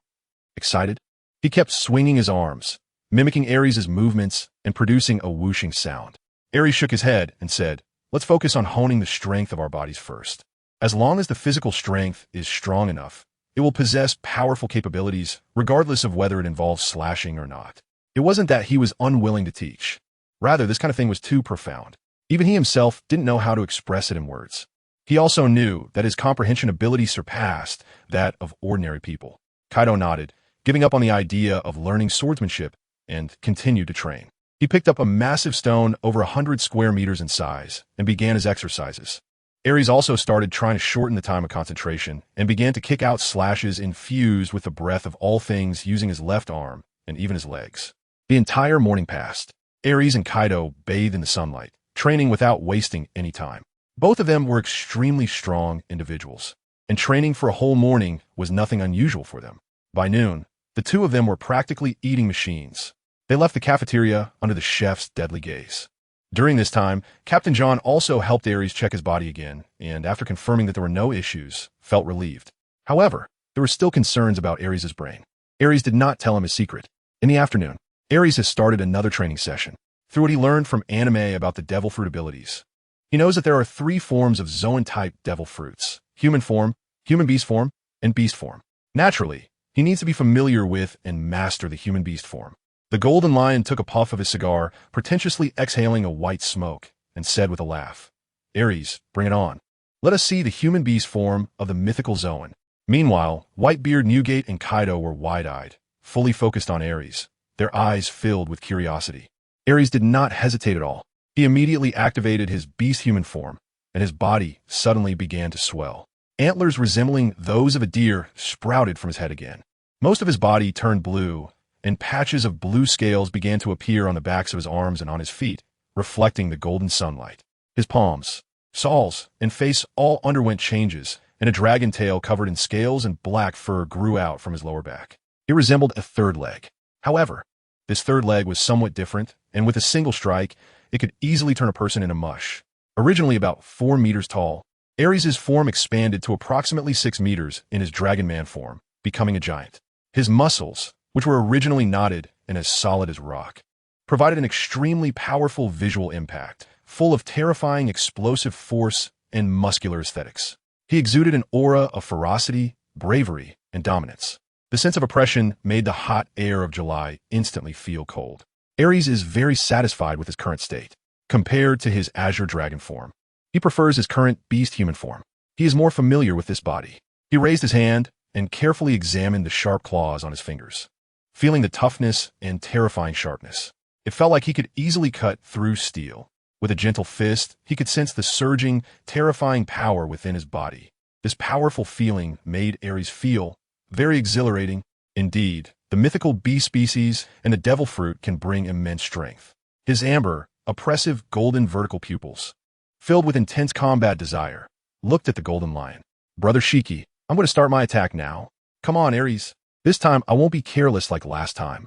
The golden lion nodded, his serious expression showing a hint of anticipation. Last time, he was shocked by Aries' terrifying and domineering conqueror's Haki, which led to him being hit hard by Aries' dragon tail. Whoosh! Aries, who had comprehended explosive power, suddenly unleashed the strength of his body, leaping like an antelope, his speed so fast it was like chasing the wind and lightning. The blood and energy flowing through his body surged into his muscular arms.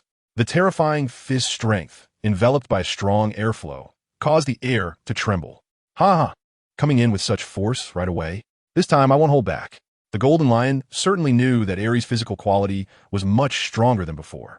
This punch carried a heavy feeling like a mountain crashing down.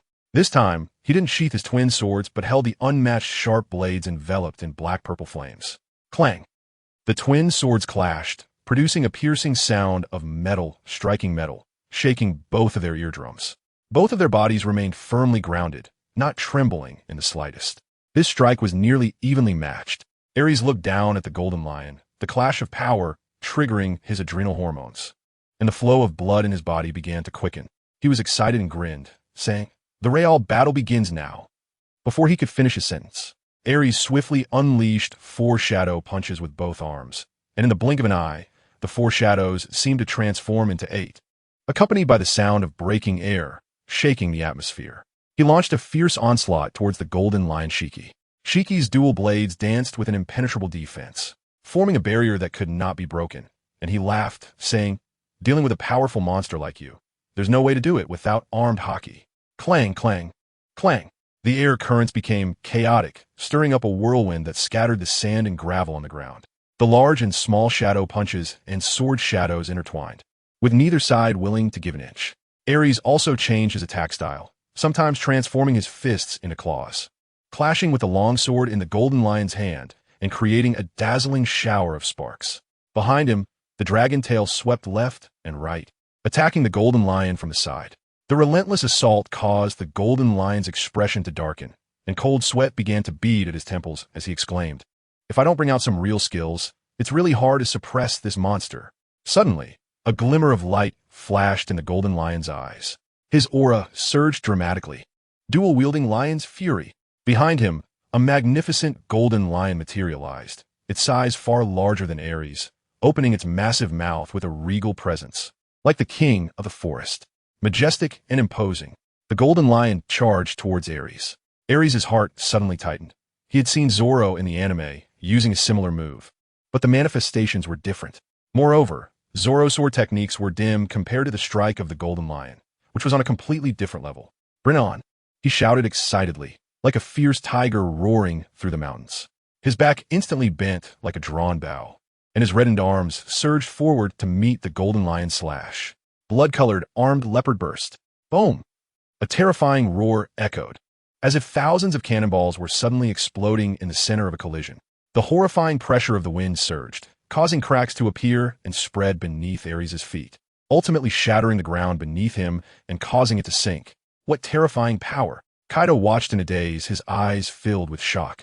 Such immense strength was what he yearned to possess. Aries was too monstrous to be able to confront a top-tier man like the captain-level golden lion directly. After Aries shattered the fierce slash of the golden lion with his dual fists, he exerted force from his waist and abdomen, twisting his body to the side. This motion caused the tail behind him to sweep violently towards the golden lion, suddenly turning red during the swing, enveloped in blood-armed dragon's tail. The golden lion placed 2 long knives covered in armed color Haki parallel in front of him, blocking Aries' ferocious dragon's tail.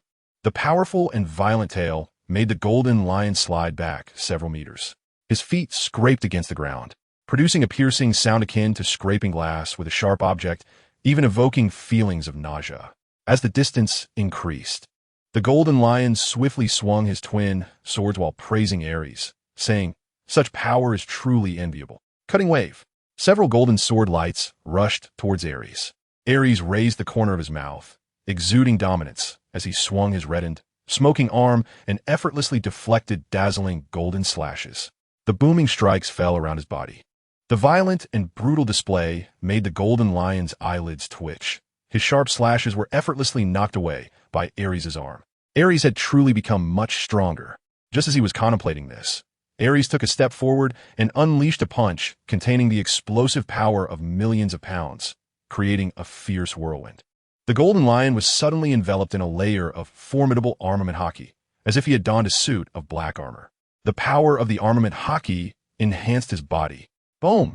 Although he managed to block Aries' punch, the force and wind generated by the punch sliced through the air like a blade, striking the golden lion's already dark face covered in armament Haki, making it even darker. What a terrifying power! If it weren't for his own strong armament Haki, he would have likely been sent flying by this terrifying force. The battle between the two continued to escalate. Aries also used his sharp claws to slash out fierce strikes. The battle was grand and intense. As an observer, Whitebeard felt a surge of excitement, a satisfied smile on his lips. Kuhahaha. Aries' combat awareness and reaction power have improved greatly. If he could further develop the devil fruit and merge its abilities, he could become even stronger. Right now, Aries' strength is such that even a marine admiral would find it difficult to take him down in a short time. To defeat someone as defensive and resilient as Aries would require considerable effort and time. However, he still needs to keep getting stronger to reach Admiral-level combat power. Whitebeard also recalled the powerful flames that erupted from Aries when he transformed into his Azure Dragon form a few days ago. He even suspected that the mythical Zoan Azure Dragon form could master other formidable natural abilities. With a glimmer of excitement in his eyes, he shouted at Aries, "Aries, don't forget, you have flame attacks too." This statement instantly darkened the expression of the Golden Lion, while Aries' face lit up with surprise.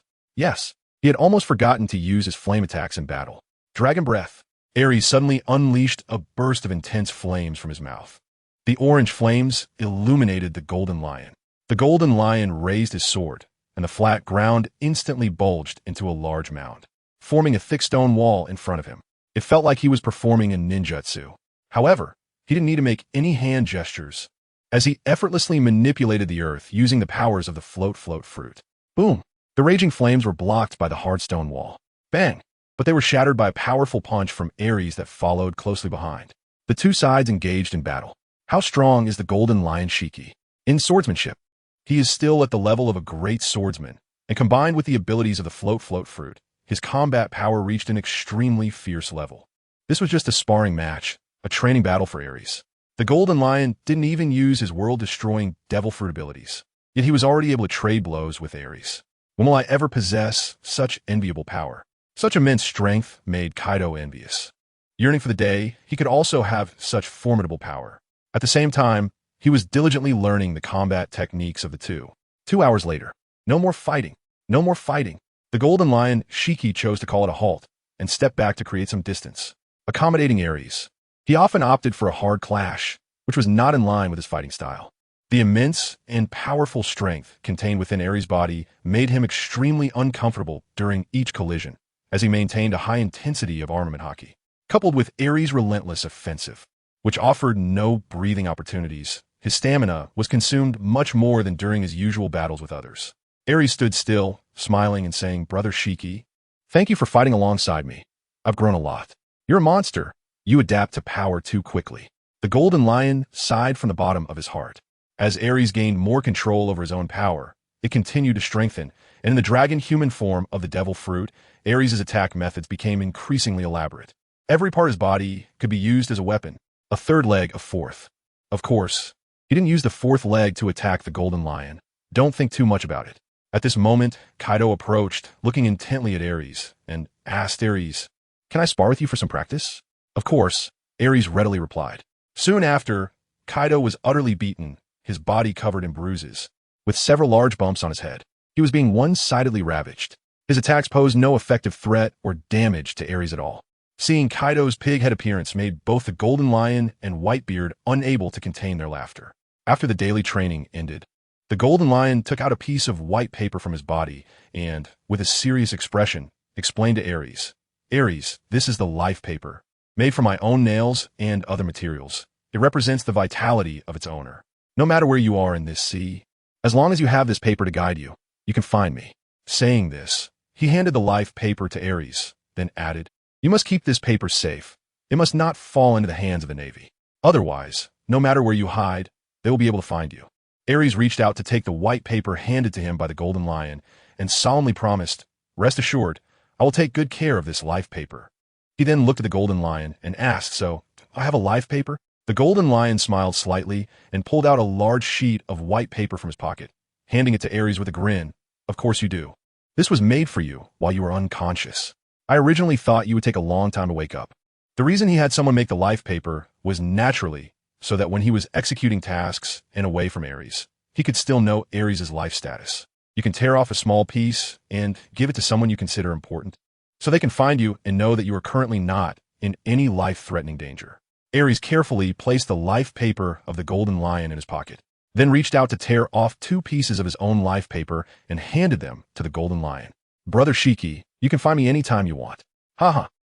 Receiving Aries' life paper, the Golden Lion laughed heartily, feeling as if he had gained Aries' recognition. "Aries, when the day comes that you fulfill your dreams, we must hold a grand banquet."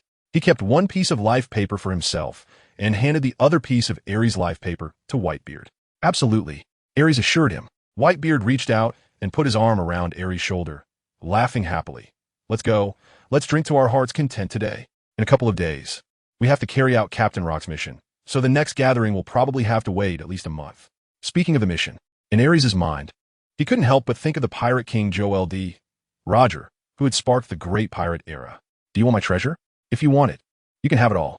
Go find it. I've left everything there. This made him wonder, is the so-called One Piece really a treasure? A few people walked towards the town. Aries looked at Whitebeard, who had his arm around his shoulder, his face sporting a cheerful and carefree smile. Brother Newgate, have you ever thought about the day you would leave this world? Whitebeard turned to Aries and laughed heartily. How could there be anyone immortal on this vast sea? As long as you live happily, pursue your dreams, and protect what and who you should, then you can leave this world happily. It seems that Aries has not only grown in strength, but also started to ask more questions, and he even took Kaido as his subordinate. Aries has grown up quite a bit. Whitebeard felt a bit more at ease in his heart. Even if I die in this vast sea, I want my name, Gold Lion, to be remembered forever in this world by everyone. Gold Lion said passionately. With a confident smile, he declared, if I can't die a glorious death, then is being a pirate just about chasing gold and women? Kaido chimed in, his eyes sparkling as he said, right? My dream is to start the biggest war in the world, and to witness Aries become the strongest creature in this world. The last three looked towards Aries in unison. Aries gazed at the setting sun on the distant coastline and said with a smile, my dream, of course, is to forge myself into a legendary sword that surpasses the supreme great blade, to shape a legend with my name, even to create an era named Aries. This is a world that future generations will refer to as the old era. It is also a glorious time when countless dreams intertwined and collided. It must be a brilliant and exhilarating era. The Rock's pirates, the most powerful pirate crew on these seas, carry the dreams of many as they sail through the waves, relentlessly moving forward. Tonight, Aries did not drink too much alcohol, restraining himself. His powerful recovery ability led to a rapid increase in his alcohol tolerance. The moon was bright and the stars were sparse. The hazy white moonlight spilled over the earth, bringing a hint of vague beauty to the world. After bidding farewell to Whitebeard, Gold Lion, and Kaido, he found himself alone in the training room. He had to cherish every moment to strengthen himself, to realize his dreams as soon as possible, and to possess the power to surpass Captain Rock's. Aries understood that although he had gained the phantom beast species, the Azure Dragon form, which significantly enhanced his strength, he still had not surpassed the likes of the Golden Lion and Whitebeard, not to mention the strongest in the pirate crew, Captain Rock's. As usual, he picked up an iron rod from the rack. Dragon Breath. Aries activated the Dragon Man form, took a deep breath, puffed out his cheeks, and sprayed a jet of fire onto his left arm. The high-temperature flames scorched his scaly arm. Sizzle, sizzle. The burning pain was completely different from the pain of impact. It was even more terrifying and unbearable. 10 seconds, 50 seconds, 200 seconds. The pain intensified, and beads of sweat the size of marbles appeared on Aries' somewhat youthful face. Enduring the excruciating pain, he could not close his mouth. If he did, the flames would disappear. 5 minutes, 15 minutes. The blue scales covering Aries' arm turned black-red, and a burnt smell began to fill the training room. He immediately struck his seared left arm with an iron rod in his right hand. Bang, bang. The intense pain stimulated Aries' pain receptors, causing the veins on his face to bulge due to the agony on that fierce dragon face. His skin began to turn red all over, and blood flowed frantically within his body. Sweat poured down like rain. If it weren't for the powerful recovery ability brought by the demon fruit of the mythical beast species, Aries wouldn't dare to attempt such a brutal training method in a short time. Fortunately, years of persistent training, combined with a part of his soul while merging again, made his will even more resilient. He stubbornly endured this inhumane suffering. Without effort, there would be no fruitful rewards. The increasingly intense pain made Aries unable to stop himself from gasping for breath. Left arm, right arm, chest, left leg, right leg. The night was deep. Aries could only rely on his biological clock to judge the current time. The skin beneath his scales had curled up due to loss of moisture, and even the fine hairs had been burned away without a trace. The entire training process lasted a full 2 to 3 hours, and no one knew how Aries managed to endure such unimaginable pain. Carrying a smell of charred flesh, Aries returned to his room. Exhausted to the point of not even showering, he lay straight on the floor and fell asleep. His powerful recovery ability made his newly formed skin smoother, shinier, and harder. The next day, when Aries woke up, he noticed the changes on his body. It was as if he had shed his skin like a snake. He stared wide-eyed at his significantly paler palms. Even the thick calluses had completely disappeared. A strong sense of surprise surged on his face.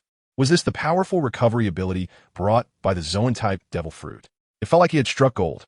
In his memory, only the 1st Division commander of the Whitebeard Pirates, Marco the Phoenix, and Fleet Admiral Sengoku, who possessed the Zoan-type Buddha form, had such abilities. This was all he knew about Zoan-type devil fruits. As for what happened after the Marineford War, he was unaware. This powerful recovery ability was much stronger than he had imagined. Aries was genuinely happy. With this, if he continued to train his body, his growth rate would accelerate even more. Excited, he squeezed his hard skin, even noticing a slight increase in muscle. He was filled with energy. The effects of forging and hammering were indeed much stronger than the training results from simply striking with an iron rod, which was naturally due to the abnormal capabilities of the Zoan type.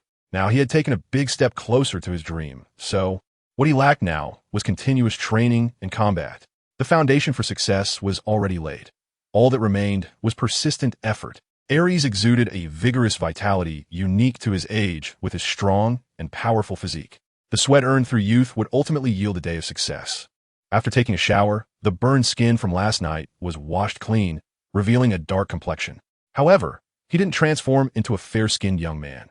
Instead, his skin took on a color akin to gold leaf. Yellow.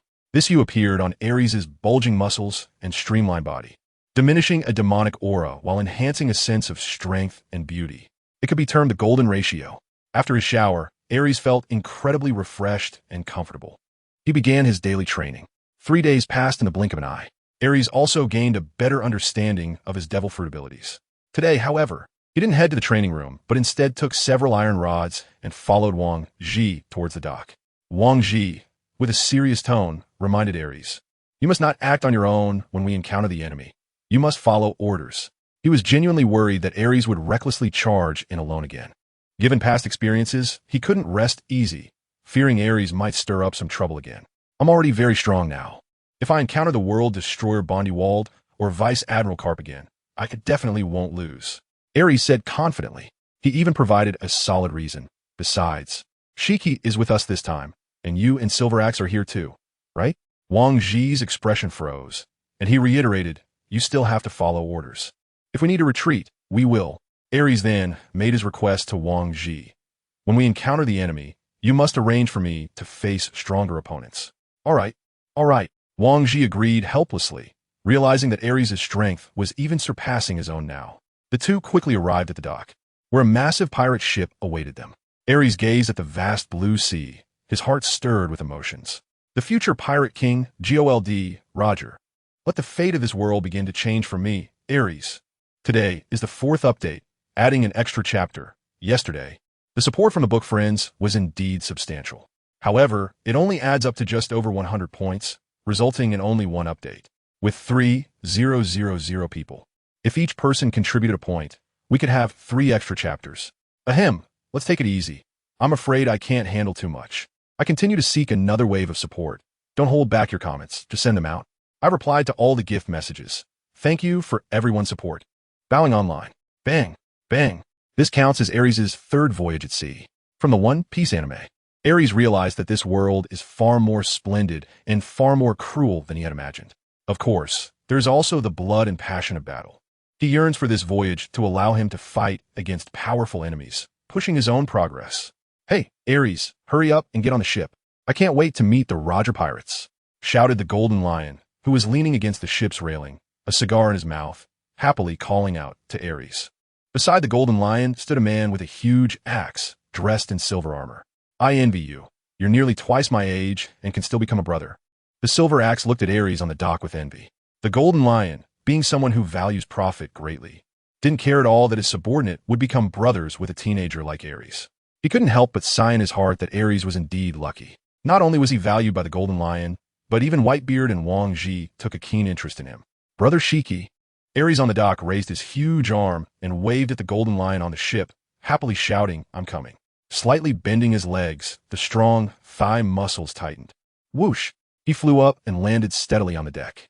Given Aries' heavy and tall body, the deck showed no signs of cracking. His control over his strength was perfect. Aries' boss. A loud voice rang out as Kaido stomped over the wooden planks. After witnessing Aries' strength, Kaido maintained his original intention to train, which made him feel an extra sense of awe towards Aries. Looking at Kaido, who was taller than himself, Aries reached out and patted Kaido's shoulder, smiling. Kaido, don't worry. You will definitely find a suitable devil fruit in the future. Yeah, Kaido's eyes lit up as he nodded heavily. I will work hard to keep up with you. He looked forward to obtaining a powerful devil fruit in the future. For this treasure of the sea, he had no resistance. As long as it could make him stronger, that was enough. In this sea, strength is the only passport. Kaido was very clear on this point. The Golden Lion with the cigar and the silver axe also came over. The Golden Lion looked at Aries and said, Are you tired of staying at Hive Island? You'll definitely have the chance to visit other islands in the future. This time we should go to many different islands. Then he said to the silver axe beside him, Check it out. If everything is fine, let's set sail. Moments later, the huge pirate ship departed from the port. About half an hour later, in the office of the Navy Admiral, after hanging up the den mushy, Admiral Steelbone Kong's face was solemn as he said, Carp, Zephyr, the Golden Lion is in your hands. As soon as he finished speaking, pop, the bubble of mucus on Carp's nose suddenly burst. He stood up abruptly from the sofa, grinning, Leave it to me. After saying that, he turned and left. Hey, Steelbone Kong's face darkened, and he quickly called out to Carp, seriously reminding him, the Bloodhand Aries is a pirate whose strength cannot be underestimated. You must not be careless. Aries. Carp cracked his knuckles and confidently smiled. In this past month, I've destroyed 3 mountains. Don't worry, when I meet that kid again, I will definitely beat him into a pig's head and bring him back. At this moment, Zephyr also got up from the sofa, and he heard Steelbone Kong's words of caution. Zephyr, you need to keep an eye on that Carp guy. Do not underestimate Aries. He is a mythical Zoan-type devil fruit user in the form of a Qinglong. Yes, I want to be careless. Zephyr, of course, knew the weight of a mythical Zoan devil fruit user, replied seriously to Steelbone Kong. He then followed Carp out of the office. Steelbone Kong looked at another Navy admiral with a black afro in the room, Sengoku, and instructed, Leave Whitebeard's side to you. We must stop any movements from the Rocks pirates. As long as I am here, no matter what mission Whitebeard is on this time, I won't let them succeed. Sengoku's expression was resolute, and his tone was also quite firm. He got up and left the office, watching the departing Navy high ranks. Steelbone Kong crossed his arms and leaned back in his chair, a hint of deep thought in his eyes. Rocks. What do you want to do this time? What exactly is the mission of Whitebeard and the Golden Lion? The more he thought, the more he felt that things might not be so simple. Steelbone Kong slightly furrowed his brows, hoping that Carp and Sengoku would bring back good news. At Crescent Bay's dock, Zephyr said to Carp, Carp, you heard Admiral Kong's words. The recently bountied Bloodhand Aries has become a mythical Zoan devil fruit user. You. Before he could finish a sentence, he was interrupted by the chuckling Carp. Don't worry, that kid's strength is still lacking. If you catch that kid, all the credit will be yours. Accumulate some more credit, and you could be promoted to Navy Admiral. With a tiger-like stride, Carp boarded the Navy warship, leaving Zephyr standing in place for several seconds before he helplessly shook his head. He stepped up the gangway. The scene shifted. On the pirate ship, the Golden Lion, with a cigar in his mouth, looked like a boss from the Mafia. Completely regarding Aries as his brother, the Golden Lion gazed at the azure sea and said, Aries, when dealing with enemies, never harbor any mercy. That will only bring you danger. Huh. A thick cloud of white smoke was exhaled from his mouth, and the shimmering sea surface rippled with crystalline waves. The Golden Lion's face held a hint of sarcasm, and a cruel yet resigned smile appeared at the corner of his mouth. You might think my words are cruel, but this sea is indeed a harsh reality. The strong can easily decide the fate of the weak, taking their lives away. Don't be fooled by the clear and pristine sea before you. Once you delve deeper into the ocean, you will discover countless darkness hidden beneath this sea, where light does not reach. He turned to look at Aries, who wore a somewhat confused yet enlightened expression, and said, So, that's why many people can't survive and become pirates. Exactly. The Golden Lion's eyes held a hint of sadness deep within, and of course, most people are like that. There are also a few who seek to witness the vastness of the sea and pursue other things. Like you. He shifted his gaze from Aries to the ocean before him. The weak pirates are just like a fish in this sea, with only one life to live. Today, a batch may be caught, but tomorrow, other fish will naturally come to seize the resources of this sea. If we don't fight for it, others will. Only the big fish will gather these small fish together and protect them as their territory.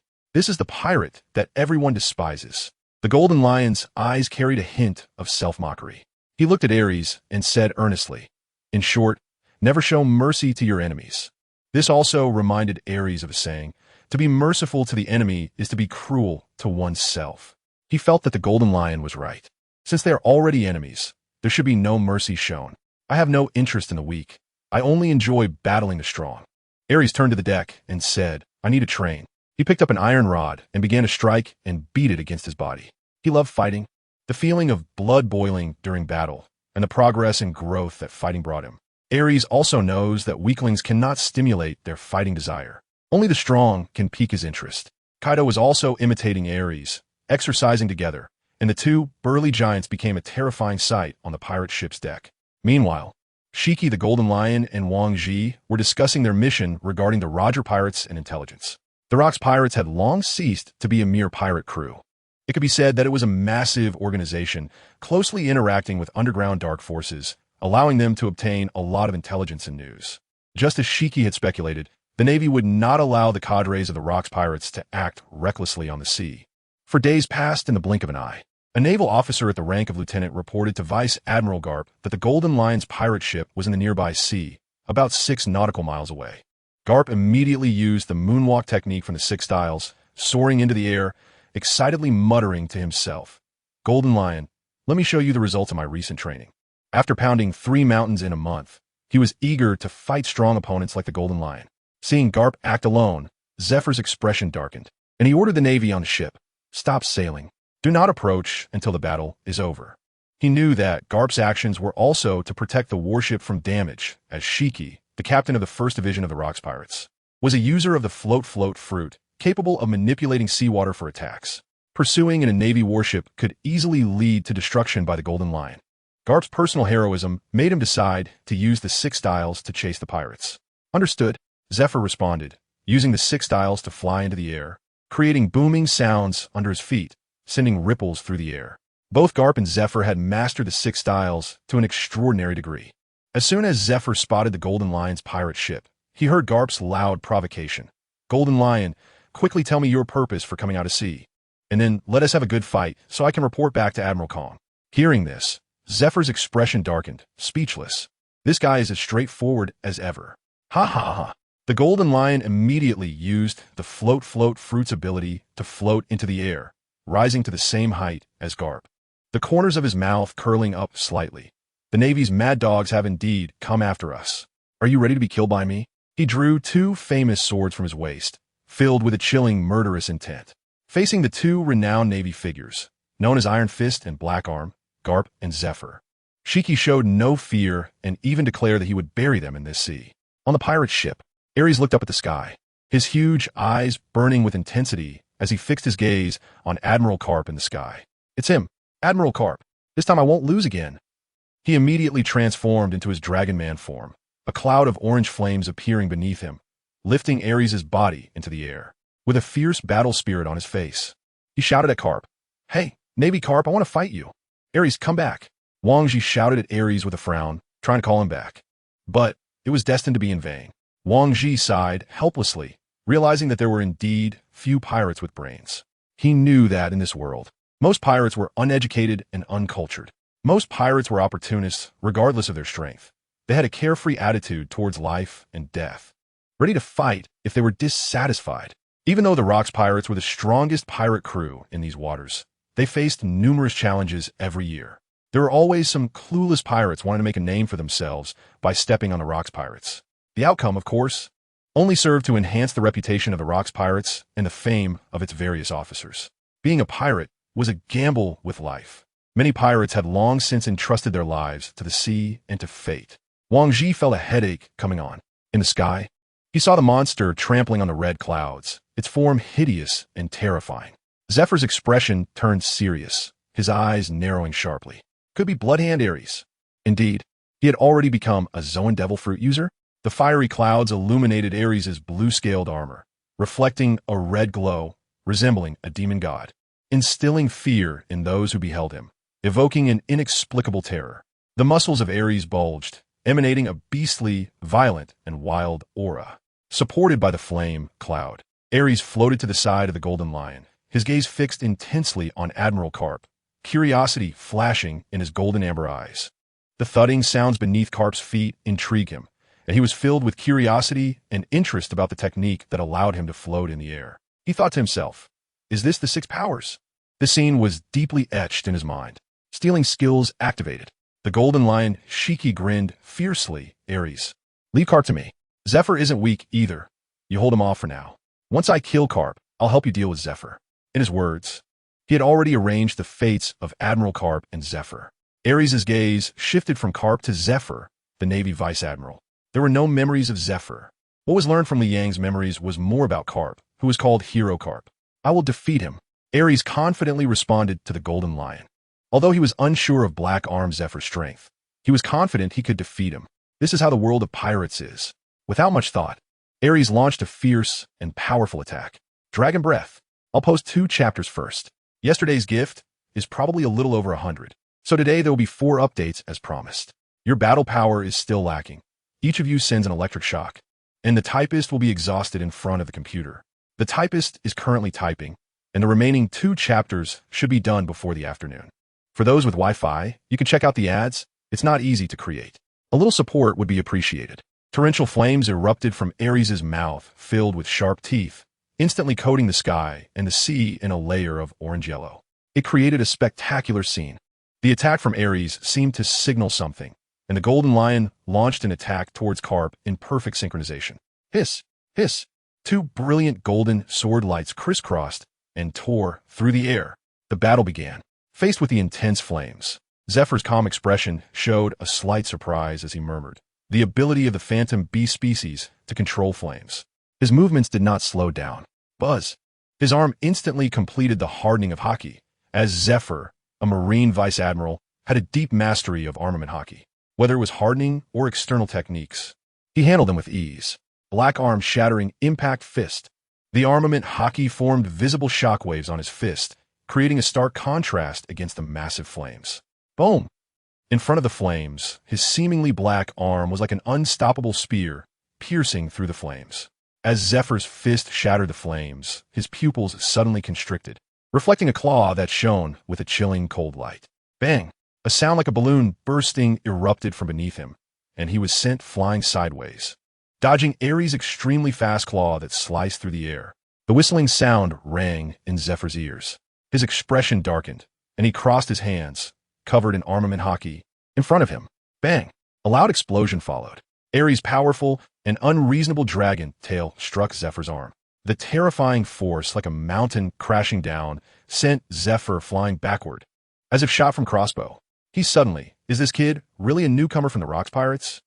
The combat awareness and power are too terrifying. The fierce wind swept past his body, and the whooshing sound of the wind pierced his ears. Finally, just a few meters above the sea surface, he came to a sudden stop, stepping in a Z shape on the moon cloth, rapidly ascending. Qinglong claw slash. Aries swung his dragon claws, the sharp talons easily tearing through the air, combining speed and power. As the right dragon claw descended, for dazzling blue-white sword energies suddenly appeared in the sky. The left dragon claw followed closely, turning the 4 sharp slashes into 8. Whoosh! Whoosh! Zephyr's gaze sharpened as he moved left and right in the air, shifting up and down, dodging the brilliant slashes. The slashes, carrying a fierce gust of wind, whizzed past him. They plunged into the sea, creating a thunderous roar and stirring up massive waves. Aries showcased a strong offense and a burning desire for victory in battle, causing Zephyr to suddenly elevate his regard for Aries to the level of a cadre in the Rocks Pirates. This strike was not any weaker than that of a great swordsman. Zephyr's expression grew serious as he dodged the strike and quickly approached Aries. His fist covered in Busashoku Haki raised high. With a powerful punch that created a sonic boom, he unleashed his armament impact. Blood-colored armored Great Ape King Fist. Aries' golden vertical pupils sparkled with excitement, captivating. A large and a small fist, one red and one black, suddenly collided in the air. Boom! The solid impact allowed Aries to feel the terrifying strength in Black Arm Zephy's fist. The thrill and stimulation generated from this collision could not be matched by the satisfaction and adrenaline of being hit with an iron rod. Ha! The overflowing fist power created a violent shockwave that hit Aries' body and face, making him laugh joyfully. I like strong opponents like this. Black Arm Zephyr. You are a formidable foe, and I will defeat you. With a powerful thrust from his waist, energy surged through his robust legs, exuding a fierce aura. This domineering kick felt like it compressed the air to the point of explosion. Zephyr couldn't help but feel his heart race, as his keen perception combined with observation Haki clearly sensed the terrifying power contained in this kick. In a split second, he controlled his body to sway like a leaf in the wind. His body managed to tilt at an extraordinarily scientific angle, dodging Aries' aggressive whip kick. The justice cloak behind Zephyr billowed violently, creating a rustling sound. Finger gun. The transition from defense to offense occurred in an instant, with the fierce and domineering finger power piercing through the air like a long spear. The speed was so fast that it created afterimages of his arms in midair. In the next second, Zephyr's expression suddenly changed. He saw Aries' eerie red arm striking out like a tempest, completely abandoning defense. Not only did he choose to take Zephyr's attack head-on, but he also opted for a life-for-a-life strategy. Bang, bang, bang. Boom. Most of the attacks collided. Yet this rapid exchange, too fast for the naked eye to see, resulted in both striking each other. Zephyr's fierce finger gun pierced into Aries' chest like a sharp sword. Zephyr's entire index finger sank in. Even Aries' robust body defense was pierced like tofu in front of Zephyr's exquisite Busashoka Haki. Meanwhile, Aries' blood-red armed fist, full of power and ferocity, struck Zephyr's chest with a resounding impact, sending Zephyr flying back once more. As Zephyr withdrew his finger from Aries' chest, it left a splash of crimson blood scattered in the air. When Aries' fist landed on Zephyr's chest, he also felt a terrifying force that could shake mountains, impacting his body. A rusty taste of blood rising in his throat. He swallowed it back down. Didn't iron block, not even withstand this kid's punch. Zephyr crashed into the sea like a cannonball, creating a splash of over 10 meters high. The cold seawater instantly calmed his mind, shaking him to the core. What a terrifying newcomer. His figure swiftly swam through the sea, breaking the surface and rapidly ascending into the air. And at this moment, Aries, with his unusual golden vertical pupils, was filled with a strong sense of surprise, excitedly murmuring, "The strong of the Navy. Is this their combat skill?" Whether it was Zephyr's strange physical state that allowed him to evade his kick or the spear-like attack that caused harm to his own body, it thrilled him endlessly. Of course, the most exhilarating moment was when his fist struck Zephyr's chest. He could clearly feel the change in Zephyr's body. The bulging muscles made him feel as if he had punched steel. Standing on the flames, towering in the sky, Aries transformed into a dragon-like form, resembled a ruler of the world, looking down upon the vast ocean. Aries looked down at the rapidly approaching Zephyr and inexplicably thought of a term: experience pack.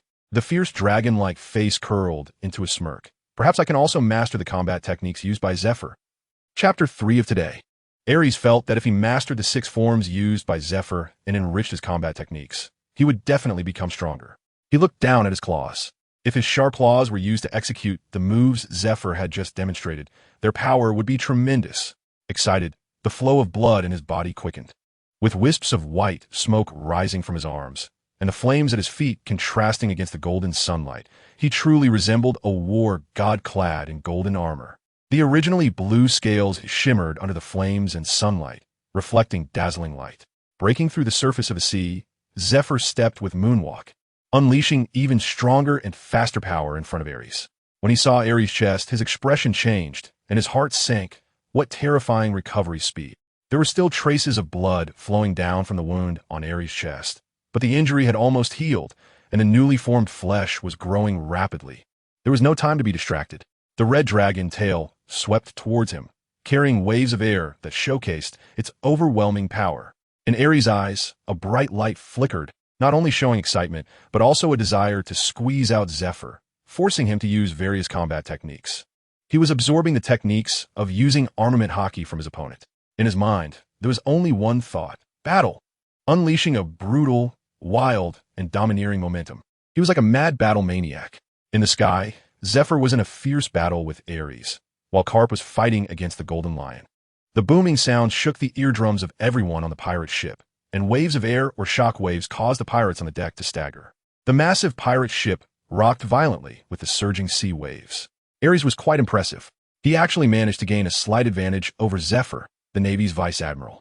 The silver axe, holding onto the ship's railing, praised him. Zephyr, known as Black Arm, had a reputation that was not easily earned, and Aries, who had just joined the Rocks Pirates for over a month, was already able to fight such a strong opponent with flair. He was simply a monster. Moreover, what surprised the Silver Axe even more was that Aries had actually gained a slight upper hand. Rational Wang Ji was not as optimistic as the Silver Axe. He warned, "Don't be too optimistic. The Navy's vice admiral is not as simple as you think." The reputation of Black Arm Zephyr is not to be taken lightly. His gaze was tense as he watched Aries, while he had no worries about the Golden Lion Shiki, who was truly strong. Wang Ji's attention was more focused on the confrontation between Aries and Zephyr, feeling quite concerned. "Go, Aries! Defeat Zephyr and let everyone know the power of Bloodhand Aries," shouted the 17-year-old Kaido, who had no burden at all, cheering for Aries. Watching Aries display his might, he seemed to take pride in it, waving his arms to cheer for Aries. His actions prompted the pirates on the ship to start shouting as well. These pirates looked up at the earth-shattering battle in awe and trepidation, feeling a newfound admiration for Aries in their hearts. In the sky, the air currents were extremely chaotic. Bang, bang, bang. The sounds of collisions echoed like thunder. The punches and kicks collided fiercely, and with each intense clash, Aries grew braver, recklessly pouring out the surging power within his body. The tremors of his muscles, the pain of the strikes, and the vibrations of his bones all brought a refreshing sense of exhilaration to his body. The increasingly rising momentum of Aries made Zephyr feel a surge of shock. How is this kid getting stronger with every fight? Zephyr was almost speechless. This kid was becoming more and more ferocious. Bang, bang, punch after punch, kick after kick. Zephyr's expression grew heavier. Something felt off. Is this guy learning my fighting techniques? From Aries, he gradually saw his own shadow, even the shadow of Carp. Such a learning talent left Zephyr deeply shaken. The collisions of fists and legs made him feel Aries' growing strength and skills. When this terrifying thought emerged in Zephyr's mind, it became increasingly uncontrollable, and he paid more attention to the changes in Aries. What kind of monster is this? Formidable recovery ability, terrifying learning capacity, overwhelming and domineering strength. Zephyr didn't even know how to describe this fierce-looking monster before him. At this age, he was still a naval recruit. The more they fought, the more alarming it became. Every time he attacked Aries, the opponent's injuries healed at a visibly rapid pace. Aries was like a raging beast, reveling in the thrill of battle, laughing loudly. "Come on, use any stronger moves you have. I'll take them all." His taut muscles and overflowing energy surged into his limbs and dragon tail as he launched a fierce attack towards Zephyr. The explosive power was overwhelming. The hot blood coursing through his body made him extremely excited. For a moment, there was a visual impact that seemed to suppress the Vice Admiral Zephyr of the Navy. However, the calm and composed Zephyr was not provoked by Aries' words. He continued to defend meticulously, occasionally seizing fleeting opportunities to counterattack Aries. Drops of blood fell from the sky into the sea, and the intense atmosphere between the strong made the sea, despite its bloody scent, devoid of fish. Carp, engaged in battle with the Golden Lion, caught a glimpse of Aries and Zephyr's fight from the corner of his eye. Startled, he thought, has that kid become so strong in just a month? A month is nothing for a human who has spent decades growing. But in just this month, a pirate he could once easily trample had grown to a level where even his friend Zephyr could not defeat him in a short time. His combat power had skyrocketed. Such a growth rate made Carp feel ashamed. The change in his expression was also noticed by the Golden Lion, who coldly smiled and said, "Surprised? Aries is destined to be a game-changer. Everyone on this sea will be shocked." The Golden Lion firmly believed that Aries would make this world even more exciting, leaving everyone on this sea in awe. Swish, swish, slashed through the waves. As the words fell, he swung his Sakura 10 and Wooden Dry to unleash over 10 golden sword auras, scattering like golden light across the sky. Meteor shower of fist bones. Carp's black fist struck out, simple and direct. He pushed his power to the limit, creating a feeling of overwhelming force. The sharp golden sword lights were shattered by Carp's fists in a violent and direct manner. Carp grinned. "Golden Lion, show me your true skills. These slashes aren't even enough for me to warm up." His provocative words angered the Golden Lion, and a cold smile curled at the corner of his mouth. He pronounced each word with emphasis. Lions roar of the sea. Under the golden lion Shiki's float fruitability, a shocking scene unfolded. The surging sea water defied gravity, surging upwards towards the sky, as if the world was transforming. Massive amounts of seawater formed into fierce lion shapes. 4 or 5 gigantic sea lions surrounded Carp, and finally, like a colossal tsunami, they opened their jaws wide enough to swallow a ship. Water can carry a boat, but can also capsize it. The power of the seawater, after forming a terrifying tsunami, possessed destructive force capable of annihilating the world. Carp, you wanted to witness the power of the golden lion, right? Today, you'll be buried in the sea. The golden lion's face displayed an aura of dominance and confidence, looking like an invincible lion, completely disregarding the world. He was so arrogant and imposing. Ha! Golden lion, today, the one who will be buried in the sea is you. Carp laughed loudly, his entire body crackling with energy, muscles bulging, and blood coursing through him like chains. He shouted, "Now that's an interesting attack." With a roar, he pounded his fists like a pile driver, striking down one sea lion after another. Bang! Bang! Bang! The enormous sea lions burst apart under Carp's ferocious fists. It created a downpour of rain that fell from the sky, splashing and hitting the sea. This release of power made Carp feel a rush of exhilaration, and he chuckled heartily. So refreshing. Golden lion, bring it on. The hot blood burned and boiled within him. It was truly intoxicating. Carp reveled in this feeling. The battle raged from day into night. Even Kaido felt drowsy, unable to suppress a yawn, wondering when a victor would emerge. The thunderous sounds of battle echoed in the sky, causing his ears to develop resistance. He felt that if he continued watching, he might fall asleep at any moment. At first, Kaido was very excited, blood boiling, as if watching an action movie for the first time, that sense of novelty and exhilaration. But after watching for several hours, he became immune to it. Only magnificent or novel moves could catch his eye. He had become a movie-watching expert. Gradually, he reached the state of utter boredom. Until the last moment of victory or defeat, who could say for sure? He wondered how much longer Aries could hold on. Wang Zhi had his left hand resting on the hilt of his long sword, unable to resist gripping it. In his line of sight, Aries still maintained a high fighting spirit, yet he already bore numerous injuries. Moreover, his offensive was no longer as fierce as at the beginning. His strength and speed were diminishing. What surprised Wang Zhi was Aries' strong and vibrant mental spirit. After hours of fighting, he still appeared energetic. He couldn't help but exclaim, "Aries' mental strength is truly extraordinary. He has no flaws." Such high-intensity combat places a tremendous strain on a person's mental will. Maintaining a state of high concentration is difficult for most, leading to distractions. But Aries was different, making Wang Zhi recall Aries' self-destructive training methods, which allowed him to endure even in brutal training. Aries' spirit far surpassed that of others. Perhaps he should take the time to teach him observation Haki. It should help improve his strength. He could see that even without observation Haki, Aries was still a monster when it came to perception and reaction. This point puzzled Wang Zhi. He could only attribute it to Aries' mental training, which made his resolve far stronger than that of ordinary people. Wang Zhi, do you think Aries will surpass Shiki and Whitebeard in a year? Silver Axe stroked his chin thoughtfully. Wang Zhi rubbed his long black beard and, after a moment of contemplation, replied, "It's hard to say. The stronger the strength, the harder it is to grow. Aries is still too young and has fought too few battles." He wasn't very confident that Aries would surpass Shiki and Whitebeard in a year. After all, those two could also be classified as monsters. In the sky, Zephyr, who had been struggling to defeat Aries, was dripping with sweat. While fending off Aries' attacks, he shouted towards Carp, "Carp, retreat for now." There were still 2 other officers on the enemy ship, Wang Zhi and Silver Axe. He felt that even if he could eventually take down Aries, he wouldn't be able to handle the 2 powerful officers of the Rock Pirates afterward.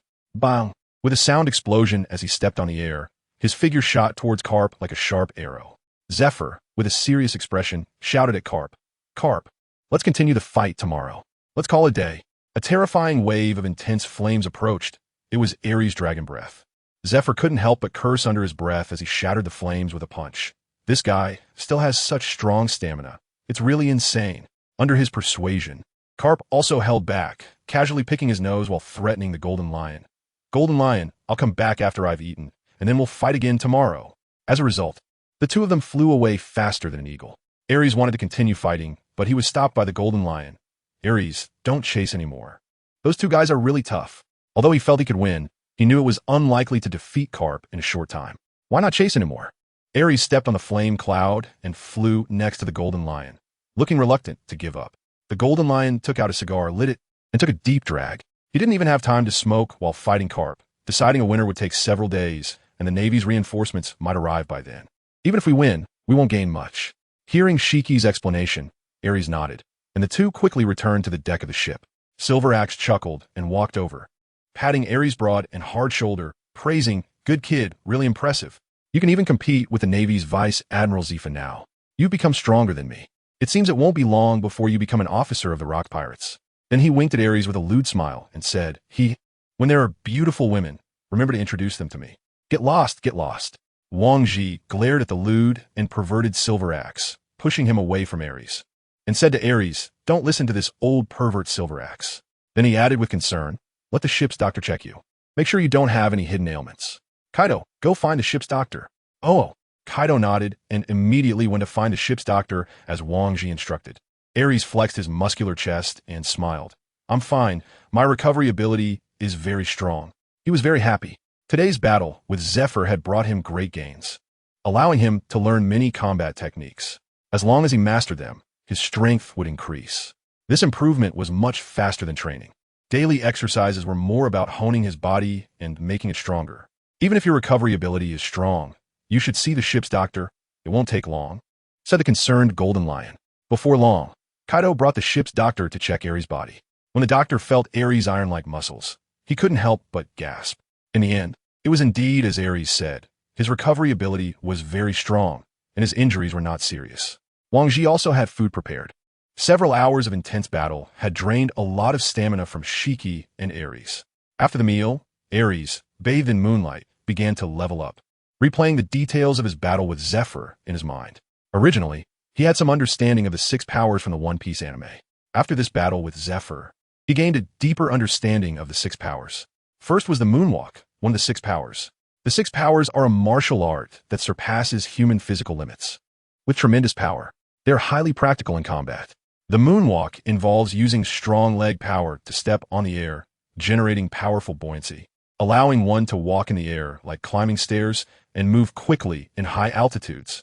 It emphasizes explosive power and the control and application of body strength. Aries recalled that the last time on Carp's warship, he had flown up due to excessive explosive power. He realized the effect of explosive power but didn't control it well, resulting in his head smashing through the ceiling and flying out. His mind replayed frame by frame the scene of Zephyr using the moonwalk.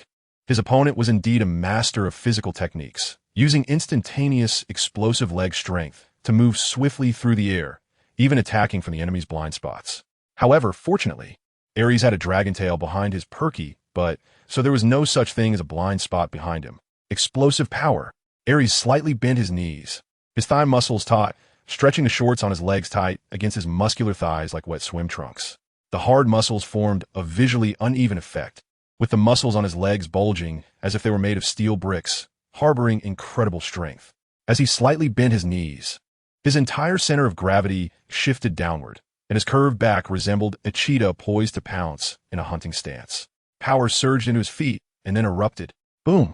The deck beneath him instantly shattered, sending small wood splinters flying in all directions. Aries, with his massive 4-meter frame, shot straight up into the sky like a launched firework. He knew this was just the beginning. As he ascended into the air, he suddenly felt that there was no point of support beneath his feet. The combination of gravity and the explosive upward force, along with the lack of foothold, made Aries feel that his body strength was scattered and difficult to concentrate. However, Aries' outstanding physical condition and training in martial arts allowed him to still unleash his power. In the air, he lifted one foot and then stomped down hard. The powerful force created a sonic boom, and his body, which had begun to rise more slowly, shot up another 20 to 30 meters. Aries reflected on the mistakes of that last kick. His power was still somewhat dispersed and hadn't perfectly coalesced. He decided to try changing direction this time. He adjusted the position of his foot slightly, tilting it just a bit. The explosive force generated a reactive force that sent Aries flying off at an angle. Aries had a look of surprise on his face. This is the moonwalk from the 6 styles. He has already been able to grasp it at a preliminary level. Aries also knew that he had only just mastered it. His control over power, distance, direction, and so on had not yet reached a perfect state. As long as he continued to practice, he was confident that he could definitely surpass Zephyr in the application of the 6 styles. Aries felt very happy and excited inside from mastering a new combat skill. He stepped on the air, making a series of booming sounds, creating ripples in the air as he practiced moonwalk back and forth. Watching Aries performing moonwalk in the sky, Kaido was completely stunned. Aries had learned moonwalk just like that? Was this learning talent really something humans possessed? It made him feel a strong sense of doubt and a bit of inferiority. Once again, he was struck by Aries' terrifying talent. Without comparison, there is no harm. Kaido felt as if he had seen a ghost. The 6 styles required strict training to learn in the Navy. Mastering such skills took ordinary people several years, while Aries, how long had it been? Less than an hour. What a monster! The Golden Lion, holding a bottle of wine, grinned and said, Kaido, didn't you want to witness Aries becoming the strongest creature? You will definitely see that day. If even Aries cannot become the strongest creature in the sea, then no one is qualified. He looked up at the sky, seeing the excitement and dedication in Aries' expression as he immersed himself in training. If this guy doesn't become the strongest creature, then there's no justice in the world. Aries' learning talent was too strong, but sometimes learning too much isn't necessarily a good thing. Wang Ji also had an expression of admiration and envy on his face. He looked at the Golden Lion and said, Shiki, why don't you remind Aries sometime, so he doesn't spend too much energy on some not-so-powerful combat skills? You can't chew too much at once. Aries is skilled in swordsmanship, martial arts, physical training, domineering presence, devil fruits, and the 6 forms, all of which are too exhausting. Wang Ji believes that focusing on mastering 2 or 3 of these skills to a high level would make him a top-tier powerhouse on the sea. Ha! Let Aries train as he wishes. The Golden Lion smiled brightly and then asked enthusiastically, Don't you think that a monster without flaws is truly the most terrifying monster? An all-powerful monster? Wang Ji looked up at Aries, who was huge and whose muscular body exuded explosive beauty. He then smiled and said, Yes. A monster without weaknesses is indeed the most frightening monster. He couldn't help but feel a sense of yearning and anticipation in his heart. If Aries grows to become a monster without any weaknesses, what will it bring to this sea? At this moment, Aries is immersed in his training. Time and again, he adjusts and tries, allowing him to master the moon's step more skillfully. He begins to have a sense of measurement regarding distance, speed, and force. The 6 forms of moon step have been mastered by Aries at a speed unimaginable to ordinary people. The sea breeze blows in waves. Silver waves frolic on the surface of the sea, reflecting the twinkling stars in the night sky and the bright, jade-like full moon. On the deck of a Navy warship, Carp tapped his pinky against his nostril and asked Zephyr, is that kid really that strong? You couldn't even take down Aries? Carp knew very well the strength of Zephyr, the Marine Commodore. He is one of the strongest in the entire vast Navy organization, and yet, after several hours of battle, he couldn't take down the bounty of 40 million Bloodhand Aries. How could Aries, the little pirate he easily defeated a month ago, become so powerful? This was a huge surprise to Carp. Aries is strong, with physical strength, recovery ability, endurance, and combat awareness skills that are completely unlike a newcomer who just joined the Rocks Pirates. Zephyr's expression was serious. This was the most terrifying rookie pirate he had ever seen, even surpassing the terrifying rise of Rocks back in the day. As a Marine Commodore, he was confident in his own strength, yet he was left in the dust by a rookie pirate. Zephyr gazed at the sea, shrouded in moonlight, feeling a heavy heart. Marshal Kong was right. We should pay more attention to Aries. Carp, do you know how monstrous that guy is? Hearing Zephyr's question, Carp looked at Zephyr with a curious and puzzled expression, asking blankly, What's wrong? Zephyr, with a look of trepidation, continued, During our battle, Aries' combat experience and skills improved rapidly. I even saw your shadow in his punches. Perhaps he learned some combat techniques from you during your last encounter. At this moment, his mind was completely occupied by Aries' figure. After battling Aries for several hours today, the impression he left on him was too deep, even causing a hint of fear and dread in his strong and steadfast heart. He feared that all his combat techniques would be learned by that guy, and he feared that such a monster would grow rapidly, becoming a pirate on par with Rocks, or even surpassing him. My shadow. Carp suddenly widened his eyes, showing an incredulous expression. Are you saying that kid learned my techniques? I only hit that kid a few times, and he stole my martial arts? That kid with his bald head, looking like a big, silly brute. Is that smart? This shocked Carp's worldview. He had thought that Aries, who loved to fight and had strong vitality, relied on willpower and brute strength like himself. No doubt, he must have stolen your techniques. His talent is terrifying.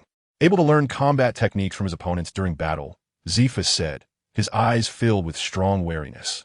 Moreover, with Rock's pirates officers Wang Ji and Silver Axe still on the pirate ship, he didn't unleash all his strength. His gaze flickered, looking troubled. Bloodhand Aries. This sea is about to fall into turmoil. The moonlight is beautiful. The white moonlight shining on the sea makes the waves sparkle like shining silver. Zephyr knows that with Rox's personality and ambition, this sea will soon face a world-shaking battle. Carp, however, didn't think as much as Zephyr. Looking at the sea before him, he remarked, that big, round moon looks just like a donut. If there were a donut as big as the moon, it would probably be enough for me to eat for a lifetime. Zephyr's face darkened, and the questions he was pondering were instantly shattered by Carp's words. As the moon sets and the sun rises, after a night of rest, it is already the next day. The navy trailing far behind the pirate ship looked like a Tibetan mastiff herding sheep. The battle of the second day commenced as scheduled. The navy was truly like rabid dogs. Golden Lion looked displeased as he watched Zephyr and Carp flying in the air. He immediately drew his twin swords from his waist and flew directly into the sky. Aries was naturally unwilling to fall behind. He also craved battle. Just yesterday, he had learned the moonwalk from Zephyr as part of the 6 styles. There were other techniques like spear hand and iron block that he hadn't had the chance to practice yet. It was just right to learn from Zephyr again, making it easier for his future training. Zephyr, let's continue the fight. We didn't finish yesterday. Aries shouted excitedly. An incredibly terrifying aura erupted from him, oppressive like a raging wind. The power that burst forth in an instant sent Aries shooting towards Zephyr in the sky like a bolt from a crossbow. His well-defined arm muscles tensed. He threw a punch. In an instant, a wild wind surged, and the surrounding air seemed to be instantly sucked away. Zephyr's expression turned serious, and his eyes slightly trembled. This kid actually learned the moonwalk overnight. His heart shook. That familiar 6 styles, he recognized it at a glance. It was just too recognizable. There was no time to think further. Aries delivered a punch infused with violent and domineering power, accompanied by a thick wave of air that shook the atmosphere. In just a breath, he appeared in front of Zephyr. Arm shockwave punch. Boom! The sound was like a thunderclap, unleashing a terrifying gust of wind that dispersed in all directions.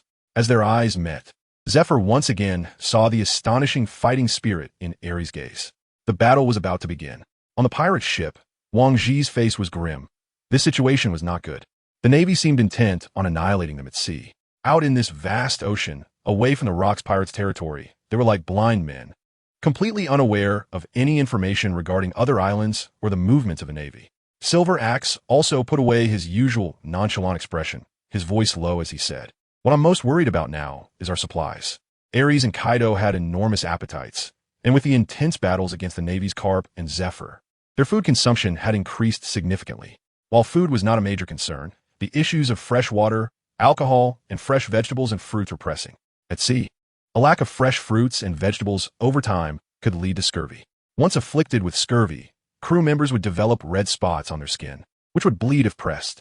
As the condition worsened, those suffering from scurvy could also experience oral bleeding, tooth loss, and persistent high fevers. It could be fatal. Therefore, scurvy was also known as the demon of the sea, a nightmare for all who sail the ocean. Wang Ji furrowed his brow, looking towards Zephyr and Carp, who were battling Aries and Haki, and said heavily, "The navy will never allow us to easily acquire these supplies." "Go get me the map," he ordered.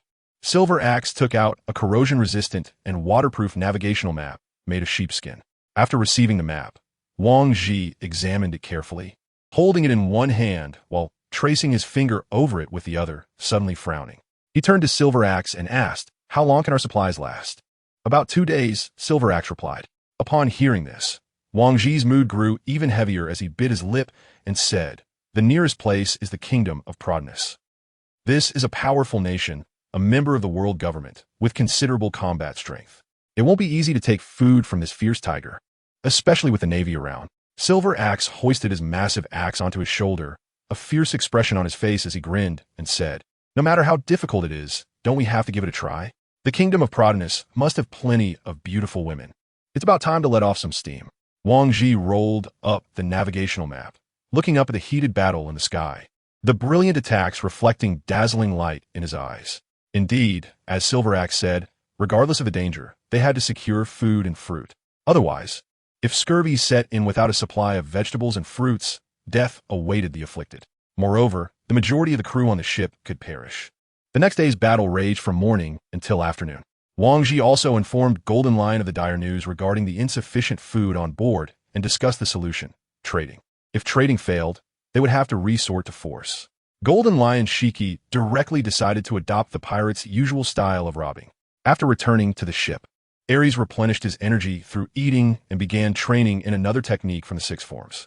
Finger gun, one of the six forms, reputed to possess the power of a gun firing bullets. This technique concentrated all of one's strength into the index finger, allowing for a lightning-fast attack with a hardened finger that had bullet-like penetrating power, easily piercing through the human body.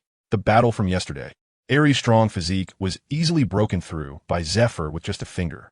This method of attack, when executed by a strong individual, is extremely powerful. First, gather strength in the fingertip, then use explosive force and speed to deliver a powerful strike. Aries raised his arm, extended his index finger, and tightened his muscles as he bent his arm.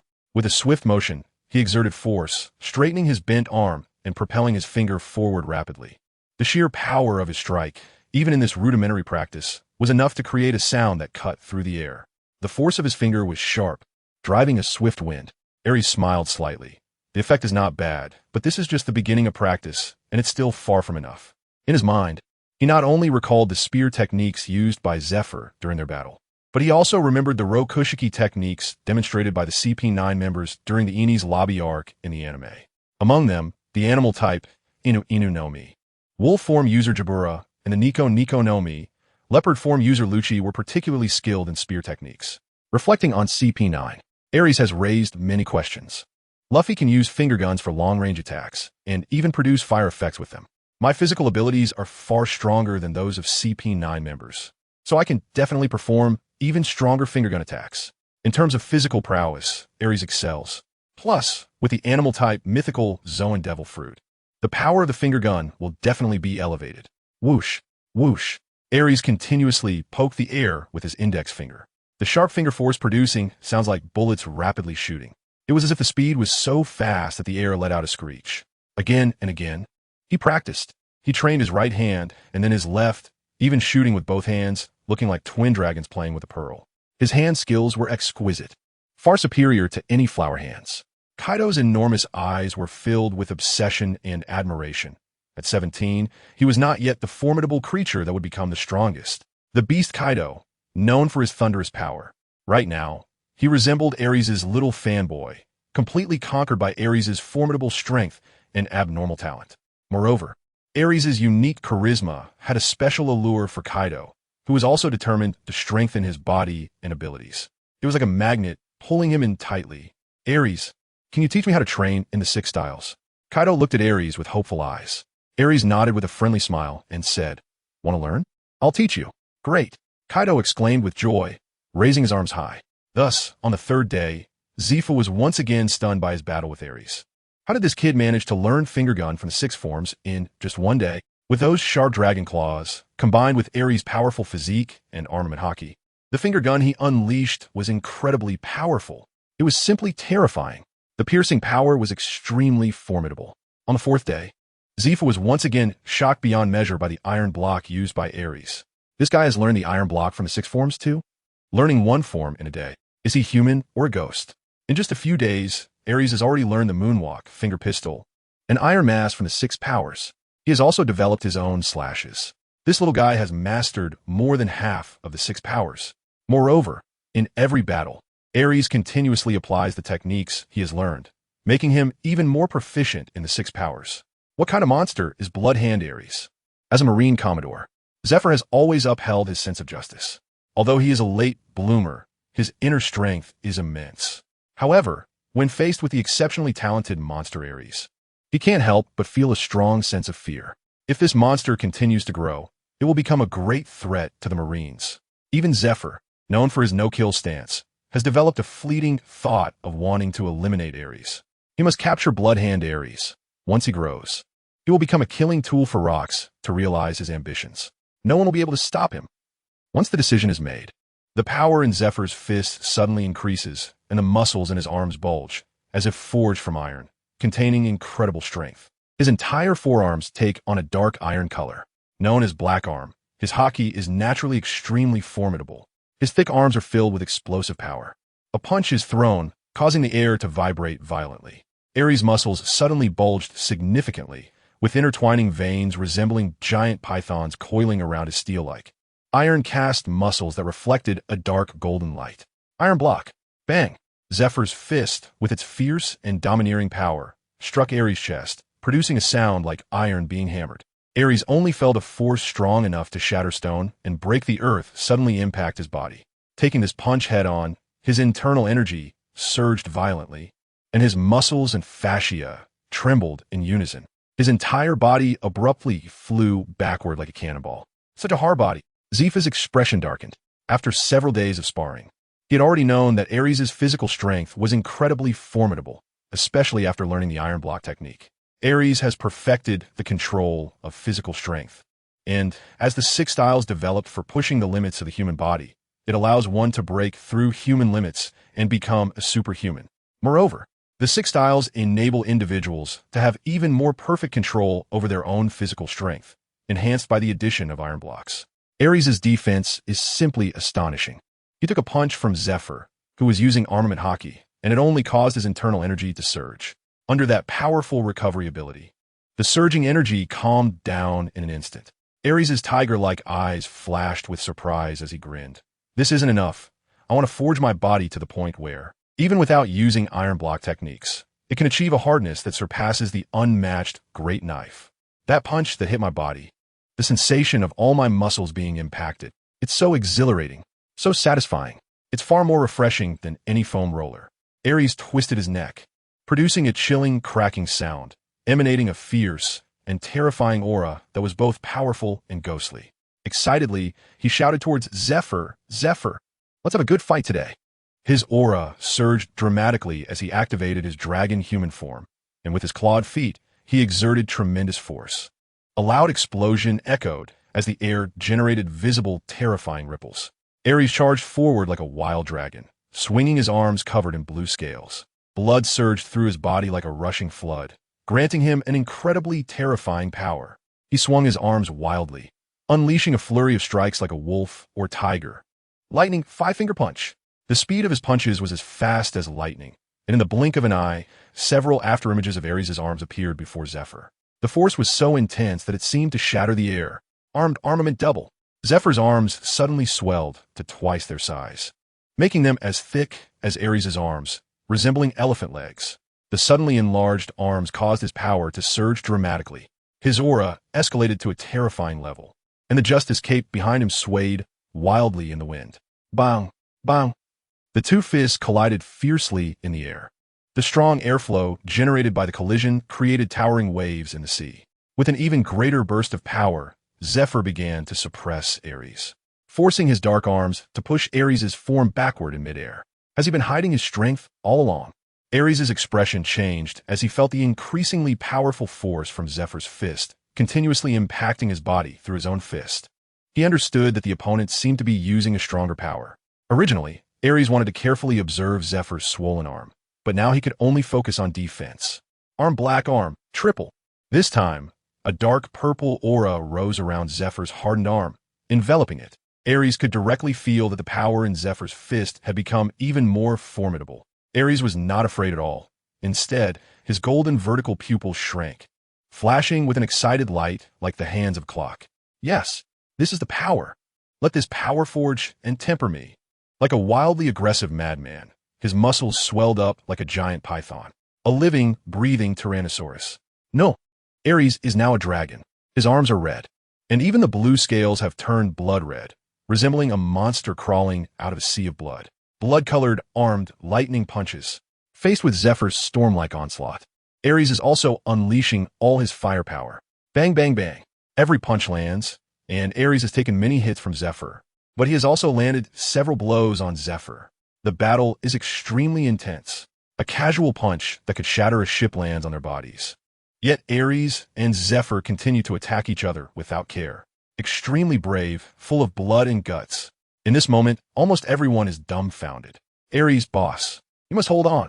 Kaido is so nervous that he clenches his fists tightly, sweat forming in his palms.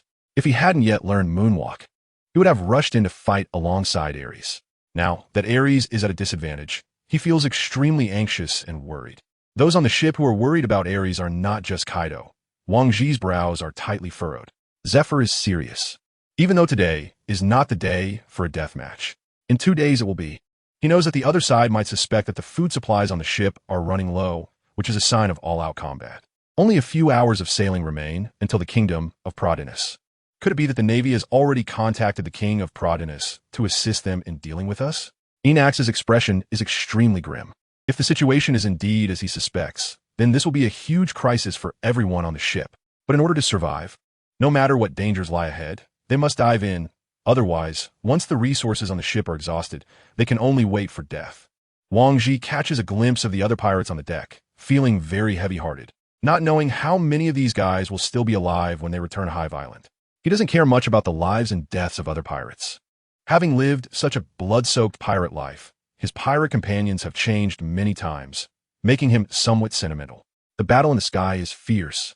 Zephyr's powerful punch suddenly crashes into Aries' chest. The strength of the black arm makes Aries' bear-like body fall like a large stone plummeting from the sky.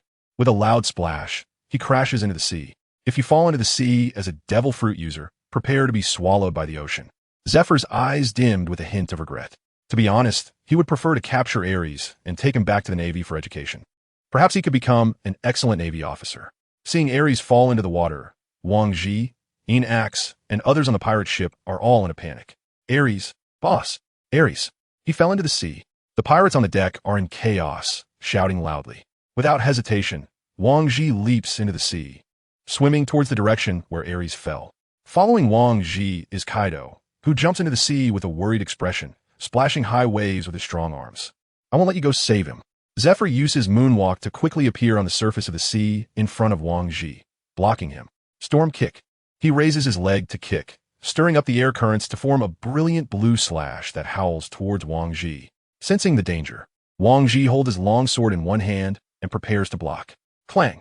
He shouts to Kaido, Kaido, leave Aries to me, I'll hold Zephyr back.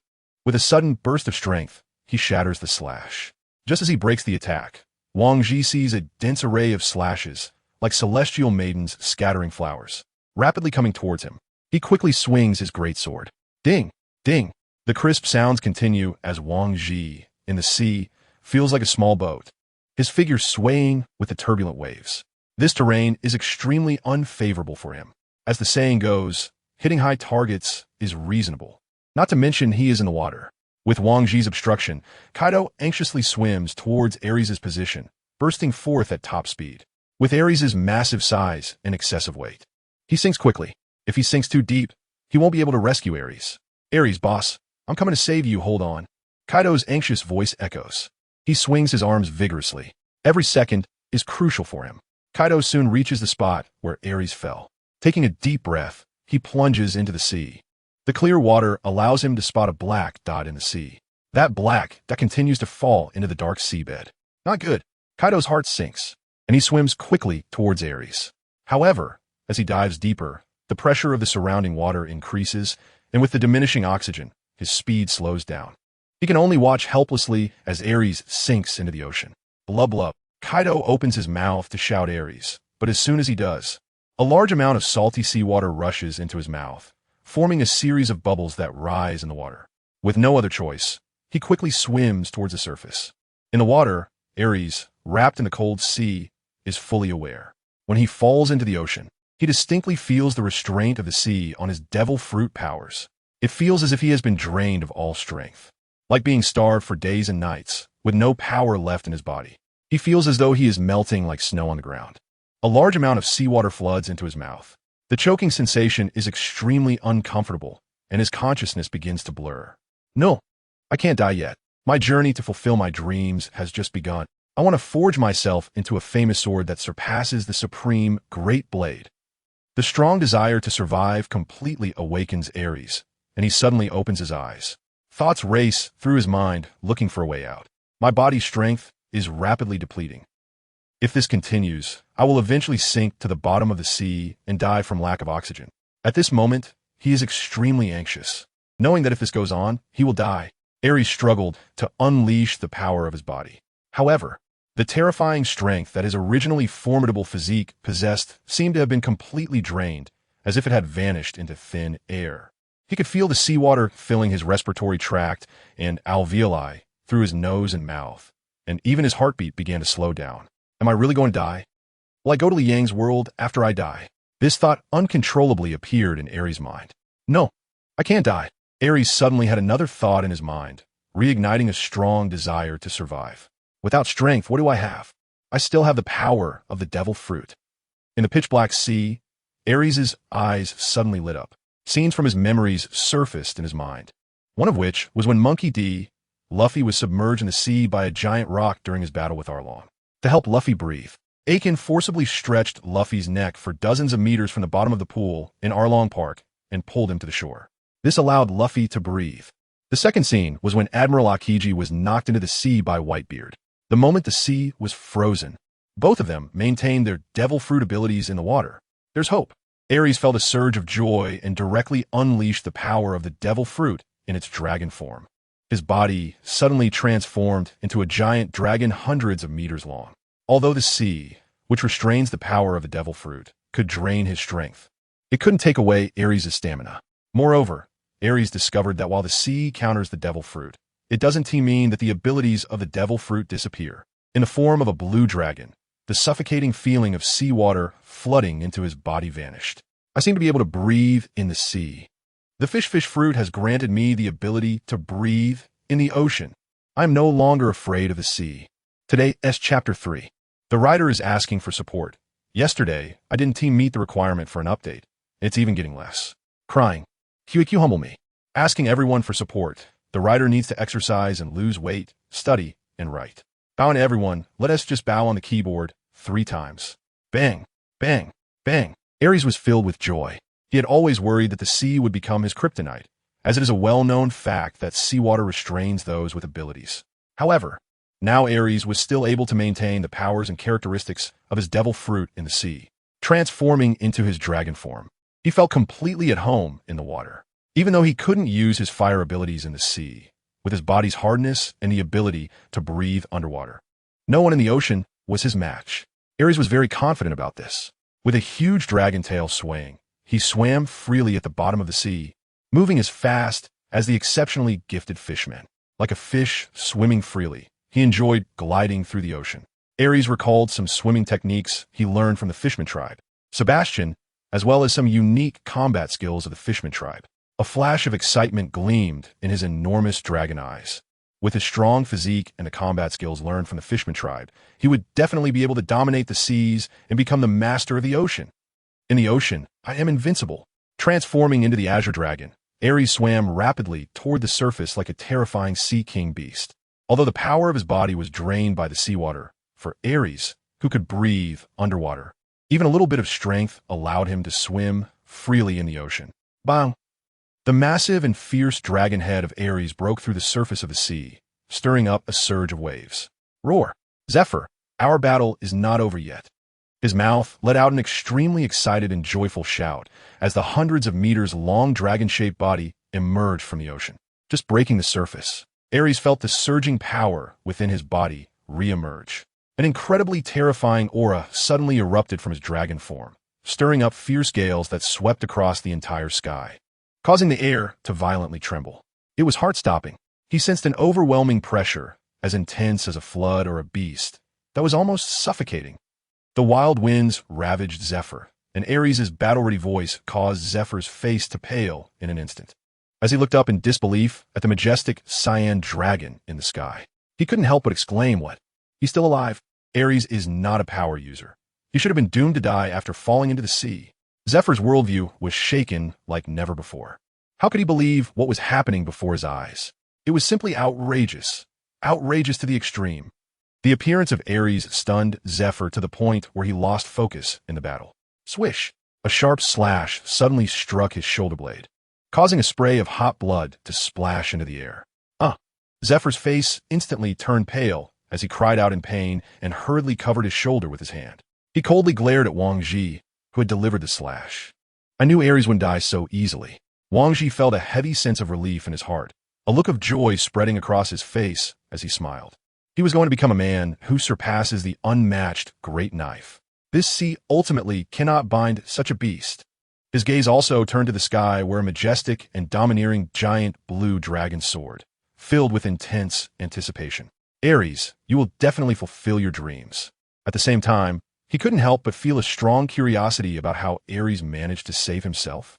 When Kaido surfaced without rescuing Aries, his heart sank. Hooray! Hooray, it's great. Boss Aries is actually fine. Kaido laughed heartily. The man Kaido, recognized will definitely not die so easily. Aries is destined to become the strongest creature in the world. He wants to witness Aries reach the pinnacle of this sea and become the most terrifying creature in the world. The appearance of Aries. That massive figure made both the Golden Lion and Carp unconsciously choose to cease fighting. Carp's eyes were filled with a serious expression. Aries' ability as a mythical beast was truly terrifying. It was the first time he had seen a mythical beast of such enormous size. Just that hundreds of meters tall figure, like a mountain, was enough to scare countless people to the point of heart palpitations. A gleam flashed in his eyes, and he murmured excitedly, "Such a monster must be exhilarating to fight against. I am so tired of the monotony of pounding mountains." Carp believed that this Aries would definitely provide him with a more thrilling and refreshing battle experience than the Golden Lion. Aries' sharp gaze shot towards Zephyr, and a human-like smile appeared on the menacing dragon face, revealing sharp teeth as he spoke. "Zephyr, let us continue the battle we just started." This time, he did not transform into his Dragon Man form, instead choosing to fight Zephyr in his Azure Dragon form. Dragon Breath, Divine Dragon Tail, slash. He unleashed a torrent of blazing flames from his mouth, while his massive dragon tail whipped up a tremendous wave of air, creating a dazzling blue sword light that spanned several dozen meters. The blazing fire pierced through the heavens and the earth. The sharp sword light tore through the air. Arm Black Arm Ultimate Technique. In an instant, Zephyr's entire body, along with the purple suit and white Justice cape he wore, suddenly turned pitch black. It was as if his whole being had transformed into shining black steel. Dark purple flames enveloped him, making Zephyr appear like a dark demon god. With a powerful and forceful punch, terrifying ripples suddenly appeared in the air. More accurately, Zephyr's punch created a shockwave effect. The colorless and transparent punch force compressed the air and shot out, forming a pillar-like shape. Boom! The intense flames violently collided with the energy wave in midair, encountering strong resistance and coming to a halt. Boom! Another punch struck Aries' dragon tail slash, not losing to the great swordsman strike at all, shattering the powerful slash. Yet Zephyr did not stop, activating his entire armament, which consumed a great deal of energy. To unleash such an energy shockwave demanded a physical toll and burden far beyond that of ordinary techniques. It was only through the enhanced six styles combined with his powerful armament Haki that he could perform such an attack. The six styles not only constantly pushed the limits of the body, but also varied in attack and destruction based on each individual's comprehension and strength in combat. The six styles ultimate technique used by the Marine Vice Admiral Zephyr was naturally extraordinary. With each punch he threw, there was a unique shrill sound in the air. It resembled the sound effect of the later Marine Admiral Slightly Shady Flashman Kizaru when he fired lasers. The speed surpassed the speed of sound. Bang! When the energy wave unleashed by Zephyr struck Aries' body, that incredibly hard flesh seemed to compress like a sponge. A deep pit formed in his yellow abdomen. When that powerful impact, Lon Aries clenched his teeth tightly, not because he didn't want to fight back, but because his body was unable to retaliate under the repeated violent impacts. His entire body was twisted and bent, completely out of control. Pain. This was the only sensation in his mind. A large amount of blood flowed from his tightly shut dragon mouth, surging up his throat and uncontrollably spilling out. The blood gushed forth. The intense pain filled Aries' golden vertical pupils with a terrifying red light, making them look like two enormous red lanterns. It ignited the ferocity within him. Roar! The dragon's roar shook the heavens. It felt like thunder vibrating the eardrums and heart. The anguished howl was mixed with a strong will. Suddenly, large patches of black-red lightning appeared in the sky, forming a colossal net. The terrifying black-red lightning crackled throughout the sky, dispersing the sunlight and plunging the entire world into darkness. Aries, transformed into the Azure Dragon, once again became the focus of the entire scene. Majestic and imposing, he instantly overwhelmed everything, the aura of a conqueror. Zephy's pupils suddenly contracted, and he was taken aback. This guy actually possessed the qualities of a king. This moment of shock brought his storm-like assault to an abrupt halt. The attack stopped. Aries also regained his composure, letting out a wow as a mouthful of fresh blood gushed out, splattering the sky. His scarlet eyes were filled with malice, radiating a chilling murderous intent as he coldly stared at Marine Rear Admiral Zephyr. Ha! Such powerful strength. It had been a long time since he felt such pain in his body. Blackleg Zephyr, fighting you is truly enjoyable. So exhilarating. The dragon's mouth, filled with thick blood, let out roars, spreading a strong bloody scent in the air. Aries' fierce and ferocious face instantly turned red and began to smoke. Blood-colored armor reappeared. The huge dragon head, along with its twisting massive body, descended from the sky, charging towards Zephyr. Crazy. Zephyr couldn't help but curse as he looked at the somewhat frenzied Aries. Despite taking dozens of his punches, Aries was still able to launch an attack against him, maintaining his will, and the rising battle spirit filled him with cold fear. Bloodhand Aries was simply a battle-mad man, even crazier than Carp. He had no choice but to swing his fists in response. The thunderous sounds of their collision echoed endlessly.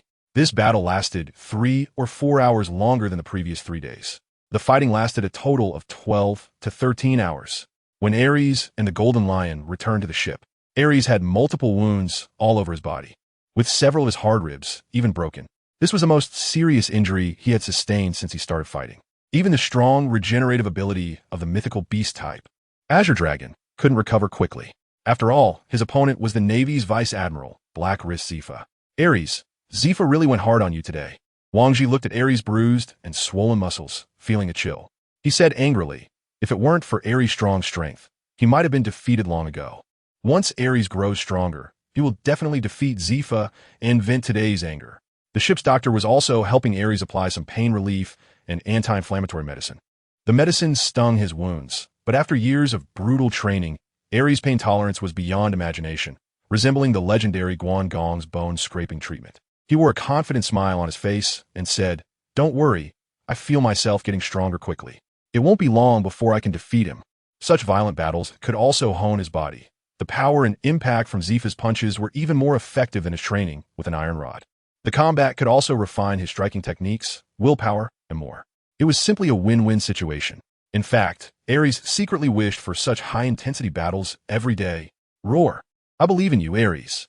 Kaido laughed on the side, seemingly influenced by Aries, as he also craved battle. Aries, once I learn moonwalk, I can fight alongside you in the sky. He vowed to himself that he would never again be unable to stand by Aries' side in battle, helplessly watching him fall into the sea. By the way, Aries, how did you save yourself after falling into the sea? Silver Axe interjected curiously. This question also attracted the attention of Wang Ji and Golden Lion. Being a devil fruit user himself, Golden Lion knew that seawater was the kryptonite for devil fruit users, and even he avoided falling into the sea at all costs. Once a devil fruit user falls into the sea, their chances of survival are slim. Everyone's gaze focused on Aries, who replied, I thought I was going to die, but then I remembered I had eaten the zoan-type fish fruit. So I transformed into the Azure Dragon and gained the ability to breathe underwater. Fish fruit. Golden Lion exclaimed in surprise. This is the first time I've heard of a zoan-type with a fish category. Wang Ji also found it astonishing, as such fruits were indeed rare. Most zoan-type fruits were something like dog fruit, cat fruit, snake fruit, and so on. The devil fruits were indeed a very mysterious and powerful thing. Nobody knows how devil fruits appeared or how they were formed. While devil fruits are widely spread across the sea, their origins and formation remain a mystery. No matter how they are formed, as long as you can gain powerful strength, it's all good. Aries can breathe in seawater, so that weakness is no longer a concern. Golden Lion didn't care about Wang Ji's question and instead laughed happily. Aries' ability to ignore the restraint of seawater made him very pleased. Wang Ji smiled brightly. Yes, the secret of devil fruits remains unsolved to this day. But that doesn't prevent Aries from being able to roam freely in the sea from now on. He continued, in the future, whether in the sky, on land, or in the sea, they will all become Aries' battlefield. Afterwards, Wang Ji signaled Golden Lion to move aside, as he had something to discuss. The two then went to the back of the ship. Once at the stern, with no one around, Wang Ji whispered, "We must act tonight. Once the people on the ship realize the food is running low, it will surely cause chaos. Moreover, we can take advantage of the gap after the battle to prevent the Navy from pursuing us."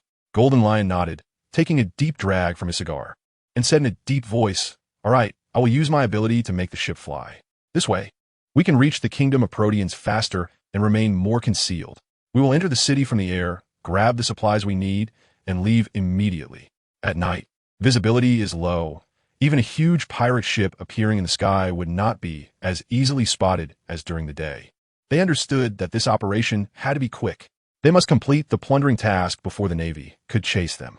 Shiki asked Wang Ji, "How much do you know about the Kingdom of Proteans?" "The regular military strength of the Kingdom of Proteans is at least over 100,000. And King Eliza Bello is said to be a strong figure who has defeated many famous pirates on the sea," Wang Ji replied. He then shared some basic information about the Kingdom of Proteans with Golden Lion. After learning about the situation in the Kingdom of Proteans, Shiki frowned, took a deep drag from his cigar, and decided a surprise attack is the best choice. "We must grab the supplies we need and retreat immediately." A fierce glint flashed in his eyes, and he finally coldly decided, "Leave some interns behind to cover our retreat.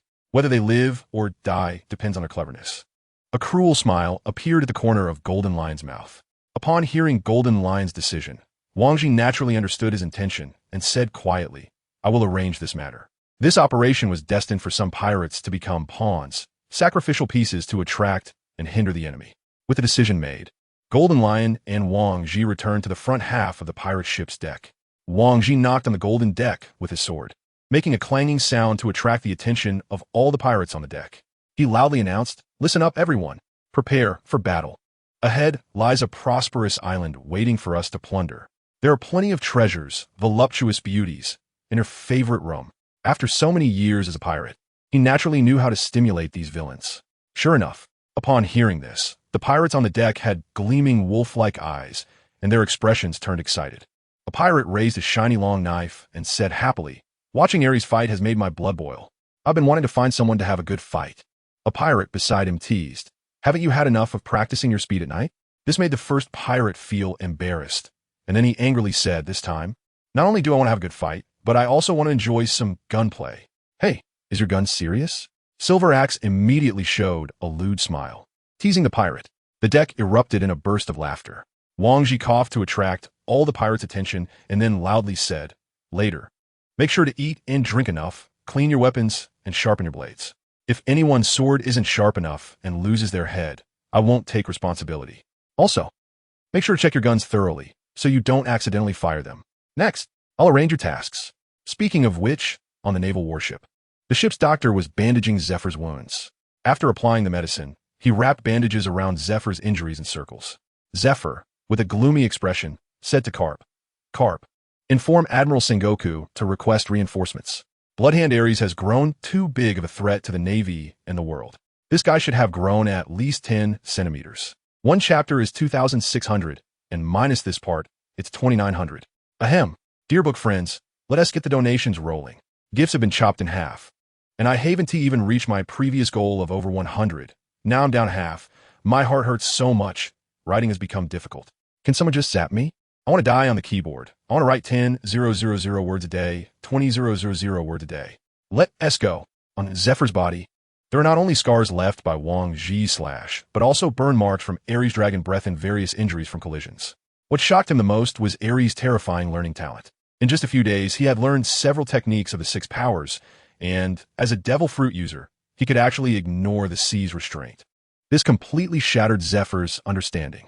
Not just Aries, for the sake of justice. To prevent the world from being destroyed, the entire Rocks pirates must be eliminated.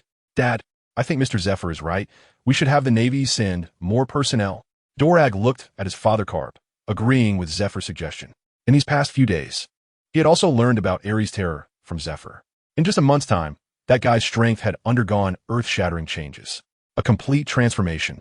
To this day, Dorag still couldn't forget being kicked in the face by Aries. Even worse, not only had his training volume been increased several times, but he was also harshly compared to Aries by his own father, being scolded. and educated with the iron fist of love.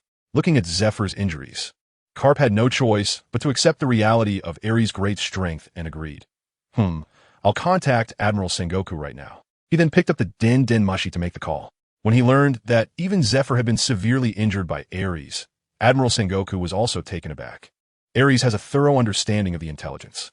The mythical beast-type devil fruit has truly allowed this rookie to leap into the ranks of formidable opponents. Realizing the seriousness of the situation, Admiral Kong immediately agreed to the request for support and said in a deep voice, "I will have Rear Admiral Prodi support you. Your mission is to capture the officers of the Rocks Pirates, as well as Blood and Aries." Hearing that the support sent would be Rear Admiral Prodi, Carp grinned. "Prodi, with his support, we will definitely be able to capture the likes of the Golden Lion and Aries." After hanging up the phone, Fleet Admiral Steelbone Kong felt an exceptional heaviness in his heart. Another formidable individual has emerged from the Rocks Pirates. Even so, for the sake of justice, I will do everything in my power to eliminate the Rocks Pirates. He contacted Rear Admiral Prodi via a Den Mushi, instructing him to assist Carp and the others. However, just as he finished notifying Prodi, another Den Mushi rang with a series of beeping sounds. When Steelbone Kong answered the phone, his expression suddenly changed drastically. He jumped up from his chair and shouted angrily into the Den Mushi. "What? Rocks has attacked the Ilris Kingdom. The CP troops are already on their way to support us. We must immediately head to assist." His robust body couldn't help but tremble violently. The Ilris Kingdom is one of the more than 100 member states of the world government. Admiral Kong gritted his teeth and muttered to himself, could it be that Rocks intends to declare war on the world government? The power of one kingdom falling under the control of Rocks and the member states of the world government being invaded would absolutely stir the entire world. Bang! In a fit of rage, Kong slammed his fist on the table. "Rocks, has your ambition already surpassed mere wealth? No, you must be stopped." He then spoke to the Den Mushi. "Tell the people of the Ilris Kingdom that they must hold on until the Navy arrives for support." After hanging up the phone, Steelbone Kong walked out of the office, contacting Navy generals and preparing the warships for departure. Meanwhile, the incident of Rocks attacking a member state of the world government was completely unknown to the likes of the Golden Lion and Wang Ji. On the pirate ship, the injured Aries was immersed in the battle in his mind, learning a great deal from his fight with Zephyr. In a short period of time, even with his astonishing learning talent, he could not apply the 6 styles to the level of a master like Zephyr in such a short time. Aries not only replayed the battle between himself and Zephyr in his mind, but also connected it with the 6 styles used by CP9 in the Enies lobby arc. Lucci was able to achieve a flame attack effect with his Shurgon, transforming it from a close-range attack to a long-range one. And Aries was confident he could do the same. And also, it seemed that Zephyr used the 6 styles, Oogie, which was much more powerful than Lucci's 6 styles. Oogie, 6 King Pistol. He repeatedly replayed the scenes of the two using the 6 styles, Oogie. This kind of power is also a physical strength. How do they create such special shockwaves with it? The strength of the 6 styles, Oogie, far exceeds that of the 6 styles, with both attack power and destructive capability increased by more than one level. It allows ordinary punches to achieve long-range, striking methods akin to slashes. One is martial arts. One is swordsmanship. The difference between the two is immense. Yet they share a remarkable similarity. Aries felt that if he could master this power, his strength would definitely be able to rise again, reaching or even surpassing Zephyr's level. He had a vague realization, but for now, he could only glimpse a corner of the vast martial arts. Suddenly, a voice interrupted Aries' intracranial training. "Aries, what are you thinking about?" Kaido sat down next to Aries, noticing that Aries seemed to be in a daze for quite a while. Aries came to his senses and turned to Kaido, saying, "I was thinking about how to develop the devil fruit. I feel like I'm not fully utilizing the full power of the Azure Dragon form. So I'm pondering how to develop and use the power of the devil fruit." Kaido's eyes flickered, and he shared his thoughts. The Azure Dragon is so massive, if it spins around, it could definitely create a terrifying storm. Hearing this, Aries' eyes lit up, and he excitedly said, "Right? How'd I not think of that? If I spin my body quickly, I can surely whip up the air currents and create a truly fearsome storm." "Kaido, this suggestion is fantastic." He happily patted Kaido's sturdy shoulder, feeling elated. Aries, whose memories were stuck at the end of the Marineford War, had no idea that Kaido was actually the holder of the fish fruit, mythical Zoan, Azure Dragon form in the anime. Kaido chuckled and said, "Actually, I think when you transform into the Azure Dragon, a sky full of thunderclouds will appear." Why not try to control the power of lightning? Lightning is one of the most terrifying natural forces in this world, possessing destructive power. His words awakened Aries from his reverie. Aries stared wide-eyed in surprise at Kaido and exclaimed, "Kaido, you really reminded me. It turns out you're so smart." He had always thought that Kaido, who had challenged him multiple times, was just a dumb brute, but now he realized that Kaido's intelligence was definitely not low. After Kaido's suggestion, Aries instantly opened his mind. With little understanding of the devil fruits, he simply copied his own body combat style and applied it to the form of the devil fruit. He had not fully mastered the abilities of the mythical Zoan, Azure Dragon form devil fruit. He burst into laughter and praised Kaido, saying, "Kaido, you really are a genius. Do you have any other ideas?" Aries looked at Kaido with intense eyes, wanting to know if Kaido had any more suggestions about the development of devil fruits. Hearing Aries' praise, Kaido chuckled proudly, roar, roar, roar. He thought that since those flame clouds could carry Aries up into the sky, they could also lift other things into the air and then, like Captain Shiki, allow huge boulders, ships, and so on to float in the air, and then let them fall from the sky, causing massive destruction. This idea was also inspired by the abilities of the floating fruit of the golden lion. The flame clouds could similarly make things float in the air, achieving that level of destructive effect. The larger the size and weight of the object, the stronger the destructive attack would be. Kaido even had the thought of making an island float, but that kind of thing was extremely difficult. It could be considered a destructive power.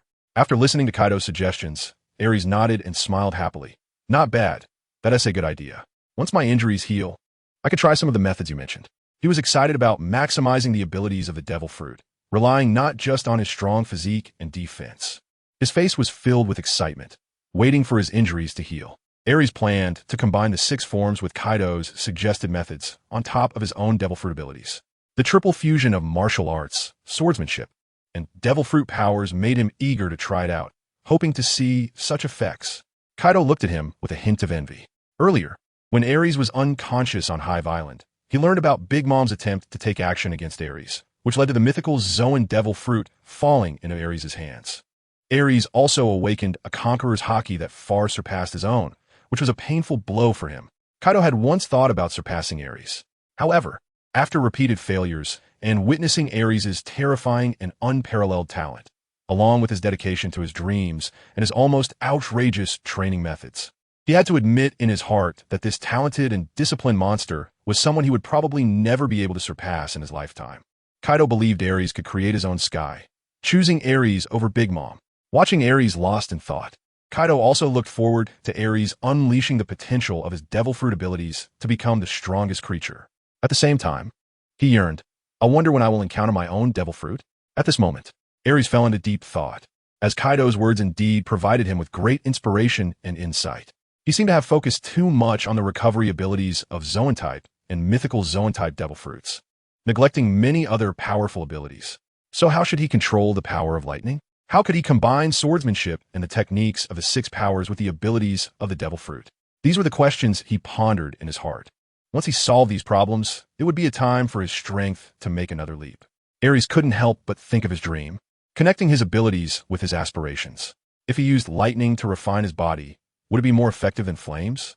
As this thought emerged in his mind, he suddenly recalled Li Yang's memory of Bruce Lee, simply because they shared the same surname. This led Li Yang to greatly admire Bruce Lee. There were also vague memories of Bruce Lee's electric shock training, but there were no accurate and detailed records of the situation. Aries was formulating his own exercise plan in his mind. "My body is so strong, perhaps this training method could work. However, before attempting the lightning strike training, I should finish the fire forging training first." The fire forging training had only been going on for a few days. Since staying on the pirate ship, he hadn't burned his body with flames. One reason was to prepare for the battle with Zephyr, and another was to ensure his combat strength, plus the concern that the flames might burn down the pirate ship. On the ship, Aries was still training as before, using an iron rod to strike his body or doing some weight training. At this moment, Wang Ji walked over to Aries, who was sitting on the deck, and Kaido, saying, "Aries, you don't need to participate in tonight's operation. Just stay on the ship and rest. Kaido, you're responsible for taking good care of Aries." Kaido looked at Aries, who was wrapped in bandages, extinguished the flames in his eyes, and assured him, "Captain Wang Ji, don't worry, I will take good care of Aries. If you want to fight, go ahead. My injuries are nothing." Aries looked at Kaido, knowing that Kaido was extremely fond of fighting, even grand wars. He had no interest in plundering whatsoever. The strength of those people was simply too weak for him to feel motivated. Moreover, ever since he merged with part of Li Yang's memories, he had begun to resist and dislike the actions of pirates. However, he gradually understood that from the moment he became a pirate, he was already part of the evil and detestable pirates, villains, and so on. Everything he consumed was taken from the Rock's pirates, whether robbed from pirates, stolen from civilians, or extorted through protection fees that were hardly different from robbery. With the merged memories of Li Yang, Aries also realized how cruel and realistic this world was. Evil was not limited to pirates. The Tenryubito, dark forces, noble kings, gangs, racial discrimination, class rule, and the severe harm caused by special privileges were all significant issues. Aries sighed inwardly. Once a choice is made, it is like shooting an arrow with no turning back. It is already destined that the label of pirate will be permanently attached to him, unchangeable. In his teenage years, he has accumulated more memories and experiences than others. The sentiment within him carries a sense of being a little old man. At this moment, Kaido insisted on his viewpoint, saying, "It's just a robbery. I've experienced many of them since joining the Rock's pirates. What I yearn for is an epic war. And I hope that one day in the future, I can become the leader of a grand war. This vast sea can accommodate many different pursuits. It is a perverse and distorted world. These dreams and aspirations are inseparable from each person's growth experiences. And Kaido belongs to the war fanatics. Everyone has their own opportunity to make an appearance. That day will come. But now, it is the era of Captain Rocks." Seeing the vibrant young kid making such bold claims, Wang Ji couldn't help but laugh. The sound of whistling wind filled his ears. Because the entire pirate ship was floating in the sky, transformed into an aerial vehicle by the Golden Lion Shiki using his float fruit ability. The Rock's pirates have grown to an unprecedented level, becoming the overlords of the sea, which is also closely related to the Golden Lion's abilities. His powers have made the Rock's pirates invincible. This time, Rocks sent the Golden Lion to lead the mission, not only to attract the attention of the Navy, but also with the idea of lowering their guard. Aries looked up at the sky. If he were just the Aries of this world, he might have continued his single-minded obsession with crafting himself into a legendary sword that surpasses all others. However, after merging with part of Li Yang's memories, he began to inexplicably become sentimental. He often found himself lost in thought. Wang Ji also turned to the other pirates on the deck and said, "We will soon arrive at the kingdom of Prodness. Everyone get ready." He did not inform these pirates about the timing of the robbery. Only a few official crew members and elite pirates knew that the entire plundering operation could not exceed 3 hours. Although the ability of the float fruit allowed ships to fly in the air, their speed was only slightly faster than sailing on the sea. Once the Navy noticed the pirate ship's disappearance, they would inevitably give chase. The pirates on the deck rubbed their fists in anticipation, eager to seize treasures that would allow them to enjoy various delicious foods and fine wines. The amount they could rob also determined how long they could enjoy themselves. All the pirates yearned to acquire vast amounts of treasure. Happiness often comes at the expense of others' suffering. The greater the exploitation and oppression they face from the world, the more desperate their lives became, and the more evil they retaliated against this world. After several hours, under the cover of the moonlight, several massive lighthouses stood tall on the island. The searchlights of the lighthouses swept back and forth across the sea. If any ships appeared on the surface, they would be spotted as soon as they approached the kingdom of Prodness. However, they were unable to detect the pirate ship lurking in the dark night sky. The pirates on the deck all fell silent, leaving only the sound of the wind and their breathing. They were like a pack of hungry wolves trapped in a cage. Once released, they would go wild, starting a frenzy of killing and looting. Aries also felt that this voyage was different from the last one. The previous trip had been filled with a relaxed and joyful atmosphere, while this time it was clearly a true pirate experience. They were being chased by the Navy and looting supplies and treasures. Gold Lion and Wang Ji stood at the bow of the ship, and the pirate ship's speed began to slow down. Wang Ji placed the telescope to his right eye, looking down at a massive city on the island. His expression heavy as he said, "I can't discern the situation in the city. We can only randomly select an area." Although the night provided them with considerable convenience, it also had its drawbacks, as they could not identify the functions of the buildings. They could only rely on experience to guess which areas might have substantial supplies and wealth. Naturally, the king's castle was ruled out by Wang Ji. There would definitely be many valuable items there, but it was also the place with the most and strongest troops. Time was limited. Fresh food supplies were what they needed most. Gold Lion, with a cigar in his mouth, coldly gazed at the capital in the darkness, then decided, just choose a random area. The most important thing is fresh vegetables and fruits. There is plenty of meat in the sea. After Wang Ji nodded in agreement. He turned to signal the pirates on the deck to get ready. Then, everyone felt the pirate ship begin to lower in altitude. Eventually, the pirate ship landed in a square, causing a tremor on the ground that woke countless people from their slumber. A bloody disaster brought by pirates began to unfold in this city. Screams, cries, fear, the sounds of muskets and cannonballs shattered the tranquility of the city. On the pirate ship, Kaido couldn't help but stand on the deck and look at the situation outside, expressing his boredom. Such a one-sided crushing, slaughtering battle is indeed meaningless. Aries said, with Captain Wang Ji's personality, this operation is so cautious. There must be something worth paying attention to. This kingdom definitely won't be that simple. Time passed little by little, and after many pirates had sent bags and bundles back to the ship, they turned and continued to join in the looting. Aries could clearly see the greed and desire on the faces of the pirates, and it was growing stronger. Suddenly, a deafening explosion échoued. Boom! Aries got up and looked, and in his sight, several 3- to 4-story buildings about 10 meters high instantly collapsed and shattered into countless tiny fragments. Next to him, Kaido exclaimed in astonishment. What kind of power is that? The houses were just blown to pieces. It's not Shiki's ability, nor is it Captain Wang Ji. Seeing such a scene, Aries immediately concluded. Shiki and Wang Ji were both skilled in swordsmanship, and their slashes could easily cut through buildings, something Aries could also do. However, to shatter multiple interconnected buildings like that could only be done with the power of a devil fruit. And anyone possessing such power would definitely not be weak. Aries also became serious. It seemed that the kingdom's defense forces included strong individuals. In less than a minute, a man wearing a golden crown appeared in his line of sight. He had a robust physique, with a broad back and a strong build, and was followed by a group of soldiers armed with long spears and firearms, wearing armor. I am King Elizabello, I of the Prodness kingdom. You evil pirates, who have invaded my country and brought disaster to my people. You shall completely disappear from this world today. The leading king, Elizabello I, had a look of anger on his face. While speaking, he not only took up a boxing stance, but his skin also turned an eerie shade of red, accompanied by white steam swirling around his body. Seeing the scene, Kaido said to Aries beside him, Aries, this guy's state is somewhat similar to yours, except his skin is not as red as yours. Both have red skin and are surrounded by heat. Aries' crimson armament state, Kaido has naturally seen before. It bears some resemblance to the state of the guy in front of him who claims to be the king of the Prodness kingdom, which makes him very curious.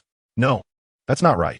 Aries focused intently on Elizabeth I, and then his expression suddenly changed. Not good. He was gathering strength in his body. When he sensed something was off, Elizabeth I also shouted 4 words. Fist of the king. As soon as the words fist of the king were spoken, Elizabeth I swung a right hook in a posture reminiscent of a boxer. A visible shockwave instantly disturbed the air. Boom! The terrifying shockwave generated by the punch shattered the solid ground of the square, sending debris flying into the air. A terrible ravine formed on the ground. Seeing this, Aries leaped into the air, transforming into Dragon Man form. This is our pirate ship. It must not be destroyed. Although the punch wave was incredibly fierce and terrifying, Aries could not just stand by and watch the other party destroy the pirate ship. Despite being injured, he resolutely stood in front of the shockwave. Energy coursed through his arms as he made clawing motions with both hands. Suddenly, dazzling sword light erupted from Aries' claws, with 8 enormous blue sword lights, each about 10 meters long, crossing to form an X shape to meet the punch wave. Boom! The violent collision caused the stone slabs in the square to crack instantly, and the explosion shockwave spread outward in a circular pattern.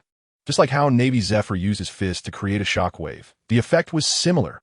A powerful gust of wind swept across Aries' face and bare upper body as he fixated on the center of the explosion. This attack method was what Aries called the punch wave. He realized that this was the second person he had seen use their fists to unleash such an attack method. He understood that martial arts could possess immense destructive power and formidable long-range attack capabilities. The blinding light from the explosion illuminated the square under the night sky. Whether it was the pirates left on the ship or the soldiers under Elizabeth I, they couldn't help but squint or raise their hands to shield their eyes from the brightness.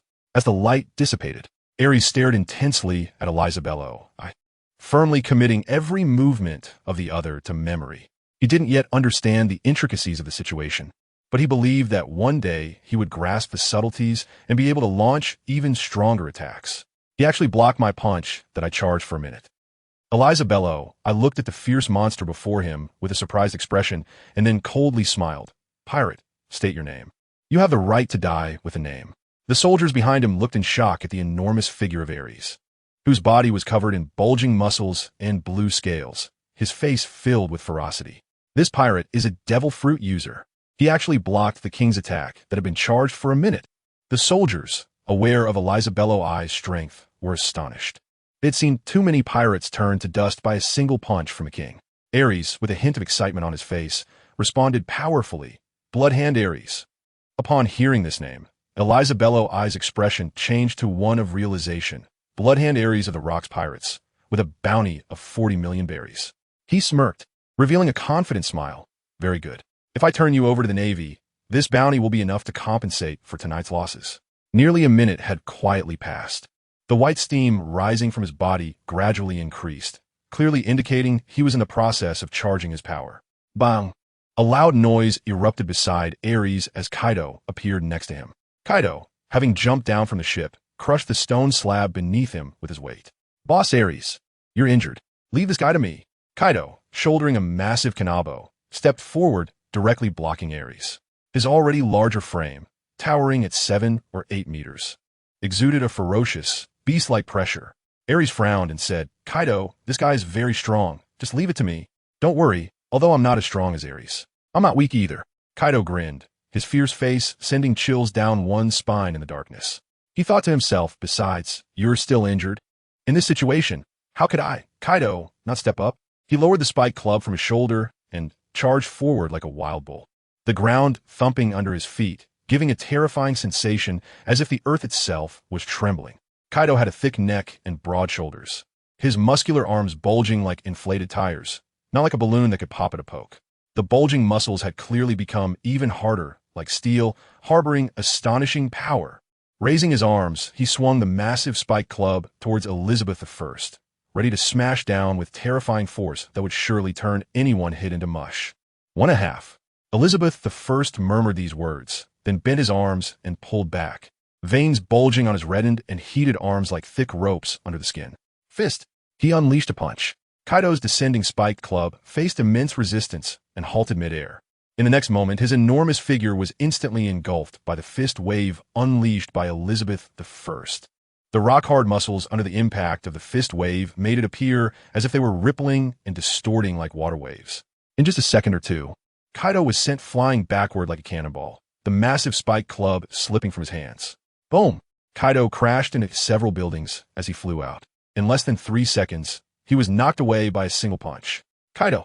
Seeing Kaido fly out, Aries' expression changed drastically, and he hurriedly ran towards the direction Kaido had been sent. Meanwhile, the soldiers under Elizabeth I let out excited cheers, as if a great burden had been lifted. The pirates turned pale, cold sweat pouring down uncontrollably. Although Kaido was a newcomer, his strength was indeed not to be underestimated. Absolutely on par with a bounty of tens of millions. Being directly knocked away by a single punch like that evoked intense fear within them. Bang! Bang! Aries cleared away the rubble, his golden vertical pupils narrowing sharply. There lay Kaido on the ground, blood trickling from the corner of his mouth, his eyes white, resembling a dead fish turned belly up. He felt Kaido's heartbeat and breathing. Aries let out a sigh of relief, reached out and patted Kaido's face, making a slapping sound as he shouted, Kaido! Kaido! Wake up! At that moment, Emperor Eliza Bello, I was still gathering strength. A look of disdain on his face as he mocked, what kind of dogs dare to challenge my king's fist? Overestimating themselves. Clap! Clap! This wasn't some kind of sport. It was the sound of Aries slapping Kaido's face. Even though he was holding back, the sound of his palm, the size of a fan, hitting Kaido's face was quite loud. Kaido! Wake up! Kaido! But no matter how much Aries called, Kaido did not awaken. The impact of that blow was too great. That guy's fist wave was really strong. Aries reached out and wrapped his arms around Kaido's waist, directly lifting him onto his shoulder and walking out from the ruins. Upon seeing Aries' appearance, Emperor Eliza Bello I, with a strong sense of confidence on his face, said, It's been 2 minutes, Aries. Your strength is far superior to that reckless pirate. I have decided to defeat you with my king punch after charging it for 3 minutes. As the charging time increased, the heat emanating from him began to dissipate into the surroundings, creating a sense of in the air. Aries, however, leaped on his own, soaring into the air and landing steadily on the pirate ship, placing the unconscious Kaido on the deck. Time quietly passed. The momentum of Elizabello, I was becoming increasingly astonishing. 3 minutes. At this moment, Aries also jumped from the ship onto the square. In Aries' amber-colored vertical pupils, the figure of Elizabeth I is reflected, and the martial arts were first learned from Whitebeard Newgate. Newgate also opened the door to the world of martial arts for him, showing him how to control the power within his body, how to throw punches, dodge, and use his body to absorb incoming attacks, and so on. And it has been a month. Aries indeed learned a lot from Newgate, but Newgate himself was also self-taught, relying entirely on insights gained from battle, as well as his powerful paramecia-type devil fruit, the tremor fruit. This reflects the limitations of pirates. Most of them lack systematic learning and guidance from teachers, learning instead through combat. They heavily depend on talent. Fighting can indeed lead to rapid growth, as it involves risking one's life, where it's a matter of life and death. Most pirates come from commoners, even refugees and slaves, the severely exploited lower class. There are also some fallen nobles, bankrupt merchants, and conquered kingdoms, among others. Moreover, those with wealth and status are not likely to easily give up everything and live a life where their lives are constantly at risk, living on the edge. Before joining the Rocks Pirates, Aries fought wild beasts, learning some primitive, savage, and violent combat techniques from them. His control over his physical strength was quite rudimentary. In just over a month, training under the likes of Carp and Zephyr, who received systematic education at the Navy Academy, allowed him to learn many techniques. What impressed Aries the most was naturally the 6 styles, Oogie demonstrated by Zephyr. The highly destructive shockwave, which has remote, striking capabilities, made him realize that martial arts are not only about using physical strength to perform various punches and kicks. Martial arts can also possess unimaginably terrifying power. Aries stared intently at Elizabello, pondering. He was clearly gathering his strength, which was different from the attacks of Admiral Zephyr. However, the power of such an attack was indeed formidable. I must comprehend this strength. The Elizabello, before him, was somewhat similar to the casting preparation, and this time was a bit long. Zephyr, on the other hand, could unleash powerful punch waves one after another. The common point between the two was very obvious. The lethality and destructive power of the punch waves far exceeded that of ordinary punches. This made Aries eager to grasp this special combat technique. His superhuman memory allowed him to remember the current state of Elizabello, but the downside was that he couldn't know the condition of Elizabello's body. For minutes, while Aries was contemplating and analyzing, Elizabello had already accumulated power for a full 4 minutes, making the confidence on his face even more pronounced. With a hint of pity, he said to Aries, "It's a pity. I was originally hoping to obtain your bounty to compensate for the losses incurred tonight. Now it's a bit regrettable that I can't claim the 40 million bounty, because it's destined that you'll be smashed to bits by me." 4.5 minutes. Blood coursed through his body, making a sound like a raging flood. 5 minutes. The name Bloodhand Aries would vanish from this sea. The king's fist. The terrifying punch wave slashed out like a violent overlord, crushing everything. The rippling air created a visual shock of spatial distortion. The earth was once again ravaged, this time even more brutally, as the terrifying punch force directly ground the rubble into powder. Facing this overwhelming and powerful punch, Aries did not dare to be careless at all. Under the blood-red armor, the thick arms, along with the blue scales, transformed into a chilling blood-red color. White steam also spread across his arms. With his muscles tensed and hot blood boiling, a powerful force surged into his arms. The blood-colored armored Qinglong fist technique. Dragon's head appears. As Aries unleashed a fierce and domineering punch, the air currents rippled like water waves, spreading out from the tip of his fist. Bang! A sound that resonated through the sky shook the eardrums of everyone in the city. The punch's force surged out, creating a violent wind that rampaged like monstrous waves, terrifying enough to sweep the surrounding soldiers into the air, causing them to scream in fear. The apocalyptic scene left everyone witnessing it in shock.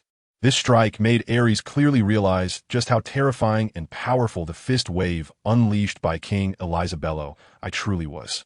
At the same time, his body involuntarily became exhilarated, and his blood-red arms suddenly swelled up a size. "Break for me!" Aries let out a roar of excitement. the surging power within him pouring down his arm and into his fist, bursting forth from it. The punch he threw suddenly moved forward more than 10 centimeters onto the fist wave. His entire arm stretched out straight. The king's fist that Elizabello I had accumulated for 5 minutes was shattered by Aries' violent punch, as if it were nothing. One punch shattered the fist wave. Elizabello, I was instantly taken aback, unable to believe his eyes. What? My king's fist was shattered. He was confident that his king's fist was enough to easily kill a pirate with a bounty over 100 million. Seeing his king's fist shattered by Aries in front of him shook him to his core. How could this guy with such strength only have a bounty of 40 million berries? In an instant, Elizabello, I cursed the Navy officials who issued the bounty. This is the strength a pirate with a bounty of 40 million berries can possess. Are they joking? This is the 3rd chapter for today. The previous 2 days only had 2 chapters updated, mainly because my schedule was messed up, and I sincerely apologize. I might take a break to adjust over the next couple of days. Let's generate some excitement. Once I'm adjusted, I'll update properly. No one has generated excitement these past few days. It's been too miserable. This is completely unreasonable. A pirate of this caliber should have at least a bounty starting at 2 or 300 million, right? That kind of bounty would be reasonable.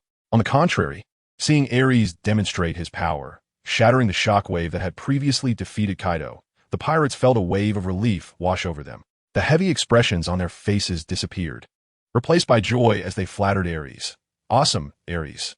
Show them the might of the blood hand. A monster is still a monster. Even when injured, he remains so powerful. In contrast to the high-spirited pirates, the soldiers under Elizabello were all dispirited, as if they were in a dream, feeling everything was so unreal and illusory. In the next moment, Elizabello I's pupils trembled slightly as he saw Aries, with a fierce and beastly expression, charging at him like a fierce tiger descending the mountain. That blood-red arm was wrapped in a fierce gust of wind. At that moment, Elizabello I's face turned anxious. If his 5-minute charge king's fist couldn't hold up, what could he use to resist Aries' powerful punch now that he had no charge?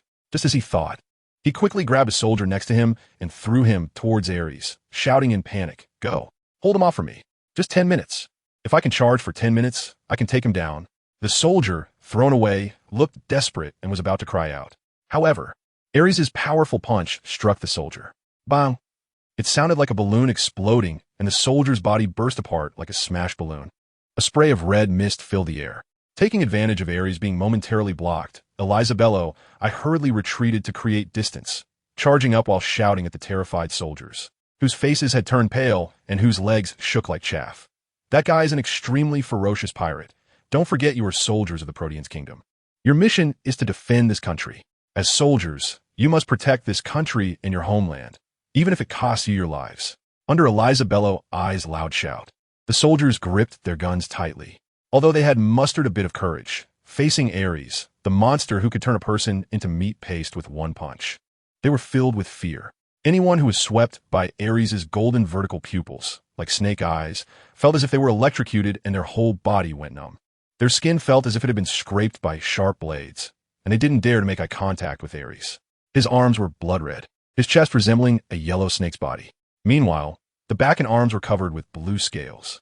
The entire Dragon Man form looked extremely bizarre and uncoordinated. It instilled a deep sense of fear and dread. Bang! A gunshot rang out. It was unclear which soldier was so nervous that they accidentally pulled the trigger. The sound of the gunshot startled the tense soldiers around, making them tremble. In that moment of shock, the fired bullet quickly shot towards Aries. Aries slightly raised his arm covered in scales, and the bullets fired at him made a crisp ding sound as they fell to the ground. His eyes shot out a gaze as sharp as a sword, landing on King Elizabello I, ignoring the soldiers around him. The fearsome dragon face showed a hint of intense excitement as he spoke in a slightly hoarse voice. "I will give you 10 minutes to charge." After saying this, Aries stood still like a wooden post. His words left everyone around, whether soldiers or pirates from Aries' crew, astonished.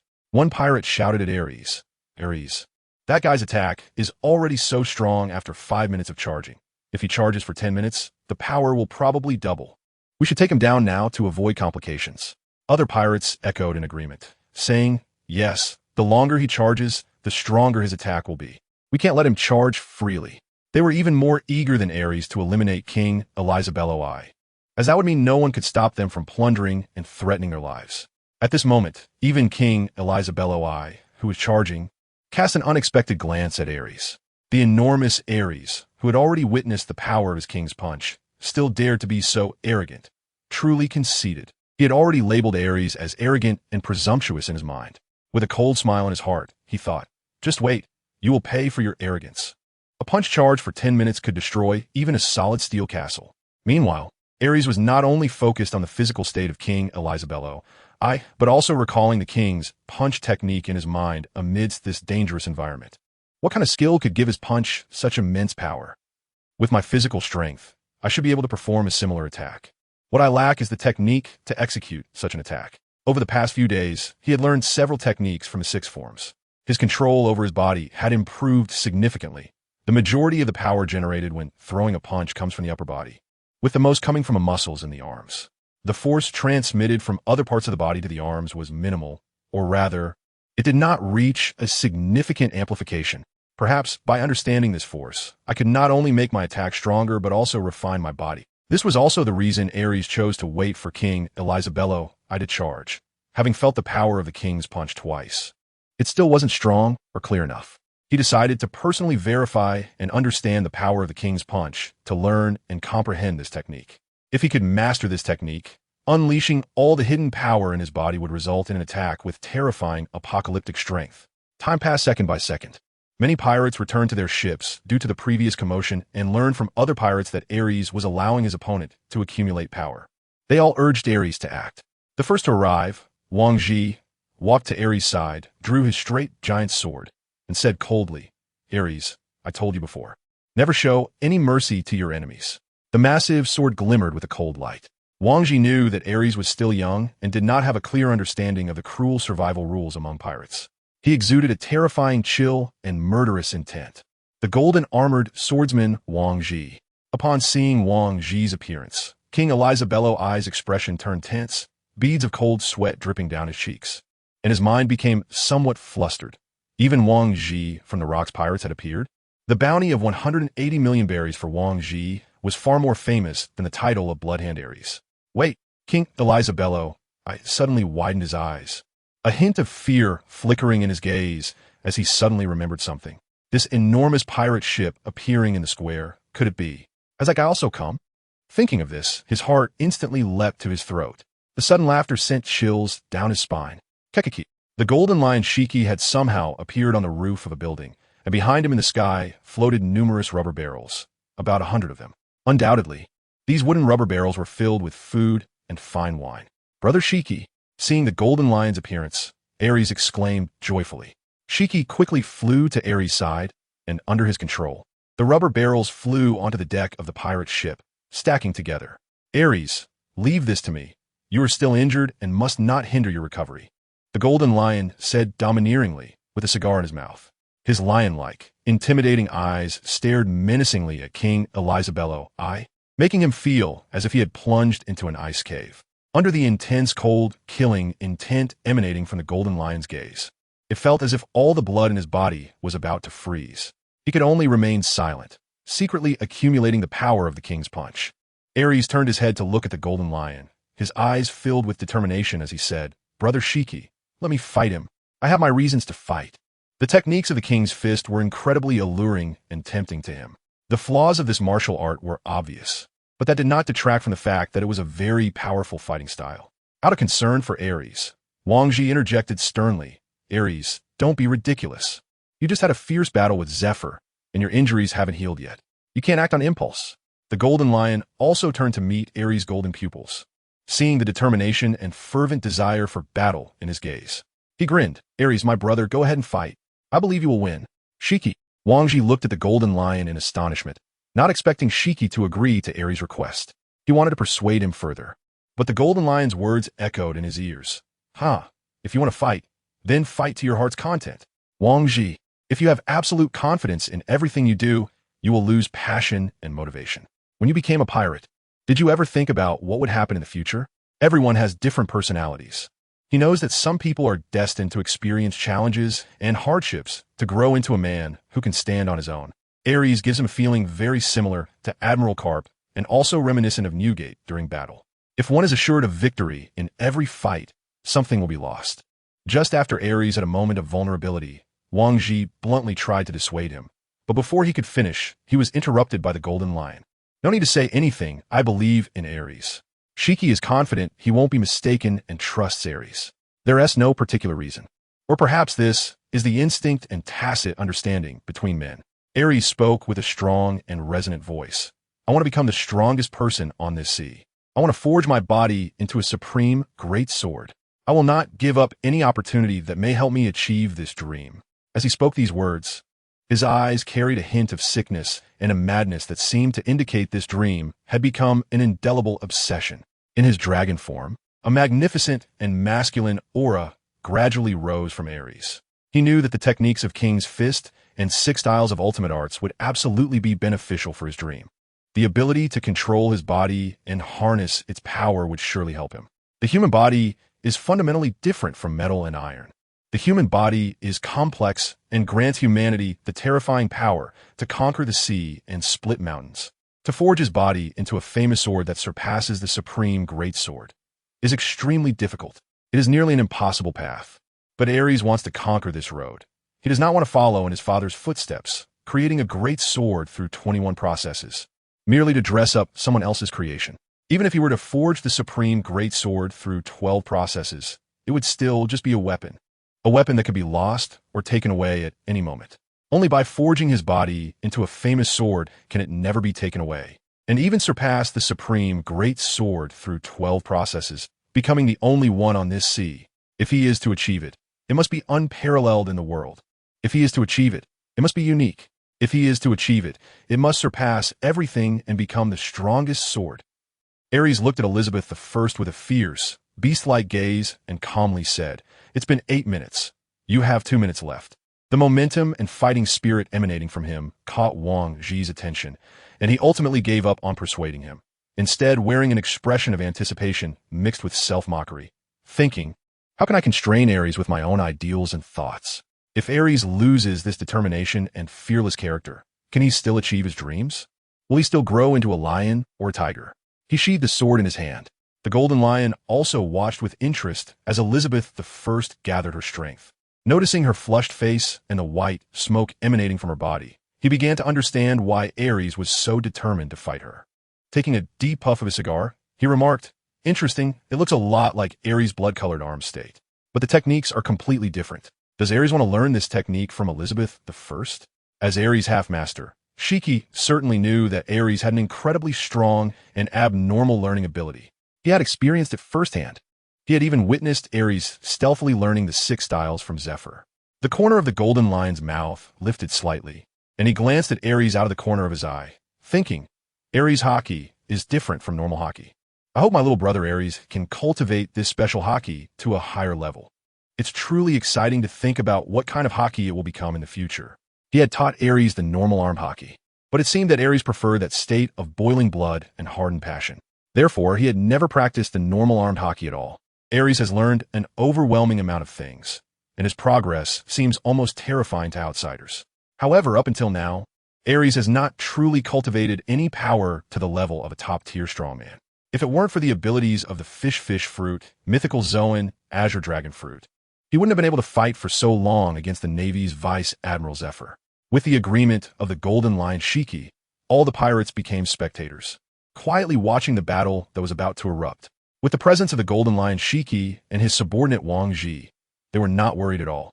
Eliza Bello, I lowered his eyes, trying not to let Aries, Shiki, and others see the pride in his gaze, inwardly sneering. Drag it out.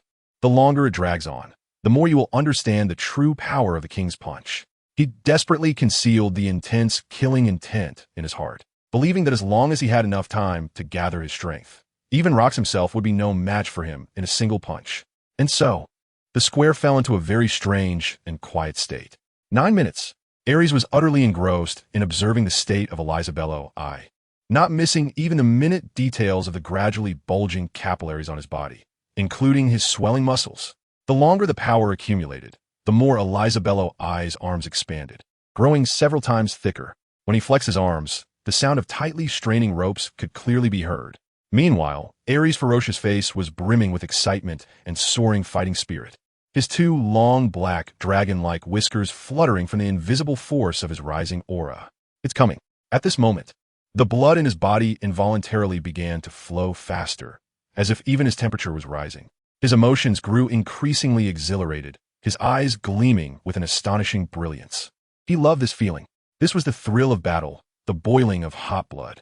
He also relished the stinging pain of blows, the exhilarating satisfaction of landing solid. Flesh-pounding strikes. The commotion caused by Elizabello I's power accumulation grew increasingly intense, shaking the entire ground with a rhythmic, jolting motion. A confident smirk curled at the corner of his lips. Haha, pirates, your arrogance has sealed your doom. Tomorrow's newspapers will carry the news. Elizabello I, the man who wiped out the executives of the Rocks Pirates, will dominate the headlines. My name and my kingdom are destined to resound across the seas. 10 minutes of power accumulation. Complete. Huh. Golden Lion Shiki cast a disdainful glance at Elizabello I, sneering mockingly. Where the hell did you get the confidence to think you can take us down? Even Fleet Admiral Kong of the Marines Woon T. Dare makes such a bold claim. Who is the real arrogant one here? Then, with an irritated snort, he added, Tisich, if it weren't for Aries want to keep you alive to fight him, I'd have sliced you to pieces long ago. Shiki then turned to Aries with a grin. Aries, make sure to pummel this guy good with your fists later. Got it. Aries only uttered one word. Immediately after, everyone present heard the voice of Elizabeth I roaring. Damn those arrogant pirates. Fist of the King. With a charged punch, a dazzling golden shockwave erupted, instantly illuminating the entire square. Whoosh! This punch was no longer just a punch of strength. It was a terrifying energy impact similar to a ki blast. The intense light was so piercing it hurt the eyes. This terrifying golden energy impact caused the Golden Lion's expression to change drastically. His eyes filled with astonishment and surprise. What a powerful punch! He instinctively drew the twin blades from his waist. In the blink of an eye, this terrifying shockwave had already appeared in front of Aries. Aries, with the power of blood armed in both arms, felt an inexplicable excitement as the punch of Empress Elizabero I grew stronger. He shouted, blood-armed Qinglong fist technique, turn the tides. His entire body crackled as bones popped, creating a chilling sound. His fists moved like the Qinglong emerging from the water, and in the blink of an eye, dozens of fist shadows surged forth, resembling red divine dragons. Each punch was powerful and domineering. The terrifying punch force echoed with the sound of breaking air, causing the atmosphere to violently tremble and produce a series of bang bang bang sounds.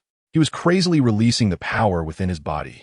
Dozens, even hundreds, of red fist shadows formed an impenetrable defense. Bang, bang.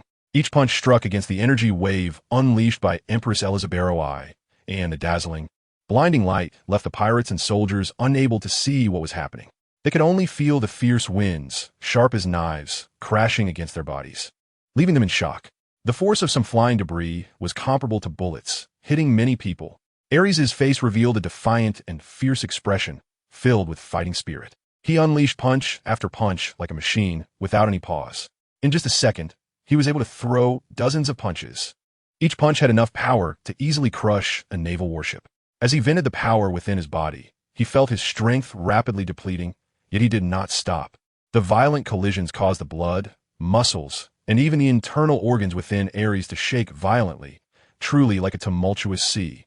The pain and discomfort stimulated his nerves, instead bringing a pathological sense of pleasure, excitement, and even a refreshing feeling. One punch was not enough. Bring it on, Aries shouted with madness and excitement, enjoying the joy that battle brought. A powerful punch struck the soul, but he felt it was not enough.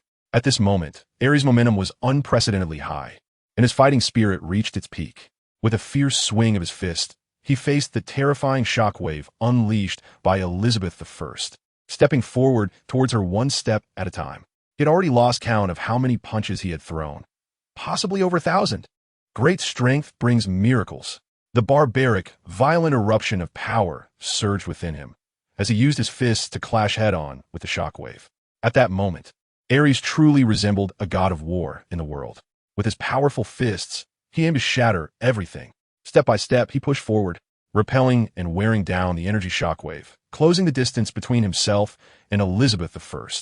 When Elizabeth I saw the redness in Aries' eyes and witnessed her king's fist being continuously shattered by him, her smile vanished.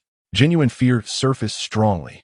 The golden shockwave illuminated Aries, reflecting off his scales. The feeling of a terrifying monster faded, replaced by the majesty of a deity. What kind of monster is he? After 10 minutes of charging, why can he withstand my king's fist? The approaching Aries began to break Elizabeth I's spirit. In the next moment, her eyes widened in shock, contrasting with Aries' godlike figure, as a terrifying sense of oppression enveloped her body. A shadow loomed over her under the dim moonlight. Aries' blood-red eyes and his grotesque face were so terrifying that Queen Elizabeth I couldn't help but tremble. Devil, she whispered in horror, her scalp tingling. Chapter 3 of today. Dads, let's generate some power. Please, I don't even care about my face anymore. Can you generate enough power to kill me? Wang Ji, I said Aries could win, and he will definitely win. You have to believe he can create miracles. The Golden Lion smiled proudly at Wang Ji. As his master, he understood Aries' strength much better than Wang Ji did. Monsters are called monsters because they possess special traits that ordinary people do not have, along with formidable strength and unwavering will. Shurji certainly knew that Aries' actions carried tremendous risks. Those who hesitate in the face of danger can never become true strong warriors. His gaze held admiration. Aries' strength had been continuously improving these days, and wasn't that due to his enthusiasm for battle, disregarding danger? Listening to the Golden Lion, Wang Ji couldn't help but click his tongue. Aries is simply a battle maniac. His potential is released and excavated through combat. I wonder where the limit of this guy's potential lies. Aries' rapid growth continues unabated, showing an increasingly fierce momentum, with no signs of weakening at all. This is also an incredibly frightening aspect. Human potential is, of course, limitless. The Golden Lion grinned widely, eagerly watching Aries. Under the cover of night, Aries transformed into a terrifying demon. As his foot struck the ground, the earth exploded with a thunderous roar, sending countless debris flying in all directions like cannonballs. With just a casual movement, he exuded a fierce, valiant, and terrifying aura that felt almost demonic, coupled with the menacing face of his dragon form. It was enough to make one's heart race in fear. King Elizabello I, standing at 3 meters tall, felt like a defenseless little rabbit in front of Aries at this moment. Aries was a ferocious giant carnivore. This made him tremble in fear. An unprecedented terror arose in his heart. This guy was not human at all. He was a humanoid Tyrannosaurus, a devil. How could someone possess such terrifying physical strength? Aries looked down at Elizabeth I from a high vantage point, his sharp dragon fangs stained with traces of crimson blood, clearly indicating that he had also been injured. The blood-red liquid only added to his ferocity, enhancing his menacing aura. Tell me the technique of the king's fist. His eyes, resembling red lanterns, fixed on Elizabeth I, flickering with a heart-pounding crimson light. Under Aries' beast-like gaze, Elizabeth I's cheeks were drenched in cold sweat, her complexion pale.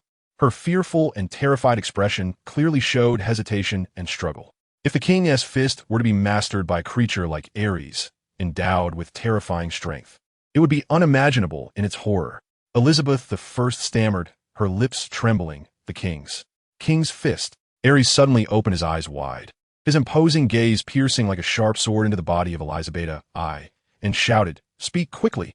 His eyes were filled with a fervent desire for power, and he could hardly wait to know the secret of the fist of the king. It was a power that could truly elevate his strength to another level. If Aries currently possessed strength comparable to a high-ranking officer in an anime, mastering the mysteries of the fist of the king might just allow him to genuinely reach the level of a vice-emperor. Aries did not know his exact strength. He only knew that this thing could make him stronger, and that was enough. There were no complicated thoughts. At that moment, a loud shout rang out. You can't tell him. This voice instantly attracted everyone's attention, and Aries was very familiar with it. It was Admiral Zephyr of the Navy. The sound of rushing wind in his ears made him frown. Turning his head, he saw Zephyr flying rapidly in the low sky like an arrow, his raised black arm crashing toward him. Aries also knew that the Navy support had arrived. A flash of excitement crossed his eyes as he shouted, "Let's fight." He swung his reddened arm and turned to meet Zephyr's fist. Bang! The exhilaration from the collision of fists far exceeded the energy shock, and a fervent fire ignited in Aries' blood-red eyes. Dragon breath. The temperature of the flames he spewed from his mouth suddenly soared. This caused a heavy look in Zephyr's eyes. Aries had once again become stronger. He couldn't understand why there was such a monstrous rate of growth in someone. Almost every battle he experienced made him stronger. The temperature of the flames was rising higher and higher. If he continued to grow like this, the temperature of these flames would soon surpass that of magma. Zephyr smashed the flames with his fists, using the technique of external release with his armament Haki, allowing his fists to strike without directly touching the flames. The scattered scorching flames could even melt stone, leaving the ground pockmarked and full of holes of various sizes. At the same time, a large number of Navy troops rushed in, mingling in a chaotic battle with the pirates. Navy Admiral Karp also took the lead to confront the Golden Lion. Wang Ji did not hesitate to draw his sword and ordered all personnel retreat. Immediately return to the ship. Whoosh! With a slash of his sword, brilliant sword light fell upon several Navy soldiers, causing those hit by the light to bleed profusely and collapse to the ground. Many pirates rushed toward their ship. The scene was temporarily chaotic. That bastard Silver Axe didn't he know where he had run off to find women to have fun with? What a lecher! Wang Ji couldn't help but curse inwardly. That guy hadn't shown up yet, and it was obvious he was having a good time with Second Brother. Wang Ji glanced at Aries, who was fighting Zephyr, a look of worry on his face. Aries had been fighting continuously today and was badly injured. He couldn't let him continue fighting. Moreover, although his stamina was strong, it still had its limits. He leaped into the air, his golden armor shining brilliantly under the moonlight as he raised his sword high and slashed at Zephyr. Wang Ji shouted to Aries, "Aries, this is not the time to fight. Quickly return to the ship. The longer it drags on, the more enemies there will be." His ambush forced Zephyr to dodge. Aries did not take the opportunity to launch a surprise attack on Zephyr. He nodded at Captain Wang Ji, saying, "I understand." Once everyone else had evacuated to the ship, he would return to the ship. He knew that he would have many more opportunities to fight against these strong opponents in the future. The only regret he had was that the Navy's intervention prevented him from obtaining the King's Fist technique from Elizabeth. Aries turned to look at the surprised Elizabeth I, thinking to himself, "No matter what, I will learn that skill. If I can't learn it, I will come back to this country next time." After the Silver Axe returned, the pirate ship, under the control of the Golden Lion, once again soared into the sky, disappearing into the night. On the deck, Aries looked at the injuries on his body, furrowing his brows and reflecting. "My physique is still not strong enough. Otherwise, I wouldn't be injured to the point of affecting my combat. If my physique were strong enough, I could fight continuously. Even battles lasting 10 days or half a month would be no problem. Such enduring battles would definitely be exhilarating and enjoyable." His heart longed for that kind of endurance in battle, as the enjoyment brought by such fights would surely be very pleasurable. That kind of endurance would make countless readers in front of their phones green with envy. Fighting against Queen Elizabeth I and battling Zephyr again had worsened Aries' injuries, despite his formidable recovery ability. However, this recovery ability was in a state of growth, not something that could be obtained just by consuming a Zoan-type devil fruit, like the legendary Emperor Kaido. The powers of a devil fruit need to be developed and honed to become stronger. It is also related to one's own strength, which is why there are sayings about useless devil fruits, only useless users. Just like the different powers and strengths exhibited by the Maramara no Mi in the hands of Ace and Sabo. Give Kaido a regular Zoan-type Dalmatian fruit, and he could still easily overpower the Logia-type Fire Fist Ace. At this moment, Aries just wanted his injuries to heal quickly so he could start training. He aimed to strengthen his body and make his physique even stronger. At that moment, Aries' stomach let out an untimely growl, interrupting his thoughts. He reached down to touch his belly. A strong sense of hunger surged through his nerves. It seemed he had expended too much energy and was hungry again. Suddenly, Aries' eyes brightened. "Wait. Consumption. Food can replenish the strength I expend. So food is also a part of strength. If my body can store this food and convert it into strength at critical moments, I would have even more power than before." Once this idea appeared in Aries' mind, it became uncontrollable. To explain it scientifically, it is the law of conservation of energy. However, this does not prevent Aries, who does not understand science, from verifying this idea in his mind. This one idea also destined to open a new world for him. Looking at the true strong, none are not fond of good wine and good food. These things also contain energy. For example, Whitebeard, red-haired, Kaido, Big Mom, Karp, and other strong individuals. There's simply too many to count. In terms of eating and drinking, they're definitely big eaters. The demand for energy in the bodies of the strong far exceeds that of ordinary people. Aries looked extremely surprised, then got up and walked over to Wang Ji, saying, "Captain Wang Ji, I'm hungry, I need food." Wang Ji was indeed speechless. His face had turned even darker at night. Before the operation, he had already ensured that everyone on the ship had a big meal, basically consuming all the remaining supplies on board. It had only been less than 4 hours since then. Aries is hungry again. Wang Ji looked at Aries' 8-pack abs, and with a wry smile, he said, "I'll have a chef on the ship prepare something for you right away." He was genuinely troubled. Aries would probably devour a lot of food with this meal. Then, Wang Ji said, "Aries, after you eat your fill, go catch some bigger fish from the sea." "Sure, no problem," Aries replied with a happy smile, looking forward to a meal of fish. Although fish usually have bones, those bones are nothing for Aries. He could just gulp them down in no time. This time, Aries didn't wolf down his food like before. Instead, he ate slowly while feeling the changes in his body, with a look of surprise on his face. He murmured excitedly, "After eating the food, my recovery has improved significantly, and my strength is also returning. Food is really, really important, but how can I store the power of the food?" After verifying this, another challenge arose. Aries' first thought is the stomach in the human body. The stomach is the digestive organ, where food enters the abdomen from the throat. I can store food in the stomach, but I must control my stomach not to digest this food, waiting for the critical moment to digest it. This way, it should be able to transform into strength at the crucial time. So, Aries took his first historic slow meal. When the food entered his stomach, he deliberately began to control it, refusing to digest the food. However, his stomach had already developed a natural instinct for digestion. And what Aries needed to do was not only to eliminate this instinct, but also to control his stomach organ. At first, as soon as the food entered the stomach, it was absorbed by its powerful digestive ability. Aries also consciously paid attention to the sensations in his stomach. With his training in body techniques and the 6 styles, his awareness and control over his body were definitely not weak. After repeated attempts, the digestion speed of his stomach began to slow down. This meal, Aries ate for several hours, resulting in him consuming even more food than before. Almost the equivalent of 2 large trucks worth of food was swallowed.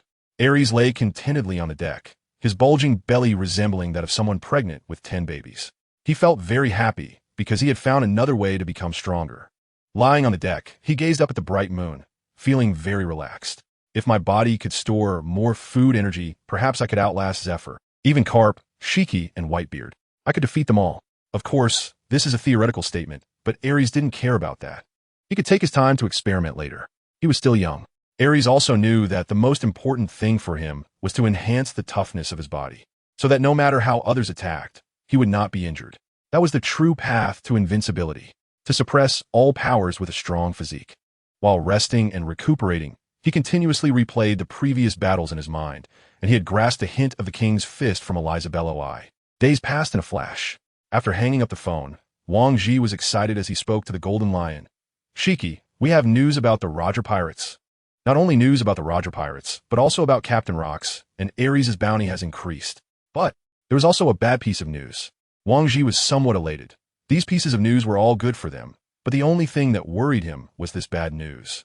"Oh really?" The gloomy expression on Golden Lion's face softened considerably as he exhaled a puff of white smoke and asked, "Go ahead and tell me. What are the good news?" "The good news is that Captain Rocks has conquered a kingdom. Our territory has not only increased, but our manpower, wealth, and armed forces have also strengthened," Wang Ji said excitedly. This meant that the Rocks pirates had become even stronger. Possessing a kingdom would greatly enhance their strength in terms of resources and manpower. The Golden Lion lowered his eyebrows and laughed. It seems Captain Rocks had everything planned out. While we attracted the Navy, he launched a surprise attack and took a big base. It's truly exciting to think about when this sea will be engulfed in war. With Captain Rocks' ambition, it was only a matter of time before he clashed with a massive world government. Perhaps he could accomplish a feat that no one had achieved in over 700 years.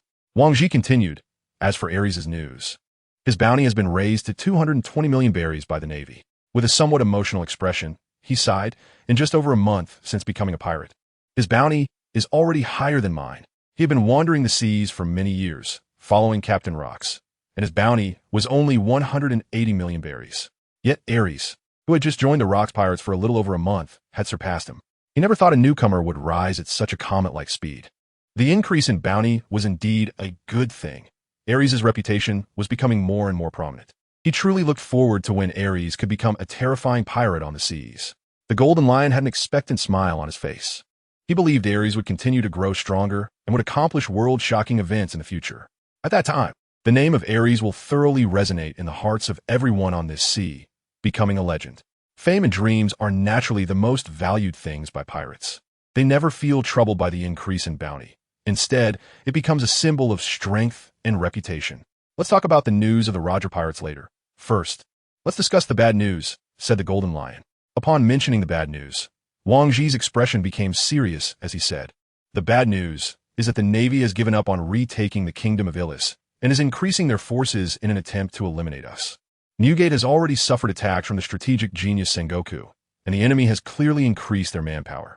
Currently, Charlotte Linlin has taken people to provide support. Captain Rox is still in the Kingdom of Illis and cannot send anyone to assist us. So we should invite Roger and return to Hive Island immediately." This is indeed bad news. Although the strength of the Rox pirates is formidable, the Navy's power cannot be underestimated. It can even be said to be the true sea overlord of this ocean. The Navy can easily gather intelligence, resources, and support from various places. They also have all kinds of talented individuals. It is indeed not good news. The Golden Lion furrowed his brow, took a deep puff of his cigar to relieve the heavy emotions in his heart, and said, "Let's finish our tasks and return to Hive Island as soon as possible, and see what Captain Rock's next plan is. Full speed ahead. Let's meet the Roger Pirates."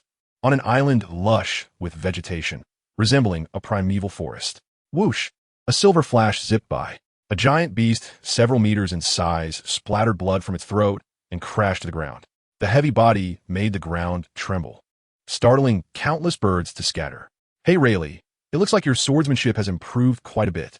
The one speaking was a robust man wearing sunglasses and sporting a black ponytail, carrying 2 axes on his back.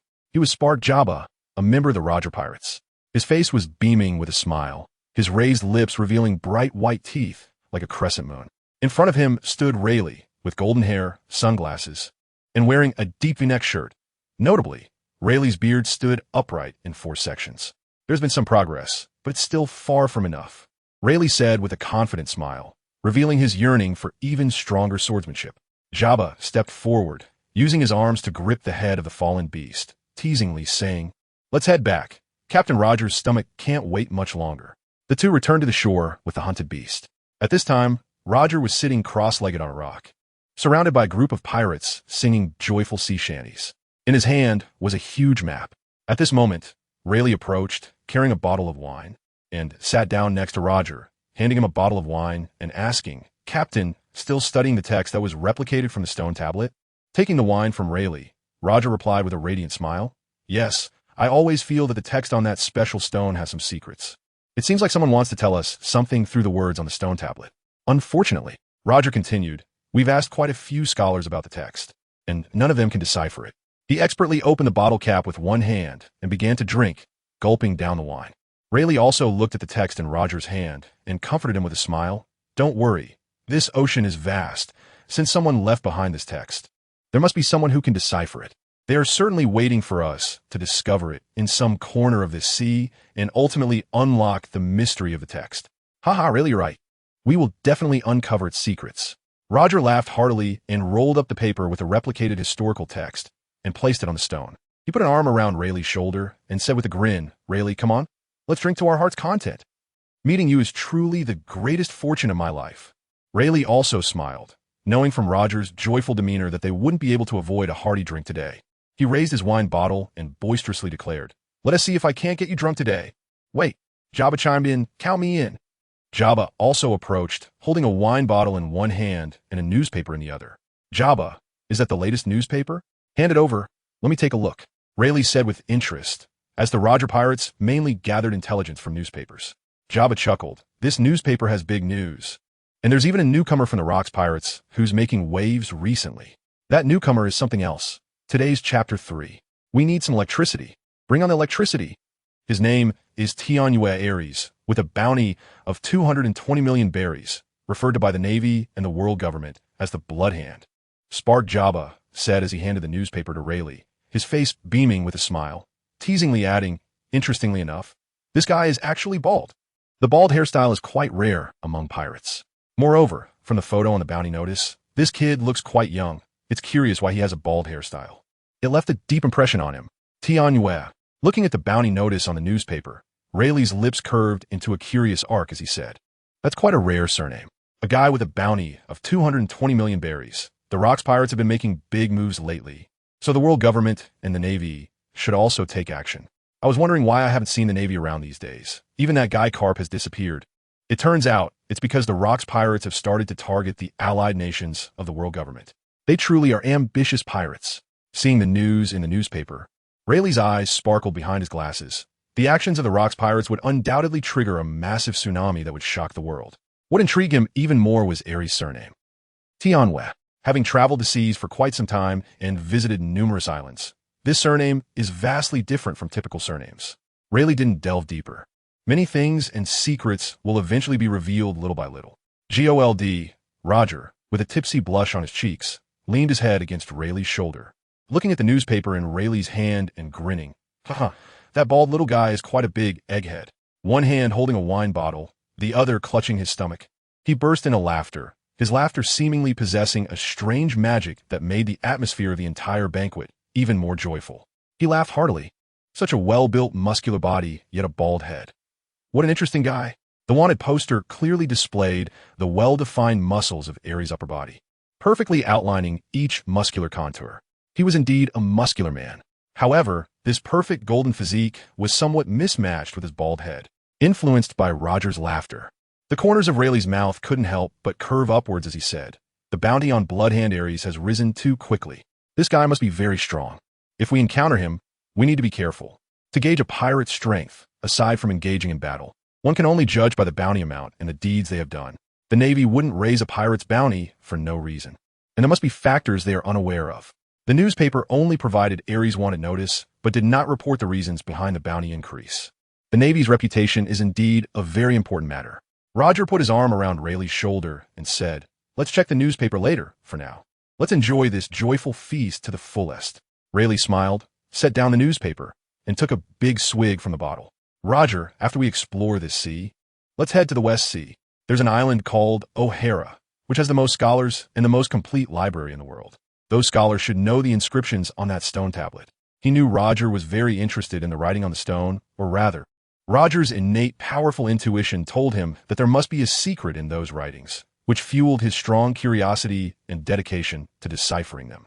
"Ha!" Roger joyfully decided. "Then let's go to O'Hara when we reach the end of this sea." His heart was filled with excitement at the prospect of uncovering the secrets of the stone's unique writings. Raising his bottle to clink with Rayleigh's, the sound of glass colliding resonated crisply. They drank heartily. As the feast reached its peak, a loud bang suddenly interrupted the celebration. "Enemies! Everyone, prepare for battle." Could it be the Navy? The members of the Roger Pirates were all seasoned fighters, and they instantly transformed from revelers into fierce tigers. They gathered together, wielding a variety of weapons. The Roger Pirates were a crew of diverse races. After all, racial discrimination had long seeped into the bones of most people in this sea. Roger stood up abruptly, gazing out at the ocean from atop a boulder. When he spotted the golden emblem on the distant ship's sail, a skull surrounded by golden hair, he exclaimed, "Golden Lion Shiki." Rayleigh's expression turned serious as he uttered this resounding name in the seas. Was that cannon fire merely a show of force? A single cannonball had crashed into the sea. After that, there was no further sound of cannon fire, and they clearly saw a golden figure standing at the bow of the ship. The golden hair and clothing billowed in the wind, revealing a posture of arrogance and dominance. And on the deck of the pirate ship, Aries' eyes were filled with excitement and anticipation as he gazed intently at the group of pirates on the coastline of the island, murmuring to himself, "Is that the Roger Pirates?" Roger and Rayleigh. These two names made his blood inexplicably boil. Gold di Roger, known as the Pirate King in later generations, and Rayleigh, known as the Dark King, had made a move against the Navy Admiral on Sabeti Archipelago. This made Aries realize that the other party was also a stronger. With strong mastery of Conqueror's Haki and swordsmanship, he yearned to learn something from them. He had yet to encounter Conqueror's Haki in battles against the Navy. Meeting Rayleigh presented Aries with an opportunity to enhance his own Conqueror's Haki. As the ship drew closer, Aries' gaze clearly captured the young Roger and Rayleigh in the crowd, the beardless Roger and the still golden-haired Rayleigh. He couldn't help but start to feel excited. Aries' heart, the size of a soccer ball, began to beat faster. The era of the Pirate King has not yet arrived. I will change everything. I will definitely shape an era that belongs to me. Kaido, standing beside Aries, also felt Aries' change. With a grin on his face while carrying his kanabo, he said, Aries is still as full of fighting spirit as ever. He too began to feel a bit excited. It wasn't just Aries who craved battle. Under Aries' influence, Kaido's desire and passion for combat rose to another level. Like-minded individuals are always drawn together, and perhaps the brotherhood and friendship among men is that simple and unadorned. When the Golden Lion, Shiki, saw Roger, it was as if an invisible spark exploded in the air. Shiki laughed heartily and shouted at Roger, Kekik, Goldi, Roger, I, the Golden Lion Shiki, invite you to join the Rocks Pirates. He opened his arms wide, as if to embrace the whole world, and boldly declared, let us turn this world upside down together. Turn the world upside down, huh? Upon hearing Shiki's words, a meaningful smile appeared on Roger's face. Even Rayleigh, who was standing beside him, turned to look at Roger, his eyes filled with reminiscence, recalling the first words he exchanged with Captain Roger years ago. Are you going to turn the world upside down with me? Roger had asked. Remembering that confusing moment from years ago, he became the first crew member invited by Roger. Rayleigh's lips curled into an intrigued arc facing the invitation from the formidable and domineering Rocks Pirates. What decision would the captain make? The members of the Roger Pirates all focused their attention on Captain Roger. His decision would determine the fate of the entire Roger Pirates. Behind GOLD, Roger, standing on the giant rock, his cape billowed without wind, and a flash of brilliance passed through his eyes as he grinned, revealing his white teeth. Sorry. Golden Lion, I decline your invitation, because I've decided that we will turn this world upside down ourselves. There was an inexplicable aura of strong personal charisma about him. When he said this, the corners of Rayleigh and Jabba's mouths inexplicably rose high. From their expressions, one could see a certain determination and resolve. That was the decision to accompany Captain Roger in turning this world upside down. The three of them, standing together, form an unbreakable iron triangle like an invisible chain binding them together. The largest member of the Roger Pirates, the giant Scipion, laughed heartily. This is the Captain Roger I recognize. Our Roger Pirates will not become any pirate crew's vassal. Yes, we are a group of pirates pursuing freedom and joy. It's absolutely impossible for us to join the Rocks Pirates, said the fishman Sandbell, who held a massive fork and smiled cheerfully. He was a giant fishman standing 5 to 6 meters tall. They were all crew members recognized by Roger, and every crew member on board felt the same way. The United Roger Pirates exuded a strong aura, with every crew member displaying no fear. This scene caught the attention of everyone on the pirate ship. The Golden Lion's pupils constricted slightly, showing some shock. Then he laughed heartily. Kekiki, what a unique pirate crew. I've never seen such a united and cohesive pirate crew before. Most pirates are selfish and deceitful people. In this group of pirates, the Golden Lion saw something different that he somewhat admired. However, admiration would not change his goals and mission. The pirate ship quickly approached the shore, the distance shrinking to about 100 meters. The Golden Lion, with a defiant demeanor, threatened, Roger, I represent the Rocks Pirates. Do you know what happens to those who defy the Rocks Pirates in these seas? They disappear forever from this world. Many are thrown into the sea to become fish food. No pirate can challenge the authority and will of the Rocks Pirates in these waters. As soon as these words were spoken, the atmosphere instantly became tense, the oppressive air making the whole world quiet. Only the sound of the sea breeze and waves could be heard. It felt like a fight could break out at any moment. Under this tense and oppressive atmosphere, Aries and the other pirates seemed like beasts poised to strike, their fiery gazes locking directly onto Roger and Rayleigh. As for the other members of the Roger Pirates, Aries didn't know or care about them. His focus was solely on Roger and Rayleigh. In the sunlight, Aries' bald head reflected a dazzling light, so bright and so distinctive that it caught everyone's attention. Rayleigh instantly noticed the tall and sturdy Aries on the deck, who resembled a fierce beast. A sense of foreboding filled his heart. It was the blood-hand Aries, and the golden-armored swordsman Wang Ji, Silver Axe. These three were naturally very eye-catching, as Wang Ji and Silver Axe were both clad in golden and silver armor, respectively. Their reputation and strength could not be overlooked. Goldie. Roger also swept his gaze over the pirates on the opposing ship. Aries' somewhat youthful face left a deep impression on him, and finally, his eyes rested on the Golden Lion. The usually carefree and amusing demeanor was replaced by an aura of extreme danger. So what if the Rocks Pirates were the strongest crew on these seas? Drawing the Supreme Blade Ace, one of the 12 Supreme Blades, from his waist, he pointed it at them and said with great pride, "If we can't live freely on these seas, we wouldn't have become pirates. Pirates are meant to be free." Immediately, a terrifying and powerful aura erupted from Joel D. Roger, spreading in all directions. Spack Jabba also reached to his waist, gripping his two axes tightly, and grinned. "We are pirates in pursuit of freedom, and we absolutely will not join the Rocks Pirates. Even if it costs us our lives, we will seek the end of freedom, living a life of unrestricted piracy." Perhaps before being invited by Roger, the members of the Roger Pirates were each living their own lives. But after joining the Roger Pirates and witnessing the vast world and being influenced by Roger's ideals of freedom, they were all to some extent affected by him. Together, they chased the dream of freedom, becoming the freest pirates on these seas. GOLD. Roger was a person with immense charisma, and once passion surged to the brain, it was hard to restrain. It is believed that if Roger had turned to become a public speaker, he might have achieved extraordinary accomplishments, unlocking a certain achievement. Looking at the group of Roger pirates united in their cause, the Golden Lion burst into laughter. Haha. He also drew his dual blades from his waist and raised one of his cold, gleaming large knives, saying, "Then there's nothing more to say. Captain Rocks has said that if you refuse, the Roger pirates will forever disappear from these seas. Boys, tear apart all the enemies standing in your way." Getting straight to the point, the Golden Lion Shiki showed no anger on his face despite being refused. Instead, he bore a fierce gaze, like a beast eyeing its prey. He initiated a slaughter between the pirate crews. Such things are common on the sea, and pirates are often this direct. The Golden Lion took the lead, floating up from the bow of the ship, swinging his blade to announce the start of the battle. Cutting waves, Thousand Cuts Valley. A slash of waves completely sounded the horn of battle.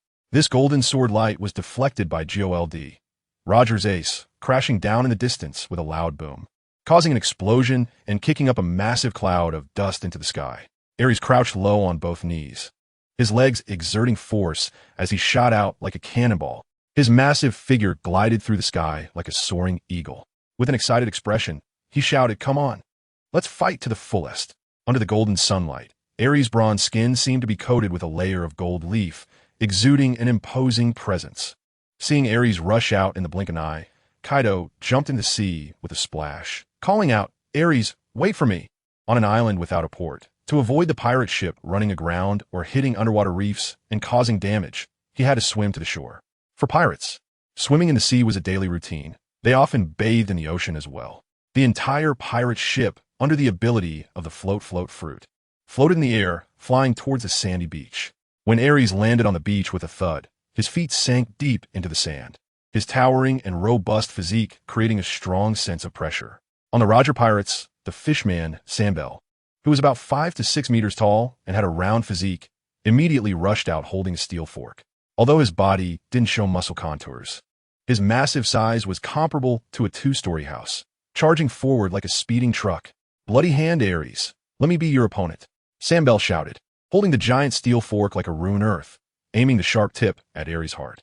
With a whoosh, his arms exerted force, and the fishman's formidable wrist strength, combined with Sambel's gigantic size, made the thrust pierce through the air.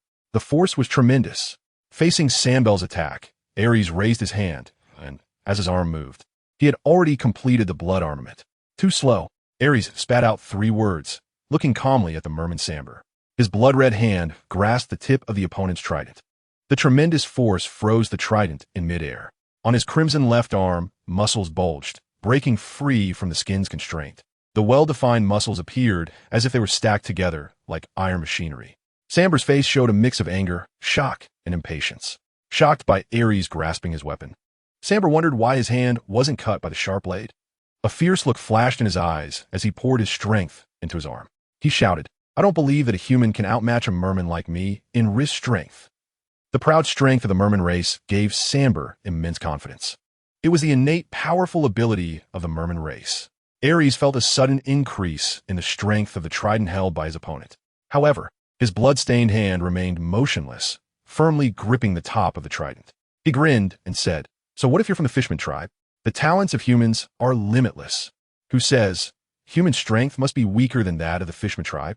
Aries' arm muscles tightened, making the muscle definition even more pronounced, and the red muscles had a powerful visual impact.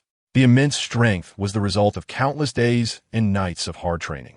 As he twisted his wrist, Samber's arm was also forced to turn, making the fork rotate counterclockwise. It was an unstoppable force. Why was this human strength so terrifying? Samber's face showed a look of shock, and a flush appeared on his blue cheeks. The fork in his hand was being bent little by Aries. It was being twisted into a twisted dough shape. Aries coldly stared at the fishman in front of him, who was a meter or two taller than him. He didn't like the bulky and round figure of the other party. He spoke up. Heaven has bestowed you fishmen with a strong talent. But no matter how strong the talent is, without hard training, it's just a slight advantage at the starting line. He raised his right hand and punched towards the other's chest, saying, I have no interest in guys like you at all. Then he boldly declared, this level of power really doesn't excite me. Get out of my way. With that, he threw a punch. The sound of breaking air made Sambel's face change dramatically. Bang! This powerful punch landed solidly on him, making him feel as if he had been struck by lightning, and he spat out a mouthful of blood. His whole body flew backward. Sambel! A giant caught the flying Sambel. Sambel looked up at the giant man, blood at the corner of his mouth, and called out the name of this giant pirate. Silka, that guy's strength is too great.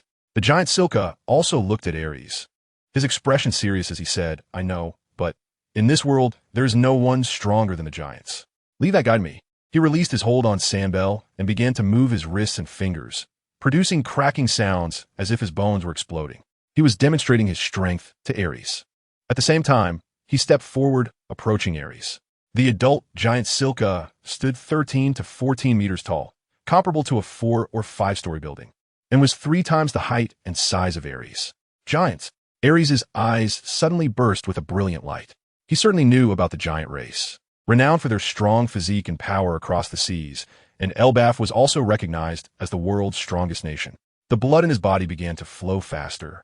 Driven by excitement, Aries beamed with excitement and solemnly said to the giant before him, I want to experience the power of the giant race.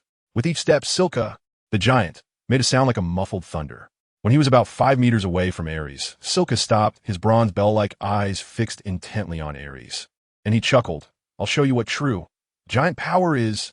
He raised his massive arm and threw a punch, creating an overwhelming sense of a mountain collapsing. The roaring wind howled. The air rippled in surging white waves, manifesting above Silka's fist. Bring it on. Aries' blood instantly boiled with excitement. Blood-colored armed red dragon claws. The right arm, wrapped in blood-colored armed Haki, seemed to transform into a rapidly striking red giant dragon, moving like a landslide. The red arm, surrounded by white smoke, truly gave the feeling of a red dragon soaring through the clouds, extending its head and claws. Bang! A large and a small fist collided fiercely in midair, one above the other. The impact from the fist sent sand and gravel on the beach flying in all directions. Aries, with prominent brow bones and deep eyes filled with a hint of surprise, had his mouth corners raised high. Even as an enemy, he did not hold back his words of praise. The strength of the giant race is formidable and powerful. This feels great. The solid impact generated from the fist collision, even though it was somewhat absorbed by Aries' robust physique, still felt far more exhilarating than the sensation of hitting his body with an iron rod. The effects of force are relative, and they still exist in the world of One Piece. You're not bad either. Silka smiled with a mutual appreciation, praising, your strength is among the strongest I've seen in humans. That said, Silka flexed the muscles in his arm and swung his left fist, creating a whooshing sound as he launched a powerful punch toward Aries. There was no holding back at all. Acknowledging Aries' strength did not mean he would go easy. The strong wind from the punch rushed towards Aries, whose eyes sparkled with excitement as he swung his arm to meet it. Bang! A dull collision sound echoed. The pure contest of strength ignited Aries' competitive spirit. Qinglong fist technique, lightning 5 strikes. With his legs firmly planted on the beach, his muscular thighs bulging and stretching his loose shorts, he spread his arms wide and charged toward the giant Silka like a violent storm. In the blink of an eye, a series of blood-red fist shadows formed in the air. In comparison, Silka's punching speed was noticeably slower, and Aries landed several punches on his chest and abdomen. His feet went thud, thud, thud, retreating backward. Aries' overwhelming power made the giant Silkaton feel a violent churn in his organs, and blood involuntarily surged up his throat, seeping from the corners of his mouth.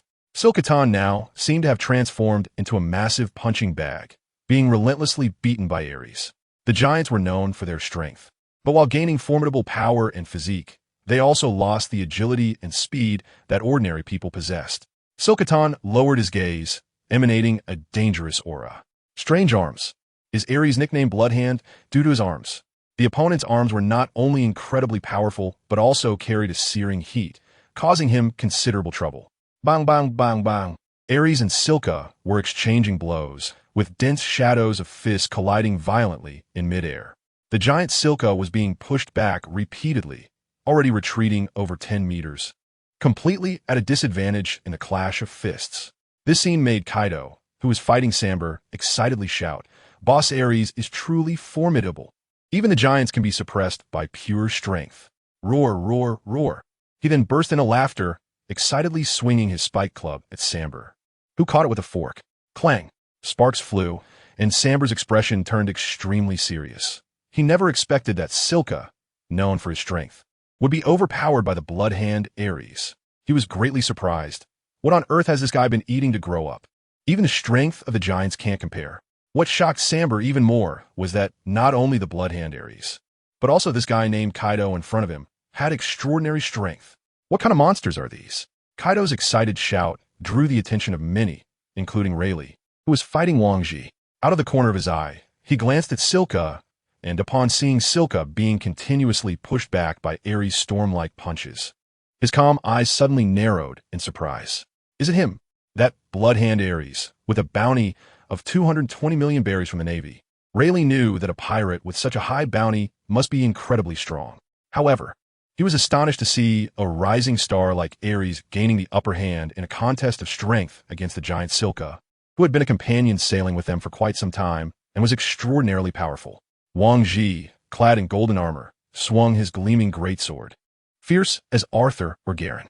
With a smug expression, he said to Rayleigh, surprised that Aries suppressed the giant's strength? But I find it not surprising at all, because that guy's strength will definitely be unmatched in the future. Scenes of Aries training crazily flashed in Wang Ji's mind, with thick iron rods and powerful brute force hammering his own body, while he lifted over 10 tons of weight to build his strength. Coupled with the power of the mythical Zoan Devil Fruit, Aries' physical strength had reached a ferocious level. Don't get too complacent. Rayleigh's long, straight sword clashed with Wang Ji's giant sword in midair, producing a crisp sound of metal colliding. His face bore a hint of trust. That was trust in his companion. As he calmly spoke, the giants possess not only extraordinary physical strength, but their combat skills are also exceptional. Clang! The two long swords collided again, and Rayleigh and Wang Ji exchanged glances over the swords. Wang Ji sneered. Combat skills? Do you know why that kid Aries has a bounty of 220 million berries from the Navy?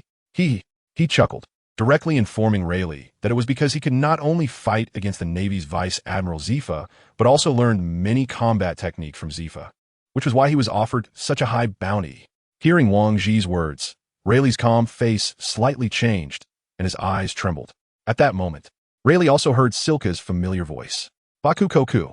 Upon hearing these two words, his heart tightened uncontrollably. Baku Koku is Silka's strongest move, a special combat technique of the giants, with immense destructive power. It also meant that Silka was forced to use his ultimate move against Aries. Silka threw a punch, and a visible, transparent shockwave erupted from his fist, forming an extremely thick energy wave. The air rippled like the sea, creating surging waves and ripples. Silka, with a determined expression, shouted at Aries, "Kid, this is the true power of the giants." Fist wave. Another fist wave. In just over a month, Aries had encountered enemies using their physical techniques to unleash powerful shockwaves 3 times. Facing the overwhelming Baku Koku from a giant, Aries' deep eyes seemed to ignite with 2 small flames of amber. The intensity grew. The veins on his neck bulged, resembling thick blue snakes coiling around him, making Aries' face appear extremely fierce, terrifying like an enraged demon. With a fierce battle intent, Aries roared out his technique, blood-red armament, red dragon roar. It carried no trace of being overly dramatic, but instead had a terrifying momentum like a mad devil. With his battle spirit rising, Aries' entire body surged with energy, his muscles bulging like solid rock, suddenly unleashing tremendous force into his blood-red arm. Fearlessly, he punched to meet the giant Silka's fist wave, Baku Koku. Boom! The explosive sound shook the eardrums of everyone present. Aries instantly felt a powerful impact sweeping through his body, causing ripples to undulate across his originally hard muscles and skin. A sensation of extreme comfort accompanied by intense pain stimulated his nerves. Dark red blood oozed from the corner of his mouth. At this moment, he still maintained the posture of throwing a punch with one arm, as if he were frozen in place. Suddenly, Aries' blood-stained mouth slightly curled into a grin, and this scene made Silka, who was opposite him, feel a flicker of fear in her heart, her pupils involuntarily contracting sharply. Is this the power of the giant race? Not enough yet, Aries murmured. Despite the fact that this blow had caused him some harm, he was not significantly injured. Under his strong recovery ability, this level of injury had no impact on his combat effectiveness at all. His fierce eyes, like those of a beast, fixed intently on the giant race, Silka, and with a cold expression, he said, "If this is all you have, then you have already lost." Having witnessed Zephyr and the punch waves of Emperor Elizabeth, the punch wave of the giant Silka before him was clearly lacking. The strongest was the Navy Vice Admiral Zephyr, followed by Emperor Elizabeth, and only then came the Baku Koku of the giant Silka before him. Of course, this method of releasing punch waves was also a power that Aries yearned to master. Aries' arrogant and confident demeanor and words made Silkit frown uncontrollably, and he angrily shouted, "You little brat, that last strike was just the beginning." The power of the giant race should not be underestimated by anyone. The dignity and face of the giant race have been provoked, and as a member of the giant race, Silkit naturally defends its honor without hesitation, while fiercely glaring at Aries, determined to teach this ignorant pirate a lesson with the power of the giants. Dominion of the nation. The same move, under the influence of anger and dignity, had significantly more power than before. This is a magical world. Emotions are also a form of power, capable of further stimulating the potential within the body. To put it simply, it's like a rage boost. In this state, Silkit's punch was imposing. At the moment he swung his fist, Aries was also adjusting the power within his body, with bulging muscles containing immense and undeniable strength. Each hard muscle, as tough as steel, shone under the light, displaying a dark golden hue. Aries exuded a fierce aura, swinging his arms and striking wildly. The blood-colored arm group played with the pearl. Bang, bang, bang. Every punch he threw was powerful, producing a series of sounds as if the air was being torn apart. His fist power was incredibly domineering, directly shattering the Empire shockwave unleashed by Silka. Turbulence swept in all directions, with yellow sand swirling in the air, creating a spectacular scene. Aries raised his muscular left thigh sharply and stepped forward, the dense red fish shadows in the air also closing in. Bang! Immediately after, he stepped forward with his right leg, moving 2 or 3 meters ahead. Why is this kid's physique and strength so strong? Silka's eyes were filled with disbelief as he also took a stance, unleashing a flurry of strikes in front of him. At this moment, both seemed to have abandoned all techniques, pouring all their purest strength into the fight. The dull sounds generated by their fists clashing echoed in Aries, and Silka both gave up their legs, and at this moment, they were competing with the power of their fists. So refreshing, so thrilling. Blood flowed more abundantly from Aries' mouth, becoming increasingly fierce. Yet he seemed oblivious to it, his eyes shining brightly, bursting with an astonishing light, appearing particularly excited. With each primal collision of fists, every clash generated a powerful impact that surged through his arms and body. While it brought pain, it also provided Aries with a unique thrill, the shockwave making his muscles tremble. He didn't know what the feeling of a muscle fascia gun was, but right now it felt somewhat akin to the sensation of being massaged by a top technician. Pain, but joyous. It was such a wondrous yet contradictory feeling. Perhaps due to years of inhuman training, his pain receptors had undergone a mutation, making such pain feel like a delightful ache to Aries. However, for the giant race Silka, such collisions resulted only in suffering, unable to derive any pleasure from it. On one hand, Aries' strength was far more intense, and his offensive was much more ferocious. On the other hand, every time Silka looked into Aries' piercing, glowing eyes, an inexplicable sense of fear would involuntarily arise in his heart. With each punch thrown and every exchange of glances, this fear only intensified, causing cracks in Silka's psychological defenses. Bang, bang, bang. One giant stood 12 to 13 meters tall, while a small giant was 4 meters high. The difference in size did not determine strength. The giant Silka was firmly suppressed by Aries. Bang! Aries delivered a powerful punch that landed solidly on Silka's abdomen, causing the muscles of his abdomen to sink deeply. Breaking through Silka's defenses, Aries relentlessly unleashed a second punch. A third punch. Bang! Bang!